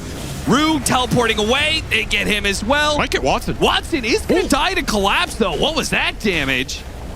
Watson showing that he's still got... He can get popped by some magic damage. That Primal Ag's doing its job at the end there. But that is a rough fight for Spirit. You blinking on a Kez, he gets the Veil off, no detection. You're all just standing around wondering what the hell we're doing here. Yeah. So you need some dust or something on this Primal and Clock, who are going to be your initiators. Very awkward situation for Spirit. Not having detection, like, I don't know, it just feels like another small misplay that is an unforced error in terms of what you would call it. The hook shot misses. Yotoro, he has to pop BKB. You cannot get Ravaged or Hex here. And then someone has to tank the Viper damage. Nightmare of a fight for Spirit. The only thing that gives you any sort of mercy there is you kill the Kez, which means your base is not getting sieged by this super high damage carry at the moment. And frankly, that was an unforced error. Watson didn't have to take that fight into the Primal Beast with that many stacks from his Ags. But not at all. Underestimated it. And small slip up for Yandex from their carry, but it doesn't matter. 1 for 4, 16,000 net worth lead. And well in control for the Roshan. Thing is, these are the kind of tricores I like Tezen, where he is not just some end-all be-all solo carry 1v9 the game. This tricore is super strong in the late game. This Viper can become a secondary carry. This Tide is mega fat, can absolutely do some serious damage in the fight. So while you're trying to find and focus this Kez, the other heroes are the ones killing you. I mean, this Viper and Tide are the top 2 net worth here. It's not the Kez. It says a lot about how Yandex have distributed the farm. I do think, and you know, very likely we won't see this, but I do feel like Viper does start falling off a bit about this item timing. I haven't been super convinced by the item choices when you get to that 5th, 6th item, you know? He goes Bloodstone, I would agree. Yeah, we saw the Bloodstone before. How much does that change? Too much. Especially when he's not even being focused. Probably not a lot. This is a hero you can ignore to a certain degree if you're getting stuff done in the fight. That requires you to threaten some heroes here. Roshan Roar, notice playing on the front lines, and Panto, he walks into him, and he manages to get away with a 4-stab. It's fine. The smoke from Yandex still trying to get there. Collapse can break this guy, but there's a disruption behind. It's not as simple as just going on the first target you see. You need to find supports here. Potentially go for a patented Collapse Aegis steal. Dare I say it? Dare I curse it? Laurel toying around, Collapse throwing boulders in the pit. Gonna be far too late to be able to stop that one. Meanwhile, the Ravage catching Laurel, and he's already out. Panto, he's gonna get cleaned up. Let's see if Collapse and Yotoro combined up can do something here. The Shadow Shaman, he gets up back up to full thanks to his Lotus. During that shard, they still run him down. Collapse finishes them off. Well, Yotoro fighting out with a shield rune, surrounded by 3 cores. How much work can this guy do? He goes after Malady. Waveforms through him, takes him out. Jared Jr.'s a little bit low, but Watson is doing some work right now. He's putting in the damage. Yotaro took the Shadow Shaman. Why? Because he can. That's the only thing he could take. Buybacks from Yandex will absolutely secure that fight. Never even got through the Aegis on Watson. And the whole time, Spirit, they're just trying to bait their support so they can find the backline on Yandex. But this is why the Shaman's so annoying. Soxa always plays with these Lotuses to heal. It forces you to effectively kill him twice. It takes so much damn time. You're just losing the fight while that's happening. Impressive damage from Yotoro, but the Kez is matching him. Might just be the game. No buyback on this Morphling. No buyback on the Furion. Yeah, I think we're done here. They just got outscaled and outclassed in these little pickoffs around the map. They did. Some heroes you're going to have to think about going into this game 3 as the series gets potentially tied right here. Do you want to give up this Tide Hunter after a perfect game from Notice 6-0 and 20? Yeah, amazing game from him. Do you want to give up this Shaman to the best Shaman player in the world? These heroes did so much for Yandex here. Spirit going to try and salvage something here, but... Double buybacks, but tier 4s are almost gone already. Yandex are actually going to respect it, though. Yatoro's back up in 15 seconds, and they say, okay, we can't kill the Ancient. There's no need for us to throw fighting around the Ancient, trying to finish it off. It's almost too much respect for me, man. Yeah, I mean, they have Aegis and everything. Like, I actually feel like they could have killed the Ancient. Just rather heal the resources, reset the cooldowns, go back in. Not going to lose out anything here. You'll still have Aegis for another throne push.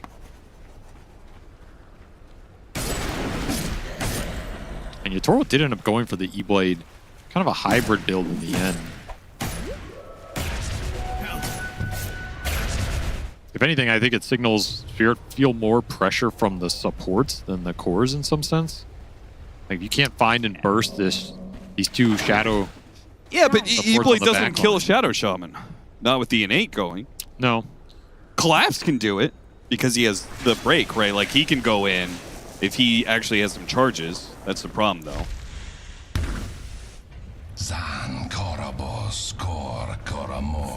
So much of this game felt like it got determined from that mid lane. That's me watching my mid laner die to Viper.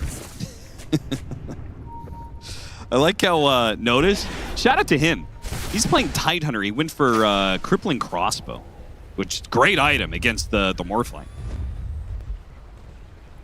It's true. Slow is crazy annoying. Took the Ravage stun duration as well, so 3.4 second Ravage into a Hex. Into all that slow and armor reduction. Pretty nasty. Team Spirit on their last legs. And Yandex looking for the knockout punch. Soxa.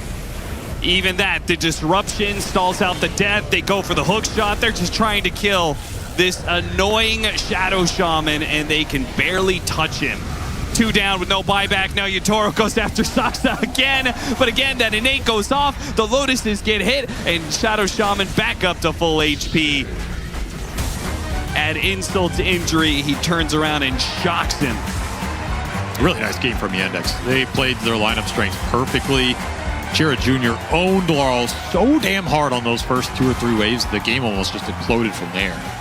Tide never died, never got touched, and you have this Kez to accelerate the game with a really aggressive item build from Watson that I very much approve of. That to me is how you should play this hero. Yes, sir. Just run them over. Don't play for some 80-minute timing. Spirit back to the drawing board, and some heroes that I asked in game 1, Yandex, how are you going to put pressure on Spirit in this series? They definitely put some pressure on him in this game. Those backline supports were completely in their head. So Spirit are going to have to either ban the Shaman, the Shadow Demon out, or have some better tools at finding those heroes at the start of the fights, because the Clock Primal getting shut down were not able to do it on their own. Yatoro is not on as mobile as a carry who can like assassinate the Shadow Shaman at the start. And honestly, I think people are mega underrating these healing Lotuses on Shaman that Sox is abusing. Oh yeah, it's just so broken. It's so stupid. With the shard, you get this extra vulnerability, guaranteed Lotus pop. You get 2 full HP lives. You spend like 15 seconds in the fight chasing this stupid hero, and even if he dies, you end up losing the fight. That's your entire BKB. So you have to put some respect on what Soxa is bringing to the table with this hero. And you got to respect Yandex as a whole. They're just getting better and better with time. They've already gotten a game victory in a grand final. How much more can they take from here? That was a solid performance by Yandex, and we were so excited to see this Primal Beast in action, but it was all part of the plan. Yandex had a solid plan to deal with it, and to be honest, it did not look that close. I'm just saying it in a very diplomatic way. God damn. You're right, Shiver. They had a 2K advantage here at 11 minutes, which is a bit spooky. Yeah. I just don't think you can give Sox to this hero, honestly. I think the Shadow Shaman was the hero of this game. He just consistently dumpstered. I feel like the whole game, I saw Laurel surrounded by Serpent Wards. Like, the whole game. Every time he goes in, Soxa shows up. It's like, okay, I'm going to ward trap you. I found it really interesting that he went with the facet where you get the multi-wards, you know? Is that good? Well, when you put them around a hero like Nature's Prophet, Of who's not course, very yeah. mobile, he doesn't have phase boots, and Yeah, you definitely saw it in this game where it's like ward trapping is so powerful where a lot of people go for the single ward now for the pushing potential, but he used it to its full extent. I mean, absolutely masterclass on Shaman in this game. Yeah, Saxa owns on this hero. He was doing so much for the team.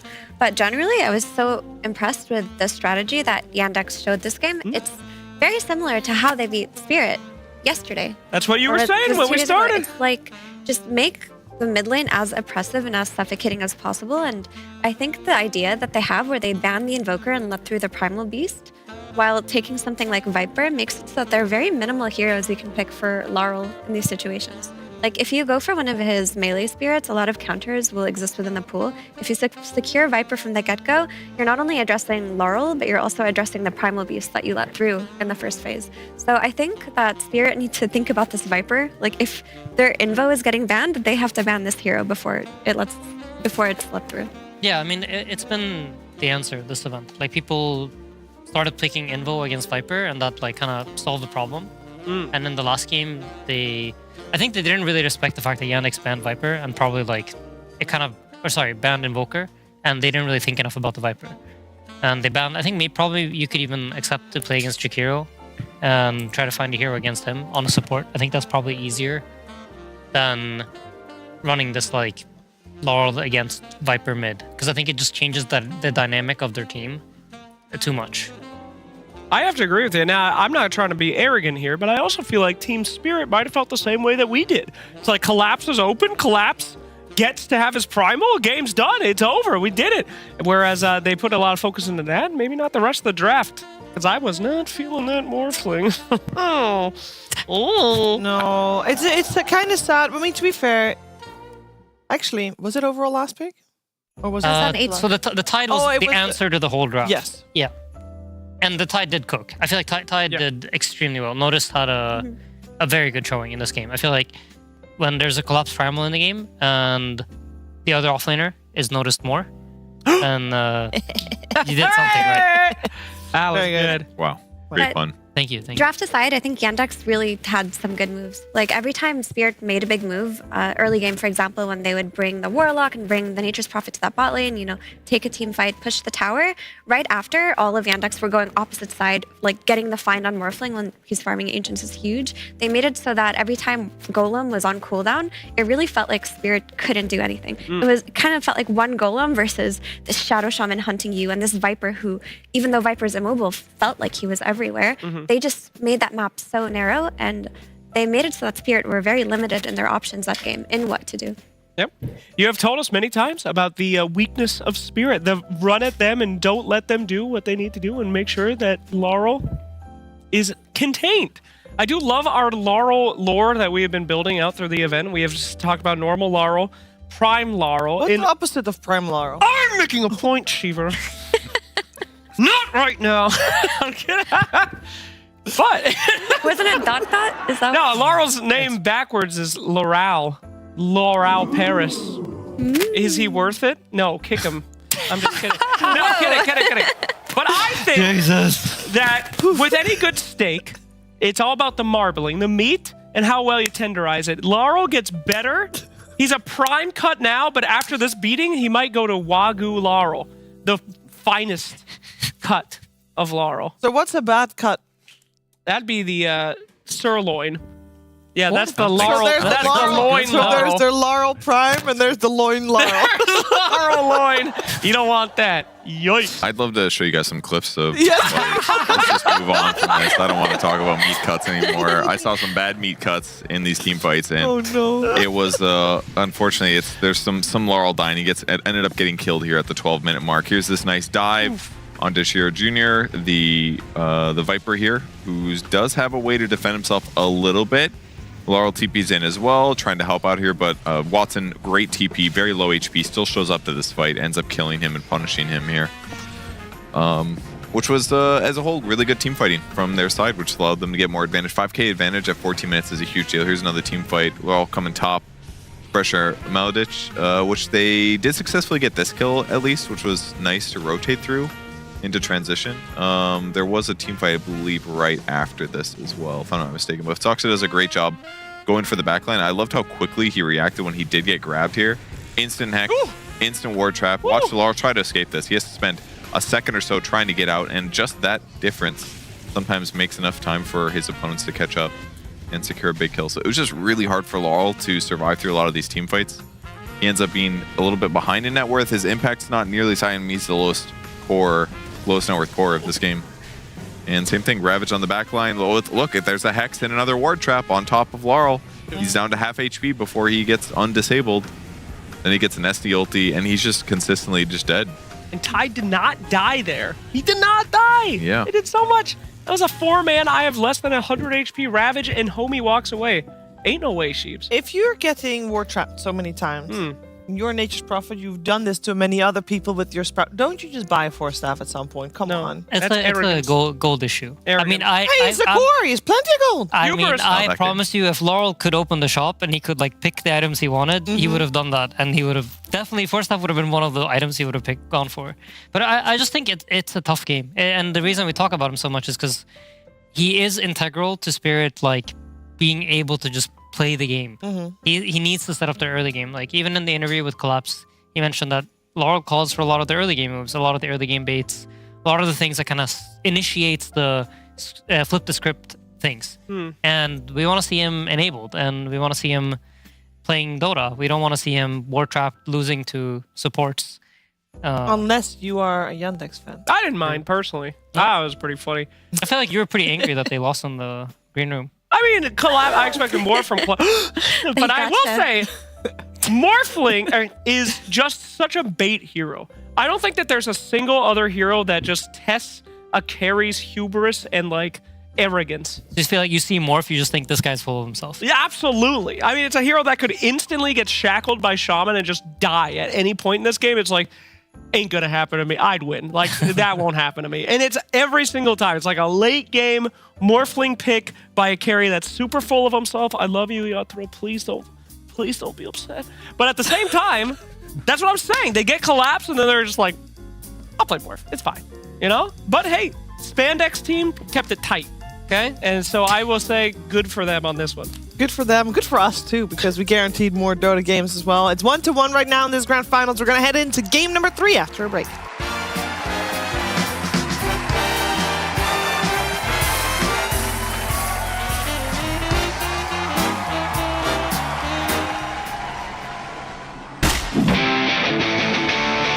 bad bloody time.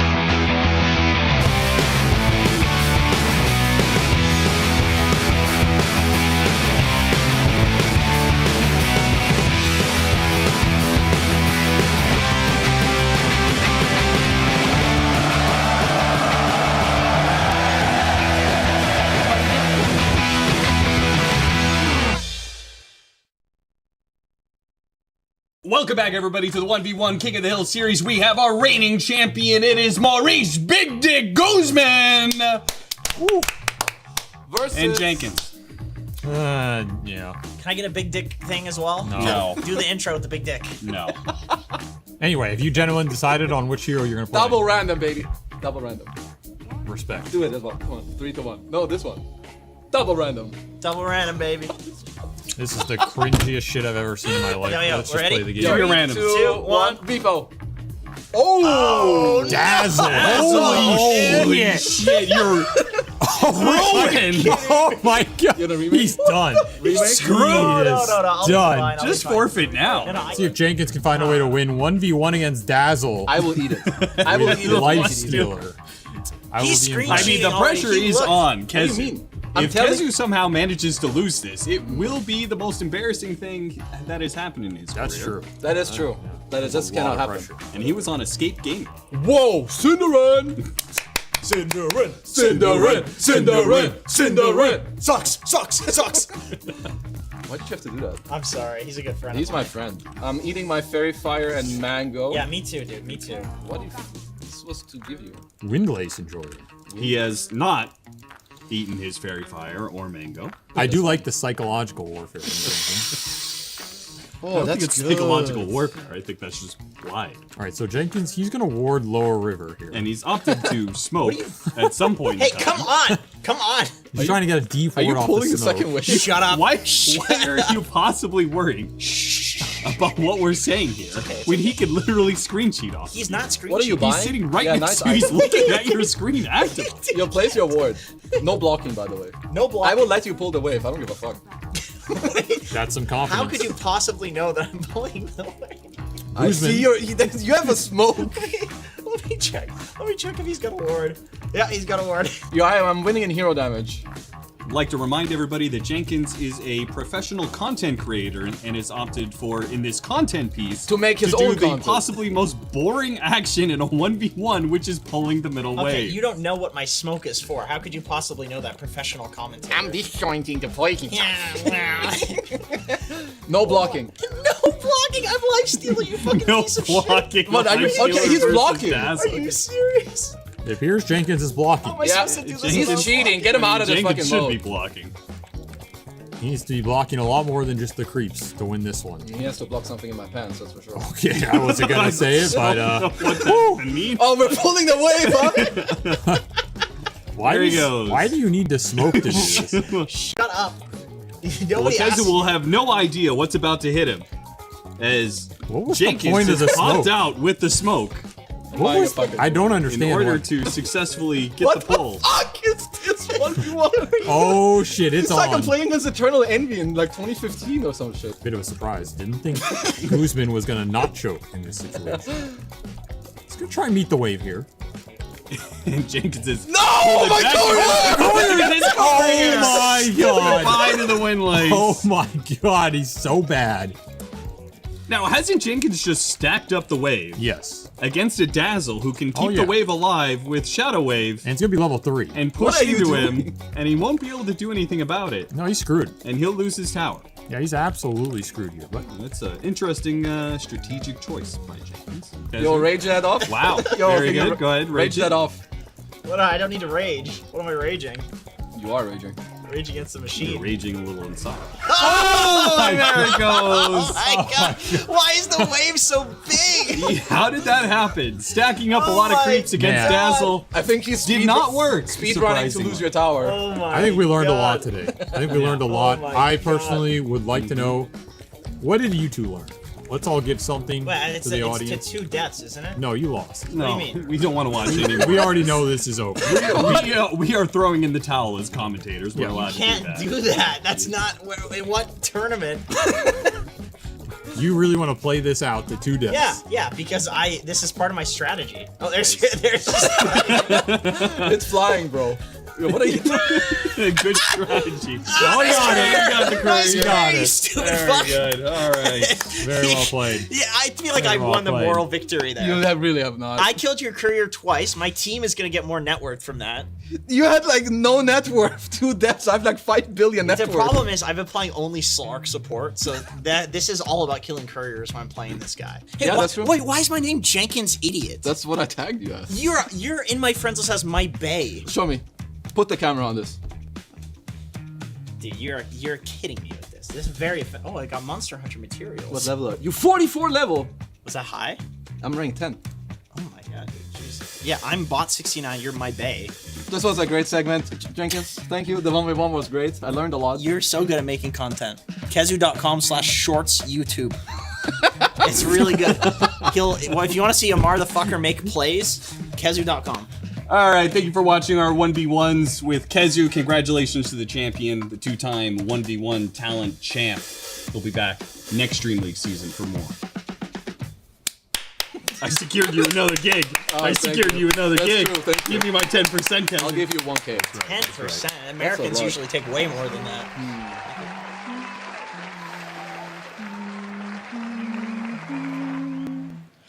Is this the season? Is this the place to be? Candles are glowing and the world fills with harmony. Open your ears and hear all the reindeer breathe.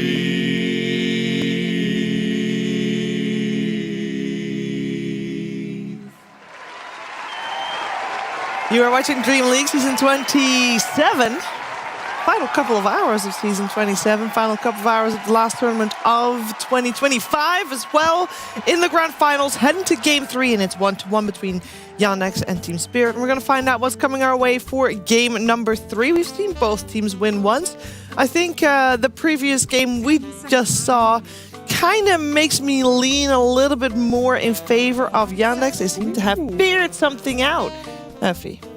Yeah, I mean, their approach has always been just don't let that mid lane breathe. And Spirit were like, all right, we're taking out the Viper. They address now that if this Invoker is banned out, they must remove the Viper because the hero pool they can then play with through Laurel is very limited.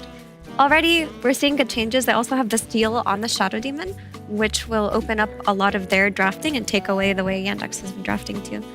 So good adjustments here, but I'm sure Yandex is more cooked up. You know, we didn't comment a lot on it, but I thought like the Watson Kez looked very good too, and that's not something we see them do. But typically people will answer that Kez with a big counter, right? I mean, again, as we said last time, you're seeing this Blade Mail Axe coming in. Wow, they're gonna go straight for that Tidehunter, and I don't blame them, man. That Tidehunter was sick. I just like how flexible the hero is in terms of itemization. Like it feels like Tide is finally in a place where you don't just have to go like Soul Ring phase Vlad's every game. Maybe you'd alternate to a pipe, but now you can do pipe builds. You could do Ags builds really fast. You can get a Blink Dagger. You can skip Shard. Like hero flexibility like this is always really fun to see. And the hero's been valuable even before the hero gets to level 20, which is cool too. But it's perfect for any team that wants to go Invoker combos. They can't in this game, unfortunately, but I don't know. I like the hero. What can I say? You know what? I think you said enough, Purge. I think I did. agree with you. I think he's great just because he's new Bristleback. You know? Just go in and he hurt you real bad if he's past the level 20. That's crazy stuff. You think they're going to delete that after this? Nah, we got a good 8 months on that talent for sure. Yeah. So, on that note, how do you stop Tidehunter? You just don't stand next to him when you're killing him, because otherwise he will anchor smash you. When he does that, he gets lifesteal. Impossible. If he has lifesteal items. And then the damage you deal to him just comes back to him and he doesn't die. Well, Insania said range carries. Is that right? Did I? Yeah. Okay. I was going to say a lot of the heroes that are good against Tide are just banned out, like in the first stage in almost every single game. You see, like, there's no Ursa, there's no Viper. Like, Rasta even is decent. Timber is suspicious, but kind of okay. Primal's out. Like, a lot of the heroes that Tide doesn't like playing against are just banned. So it just makes this hero quite hard to deal with. But he should be addressed from the laning stage at least, because he was picked versus Morphling, which is basically a free lane for Tide. And you can go back into the pockets of older heroes. We saw the PA earlier, but a solution to Tide on lane used to be something like Tusk plus Terrorblade. Okay. They couldn't pick Terrorblade in that last game for themselves on Spirit because they're against Shadow Demon, but maybe now that they have an SD themselves, they can look towards fitting in a Terrorblade into their draft. I know that hero did get some tweaks that makes him a little bit more popular because illusions don't have that damage fall off anymore. I see. If they're at a distance. I've heard some pros that will remain to be unnamed say that Terrorblade is garbage. Oh boy. Where others have said that it's actually super, super good now. That's true. We did see, I believe, an RTZ tweet about Terrorblade. I was not going to name him, but if we're just going to drop the name. I'll say it. God damn! He said the math was bad. I mean, he's right, but teams are still picking it, so. Yeah. But you said pro players. Oh, that's okay, good. let's Sorry. take it easy here, You must have been fellow talking about somebody retiree. else. Yeah, it couldn't have been Arteezy. I wonder who it was. Gracious me. I mean, to be fair, I can like see it because he got a lot of the damage removed from Conjure Image. So I don't know if the math overall was giving the illusions more damage than before. I think it does for the further away ones. I'm not sure. I didn't. But, you know, it's still a hero you can consider versus Tide. Anytime I see a patch note and I need to bring out the calculator, I just skip. I mean, I ain't got time for that. Leave my stream. That's why you wait for... Leave my stream. Wait for Tusk Purge is stream. taken out. Tusk was a big part of the solution of TV plus Tusk. It doesn't exist. Never mind. Scratch it. That's okay. Oh, yeah. I mean, we said that Tusk was probably going to be one of the most hotly contested from both these teams, along with Invoker. Both these teams love Invoker, have good Invoker players on it. Chira Jr., topped by Chira Sr., the original Invoker in Dota 1. I mean, they're pretty unlocked to do the Wind Ranger here because they picked Shadow Demon first. It was funny. I think Wind Rangers banned the first game, if I'm not mistaken. Wind Ranger was banned the first game, maybe, but they banned out Slardar. Wind Ranger was banned in both games so far by Spirit themselves. That's right. The easy carry, as many are putting it here. The free MMR carry, as they say. You agree with the sentiment? Hero feels strong. I'm not sure how good it is against Tide. I feel like you probably have to pair it up with something very strong. That's decent. Natural order pick, maybe, guys? Yeah. So when I see ET, I want heroes like Tiny in my team. I want spirits. I want stuff that like goes in and abuses like the spirit aura. And that I can press my stomp on top of or drop my ulti on top of. And Yandex should probably recognize the same things and try to create like a tricky situation here for Laurel to pick a mid hero. I mentioned this before. I feel like Laurel is one of the few people that I actually like when he plays Wind Ranger mid. I feel like before he came on Spirit, this is ancient times, he was a Snapfire and Wind Ranger specialist. Wow. These were like his two original signature heroes. So for, I think Spirit specifically, this Windrunner is a bit more of a flex than other teams. Yes. Oh no, my Tiny. Is that a deny Tiny, you believe? Maybe partially. It's really good with Jakiro as well. We've been seeing this combo consistently. You can basically have the support plane sorted in here where Tiny is. Tiny does an avalanche, waits till that ends, tosses back into Jakiro. Easiest ice path follow-up ever with macro power, so makes team fights better. And Tiny, in a lot of cases, wants to group heroes together. People spread out naturally. Tiny's going to grab one of them, throw them to the other guy. That just makes Jakiro better, makes Tide better. It's just a great draft so far by Yandex. Probably not against SD, but Tiny Jakiro, like as a safe lane combo, is also extremely strong. We played this on Liquid a lot, but yeah, it doesn't look like it's going to be this game. Templar Assassin. Mira, you seem to like that one. That was a big smile and nod. Why is Templar good? No, I just think their draft is cool from Yandex. The way that they do this, the way that they don't save the overall last pick for core as well, because they see it in a situation that works. The supports on the side of Spirit don't really threaten this TA either. Like it is annoying to get purged by Shadow Doing, but mostly if your Tiny's going in, you get burst damage from your carry, which is the TA. You can always follow up on that initiation. Whichever target that you're going on should die here. Their heroes don't really kill TA right now. And I feel like even in teamfights, Tide isn't like fully answered yet. They don't have like easy ways to kill either of these two heroes. It looks, this hero has to solve something. And it's quite a tricky pick, I think, because you don't really have straightforward answers here. I'm trying to think. Flax, over to you. Absolutely. Well, if there's one thing that I know about Team Spirit, is that they like picking heroes before I can finish my sentence. And with only 13 seconds left, you gotta really, there it is. Fantastic axe pick here. Why is it fantastic? It ain't. I mean, I don't know. I mean, axe can be pretty good against peeps like TA if you happen to get her with the blade mail when she's, you know, doing her whole thing and she's super fed. But at the same time, I mean, they have nice lockdown. They got a lot of spells. They got engage, a little bit of disengage. I don't know. I have to agree with you guys. I really like Yandex's draft. I feel like Yandex, they definitely have figured something. I feel like they got some sort of edge in this draft because when you look at the two lineups, I feel like Yandex have a much simpler game plan to put together. Like when you look at their heroes, it just feels nice. Like Tide isn't, I don't think, completely screwed over in his lane. I think he can do okay against this Wind Ranger ET with the help of Tiny. They can pull some waves. They can use a Tiny stun defensively. He has Anchor Smash and Gush if the ET overextends. I think his lane will be okay. Probably still a nice lane for Yatoro. It won't be pressured very much, but his game looks fine. I think the TA Jakiro into Axe SD looks favored for me. I think there is some scenarios if Watson maybe overplays where you could get disrupted into Axe just trying to kill them.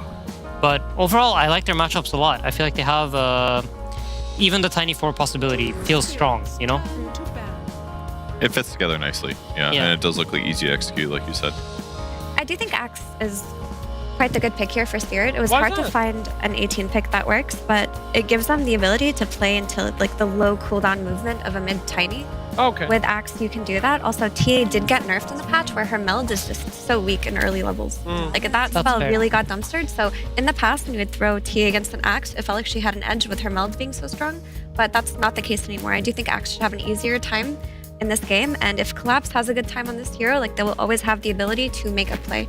It's not like ultra countered the way his primal was. He's not getting Viper slowed, and he's not getting, you know, Shadow That's a Demon. very good point, actually. This the changes to TA actually might have a big influence on the outcome in this lane.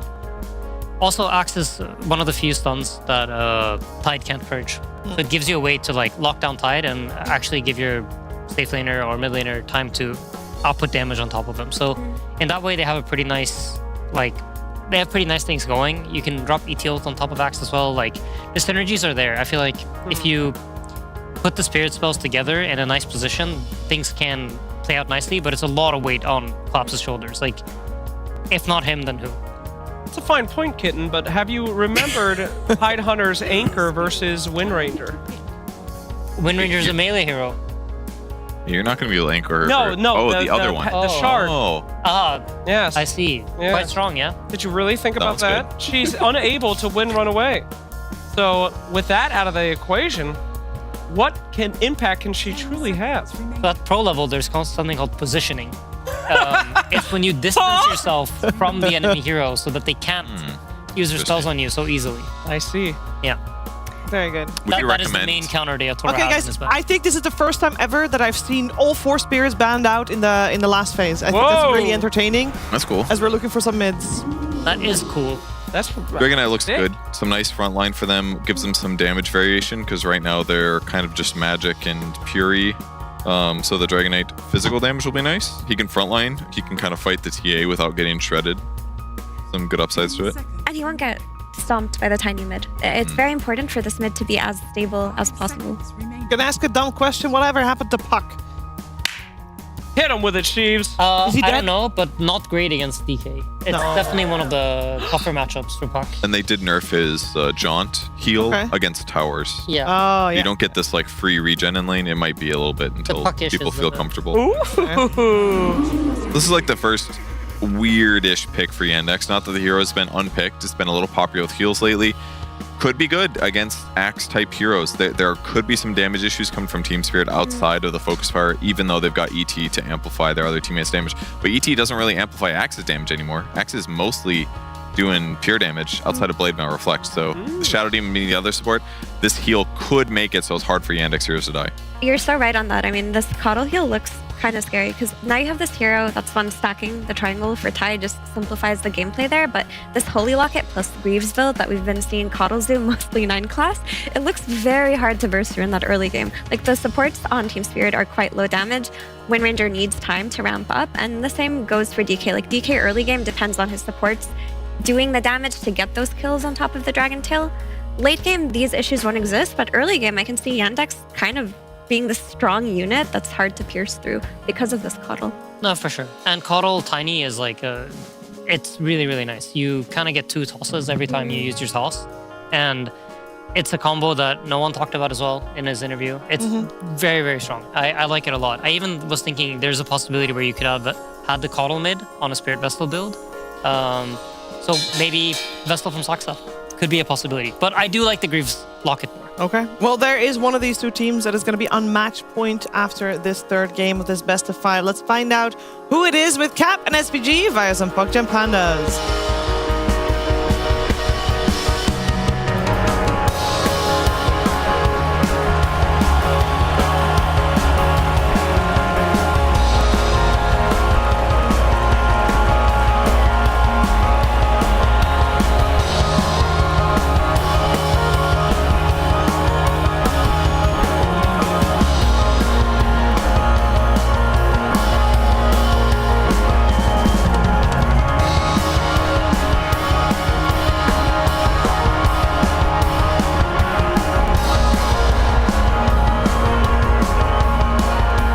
The new patch has brought Tiny back in a big, big way, which means we're going to see some Tiny combos. We already saw the Elder Titan earlier on in the tournament, and now we are going to see the Coddle again with the Tiny. I think this draft is cool for the symmetry that kind of played out in it. Both teams are trying to get some big team fight ampers behind their frontline stun jumpers. The Coddle for this Tiny and Tide. In Spirit's case, this big Elder Titan behind this Axe and DK.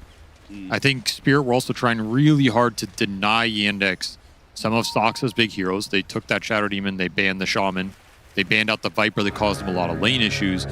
Can't ban everything though, and so that Tide slips through. That was a problem in Game 2, also a problem in the Game 1. So Spirit made some big draft adjustments. They also went for a much faster lineup and a lineup that is a lot stronger on the lanes. And I think that's their big concern, is they don't want to fall behind like they did in Game 1. They don't want to have a lane such as that mid lane in Game 2. Sorry, speaking of Game 2, where that Viper just demolished mid and the game almost imploded off that alone. So they're really trying to make those big adjustments and go from there. That's a nice little block. It will put as much damage as they can on Watson, so he's going to be limping in lane. That's a little play that doesn't look like it did a lot, but is really going to help collapse out on the early portions of these lanes, where sometimes you can get a fast meld up or some side bladed hits in and kind of take the fight to Axe early. He gets through the early portion, he's just going to cruise away with this lane. Is this just the OG effect?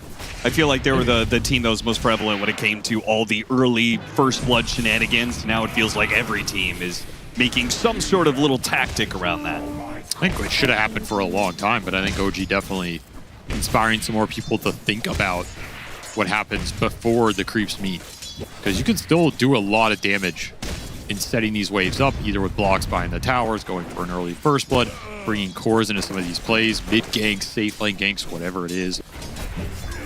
I like that kind of stuff. It's really cool. And it can change the outcome of a lot of these lanes that on paper you feel are going to go one way, suddenly they're going another.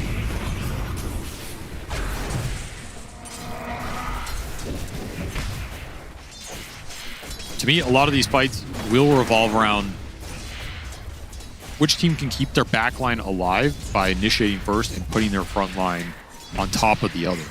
Because if both these backlines can do a lot of damage in this game, they have really powerful spells, they have really powerful amplification tools between the Solar Bind, the ET Spirit, the Save from Shadow Demon plus Disseminate, Jakiro follow-up spells on top of a tiny combo, something like this. But a lot of that requires the cores to go in and set that kind of fight up, so you do not want to let your opponents initiate on you in this game in general. And you absolutely want to protect your backline. I do feel like that advantage is to the favor of Yandex then. If that's going to be the name of the game, I just inherently feel like Tiny is going to be better at killing Spirit supports than vice versa.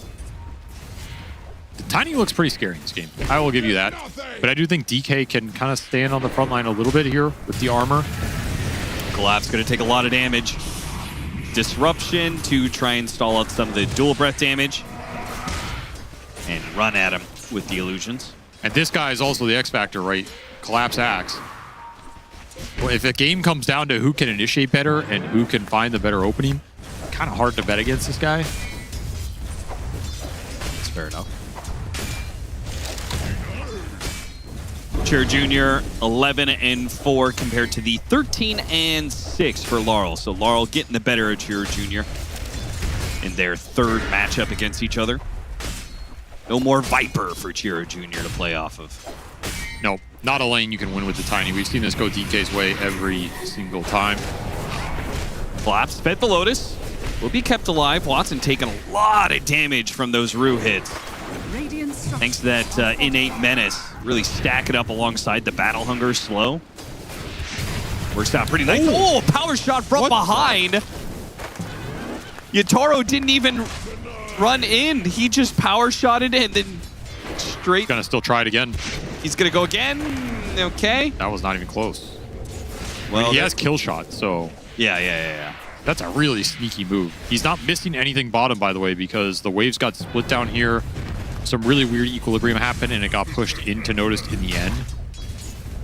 So that didn't cost him anything other than mana to go through the gate, which did get buffed a little bit. Well, that would have been a really cool move if it hit. Yeah, you have to land those skill shots, but the idea was really nice. I don't think that's something Watson is thinking about at all. Malady, he will finally be the first blood. Rue's the one to take the extra bounty. How do you feel about that kill shot? You did not appreciate when Mickey was running the carry win ranger. You said the other facet was underrated. He should go it. And then people did follow suit. They started going that other facet. I was vindicated by Natsuki. That's all I have to say. You were vindicated. Not throwing shade at Mickey. I'm saying I was vindicated by Natsuki. Yes, you were vindicating your belief in the other facet. Yeah. But despite Yatoro seeing the success of that other facet, still going kill shot. Why? I think he does enjoy playing on the outside of fights as a carry in general. Okay. I think Spirit also almost always play this with some nice frontline jump stunners that can set the kill shot up. And if you can reliably set it up, it is a powerful facet. The downside is your laning's a little weaker because Entangled's super strong on lane and very strong at giving you solo kills in the early game. Смело. Бесполезно. But if you're not really going to have that opportunity because you're against the Tide or something anyway, if you take the laning out of the equation and you're just thinking about what happens in the mid game, this facet can be equally as strong if you can reliably set it up. They also have ETR to throw in there, amping up some extra magic damage. So they have a lot of synergy to make the kill shot work in this game. It can also be nice against some of these beefy boys, right? This is in theory like a percentage scaling spell, if you want to think about it that way, with the threshold. So if you take this Tide down to low, you take this Tiny down to low, and you need that little bit of extra damage to finish them off, it can give it to you. So I don't mind the idea behind this at all. I am an Entangled believer. I always will be. I think that was one of the low-key most broken facets in the game. I still think that. I'll think it until it's not anymore, and then I'll still think it. You can't stop me. Okay, damn. Don't try, Austin. You do whatever you want. I'm not here to... I'm not your mom. I'm not telling you how to live your life. What if you could throw spells through the gate? That'd be kind of cool. Like Portal. And then they sell a Portal Arcana for the gates. Well, Elder Titan can do that. That's true. He can throw his spirit through the gate. Yeah, I guess that's true. But like, what if you could power shot through the gate, you know? That'd be wild. I mean, Mirana would become a very cool pick. That's what I'm saying. Imagining arrowing the safe lane from the other safe lane. You're just doing Tormentor, you get meat hooked into the portal. There's a lot of potential here, that's all I'm saying. That's my one idea I'll throw out in this. What happens in that? Does he get dragged across the entire map? Yeah, you get dragged through. That's pretty cool. All right, we're going to get the resume here. Is noticed free farming down here. No, it snags the creeps there. So, Toro happy with that one. Got the Lotus on this lane. Pretty defensive lane setup for Yandex with this Coddle pick. You're not going to have a lot of aggressive potential. It's just mass stacking in the jungle. Soxa is already stacked 6 camps? 7 camps? Yeah, unsurprising that Tundra veteran Soxa is planned much of Yandex's strategy around stacking as they outstacked Team Spirit in the early game, I believe all 3 games. It's creating a weird imbalance right now. Oh, he's going to try and blast kill mid. The blast! It comes in. It's not quite enough damage. Maybe the blood grenade will be with the right clicks that are doing hardly any damage. But hardly any damage, not no damage. What a gank. Level 2 Coddle. He comes out from stacking jungle. You have no idea where he is. It's not a gank you can predict. Just gives you that little extra damage against the raindrop to secure the kill, and it's a big one. Chira Jr. doing a decent job at getting this DK low in the first place. And Panto really trying to make sure that Siege Wagon dies. You can see just how important the tower balance play is here. Rue, he will deny the Arcane Rune away, so no power rune for either side, but... Important rune to take away from the Tiny here. You're still looking for this DK6. You do not want to lose Larl again. Again, the imbalance is this Wind Ranger has an empty lane bottom as the Tidehunter is cutting right now. So you have freedom to move your supports around if you're Spirit. You're either going to put them defensively mid and try and counterplay the ganks that the Index are putting into this Tiny, or you're going to send them top and just run at the TA. I don't really like Panto being down here. I don't think he's going to accomplish a lot. Like, okay, you got 3 creeps off the Tide or something, but you don't threaten this guy, you're not going to pressure him. I think there is opportunity to run at the TA top. If not, just stack. Like, stacking is going to make your Axe's life a lot easier. There's already some up, but getting more, it'll pay off for you later. You'll get a little medium stack here, so. I feel like there was also a play where you could have gone for the enemy Wisdom Shrine. For sure, yeah. I just think when you have this much freedom, often one of the lower value plays is just like following this offlane around if you don't have threat on him. Stop. I mean, it's kind of annoying, but it's not accomplishing anything. Yeah, Notice is still going to be able to farm the wave and farm the neutrals. Yeah, this is not doing a thing. Should have Radiant's high-fived middle each other. tower is under attack. Where is he going now? Is he thinking about going mid? I mean, you can backstab mid here with the Ravage threat.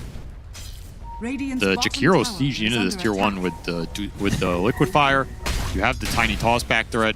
Kind of a dangerous tier 1 mid for Spirit to sit around.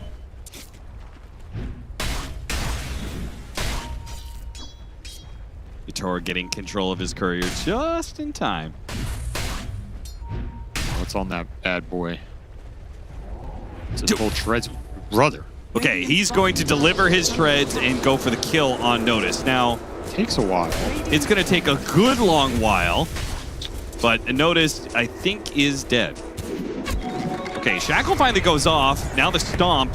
Could TP here now. Okay, yeah, now power shot will finish him off thanks to the kill shot. All right, good call. Don't have the javelin, but Falcon Blade plus kill shot enough to wear him down.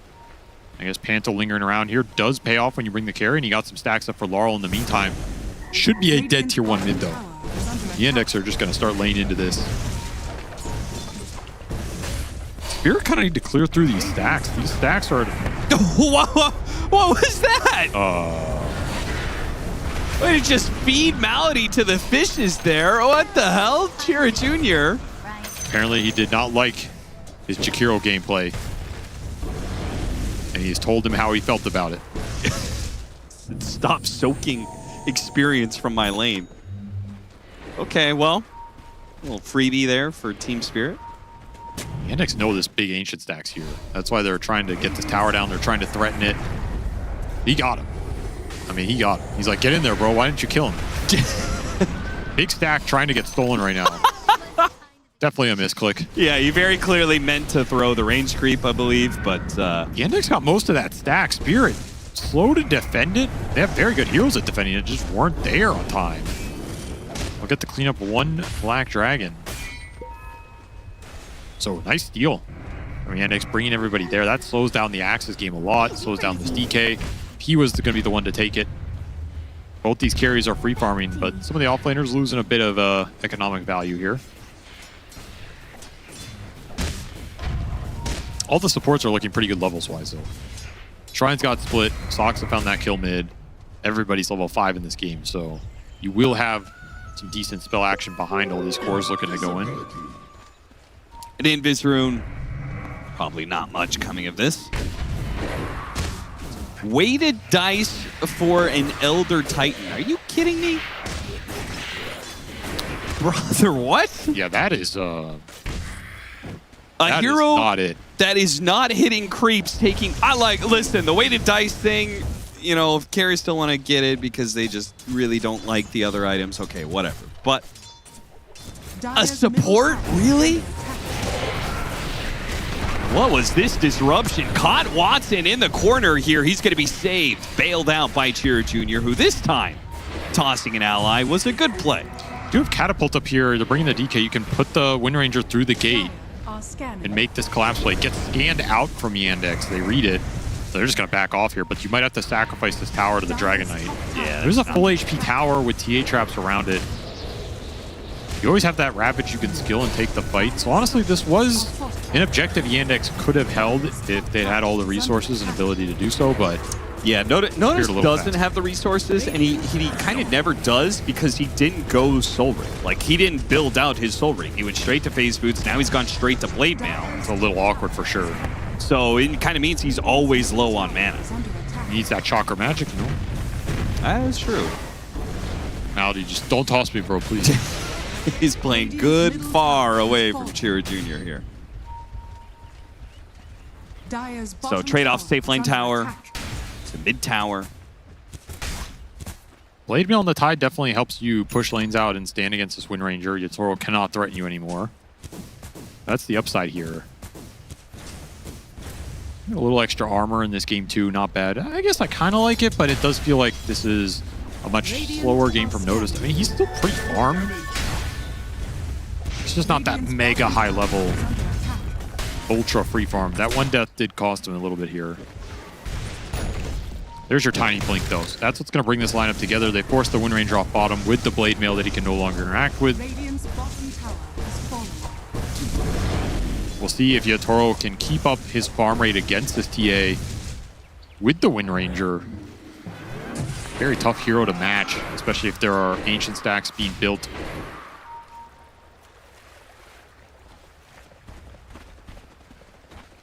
Quick smoke from Yandex. They're going to bring the tie down her top. This feels like a stretch of a smoke in some ways. Again, a minute before the Wisdom Shrine spawns.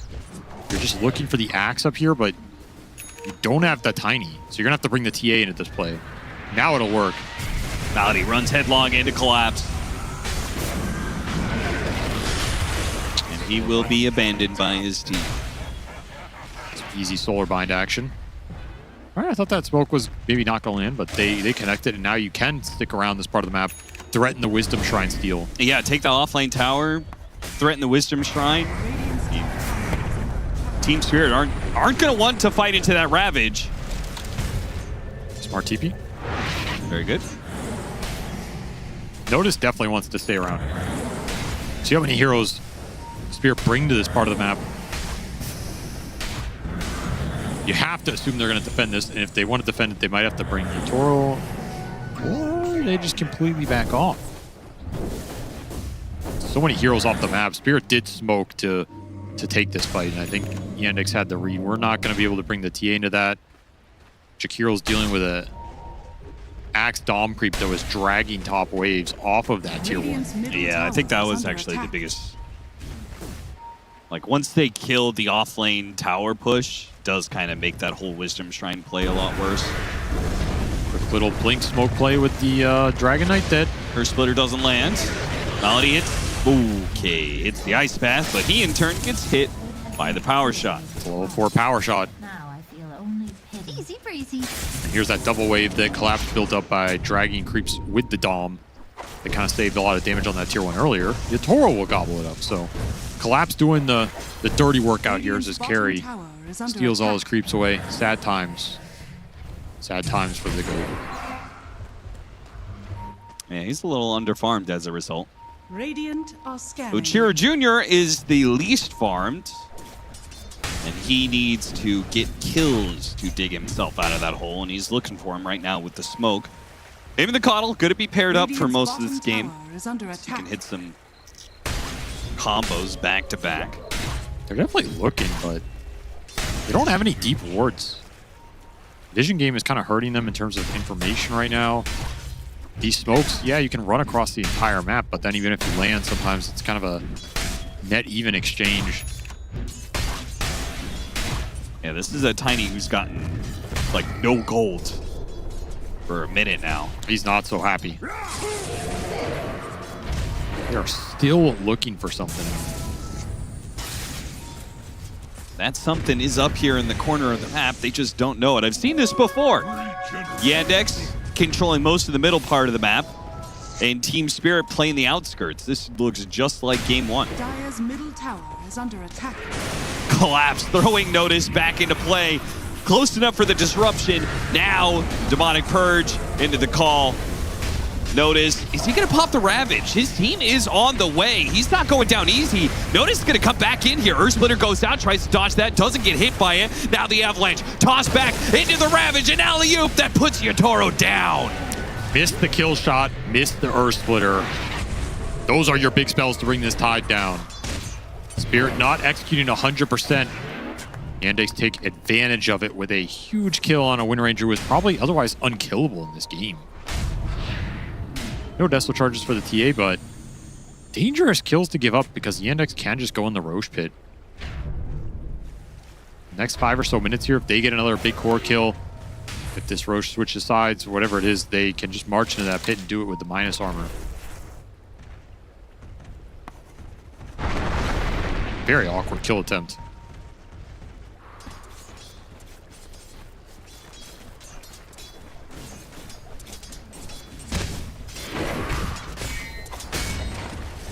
All in all, very a chill game. We had that one team fight. It was hardly a team fight. It was just a single kills. 4-4 at 17 minutes. We are still waiting for some of the initiation on the Axe. If that blink is going to come out, he's thinking about the pipe right now. and you're kind of waiting for BKB on Yotoro. Those are the big go items for Spirit. Yandex online a little faster, and they're starting to find a little action. Disruption, dodging the crash landing toss, and he gets a blink away. What a save from Rue. Now the stomp, now the turnaround. Malady, he's gonna die. Collapse trying to hop in time to get the Culling Blade. Doesn't get there though. If Panto can keep his positioning around these fights, he has a very good chance of guarantee stomping this Tiny every time he goes in with combo, which can buy a lot of time for setup. It can set up another stun into the kill shot, into a dunk. That is something Chiro Jr. will have to think about. Like, you have to make these jumps count, because once you're in, you might be stuck.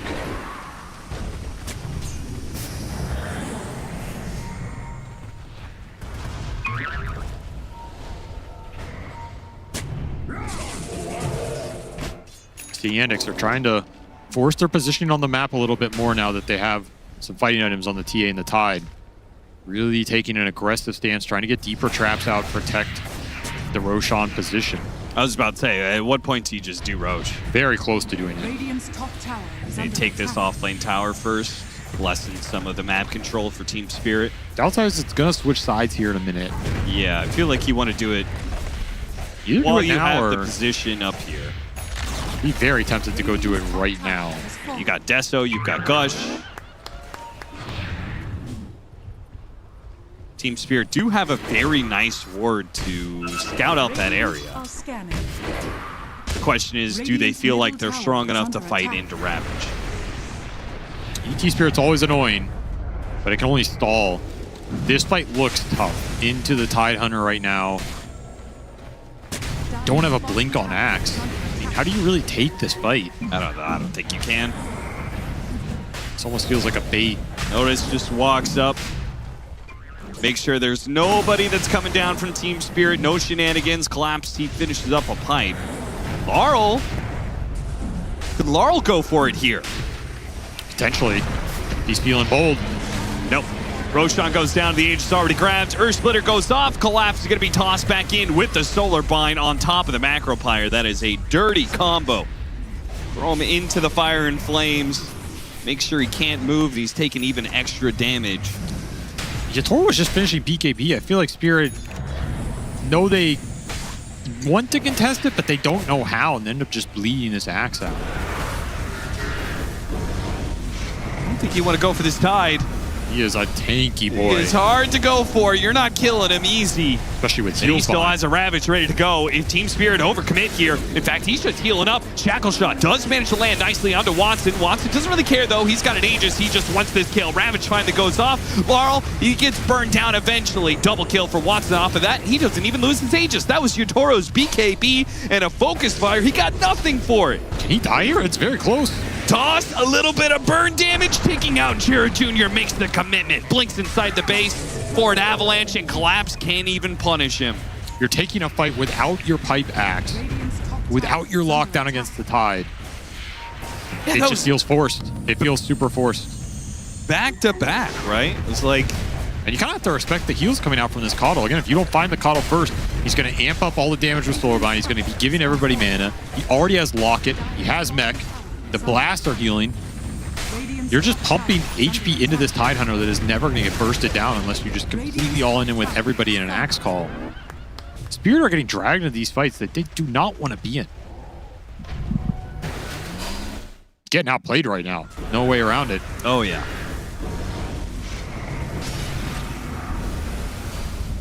I feel like here you just back off if you're Laurel. I don't think poking him here and seeing what's up is necessarily a bad play. You get a nice stomp on too, but you're sacrificing your positioning and you don't have Axe.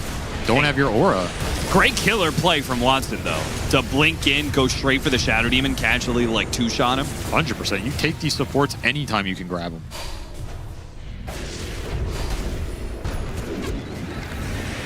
And we also saw the downside of, you took the kill shot that could deal with the Tide, but you don't have that Tangle damage. Like, you shackle TA there. If you have the Entangle damage, you probably just kill him. Sure. You're missing some single target DPS in exchange for contributing to the big jump. If the jump and all, it never happens. Toro's definitely a lot sadder about it. Still has decent level, still has that BKB. Can always win fights with some nice ET stomps. but definitely on the back, but 11K gold lead. Yandex keep going like this. Second Roshan is going to be a killer timing for them. They get that Aegis, they'll have a MKB for Watson, so Yotaro really won't be able to play the team fights very well. They need the Axe Blink here. It's killing them trying to find these supports. It's all in the Dragon Knight. Got the initiation on the Keeper of the Light. Just who they're looking for. The collapse may be dying. Disruption trying to bail him out. Notice is now going to join in. He gets called immediately, but something's going to hit him. The Aegis gets burnt out on Watson. Just like Spirit and on the bail. second life, Ravage goes out immediately right as Laurel tried to jump in to go for the stun onto Watson. It feels like they thought they were really going to kill the TA twice. Yeah, there's no shot you're winning that fight.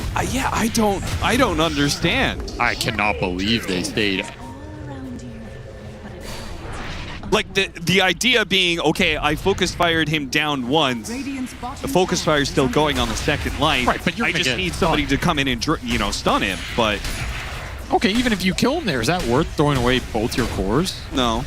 It's just, these are very forced plays from Spirit that we're seeing. I mean, it wasn't going to work because there's Ravage. It wasn't going to work because he can blink out immediately on the second life, unless you have some sort of cover damage. And you use Stomp on the Caudal Kill. That's a big deal.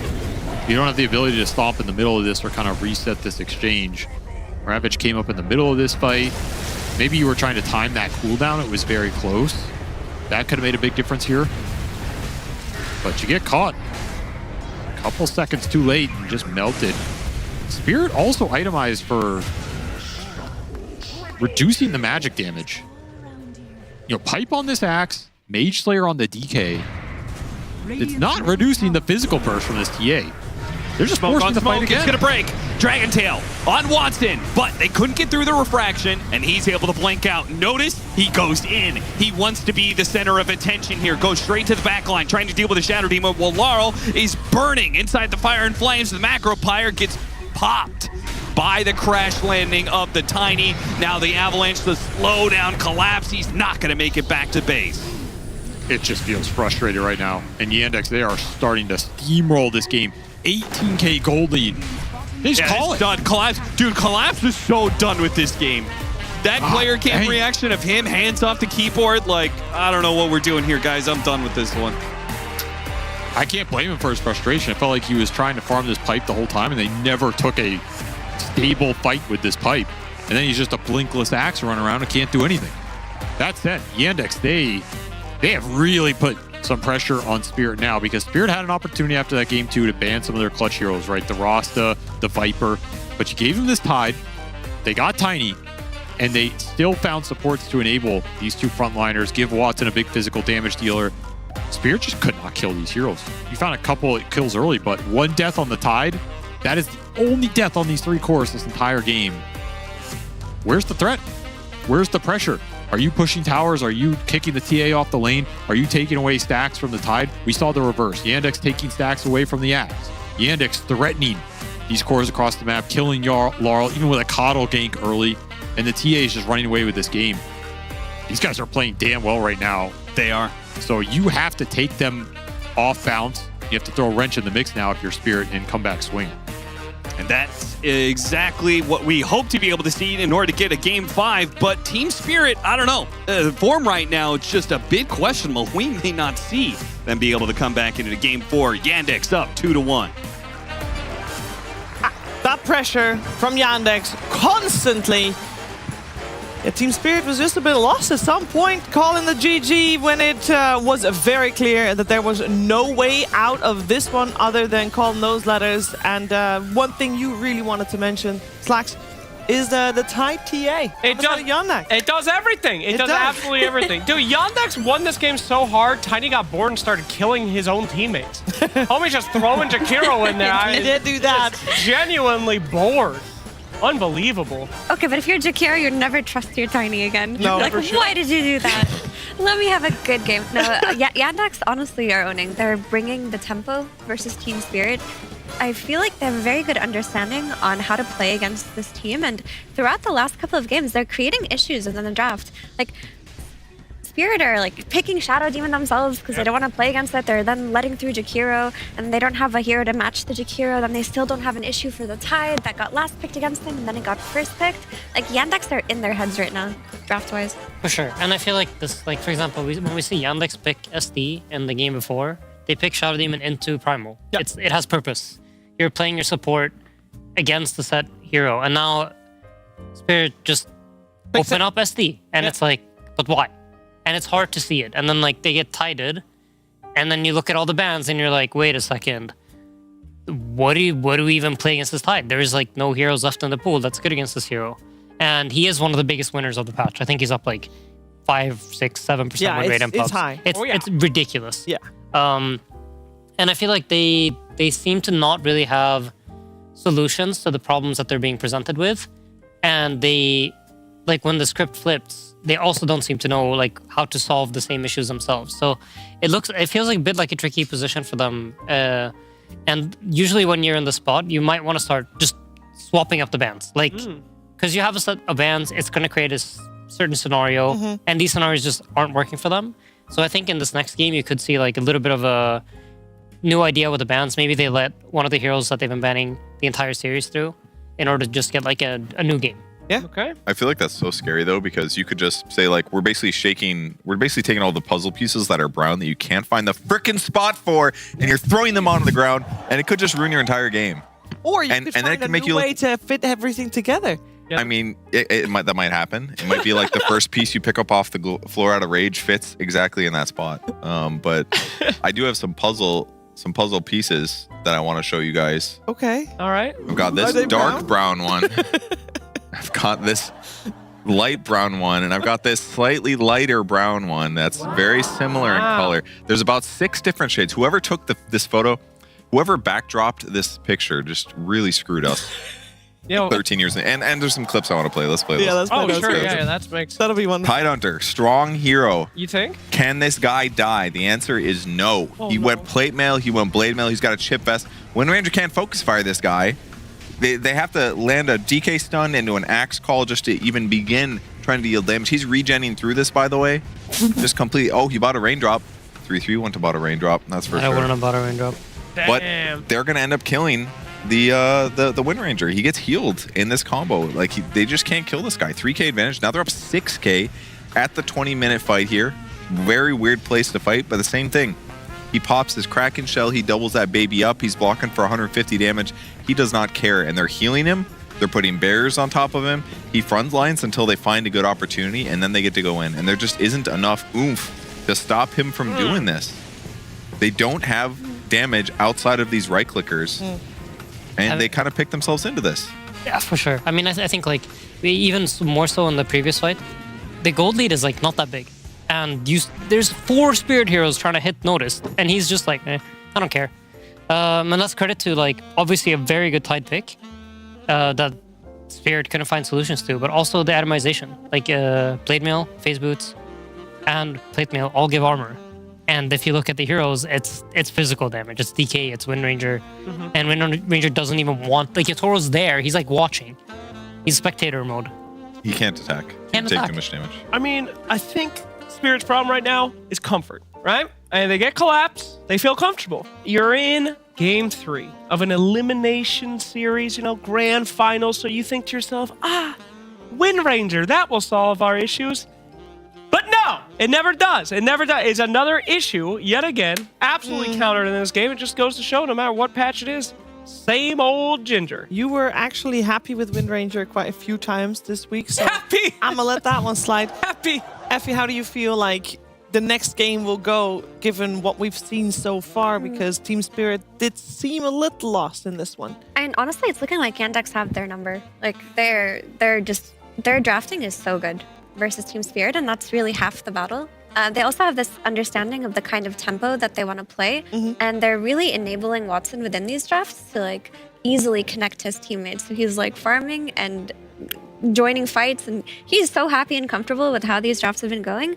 I think what Insania said about switching it up entirely is what Spirit have to do. Just like let some heroes through, ban out the Tide. You don't have a good answer for it. Maybe don't ban the Ursa. Try to pick it yourselves. Try to let the Ursa through and get a counter to Ursa. Just something different than what we've been seeing. Because as it's looking right now, Yandex are on fire. Yeah. Didn't Maldi say in an interview, first tournament they went to, they came third. Then they came second. Yes. Time to get first. They are definitely on the right track for that. And it seems like it's gonna, this game 3 felt so easy for them. Yeah, and it felt like in game 2 we saw they let the Primal Beast through, and we all knew that Spirit was gonna pick the Primal Beast if it got picked, and they did, and they were prepared for it. Wind Ranger, same story. Same story. Absolutely. However, this is Team Spirit we're talking about. This is a team that has been down before. They love getting beat. They usually will lose game 1 for fun. Yeah. And then they come back and start winning again. So we will see if they can turn it around. If there's one team that can turn around a grand finals for the Reverso Sweepo, it's probably these guys. True. All right? I mean, I agree with you, but I feel like there are some alarming signs. Like, it's like the reason Spirit are so good at it is usually they have a way to solve things. Like, you can tell. I feel like this went from, like, in game 1, we have a great idea, into game 2, it's like, oh, we're a little lost. In game 3, it looks like, oh, we're very lost. We don't know how to answer any of what we're being presented with. And Yandex kind of is like the team that's like, oh, if they do this, we do that. If they do this, we do that. And they're now the teams that are like setting the pressure. They're the ones presenting problems for Spirit to fix. And it's not the same problem 2 games in a row either, right? Exactly. They hold the answers right now. And Spirit is like playing Yandex game. And you usually don't want to be in that position. I feel like even when Spirit sometimes lose games, it can feel like they are learning from the draft. So it's like a very clear issue that went wrong, and then they react in the appropriate way in the next one, and it's fixed, and the script is now flipped. I didn't really see that. So big credits to Yandex. Yeah, credit to Yandex. They are on match point. They only need to win 1 more to take this grand finals home. Can they do so, or will we have a game 5 to this grand finals if Spirit steps it up? Of course, we'll find out in the next game, which happens after this break.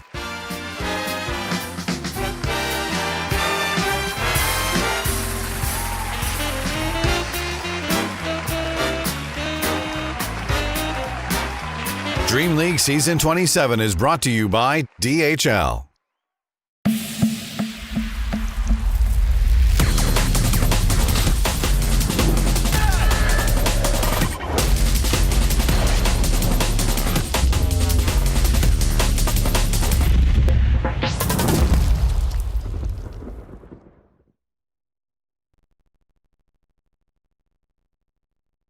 Ladies and gentlemen, welcome back to the match of the century. There was the Thrilla in Manila, there was the Rumble in the Jungle, and now there's the Eden in Sweden.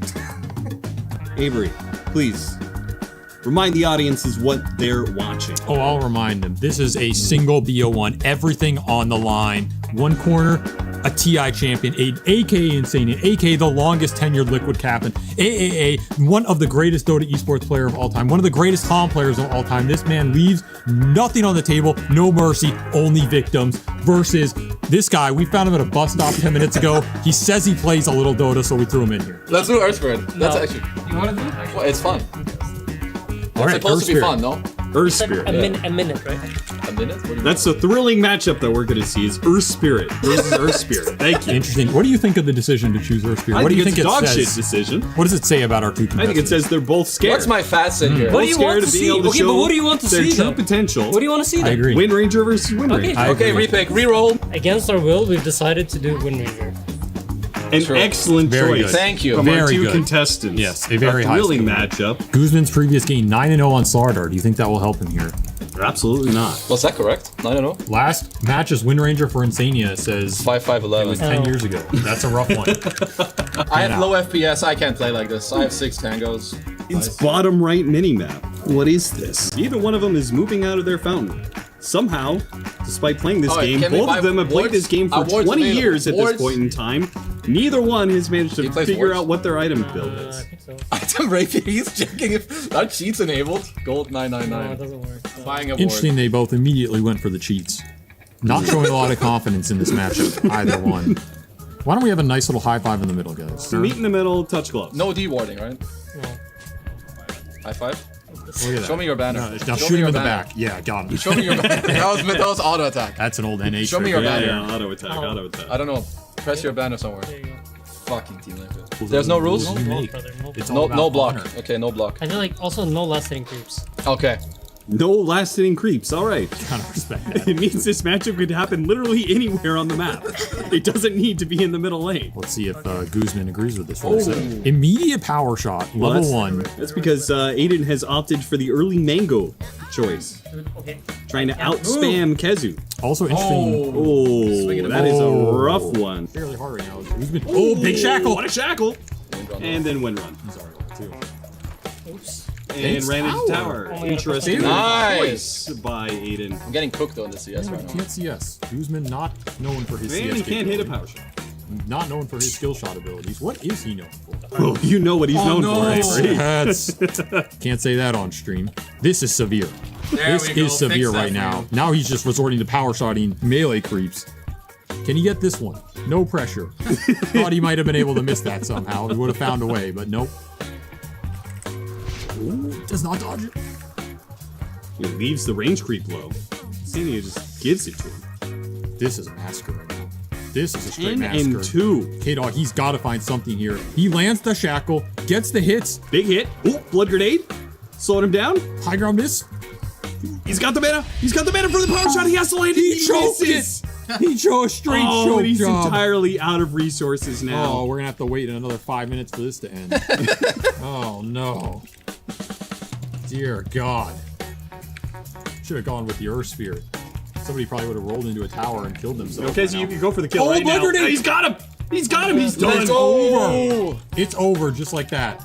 Congrats. Yeah, that's it. Wow, GG. that was good match. Good match. Guzman pulled it out in the Zero end. CS, but still the winner. He was absolutely terrible. He was down in every round and had to go for a Hail Mary. Somehow Insania let him have it. I think that was more It was a great game. That was a great game. kinship I had 800 gold. by Insania. Oh, I thought you were going to say, did Kezu win or did Insania That's win? what I'm saying. missed like Yeah, 8 I feel that was more 6. Kezu winning off of Insania being a nice person. Classic Avery. He can never compliment someone. Congratulations to our winner. Hey, Hayden, winner of all the hearts. Condolences to our loser. Thank you. Congratulations. Nice. We're cutting that in post or what? Well done, gentlemen. Thank you for watching. Hey, thanks for watching. We'll see you in the next 1v1. Thank you for watching. We'll see you on the next 1v1. Oh, is that so hard? There you go. Working with an animal.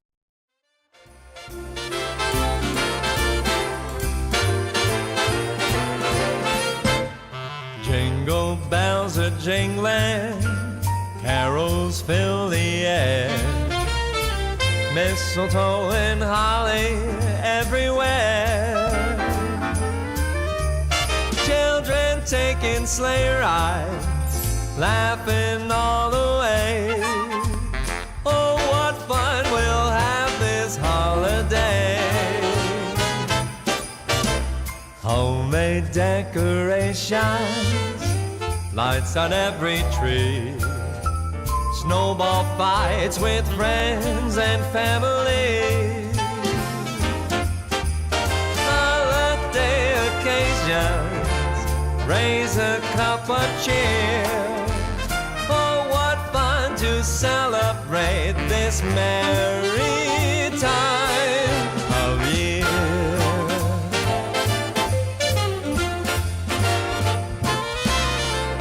Bells on bobtails ringing, making spirits bright.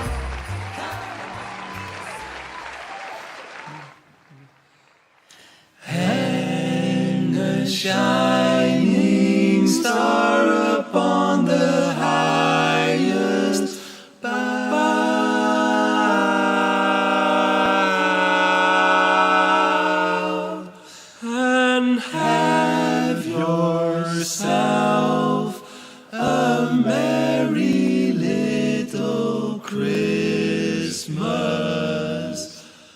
now. A merry little Christmas now. A merry little Christmas and a merry big grand finals right here for Dream League Season 27 as we are heading into the fourth game between Team Yandex and Team Spirit, where Yandex is at match point. And we did talk a lot about the draft so far in this grand finals because I feel like that has determined a lot of the outcomes so far, and it has felt like the bigger brain at this point, Effie, is Yandex. They've been cooking. Like, draft after draft, they're creating problems. They also gave Spirit the opportunity to counterpick their Tidehunter, and it just didn't happen. So Spirit are now in a position where they also have to address this Tide, and they can do it by trying to take it for themselves or banning it out. If you're banning out the Tide, though, you're giving up on a lot of the bans that you pre-prepared for. Yes. So, I mean, Spirit could also just go deep into their pockets and just look for some old school strategies to address this Tide, something entirely different. I know you have some great out-of-pocket strategies. Absolutely. Pray to Santa. You've been a naughty boy. You all know on Team Spirit you did naughty things, but it's about time to be delivered a free hero, okay? And the only way to do that is to not ban anything. Okay, this is actually a forbidden strategy that I was told to. This is a real theory that I have. Don't ban anything meta, because if you don't ban one of the good things, they can only pick one of them, and then you get another one back. Question, Fever? At the moment, if you don't ban anything, you also will eat through all of your bonus time, which you might need later. Would you, in this case, like to have, further down the line, a button that just says, pass? Wow. Now that I like. I'd be hitting that button right now on this panel. Pass, pass, pass. As we do see, we banned the Tidehunter, No, and Viper, and Invoker. I love a 5-game grand final. The own mini little meta develops, and we say goodbye to these heroes. The Slardar gets in, who's kind of been one of the heroes of the tournament. 5th most banned total, was popular in previous tournaments, but mostly used effectively to dumpster the map from the mid lane. And there is a little flex potential, but mostly mid heroes. But then also to be really synergistic with other physical damage lineups. It's going to make whatever carry you have on your team do a crazy amount of physical damage, and it's going to unlock a lot of new options for your draft that other teams aren't going to have access to because they don't have the Slardar. Absolutely. As Aiden said in the back room earlier, if I don't see one of them Slardars, it's going to be a Wind Ranger juggernaut. That's what he That said. sounds exactly like me, Slash. Well done. Perfect impression. Thank you. Did he say that right after he said, ho, ho, howdy? He said, ho, ho, howdy. I bet they're going to pick one of them fish boys. Sorry, go It's all good. So another benefit to the Slardar is normally, Centaur, one of the top tier heroes at this event's been banned a lot. Slipped through this draft. Also very good against Centaur, so you don't really want to pick it unless you have some way of enabling it. But I feel like, again, Yandex is kind of like, they're putting themselves in a good position in these drafts. But Spirit definitely swapped up their bans. Jakiro, Tide, Tusk out. I feel like they're just removing the heroes they don't really have answers to. And this time around, Yandex ended up banning the Viper, so sets them up for a bit of a different game, hopefully. Slardar has been out in the other ones, and now he's in, so It's different now, for sure. Slardar does beat Centaur, but with Crimson Guard being unpurgeable now, it's like that's the hard counter item against Slardar in a lot of ways, because it damage blocks before the minus armor. It's like, it's a straight counter. Wow. So if I throw, it's too much to explain. It's good. Very good counter to minus armor. I like Crimson that. Guard. Mira, you're going to say something. What's up, big dog? No, Primal got banned. I was going to just say there's no way, right? Yes.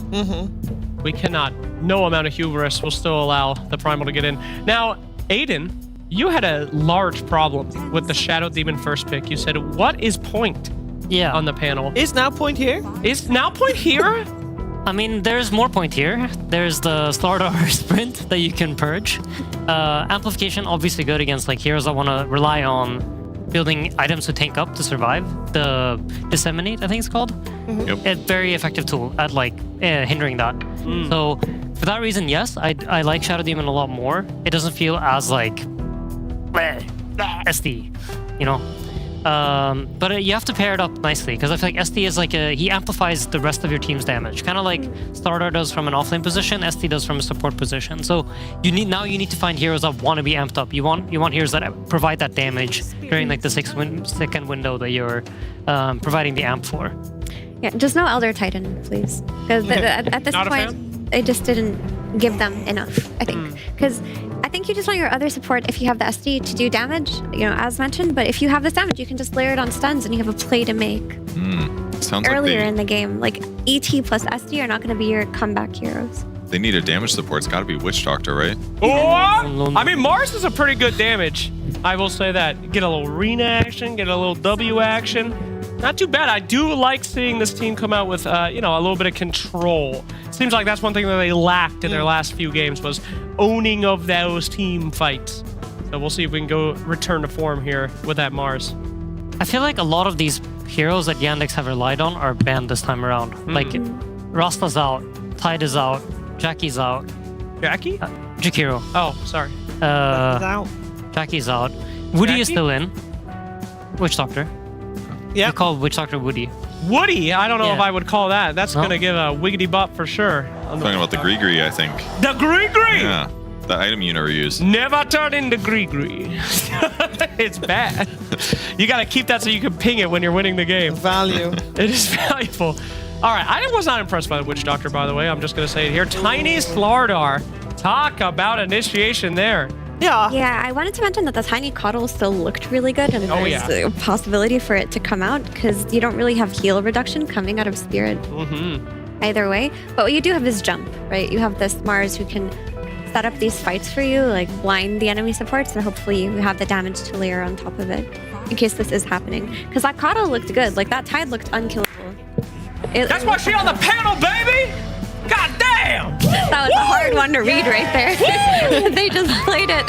Hell yeah! Oh yeah. Don't undersell yourself. You were absolutely correct. That was a massive heal that we saw, even a level 2 Coddle rotation mid. And against a hero like Mars, where you know that all the fighting is going to be a centralized arena location, what a great choice for that heal. This is where I think Spirit should cook and not be afraid. Like, go for the AA, you know, get yourself the heal reduction. Don't do cookie cutter, because in that game 1 you had the Warlock plus PA. That is not cookie cutter. That hasn't been played in a long time, and that's what you owned on. The only thing I'm worried about with the AA is I wish they had a little bit more disable is the only thing. If not for that, then I'm down. I feel like AA in of itself, to me, is like okay in this draft, but you always have to think about like, how do I solve the lane? The Zero is kind of dead weight unless it's paired properly. Like, what I like a lot more about this draft for both sides is like we see duos, we see pairs, heroes that make sense together. Like Shadow Demon Mars are nice because when Mars spears something, you put the Purge on top of it. There's no glimmers, there's nothing saving. So how does Yandex respond to that? Well, they're responding with a different way to keep someone alive, which is through healing. You have the Coddle Blast, you have Greaves, you're going to have Holy Locket. This is a way to kind of counteract the Shadow Demon ult in a different way than like you normally could, because you can't use Glimmers, can't use Force Staffs, can't escape them. So we're just going to let the guy sit there and just tank him up as much as possible. Ooh, that is something different. Disruptor. I mean, it looks okay to me because it's going to give them some control options against Slardar pre-BKB. But as the game continues, they might be a little squishy, but it could allow them to tempo a lot in the early game. Like a hero like Coddle is not going to be as effective necessarily in the early game compared to rotations from Disruptor. Yeah, and I think Coddle likes to play games with low pressure, like low tempo games where he can stack his triangle. There isn't really much rotations happening. Disruptor is like the polar opposite. He creates tempo on his own. This hero will like get level 3 and then he's very happy to start moving around, even going through the gate. And Spirit have like tools in this game to kind of set up moves. TA is quite a good defensive hero to sit at her tower and like not get ran over. But if you do it early enough before she gets her traps, it's definitely possible to kill her. I just feel like Disruptor and Shadow Demon as a support duo feels kind of empty. They're low damage. It's 2 heroes with low damage. That's like their drawback. You're hoping to compensate for it with the Quap. That's like the idea. Like Queen is gonna have high damage, high burst damage from her Scream and her what is her ult called? Sonic Wave. Her wave. Her Scream and her wave. Is that the one that you can use 4 times during that one famous song? That's wrong. We did the math on it and it's completely incorrect. Because the ulti cooldown is 110 seconds and scales down to 90. And if the song is 4 minutes long, how do you get? What's that? 2, 3? You can get like 3. Why don't we stick to? But he did put option A, which was like none of the below. It was right. The answer was A. It was not A. No, it was right. He messed up. No, that's not true. Show the guilty man on camera. Nope. Okay, so we are looking for our final 2 picks, and on the side of Yandex, it does look like we're seeing needing a support still, unless there's going to be some funky shenanigans. And then on the other side, we're looking for a hero for Yatoro. I like Terror Blade. Terror Blade for Yatoro. It's good against TA. I don't care. It's good against Slardar. What about a Chen for Yandex? More heal. I feel like it's with Coddle, you want the other support to do something because you're not doing anything, and Chen is another do nothing hero. Why not more heal to do more something. You just get the starter up there, you heal him twice instead of once. So we had the strat on like Super Old Liquid where we would play Oracle IO together, and we were like, just more healing. But then you realize the enemy team never dies unless you actually deal damage to them. Oh, Band out the TB. Is that how you win? You're a genius. No, not my TV. You're a genuine genius. They were thinking about it. Maybe they'll come back and do another Witch Doctor. You guys gotta stop bringing up this hero. All right, No, I mean, they tried it, they lost once, and then now this is the time to try it again, you know? I'm just wondering right now if Spirit have enough damage to play against Yandex's hero. Because maybe if Quap goes the Vessel build and this Mars gets a really early blink start, they can run around and cause chaos. But I think you really need Yatoro on a jump hero too. Because if he isn't, and you're going on these targets or you're not bursting them, the fight is going to be very easily turned by, the Chakra Magic giving more rounds of spells, the Illuminate heal, the TA being protected. What about Kez here? Seems like the obvious thing, very high damage carry, has some solutions against TA minus armor. Does he have enough HP to survive this kind of burst, though? I mean, a few of these guys hitting a Kez, 2 or 3 of them, it looks rough. There's a my God! More healing. That's why Purge is on the panel, baby! God damn! Everybody's getting one today. It's also a block pick, so Team Spirit doesn't go Chen carry. Woo! Huge Chen Really carry double. block in the grand final. Trying something new. That is a lot of healing. It is a lot of auras. Like your Aiden, I don't burst wanna right now stress you out. is the Sonic Wave. You're the only analyst that hasn't gotten one right yet, Aiden. No pressure, you got No 20 pressure. seconds. Better I pick don't know, something DK? quick. Yatoro DK, I guess. Wow, they are going to pick Kez, EA, it's unfortunately. Kez, DK, one of these, I think. Lock it in for the Troll Warlord. That's better than both of those. Okay, that's good. I like that. I didn't Why even is think about Troll good? So Troll is, there's a lot of like physical hits. Like they essentially, there's 2 heroes on Yandex that are gonna like be playing the game actively, which is Slardar and TA. The others are kind of just like sitting back and pressing spells. Tiny's gonna be like throwing a lot of spells, but it's just that. Coddle, Chen, they're kind of like whatever to Troll. He doesn't care. So both TA and Slardar rely on their hits, and they both are gonna be missing. So because of his, with the axis. Yeah, whirling. And Troll Whirling like axis. really counters Slardar too. If like Slardar uses BKB, you can like chain root him, and he just can't get away. Disruptor Troll is also very nice, because if he tries to run away, you just glimpse him back, and you can just keep hitting the same guy forever. It's 100%. I feel like that's the biggest problem that Troll has, is people literally away. just walking away. So you can get them in there with the gate, you can make sure they don't pop BKBs or any other items, but it's the glimpse back against Coddle. Homie's always running to go find his next person. Is there enough damage to kill these heroes that are going to get glimpse backs, Effie, like against the Coddle and the Chen heals to come through? Because that was still the question that is there. Eventually, yes. Like, let's say this lane goes really well and they're making good moves on Spirit and not taking these bad engagements, they will be in a good position later on. But I do think that early game from Yandex looks very strong. But what Spirit have that they didn't have last game is a win condition, a timing to play for. This Troll does give them that, so it's more promising than the last draft. A promising draft from Team Spirit. Potentially, they can force out that 5th game. But otherwise, it will be Yandex that will be our champion. Let's see if they can close it out here, or if we're going the distance with Cap and SPG and the PogChamp Pandas.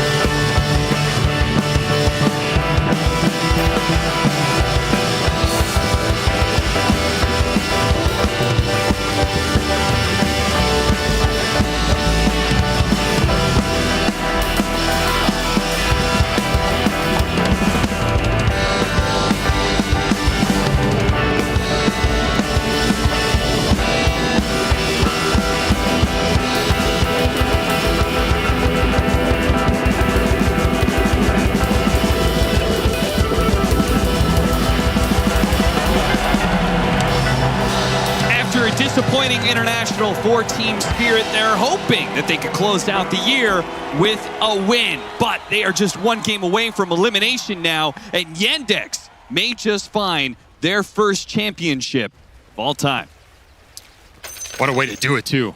So many games played to get to this point, up against a beast of a team. And one game away from closing it out, achieving that Tier 1 victory they have been searching for. Yeah, a reminder, as opposed to all the other teams in this playoffs who got invited into DreamLeague, this squad had to play through the Div 2, the first season. Never underestimate Division 2 Dota. Let that be the lesson of the day. Spirit are definitely not underestimating them anymore. Being pushed to the limit here. You got to think about how much does not having someone like Moposhka hurt you in this situation, right? Has been the rock of the team, the drafting prowess, maybe the person to rally troops. That forces other players on this team to step up right now if you want to turn this series, right? You don't have him to rely on to pull you back, so you got to look towards these veteran cores, maybe even some of the newcomers like Panto. If you're going to step up, now's a great opportunity to do it. The battle begins. Fight over the bounty runes. Clash on the top lane. Disruption goes down, but too late, as the bounty rune already gets grabbed, and Yandex will walk away the better for it. 3 bounty runes to them. Let's talk about Yandex. What have they been doing right? What has been their greatest strengths? And has anything changed with this Game 4 draft? I think they are very good at getting drafts that work for them in terms of heroes they're comfortable with and heroes that are working well in the meta. And they are generally very good at playing lanes for what their heroes require. They don't overemphasize poor areas of the map. They're not too focused on, honestly, Watson and what he's going to do from 5 to 10. They're very focused on making sure Notice is free farming and then playing through Chira Jr. And I think in some aspects, Chira Jr. has had a much better series than Laurel. Some of it has been the picks and the matchups, but some of it has also been the supports going behind him, amping him up, letting him do what he does a little faster, a little ahead of what Laurel wants to do. He hasn't had as much help from the support to it. I think that's a huge deal in the series. Disruption into Spear, and that is looking like first blood. Rue is the one to take it. I also think Yandex have had easier entries into the fight. They have a very clear idea of how the fights are going to start, either with a jump initiator or just putting Tide on the front line and just running him into the entirety of the Spirit lineup. It's very clear how their initiation is going to work. I think Spirit have been hit or miss, and honestly, I think that's why Collapse just asked for Mars. I think we saw last game he went pipe axe, he couldn't jump and start anything. He's running around the fights, he probably felt very useless. It's not an issue with the build, it's they got out timing that game, but here he's like, give me my Mars, I ain't gonna build no goddamn pipe.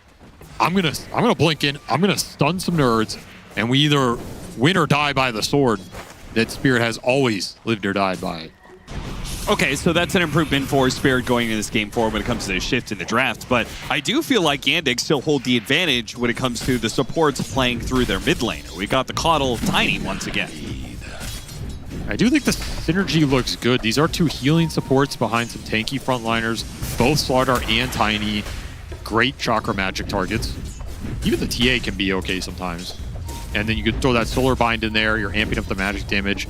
That said, I do think the Glimpse can do some work in setting up chase down kills for both the Troll and the Queen if they're strong enough and confident enough to go in.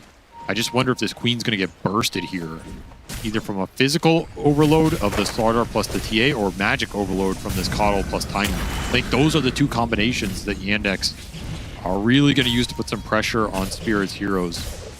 You have to be able to survive on the front line with somebody this game if Collapse is not just consistently finding crazy initiations. Do like the Troll pick for that, though. I think this is a hero you can run into these fights, and as long as he doesn't get bursted by Tiny, which if he gets to 3 or 4 items should be difficult, he can stand his own even on low HP against the Slardar TA. Fair enough. It is like, I guess it's an agility hero, but it's one of the tankier agility heroes. Just because even if he goes in and gets comboed and he gets put to 100 HP, if he can pop BKB ult and latch onto one of these targets, he'll heal right back up. There's nothing to really stop it at this game. So yeah, they have a save to help ensure that happens in the first place. That's huge. They took the SD away from Yandex. So instead of banning it out, they opt to just steal it here. Will the adjustments be enough? We'll find out in this game. Chira Jr. had to go to base. So feeling some pressure on the lane from this Queen of Pain pick. Queen's not winning it outright, but pretty hard to beat Tiny in lane. Laurel holding his own, has the... Well, I was going to say he has the XP advantage, but honestly, a couple extra denies for Chira Jr. It's basically dead even with him going to base here, so... Strong laning from Yandex continues. The Water Rune's getting taken away from Laurel. So the combination of spells, it's going to add up. Malady, who's going to die again, it looks like, as the Lotus passed over, will not save him. This is big for Spirit. I don't think we've seen them have a really strong lane victory for a pick that is good in the game in this series, outside of that game 1.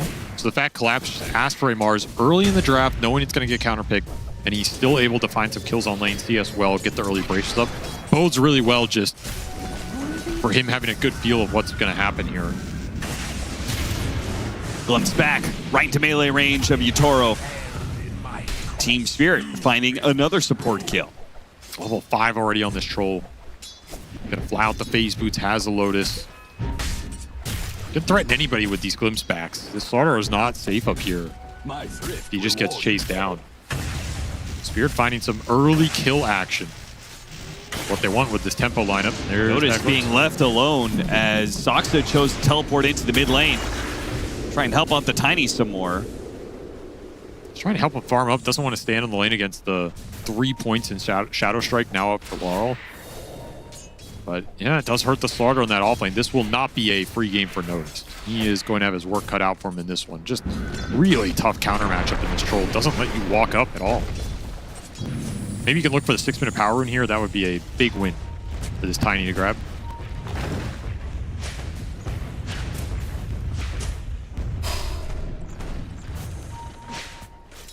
A little ice armor bottom will help Watson stay here. Maybe prompt Malady to either just jungle or look for that 6-minute power rune rotation.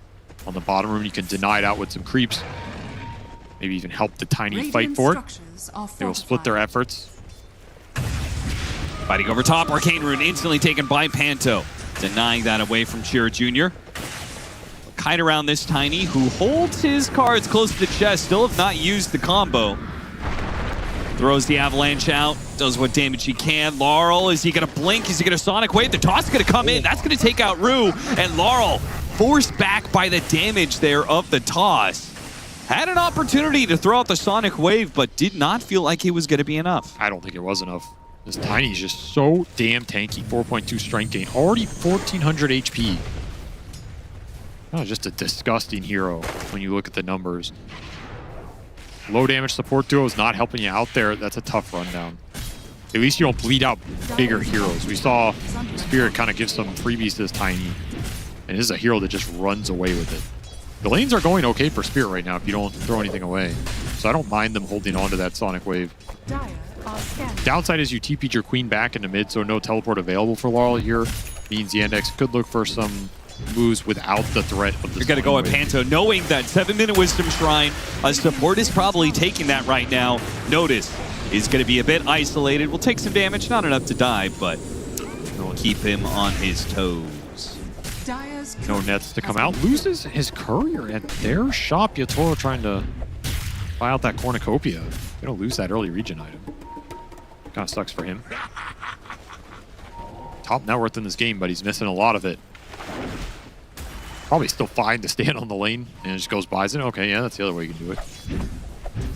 And nothing's going to stop him. I guess it's almost better he didn't buy it out and would have lost it on courier. So it works out for him. Tactical courier.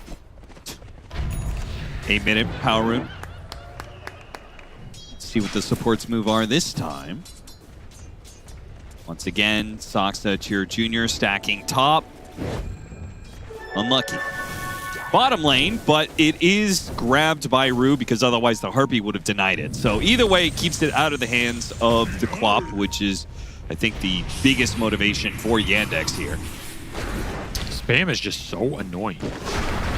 Chira just keeps throwing these combos on the Laurel, reducing his HP, can't make a move, he can't get aggressive. The Coddle just keeps restoring the Tiny's mana and stacking triangle. So this is pretty efficient for Soxa. Doesn't have to help top, or at least there's not really a play top for him. You're getting farm up, you're shutting down the Queen, You're enabling your Tiny. Just very solid time right here for the Coddle. And this feels pretty rough for Laurel. You can't pressure your enemy mid. You can't invade because your HP is constantly being chipped down. You're not fighting. You're not getting earn charges. Almost getting to the point where you're just going to have to start a fight somewhere with Arena or Glimpse and TP the Quap into it to get her involved, or just run her to a side lane, which feels rough to do, but you got to use this Sonic Wave somewhere. Surely this game, though, Team Spirit are evening out the stack. Because that was something that Yandex Sox had ensured that there was always more stacks on Yandex's side than Team Spirit, but we got a Shadow Demon, so I have to imagine it's a lot closer this time around. Brew has definitely gotten some up. There is a triple stack on the triangle on both camps, waiting for somebody to come and clear it. See what it ends up going to. Radiant's bottom tower is under None of these heroes are that great at clearing them super early. Kind of leave them for the troll or just give them to Mars. Push up that blink dagger timing. I would not mind that, honestly. Mars has had a really good start. Arena is available. 10-minute power runes coming. They're rotating Mars to bottom to contest it. I like how the supports just keep on taking these power runes. And it's making it so the mids do not have anything to make a move to the side lanes. Like, the Quap needs it just purely for resources. And the Tiny's big chillin', so he's just kind of like, well, whatever. If I don't get anything, if I don't get some sort of haste rune to gank a side lane with, then it's not a big deal. Yeah, he doesn't care. Just resource management. Keep the Quap low, stop his aggressive plays. We're stacking and farming jungle right now, as Tiny is pulling ahead. Almost 1,000 ahead of this Queen of Pain. This is purely off of Sox's Keeper of the Light, providing the resource management and the economic advantage here. So this stalemate is not really working out for Spirit in terms of mid-on-mid action, but they are getting a decent amount on the side lanes, which they're always happy about. This team's always willing to play Laurel as more of a sacrificial, almost 3 position. Let him recover later. Another stack coming out on this Spirit triangle. These are getting quite large. I know I missed both of them. Too big for their own good. Get the glimpse back. A big pick-off here. Almost killing Laurel. Has to blink to the side, throws out the Sonic Wave. I felt like that was almost frustration. Finally being able to use the Sonic Wave to get a kill. And technically, he didn't even get it. Went to Panto here somehow. Okay. Well, collapse off of that. Big move from him. Killing the enemy mid laner, and now he'll clear through that medium camp in the triangle. Feels like Collapse asked for what he wanted this game, and he's in zone right now. Saw the frustration in that game 3 Axe. This is not a guy who's going to have 2 of those games in a row. I think he just refuses. Yeah. Will be a fast blink for this Tiny, though, considering the lane matchup. How much recovering he had to do on the stacks, which are still being built by this Keep with the Light. Sox that just does not stop, man. He has his game plan with this hero, and it's all economy. This is so annoying. Like, the Chen will find the commit. Laurel, well played, gets the deny, though he is going to take a lot of damage from the Solar Bind toss. Rue didn't get the disruption in time, but that's okay. Laurel just can't play this game. Yeah, he's just getting toss spammed, as is the tower. Goes off again. Troll ultimate being popped as they lock on to Ancients. That's what he's hitting. Nice. Somebody has to clear him, but the fight potentially coming? Yandex thinking of invading. That's a tough invade into the Mars with Arena coming up. Yeah, another great glimpse. Panto. Second kill on this Tiny would be amazing. Yeah, he's not getting out of this. These are huge glimpses in mid. This Tiny was kind of controlling this whole area, shutting down the Queen of Pain's game. Every time you find these pickoffs, you give Laurel some breathing room. He got Vessel charges off that. Sonic Wave is available. Spirit are really scary around the map right now. Yeah, one of the downsides of kind of winning your lane so much. You play up, you play forward, you play to take that tower. It does put you exposed to a glimpse. That was also a big timing to hit that. He was 100 off Blink on this Tiny. So if he doesn't die there, he gets Blink. You make a smoke play with that Tiny. Maybe you're jumping them instead of getting jumped. Another hero that can be kept in place despite his mobility. Notice Still has the sprint. He's waiting out the glimpse. Now he's going to pop it. Crush goes down, but it's not enough to stop Laurel. Hits him with a Sonic Wave, gets that kill. Now the arena. Locking Chira Jr. in a cage. Speared up. Back to back to back. Deaths for Chira Jr. Spirit playing some Dota now. Making great moves, connecting Collapse into all these, and honestly, the big difference maker, the support contribution. Radiant's middle I feel like Panto has had a really quiet game 2 and 3 here. He's already made some huge plays on this disruptor. 1-0-5 start for him, bringing his cores into the game. This is what good support gameplay looks like, and now all of a sudden, your troll can get aggressive. Free tier 1 mid for Yatoro. Weighted dice online. He's cruising. This is a big troll. And all of a sudden, like this tiny, he was about to hit Blink. He was kind of cruising with stacks in the triangle. I think the last time we talked about him was like that 9 or 10 minute mark. He was around 4,000 net worth. He's 4,700 now. I don't think he's progressed in 4 minutes. No. He's still trying to get to the Blink. Absolutely shut down by a couple of those catches into the glimpse, and just he's not going to have tempo this game at all. Doesn't mean he won't still be able to find impact here with the coddle behind him and just finding some Blink pickoffs, but very different game than we were potentially looking at just off some very clutch moves. He'll have to play from behind now, which is a very different story. Even thinking about the Midas, it kind of tells you how Chira Jr. feels about his position in this game. Radiant's bottom tower is under attack. Feeling the lack of gold for sure. Do you believe in this Midas, the Midas change? Just overall, do you think Midas is actually a good item now? No, I was just about to say, I think this item as a recovery item is so much weaker because of the lack of extra experience. So why do you think players are going? Because gold is good. I think it's... My honest answer is I think they get caught in this position. They're not sure what else they can buy that's going to recover them as well. Right, because like Helmet Dom was another option that got nerfed on the golden experience that you get off of it. I'm specifically thinking of like Skeeter, right? Skeeter with the Hand of Midas. And it was just like, there's got to be a good reason if he's going it. Again, I think unless you're like a Mask of Madness carry or something, or your team's building a lot of stacks, there's not a lot of items you can buy on some of these Spellcaster or run-around heroes that are going to give you an extra gold injection to recover if you're not confident you're going to find kills. I think the other route is you go like Phylactery here or something, and you just look for more pickoffs with the higher all-in burst. But if you feel like you're so far behind you're not going to be able to do that, then again, what item are you buying? I think Midas just wins by default. Avalanche and run! Chira Jr. will be pulled back by the Glint. That was a lot closer than I thought it was going to be. Yeah, I honestly didn't think he had a chance of getting that kill. The tanky Rock survives. Vessel charge Sonic Wave down. If that's a level 2 Sonic Wave, he dies, but Laurel still looking for that level 12. And if you use Sonic Wave, and this is a Sloardar TA lineup, another situation where Yandex have very good Roche taking. Minus armor, physical damage to the roof. They're threatening it.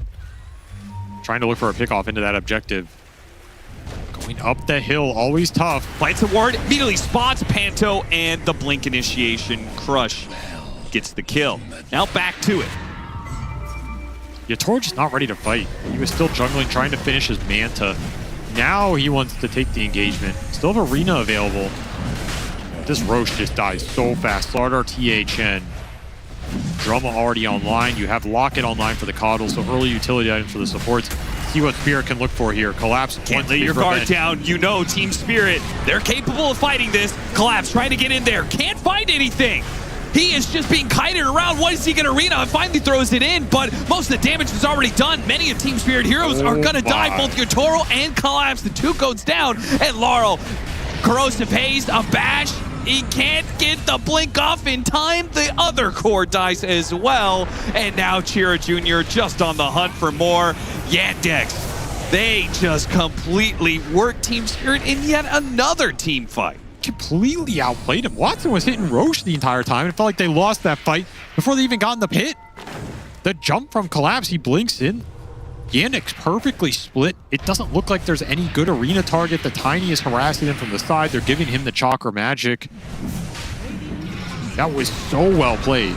Yeah, look at this. I mean, look at the toss in on 3. Together, they've got all these heroes stuck, getting hit by AoE damage. You're getting solar bound on the troll. You can't move. You're thinking, should I ult? Then you get avalanched off of a lower cooldown just into death. No sonic wave to push these heroes back or bail you out.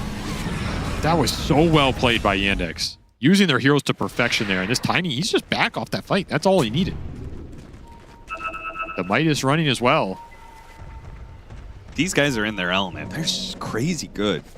Strong on lanes, great team fighters. And they had the right items for that fight. Yeah, the Tiny's behind, but all he needs is Blink and the spells from the Coddle. The Coddle had the Locket, the Chen had the Drum. You had the Deso. You're fighting in the river with the Slardar. So many little advantages for you there.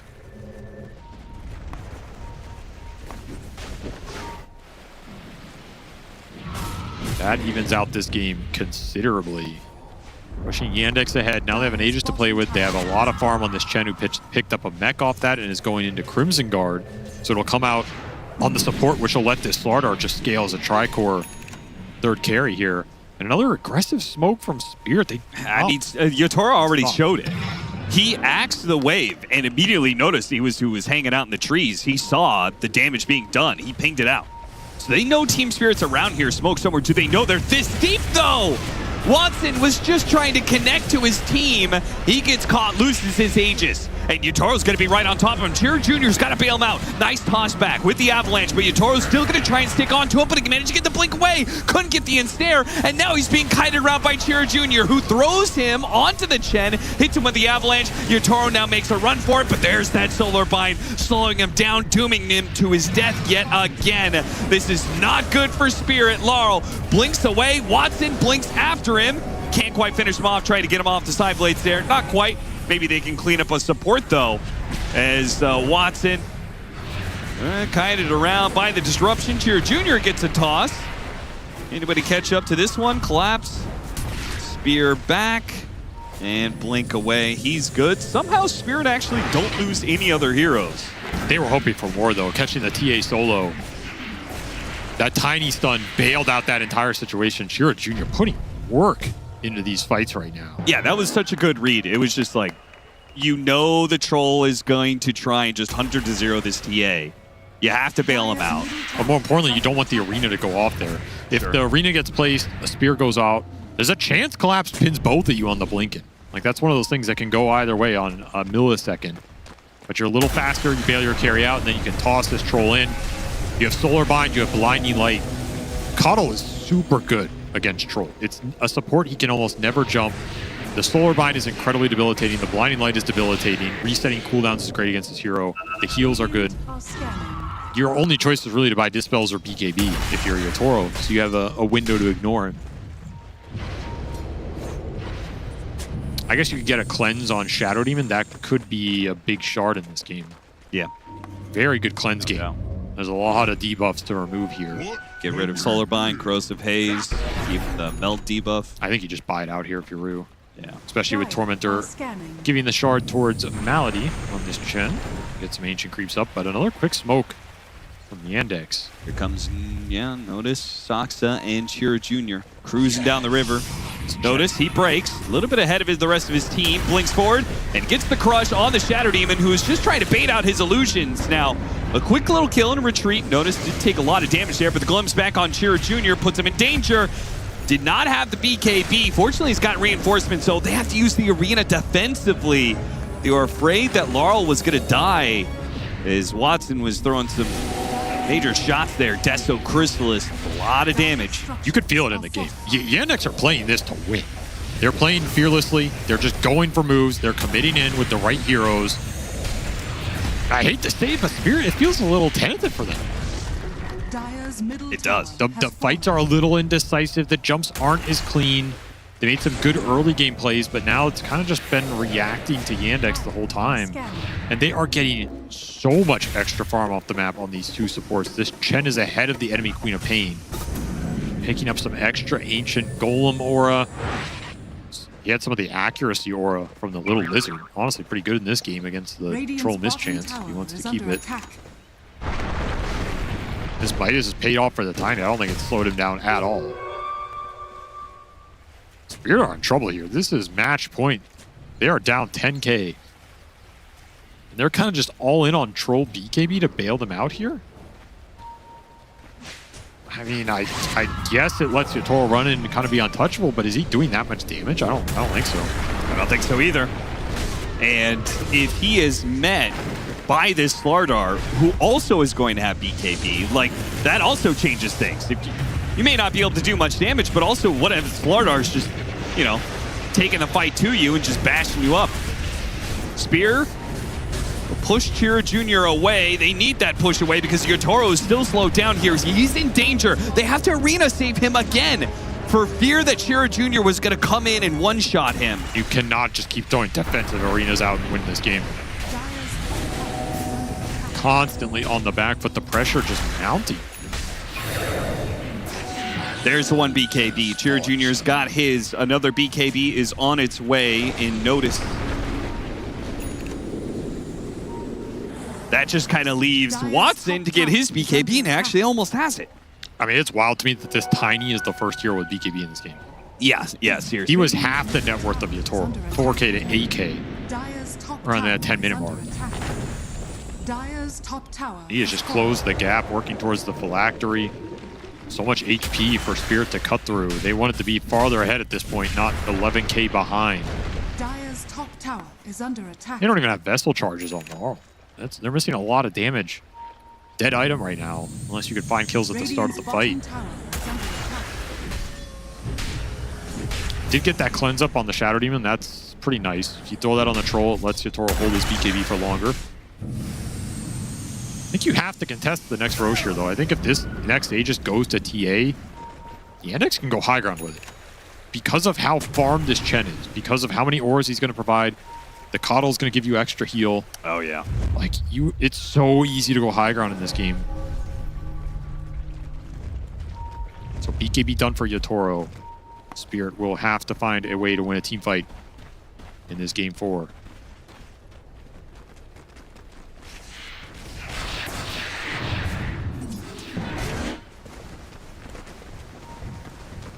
Kind of baiting out this Queen top.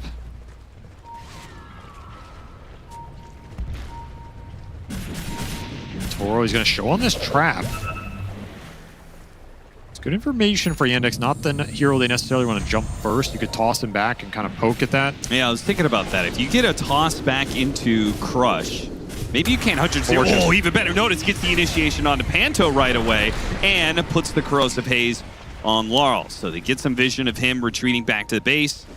Team Spirit feels like they're bending and bending. They're getting picked apart bit by bit. Here comes all the high trying ground. to hope that they can put together that one team fight to claw the game back.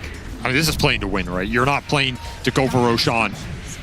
You're just getting some poke damage, getting a glyph, seeing what happens here. You have BKBs on all 3 of your cores. You have a Crimson Guard on the Chen. You're so strong right now. Team Spirit do have a River Ward. There's an amp damage up there. They're not going to get it, though. No, it's going to be Yandex getting to that spot first. Chira Jr., he's got a shield rune. It's going to expire, though. Dire's top tower is under attack. Do you want to go? Collapse thinking about it. That's where their one ward is. They see them all clumped like that. They still don't pull the trigger. Arena Static Storm, would it be enough? Landed on everybody, but they all have BKBs. Another smoke. I mean, they are just so committed for this one fight. Team Spirit is saying, this is the way we do it. We're a team fight team. I mean, look at this ward that's on the cliff. It does seem up the stairwell a little bit. Radiant's middle tower is under attack. But how... What is the angle they're looking for? You have to spear stun somebody and just blow them up through the heals, through the counter initiation. Pretty much the only way you can win a fight. Radiant are scanning. So many auras behind these heroes. Yeah, they all have BKBs, so if you're not perfect on that initiation... They have BKBs, they have heal, they have ice armor, granite aura, 28-minute power rune, regen. That's not whatever the one you wanted. Laurel actually goes for it. He's going to be tossed just straight back to the troll. So not a big deal here. Chira Jr. with a demonic purge. He's going to take some damage. They've got heals behind him, though. So this is just a poke, but the Yandex are not going to jump on this. Oh, flick back right before Notice gets his initiation. Collapse! Oh! Missed it. He tried to get the spear back on Watson. He fails to do so. And that arena's not going to feel good whatsoever. Already taking so much damage here. Toro, he popped his ultimate to commit to kill the Templar Assassin. All in to kill TA, but he runs out. He doesn't have the damage. His ultimate doesn't last long enough. Collapse comes back in, half HP. This Spirit, they just look crippled. Yandex has got their number.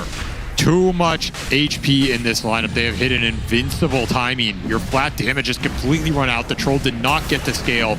You threw that mid-game away. Yandex took advantage of it with some very clutch team fighting and just playing their lineup to perfection. Fighting around the pit, constantly forcing Spirit into them, into their ball, into their immense HP timing. The second you throw the arena, you have to commit to this fight. This is not a Roche you can afford to give up. Look how little damage he's doing. Crimson the auras. Guard. Yeah, you got Crimson Guard. You've got the Frost Ogre armor. I mean, Chen is just massacring Spirit in these team fights. They have no answer for this amount of aura buildup this early on. He's ahead of 2 of your cores now. He is. Oh, no. This is Yandex about to win this series, about to win this tournament. Daedalus on TA. All they had to do, keep their composure. This game, it should be a lock. You can look for a spear back here. Even that is tough against the Tiny. You can blink in and stun you when you go for it.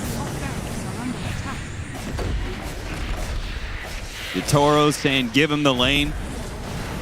And they're trying to finish a Shiva's on the Queen. That is the only item they're close to here. 20k gold lead. And they are hunting Yatoro. Going after Yatoro, who pushed into mid lane, and now is going to be caught bottom, has to use his BKB defensively. That's fine with the Yandex. Send you back to base. They wanted to walk down this lane anyway. A full-out Ags for Notice. I mean, with the Chen auras behind him, I think he could tank the Troll easily. I don't think this Troll's doing anything. Yeah. Troll is terrible against early armor and Crimson Guard. They have all of it. Especially terrible before he gets to his damage items. You have this traditional Battle Fury Manta BKB buildup. That's all just to, make your hero function and let you get to the later damage. You don't have the later damage right now.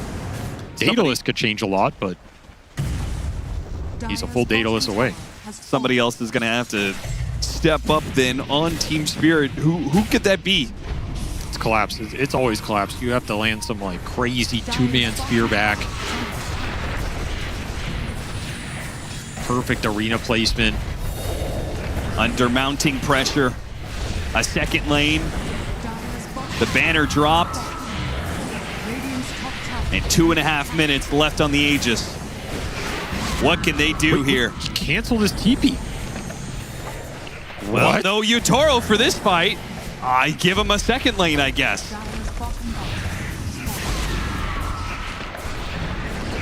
Radiant's top tower is under attack. He had to walk all the way back. Dire's middle tower. I don't think I've never seen Team Spirit flustered before, but it feels like they're flustered. It does. They're making the flank move with the Mars, looking for some sort of clutch jump. Maybe trying to find supports here, but honestly, these supports are tanky as hell. I don't know if you're killing them. It feels like Yandex have a read of this. They're not in a rush. They still got 2 minutes on this Aegis. They're flying out more items. Yeah, Ags coming in for Soxa.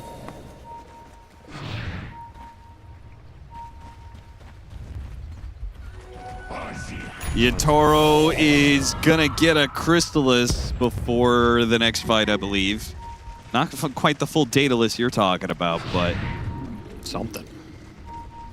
Blink Dagger, initiation on Laurel, covered him with the Avalanche, and he's dead. No buyback, and a gem dropped.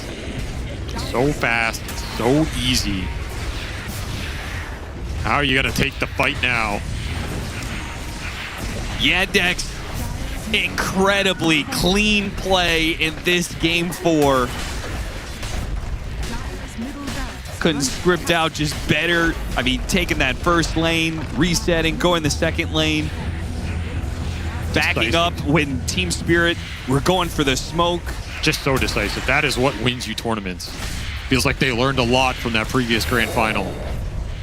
They were very tentative in that series, unsure of the moves. Here, they're just going. He strikes again, toss back, and Collapse is gone. No hesitation. It's your time to take this game right now. And the Wiz pulling back in Yotaro. Collapse goes for the buyback. And Yandex will not be caught by this initiation.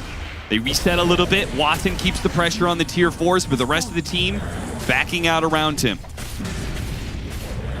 Aegis will expire in 15 seconds. Yandex, they can do whatever they want right now. savoring the victory at this point. Just waiting for some cooldowns to come back up. Dire are scanning. Wait for the abilities to come out. Yeah, use the rest of the net worth that you've managed to accumulate so far. I mean, I feel like we haven't seen a full-out team fight against Team Spirit since the last round of items Yandex picked up, and they're about to pick up another round of items. Because the jump is too fast and too much damage. They can just blow anybody up on a whim. Watson thought about Swift Blink. Now he's like, you know what? Let's Butterfly. Make sure this troll really can't handle me. Not in the short term. Why not? He's never getting MKB at this rate. They just flipped a switch in this game. This was probably one of the worst early games for them, too, in this series. I'm kind of questioning, are you going to be able to make plays, get this Tiny back in the game with the Midas build-up? He's just kind of jungling, and then, man, they just said, let's go, Roche. We'll make him come to the pit. They win that fight, they're absolutely back, and then the playmaking just took over. 15 minutes since Team Spirit have gotten a kill. That is absurd. That is just absurd. Radiant are scanning.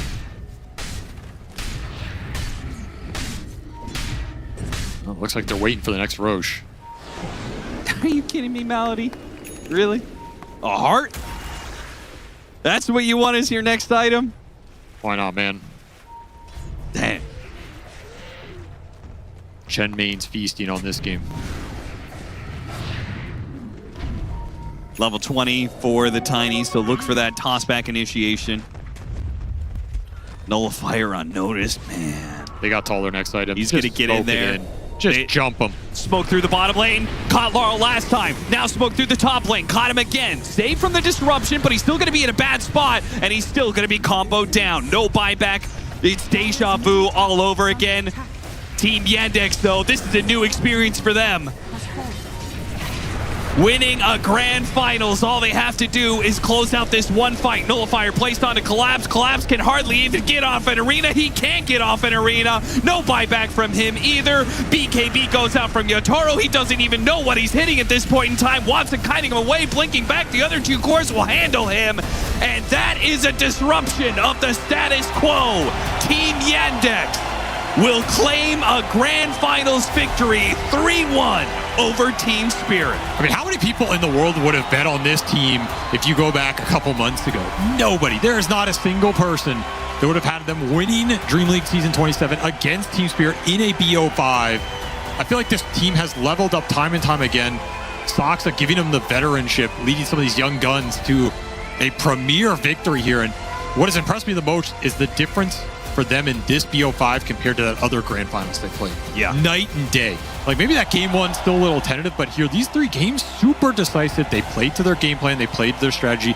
They made the moves that were the right moves to make at the right time, whether they were ahead or behind. They knew that's how their lineup is supposed to function, and they just send it. And that is how you win a final. Like, you can't sit here and go, is this the right Roche call? Is this the right team fight? Should I jump this guy here? Are we in position? You just go. You have the team faith, you have the synergy, you have the game plan. They had very good drafts, very good synergy among the little kill squads, the itemization. Man, this team they are scary when they're in form. Like, they figure out stuff very fast in this patch, put it to use instantly. They made some heroes work that no one else was even touching. Very cool team to watch progress over the course of this tournament this year. Absolutely. There you have it. Team Yandex are your champions of DreamLeague Season 27. Fantastic stuff, man. There's no doubt. These guys were just absolutely far and away the best team of the tournament. Thank you very much, gentlemen. Congratulations to Yandex. And as we heard our commentators talking, I want to point out, small kill squads. We talked about it, and they were the only team to perfectly implement that, Flax. Absolutely, as we told you, midway through the patch, the first day, it's the deadlock strat. 2 guys branching out and the rest of the team farming. It worked. No, These guys are innovators. Absolutely. It is so good to see them get that big W, especially on that road. They took out all the top teams. This was not a mistake. These guys boomed on Team Spirit.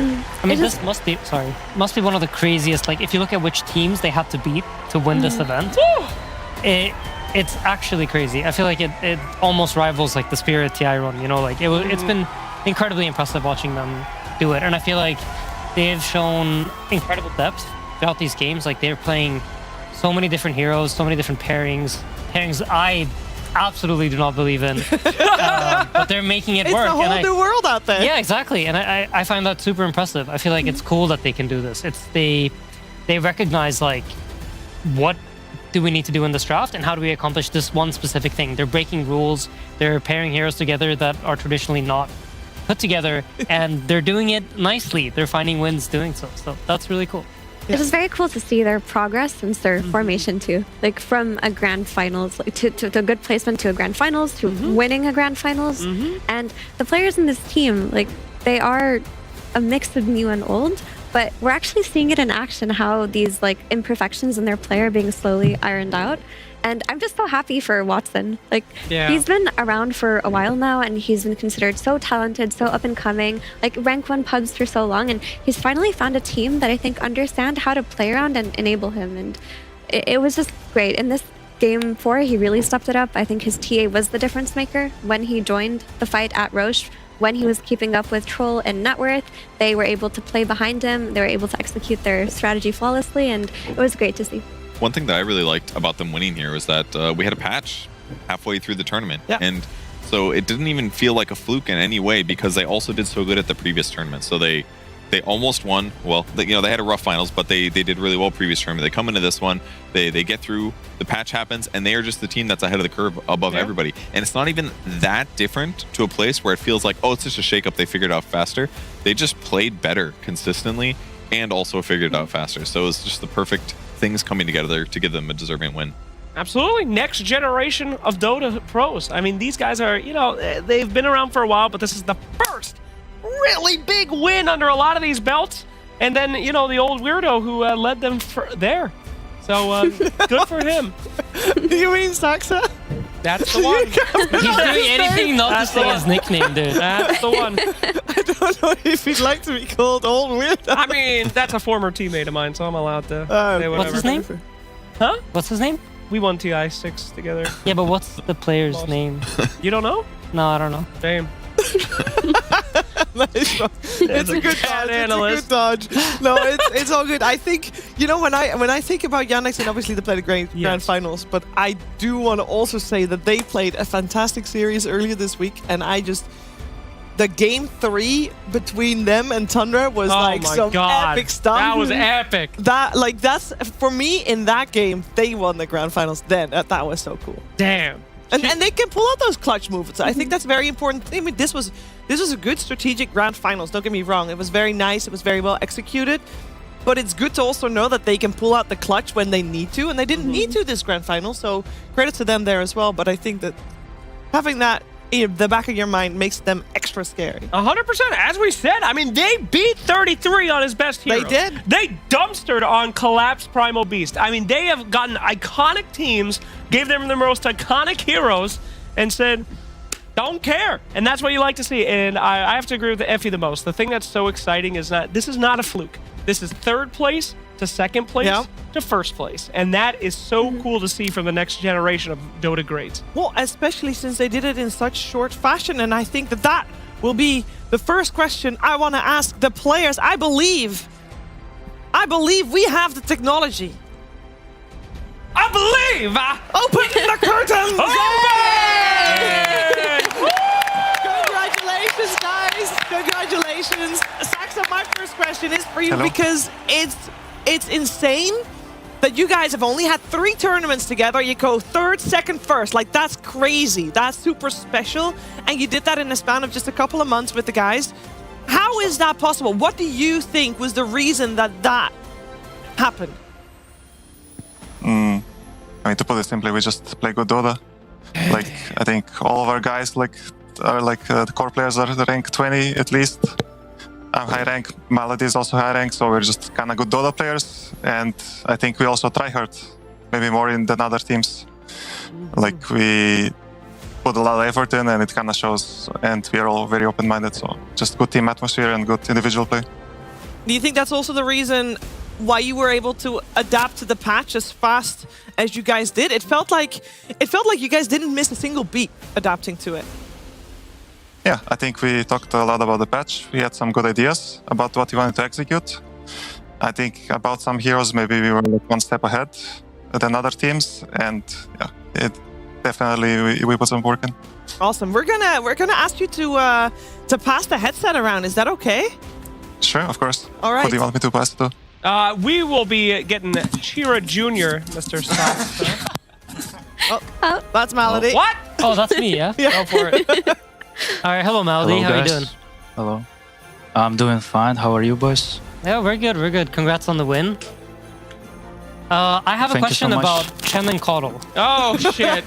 I feel like these two heroes don't really go well together. What made you want to play Chen on last pick here?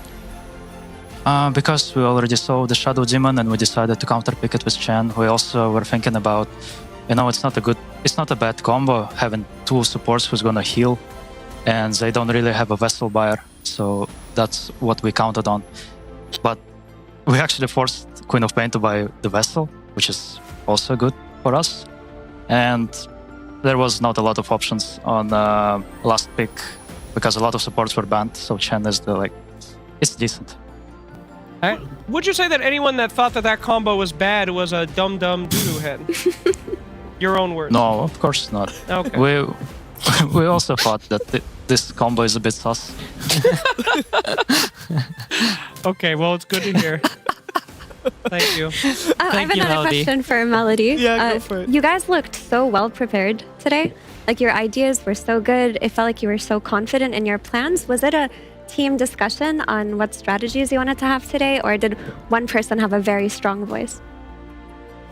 No, I think we discussed it as a team, but it's like we decided to do the same thing as we did yesterday, but they surprised us with their Invoker. So it got like quick change of plans for the second, for the third game. We just decided to ban the Invoker for every game. And yeah. So Maldy, I remember a bunch of years ago, I was starting to learn to play Treant, and I was watching you play Treant a lot. I consider you one of the best Treants in the world. Any chance we're going to see this hero anytime soon?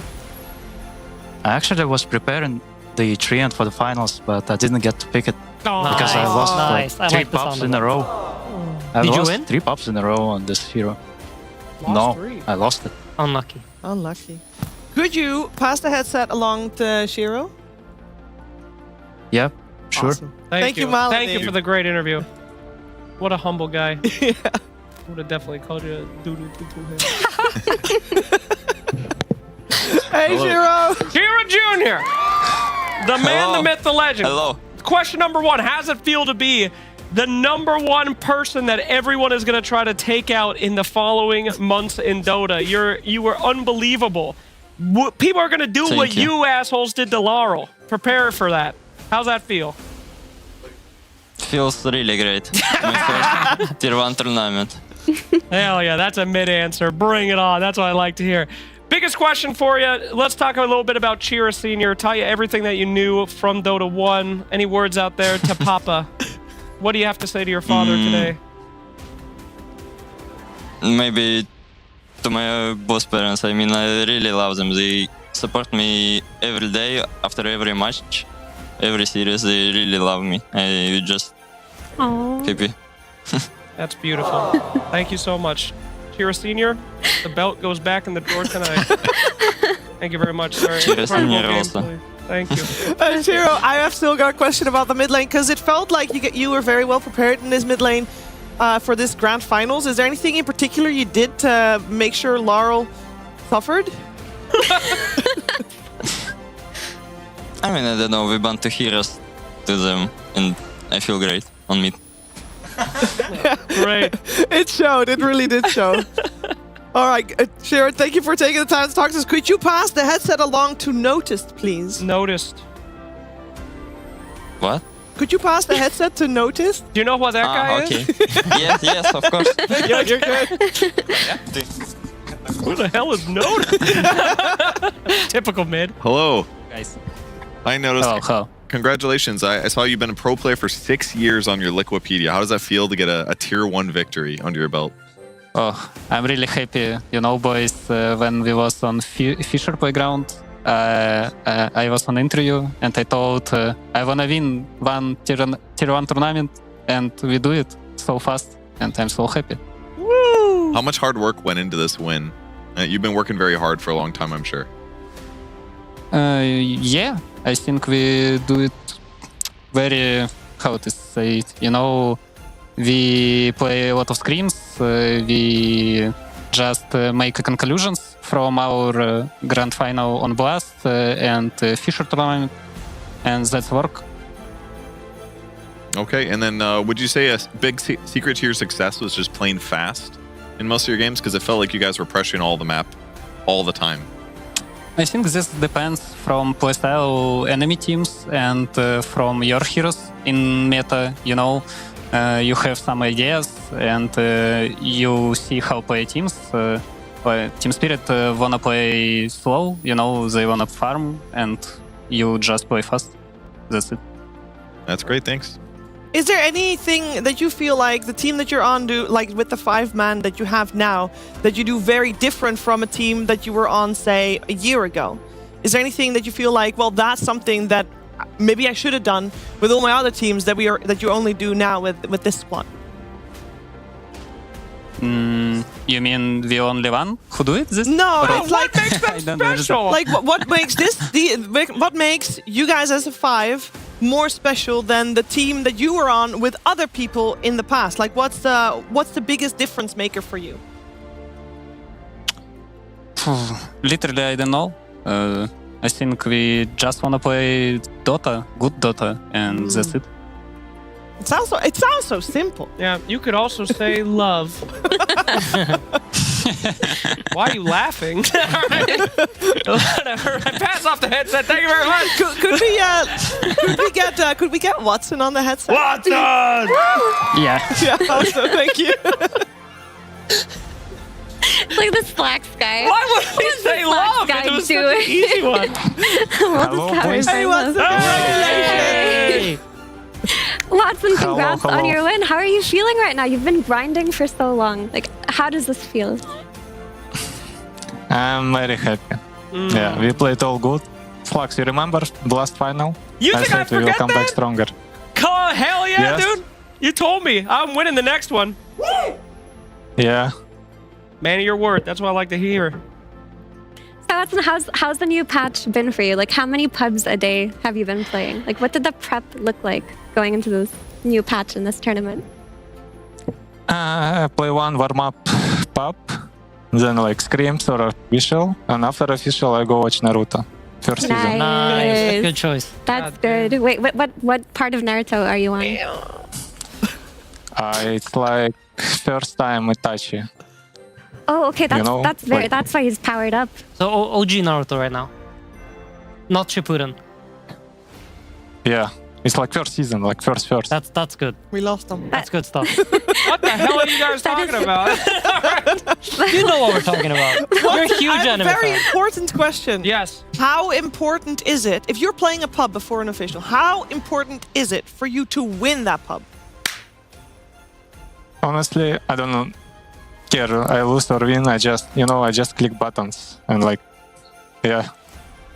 It does not matter. It's just a warm-up. Doesn't matter. Yeah, it's like full warm-up. Because, Dota machine. yeah, so I don't grief an official. Okay, that's good. But I have to ask Watson, like, in this new patch, are there any like egoisto heroes? You know, some like Arc Wardens, some Slarks. Like, are we gonna see any of this in the future? I really wanted to play Windrunner, but I couldn't. I think Windrunner is strong. And others, I don't know. I just play my heroes.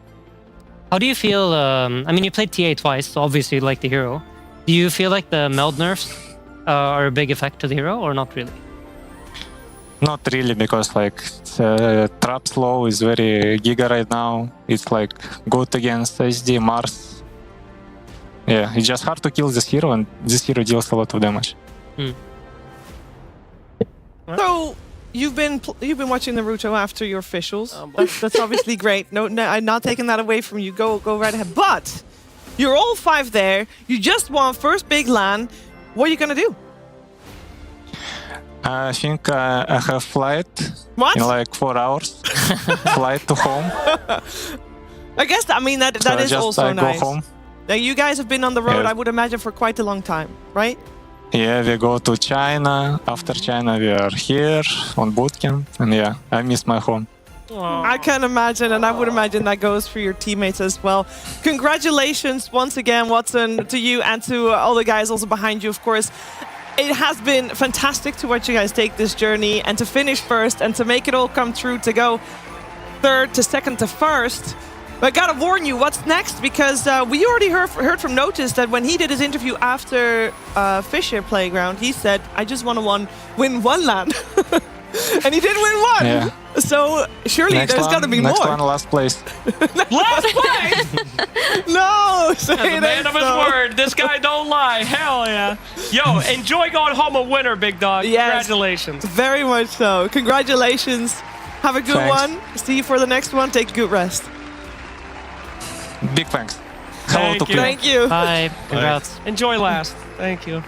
Now he's got time to watch Naruto on the plane. There you go. A good time to watch anime. You know, I Got the think brain rot. I think your first time Naruto is a buff. Like, it makes you feel. I don't think it's his first time, surely. He said it's his first time watching. Well, he also said Itachi first time, which is I think he knew it's like Itachi's first appearance. Oh, he I thought know. he meant- I think it's okay. like his 17th time. Okay. I would Because he imagine. asked me for liquid I merch see. once upon a time. I see. When he was a young Watson. Naruto. Yes. Yeah, I And told him then you Naruto need to get like top 6 and I'll give you Naruto merch. So And then now? he did. No, I already gave him. Oh, good, Yeah, good, yeah. good, He did good, this a long time ago. So I think he'd already seen it before. Is the point. I will say that there was an overarching trend to the way they talked about the game. They're just they pop spam constantly. So they are, I would imagine, on top of every trend, and this is how they were able to just be on top of this DreamLeague as well. It sounded like it, right? It did, you know? That's the next generation of Dota fiends. Just watching old-ass animes and pubbing to their heart's content. What a beautiful Dream League it's been. Yeah. We had so many fantastic memories, so many great plays, so many wonderful talent moments. Yeah, we And can it's take a just- look at the bracket to see which road Sure. everybody has taken Let's to do that. go all the way, or potentially not in some case. Well, in most cases, actually. Not, I guess. Most of them didn't do very good at all, in fact. Look at that. What a journey. And coming in, let's not forget, these guys came in from Div 2. These guys came in from Div 2, only called into existence this year. It's the first season. And what a success story Absolutely. for Div 2. Shout out to I keep ESL. calling these players Div 2 Div 2! Yeah. Team I Spirit never lost heard to of a Div 2 single team. one of them before this event. No, I mean, it is great. And, shout out to ESL, of course, for doing a Div 2. Yeah. In general, it's what got us such a great team with fresh new ideas that now every Div 1 will copy. Yeah, but like Steve's mentioned, they had so many good games too. Like that, Yeah. the game versus Tundra was cinema. Like Yeah. when they won, when their mega creeps, their throne was exposed, they clutched that. Like so, they are confident knowing that they can play late game, they can clutch wins that look like losses, and they can play in a very dominant style. I mean, that is the best way to win a tournament. Kind of reminds me of the last chance qualifier, actually, that led Hey. to Tundra winning a tournament against Team Secret. Yeah, but they weren't in the last chance qualifier, Tundra was. Oh, It was okay. only You know, Secret. Oh, you're you know right, who right, was right. in that? This guy. This Yeah, guy there also you knocked go. out a bunch of teams in the last chance Thank you. qualifier. I am you also were- a winner today. Thank you Yes. for representing Very Team good. Thank Liquid. you. Thank you. Very good. You know what Yandex also did, actually? They took so many points Oh, yeah. with this victory. We can take a look. We actually have the leaderboard of the top 12. Oh, yeah. This will be, and obviously we already knew the top 6 here at this Dream League would guarantee you invites to the next Dream League and to ESL One Birmingham, which is obviously great. You don't have to play qualifiers, meaning more time at home or more time to watch Naruto. And then there is another Dream League even further down the line, and I do believe that the points will determine who gets invited there, and obviously the points are all for Riyadh and EWC. So being first at one of the few stops, 4 stops total, That's Or huge. that's massive, Purge. Usually what ends up happening is, at least last year, there was like 6 teams that collected like all of the points. They vacuumed it up. So if you can get like 1 LAN on the board, if the patterns are remotely like last year, it's going to give them a really good shot of qualifying for that. But who knows? With them winning, there's other teams like OG that are rising as well. We could have a really stacked point distribution this year that ends up spreading them across like 8 or more teams. I mean, it's also a huge advantage to have your invite kind of secured, because one of the problems that you have as teams throughout the season is finding breaks and finding times when you can take it a bit slower.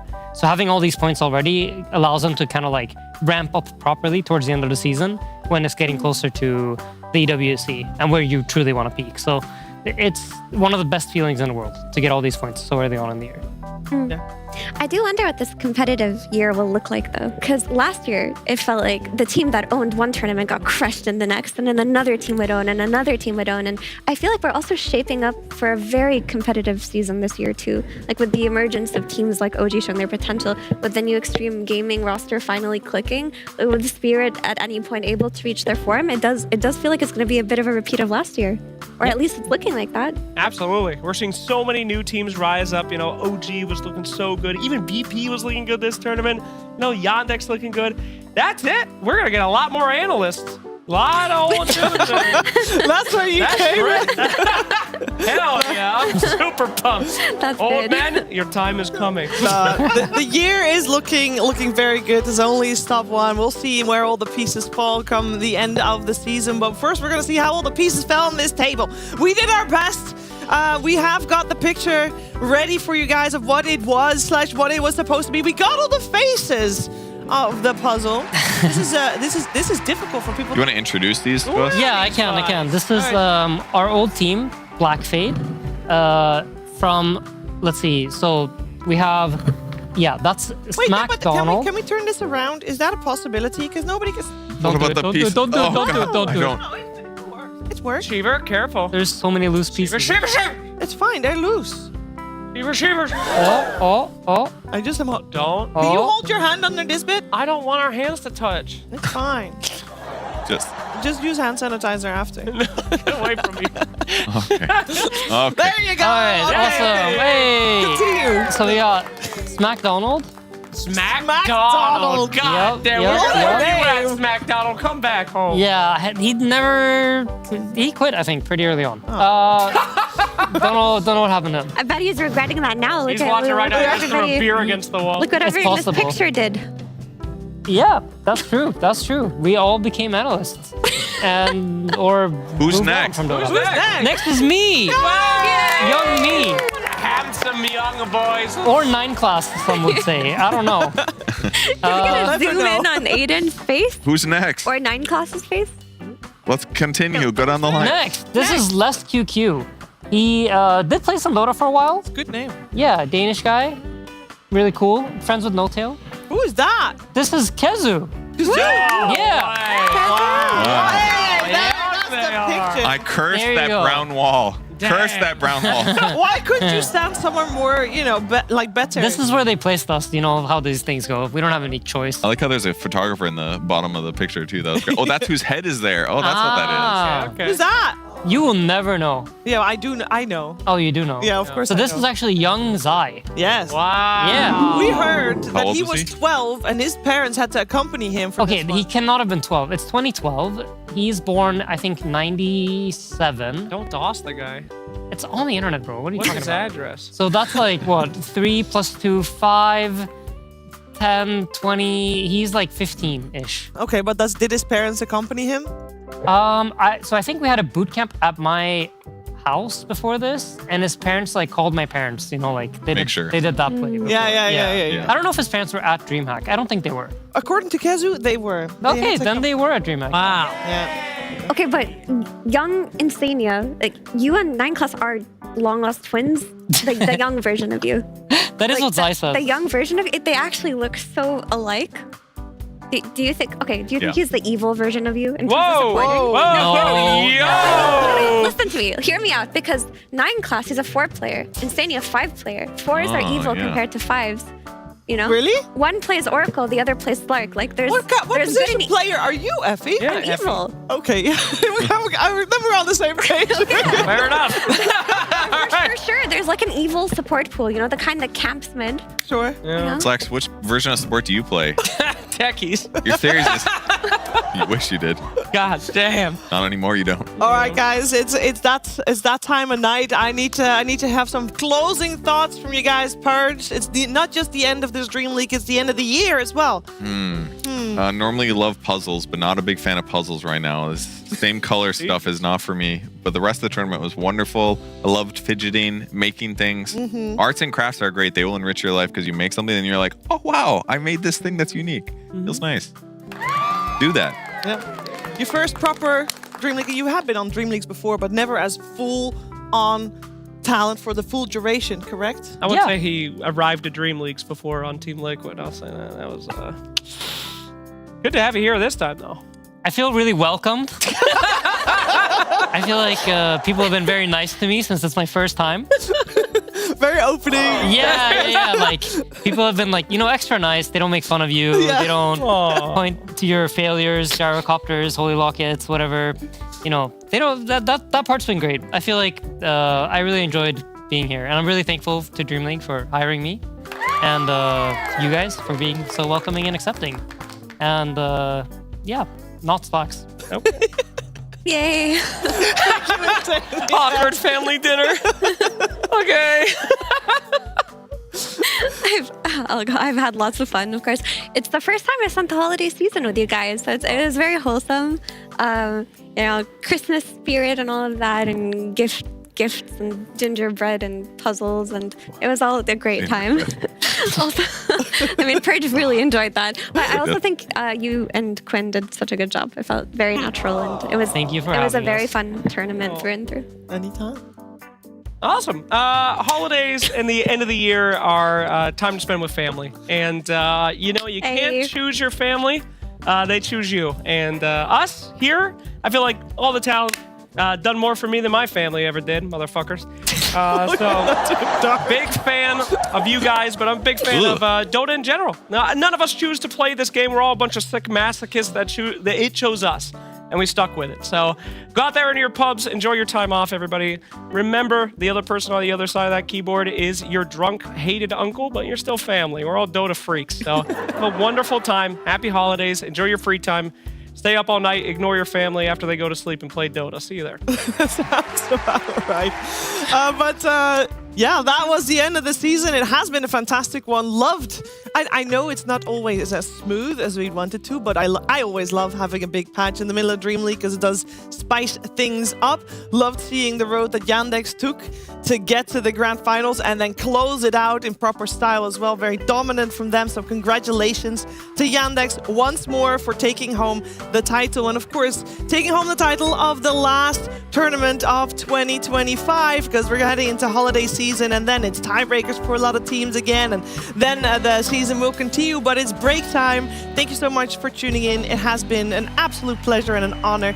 And that is on behalf of not just us five, but that is on behalf of everyone that works very hard every time on this show. And there's a lot of people involved, so thank you on behalf of them. And we wish you all happy holidays, a very good night, and hopefully we'll see you back again in 2026 for the next Dream League, perhaps in person in Birmingham will be cool as well. But happy holidays and see you soon.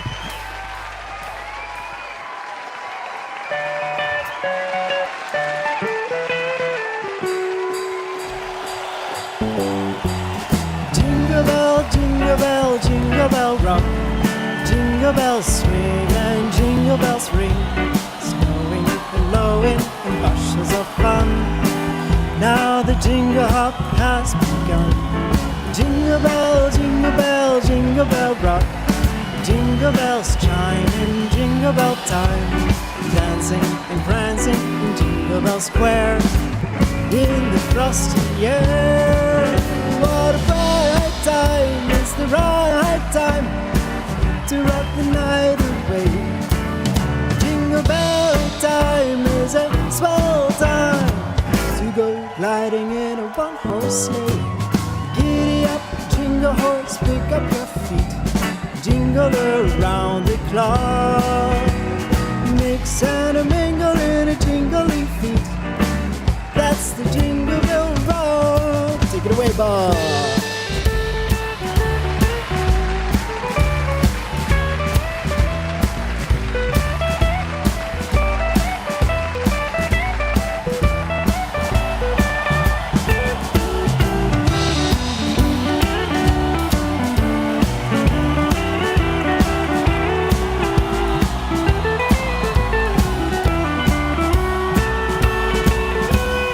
Alright, here we go, Tom.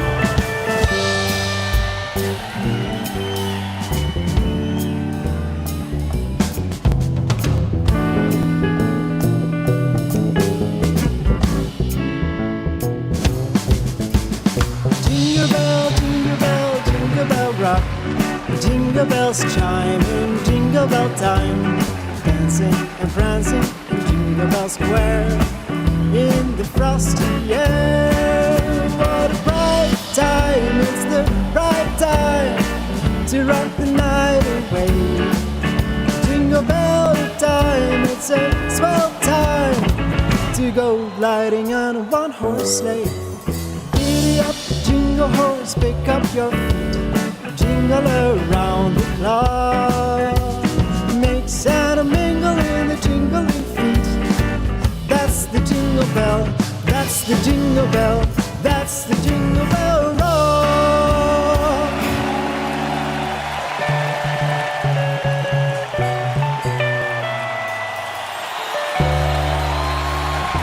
Merry Christmas, everyone.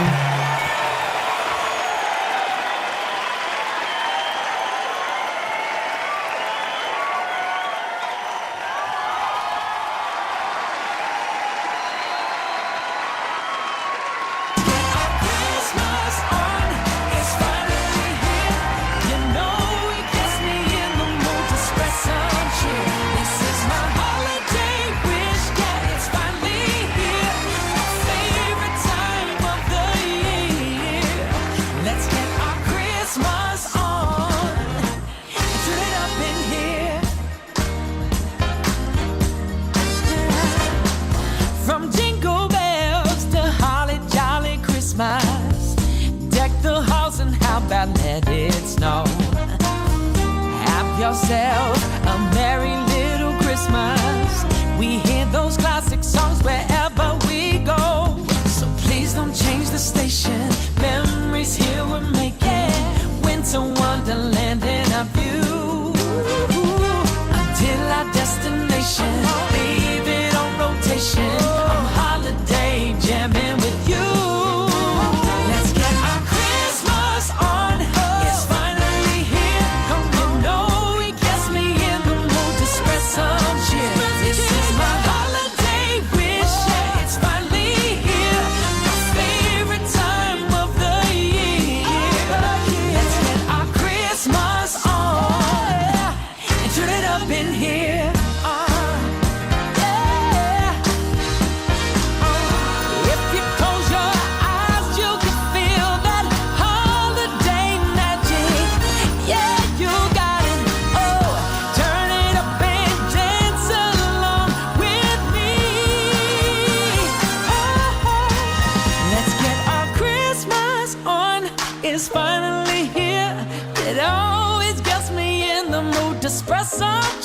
This is my holiday wish, yeah, it's finally here. My favorite time of the year. Let's get our Christmas on. Yeah, get our Christmas on. It's finally here.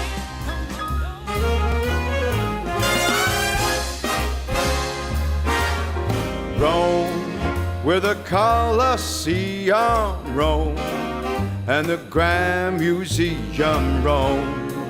Love is everywhere, so meet me up there at St. Peter's Square in Rome. On the 7 hills that's Rome, the Italian thrills, 'cause love is alive when you're roaming in Rome.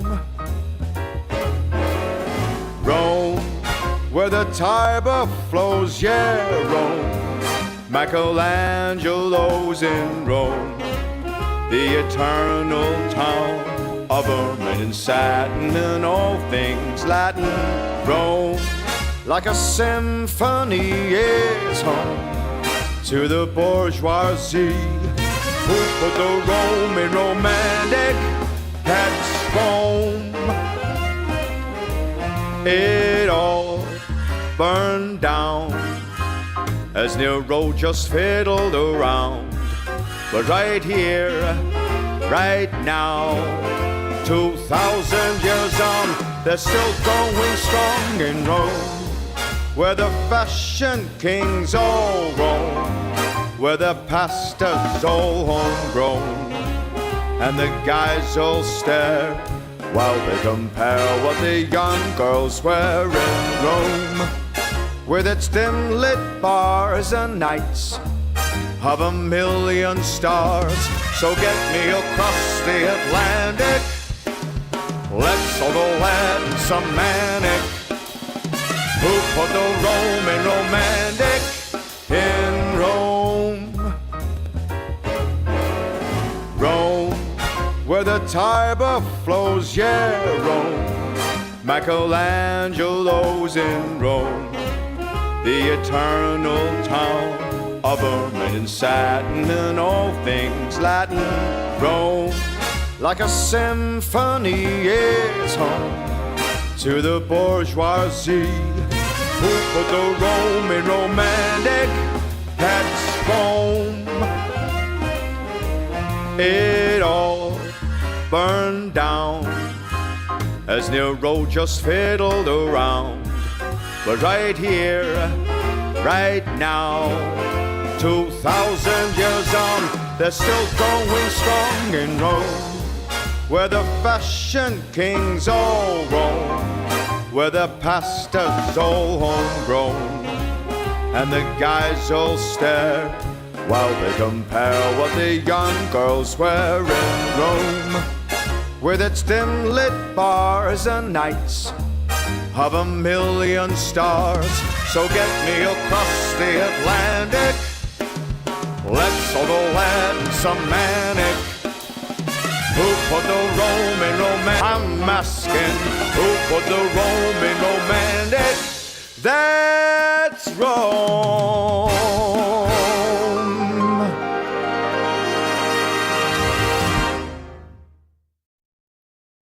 DreamLeague Season 27 is brought to you by DHL.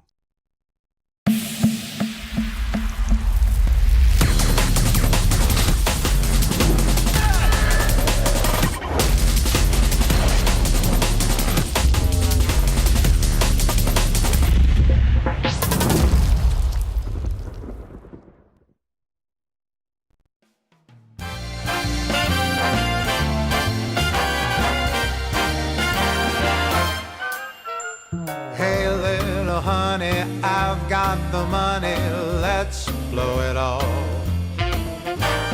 Come on, but baby, no if, buts, or maybes, let's have a ball. Let's paint the town red with all my bread, there's just no end. If I won the lotto, I'd make my motto, spend, spend, spend. What say that we go take some of my dough, let's blow it all.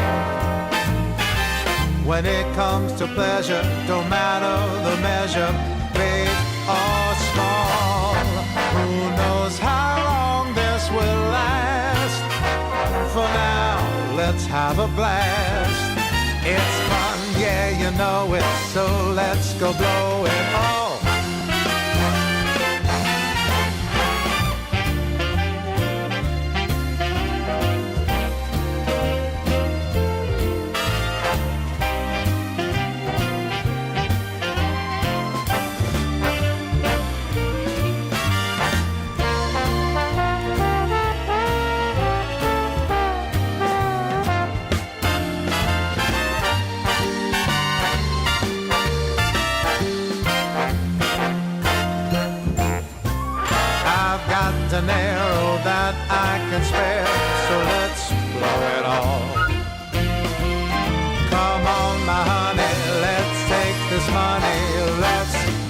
ball. Who knows how long this will last? For now, let's have a blast. It's fun, yeah, you know it, so let's go blow it all. It's fun, yeah, you know it, so let's go blow it all.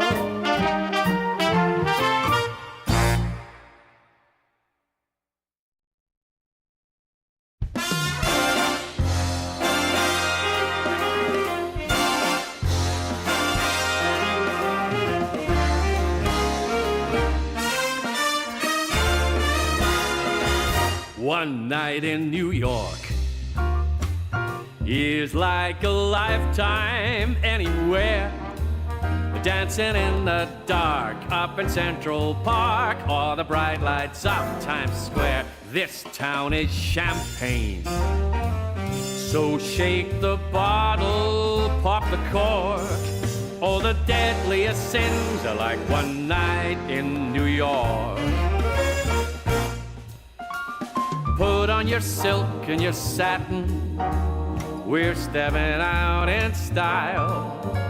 We'll be the toast of Manhattan, cruising the Golden Mile. This town is alive. Go wild and let your money talk. Any man can be king and reign one night in New York. All right.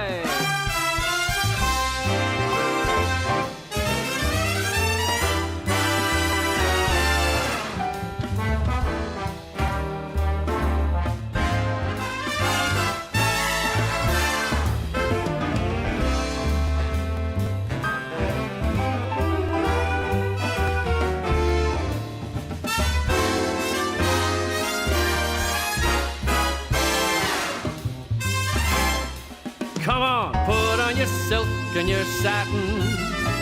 We're stepping out in style. We'll be the toast of Manhattan, cruising the Golden Mile. One night in New York is like a lifetime anywhere. Dancing in the dark up in Central Park, or the bright lights of Times Square. This town is champagne, so shake the bottle, pop that cork. All the deadliest sins are like one night in New York. Don't you know all the deadliest sins are like one night in New York?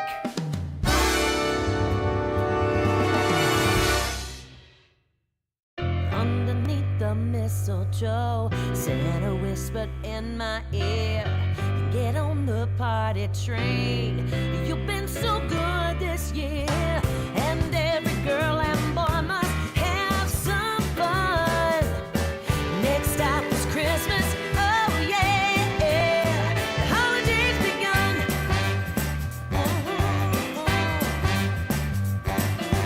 Feeling full of Christmas song, snow upon the railroad track, and get up and make some noise, 'cause there's no turning back. It's the beginning of a whole new year.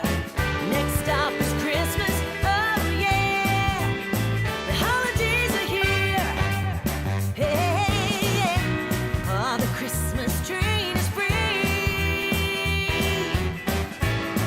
There's room inside for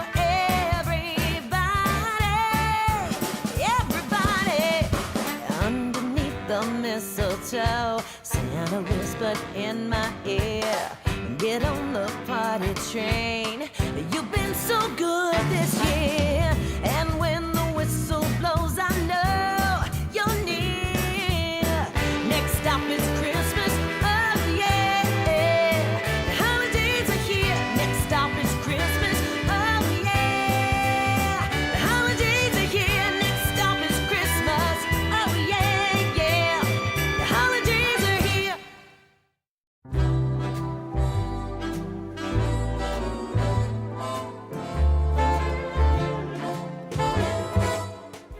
Our love was a chance encounter, a glance across the street,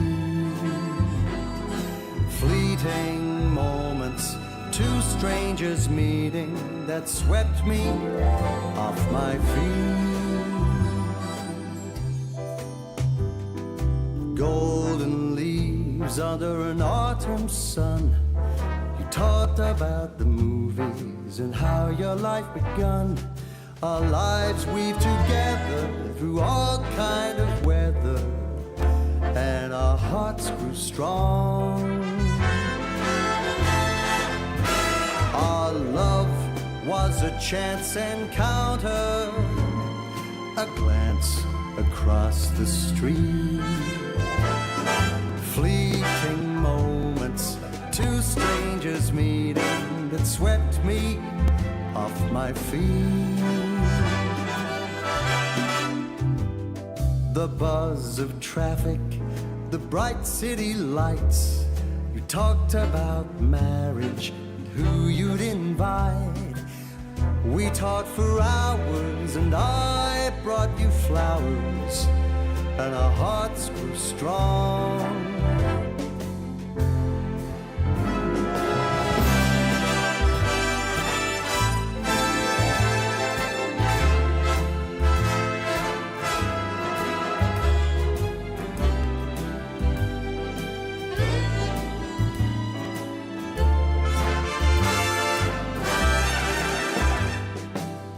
How can something so special be mere happenstance?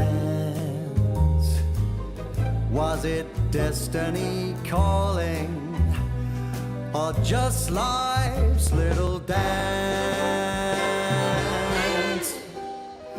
Our love was a chance encounter, a glance across the street, fleeting moments, two strangers meeting that swept me off my feet, that swept me off my feet.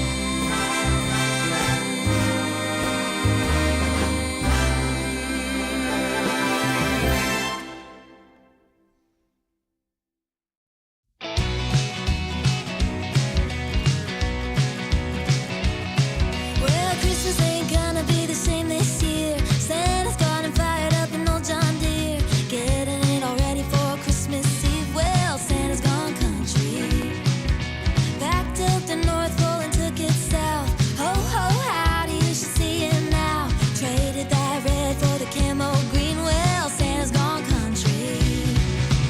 Santa's gone country. Who needs milk when you've got sweet tea? Santa's gone country, hanging backstage at the Grand Ole Opry. Santa's gone country, just like you and me.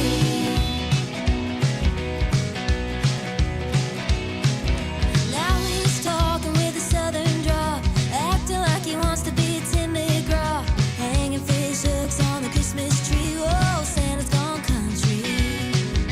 Steel-toe boots and a cowboy hat, swears up and down he ain't going back. Bring the elves on down to Tennessee, 'cause Santa's gone country.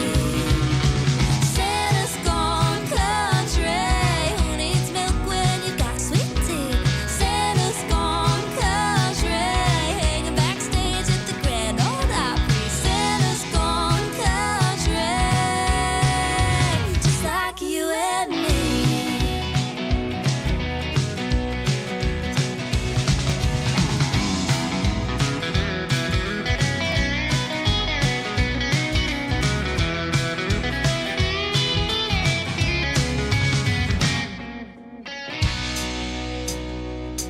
Now you may be wondering about Rudolph and all his reindeer games. Well, folks down here in Nashville know that you can find them on Broadway. Honky tonk and the night away, 'cause Santa's gone country. Santa's gone country. Who needs milk when you've got sweet tea? Santa's gone country, hanging backstage at the Grand Ole Opry. Santa's gone country,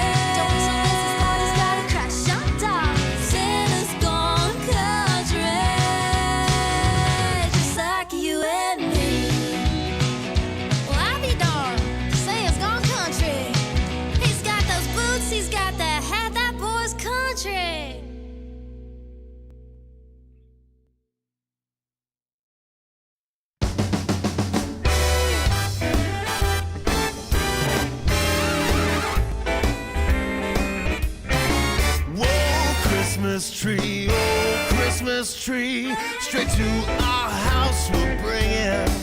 The Christmas tree, oh Christmas tree, your branches there are swinging. It's the time of year Santa's bringing toys to all them good little girls and boys. Oh Christmas tree, oh Christmas tree, everybody's singing.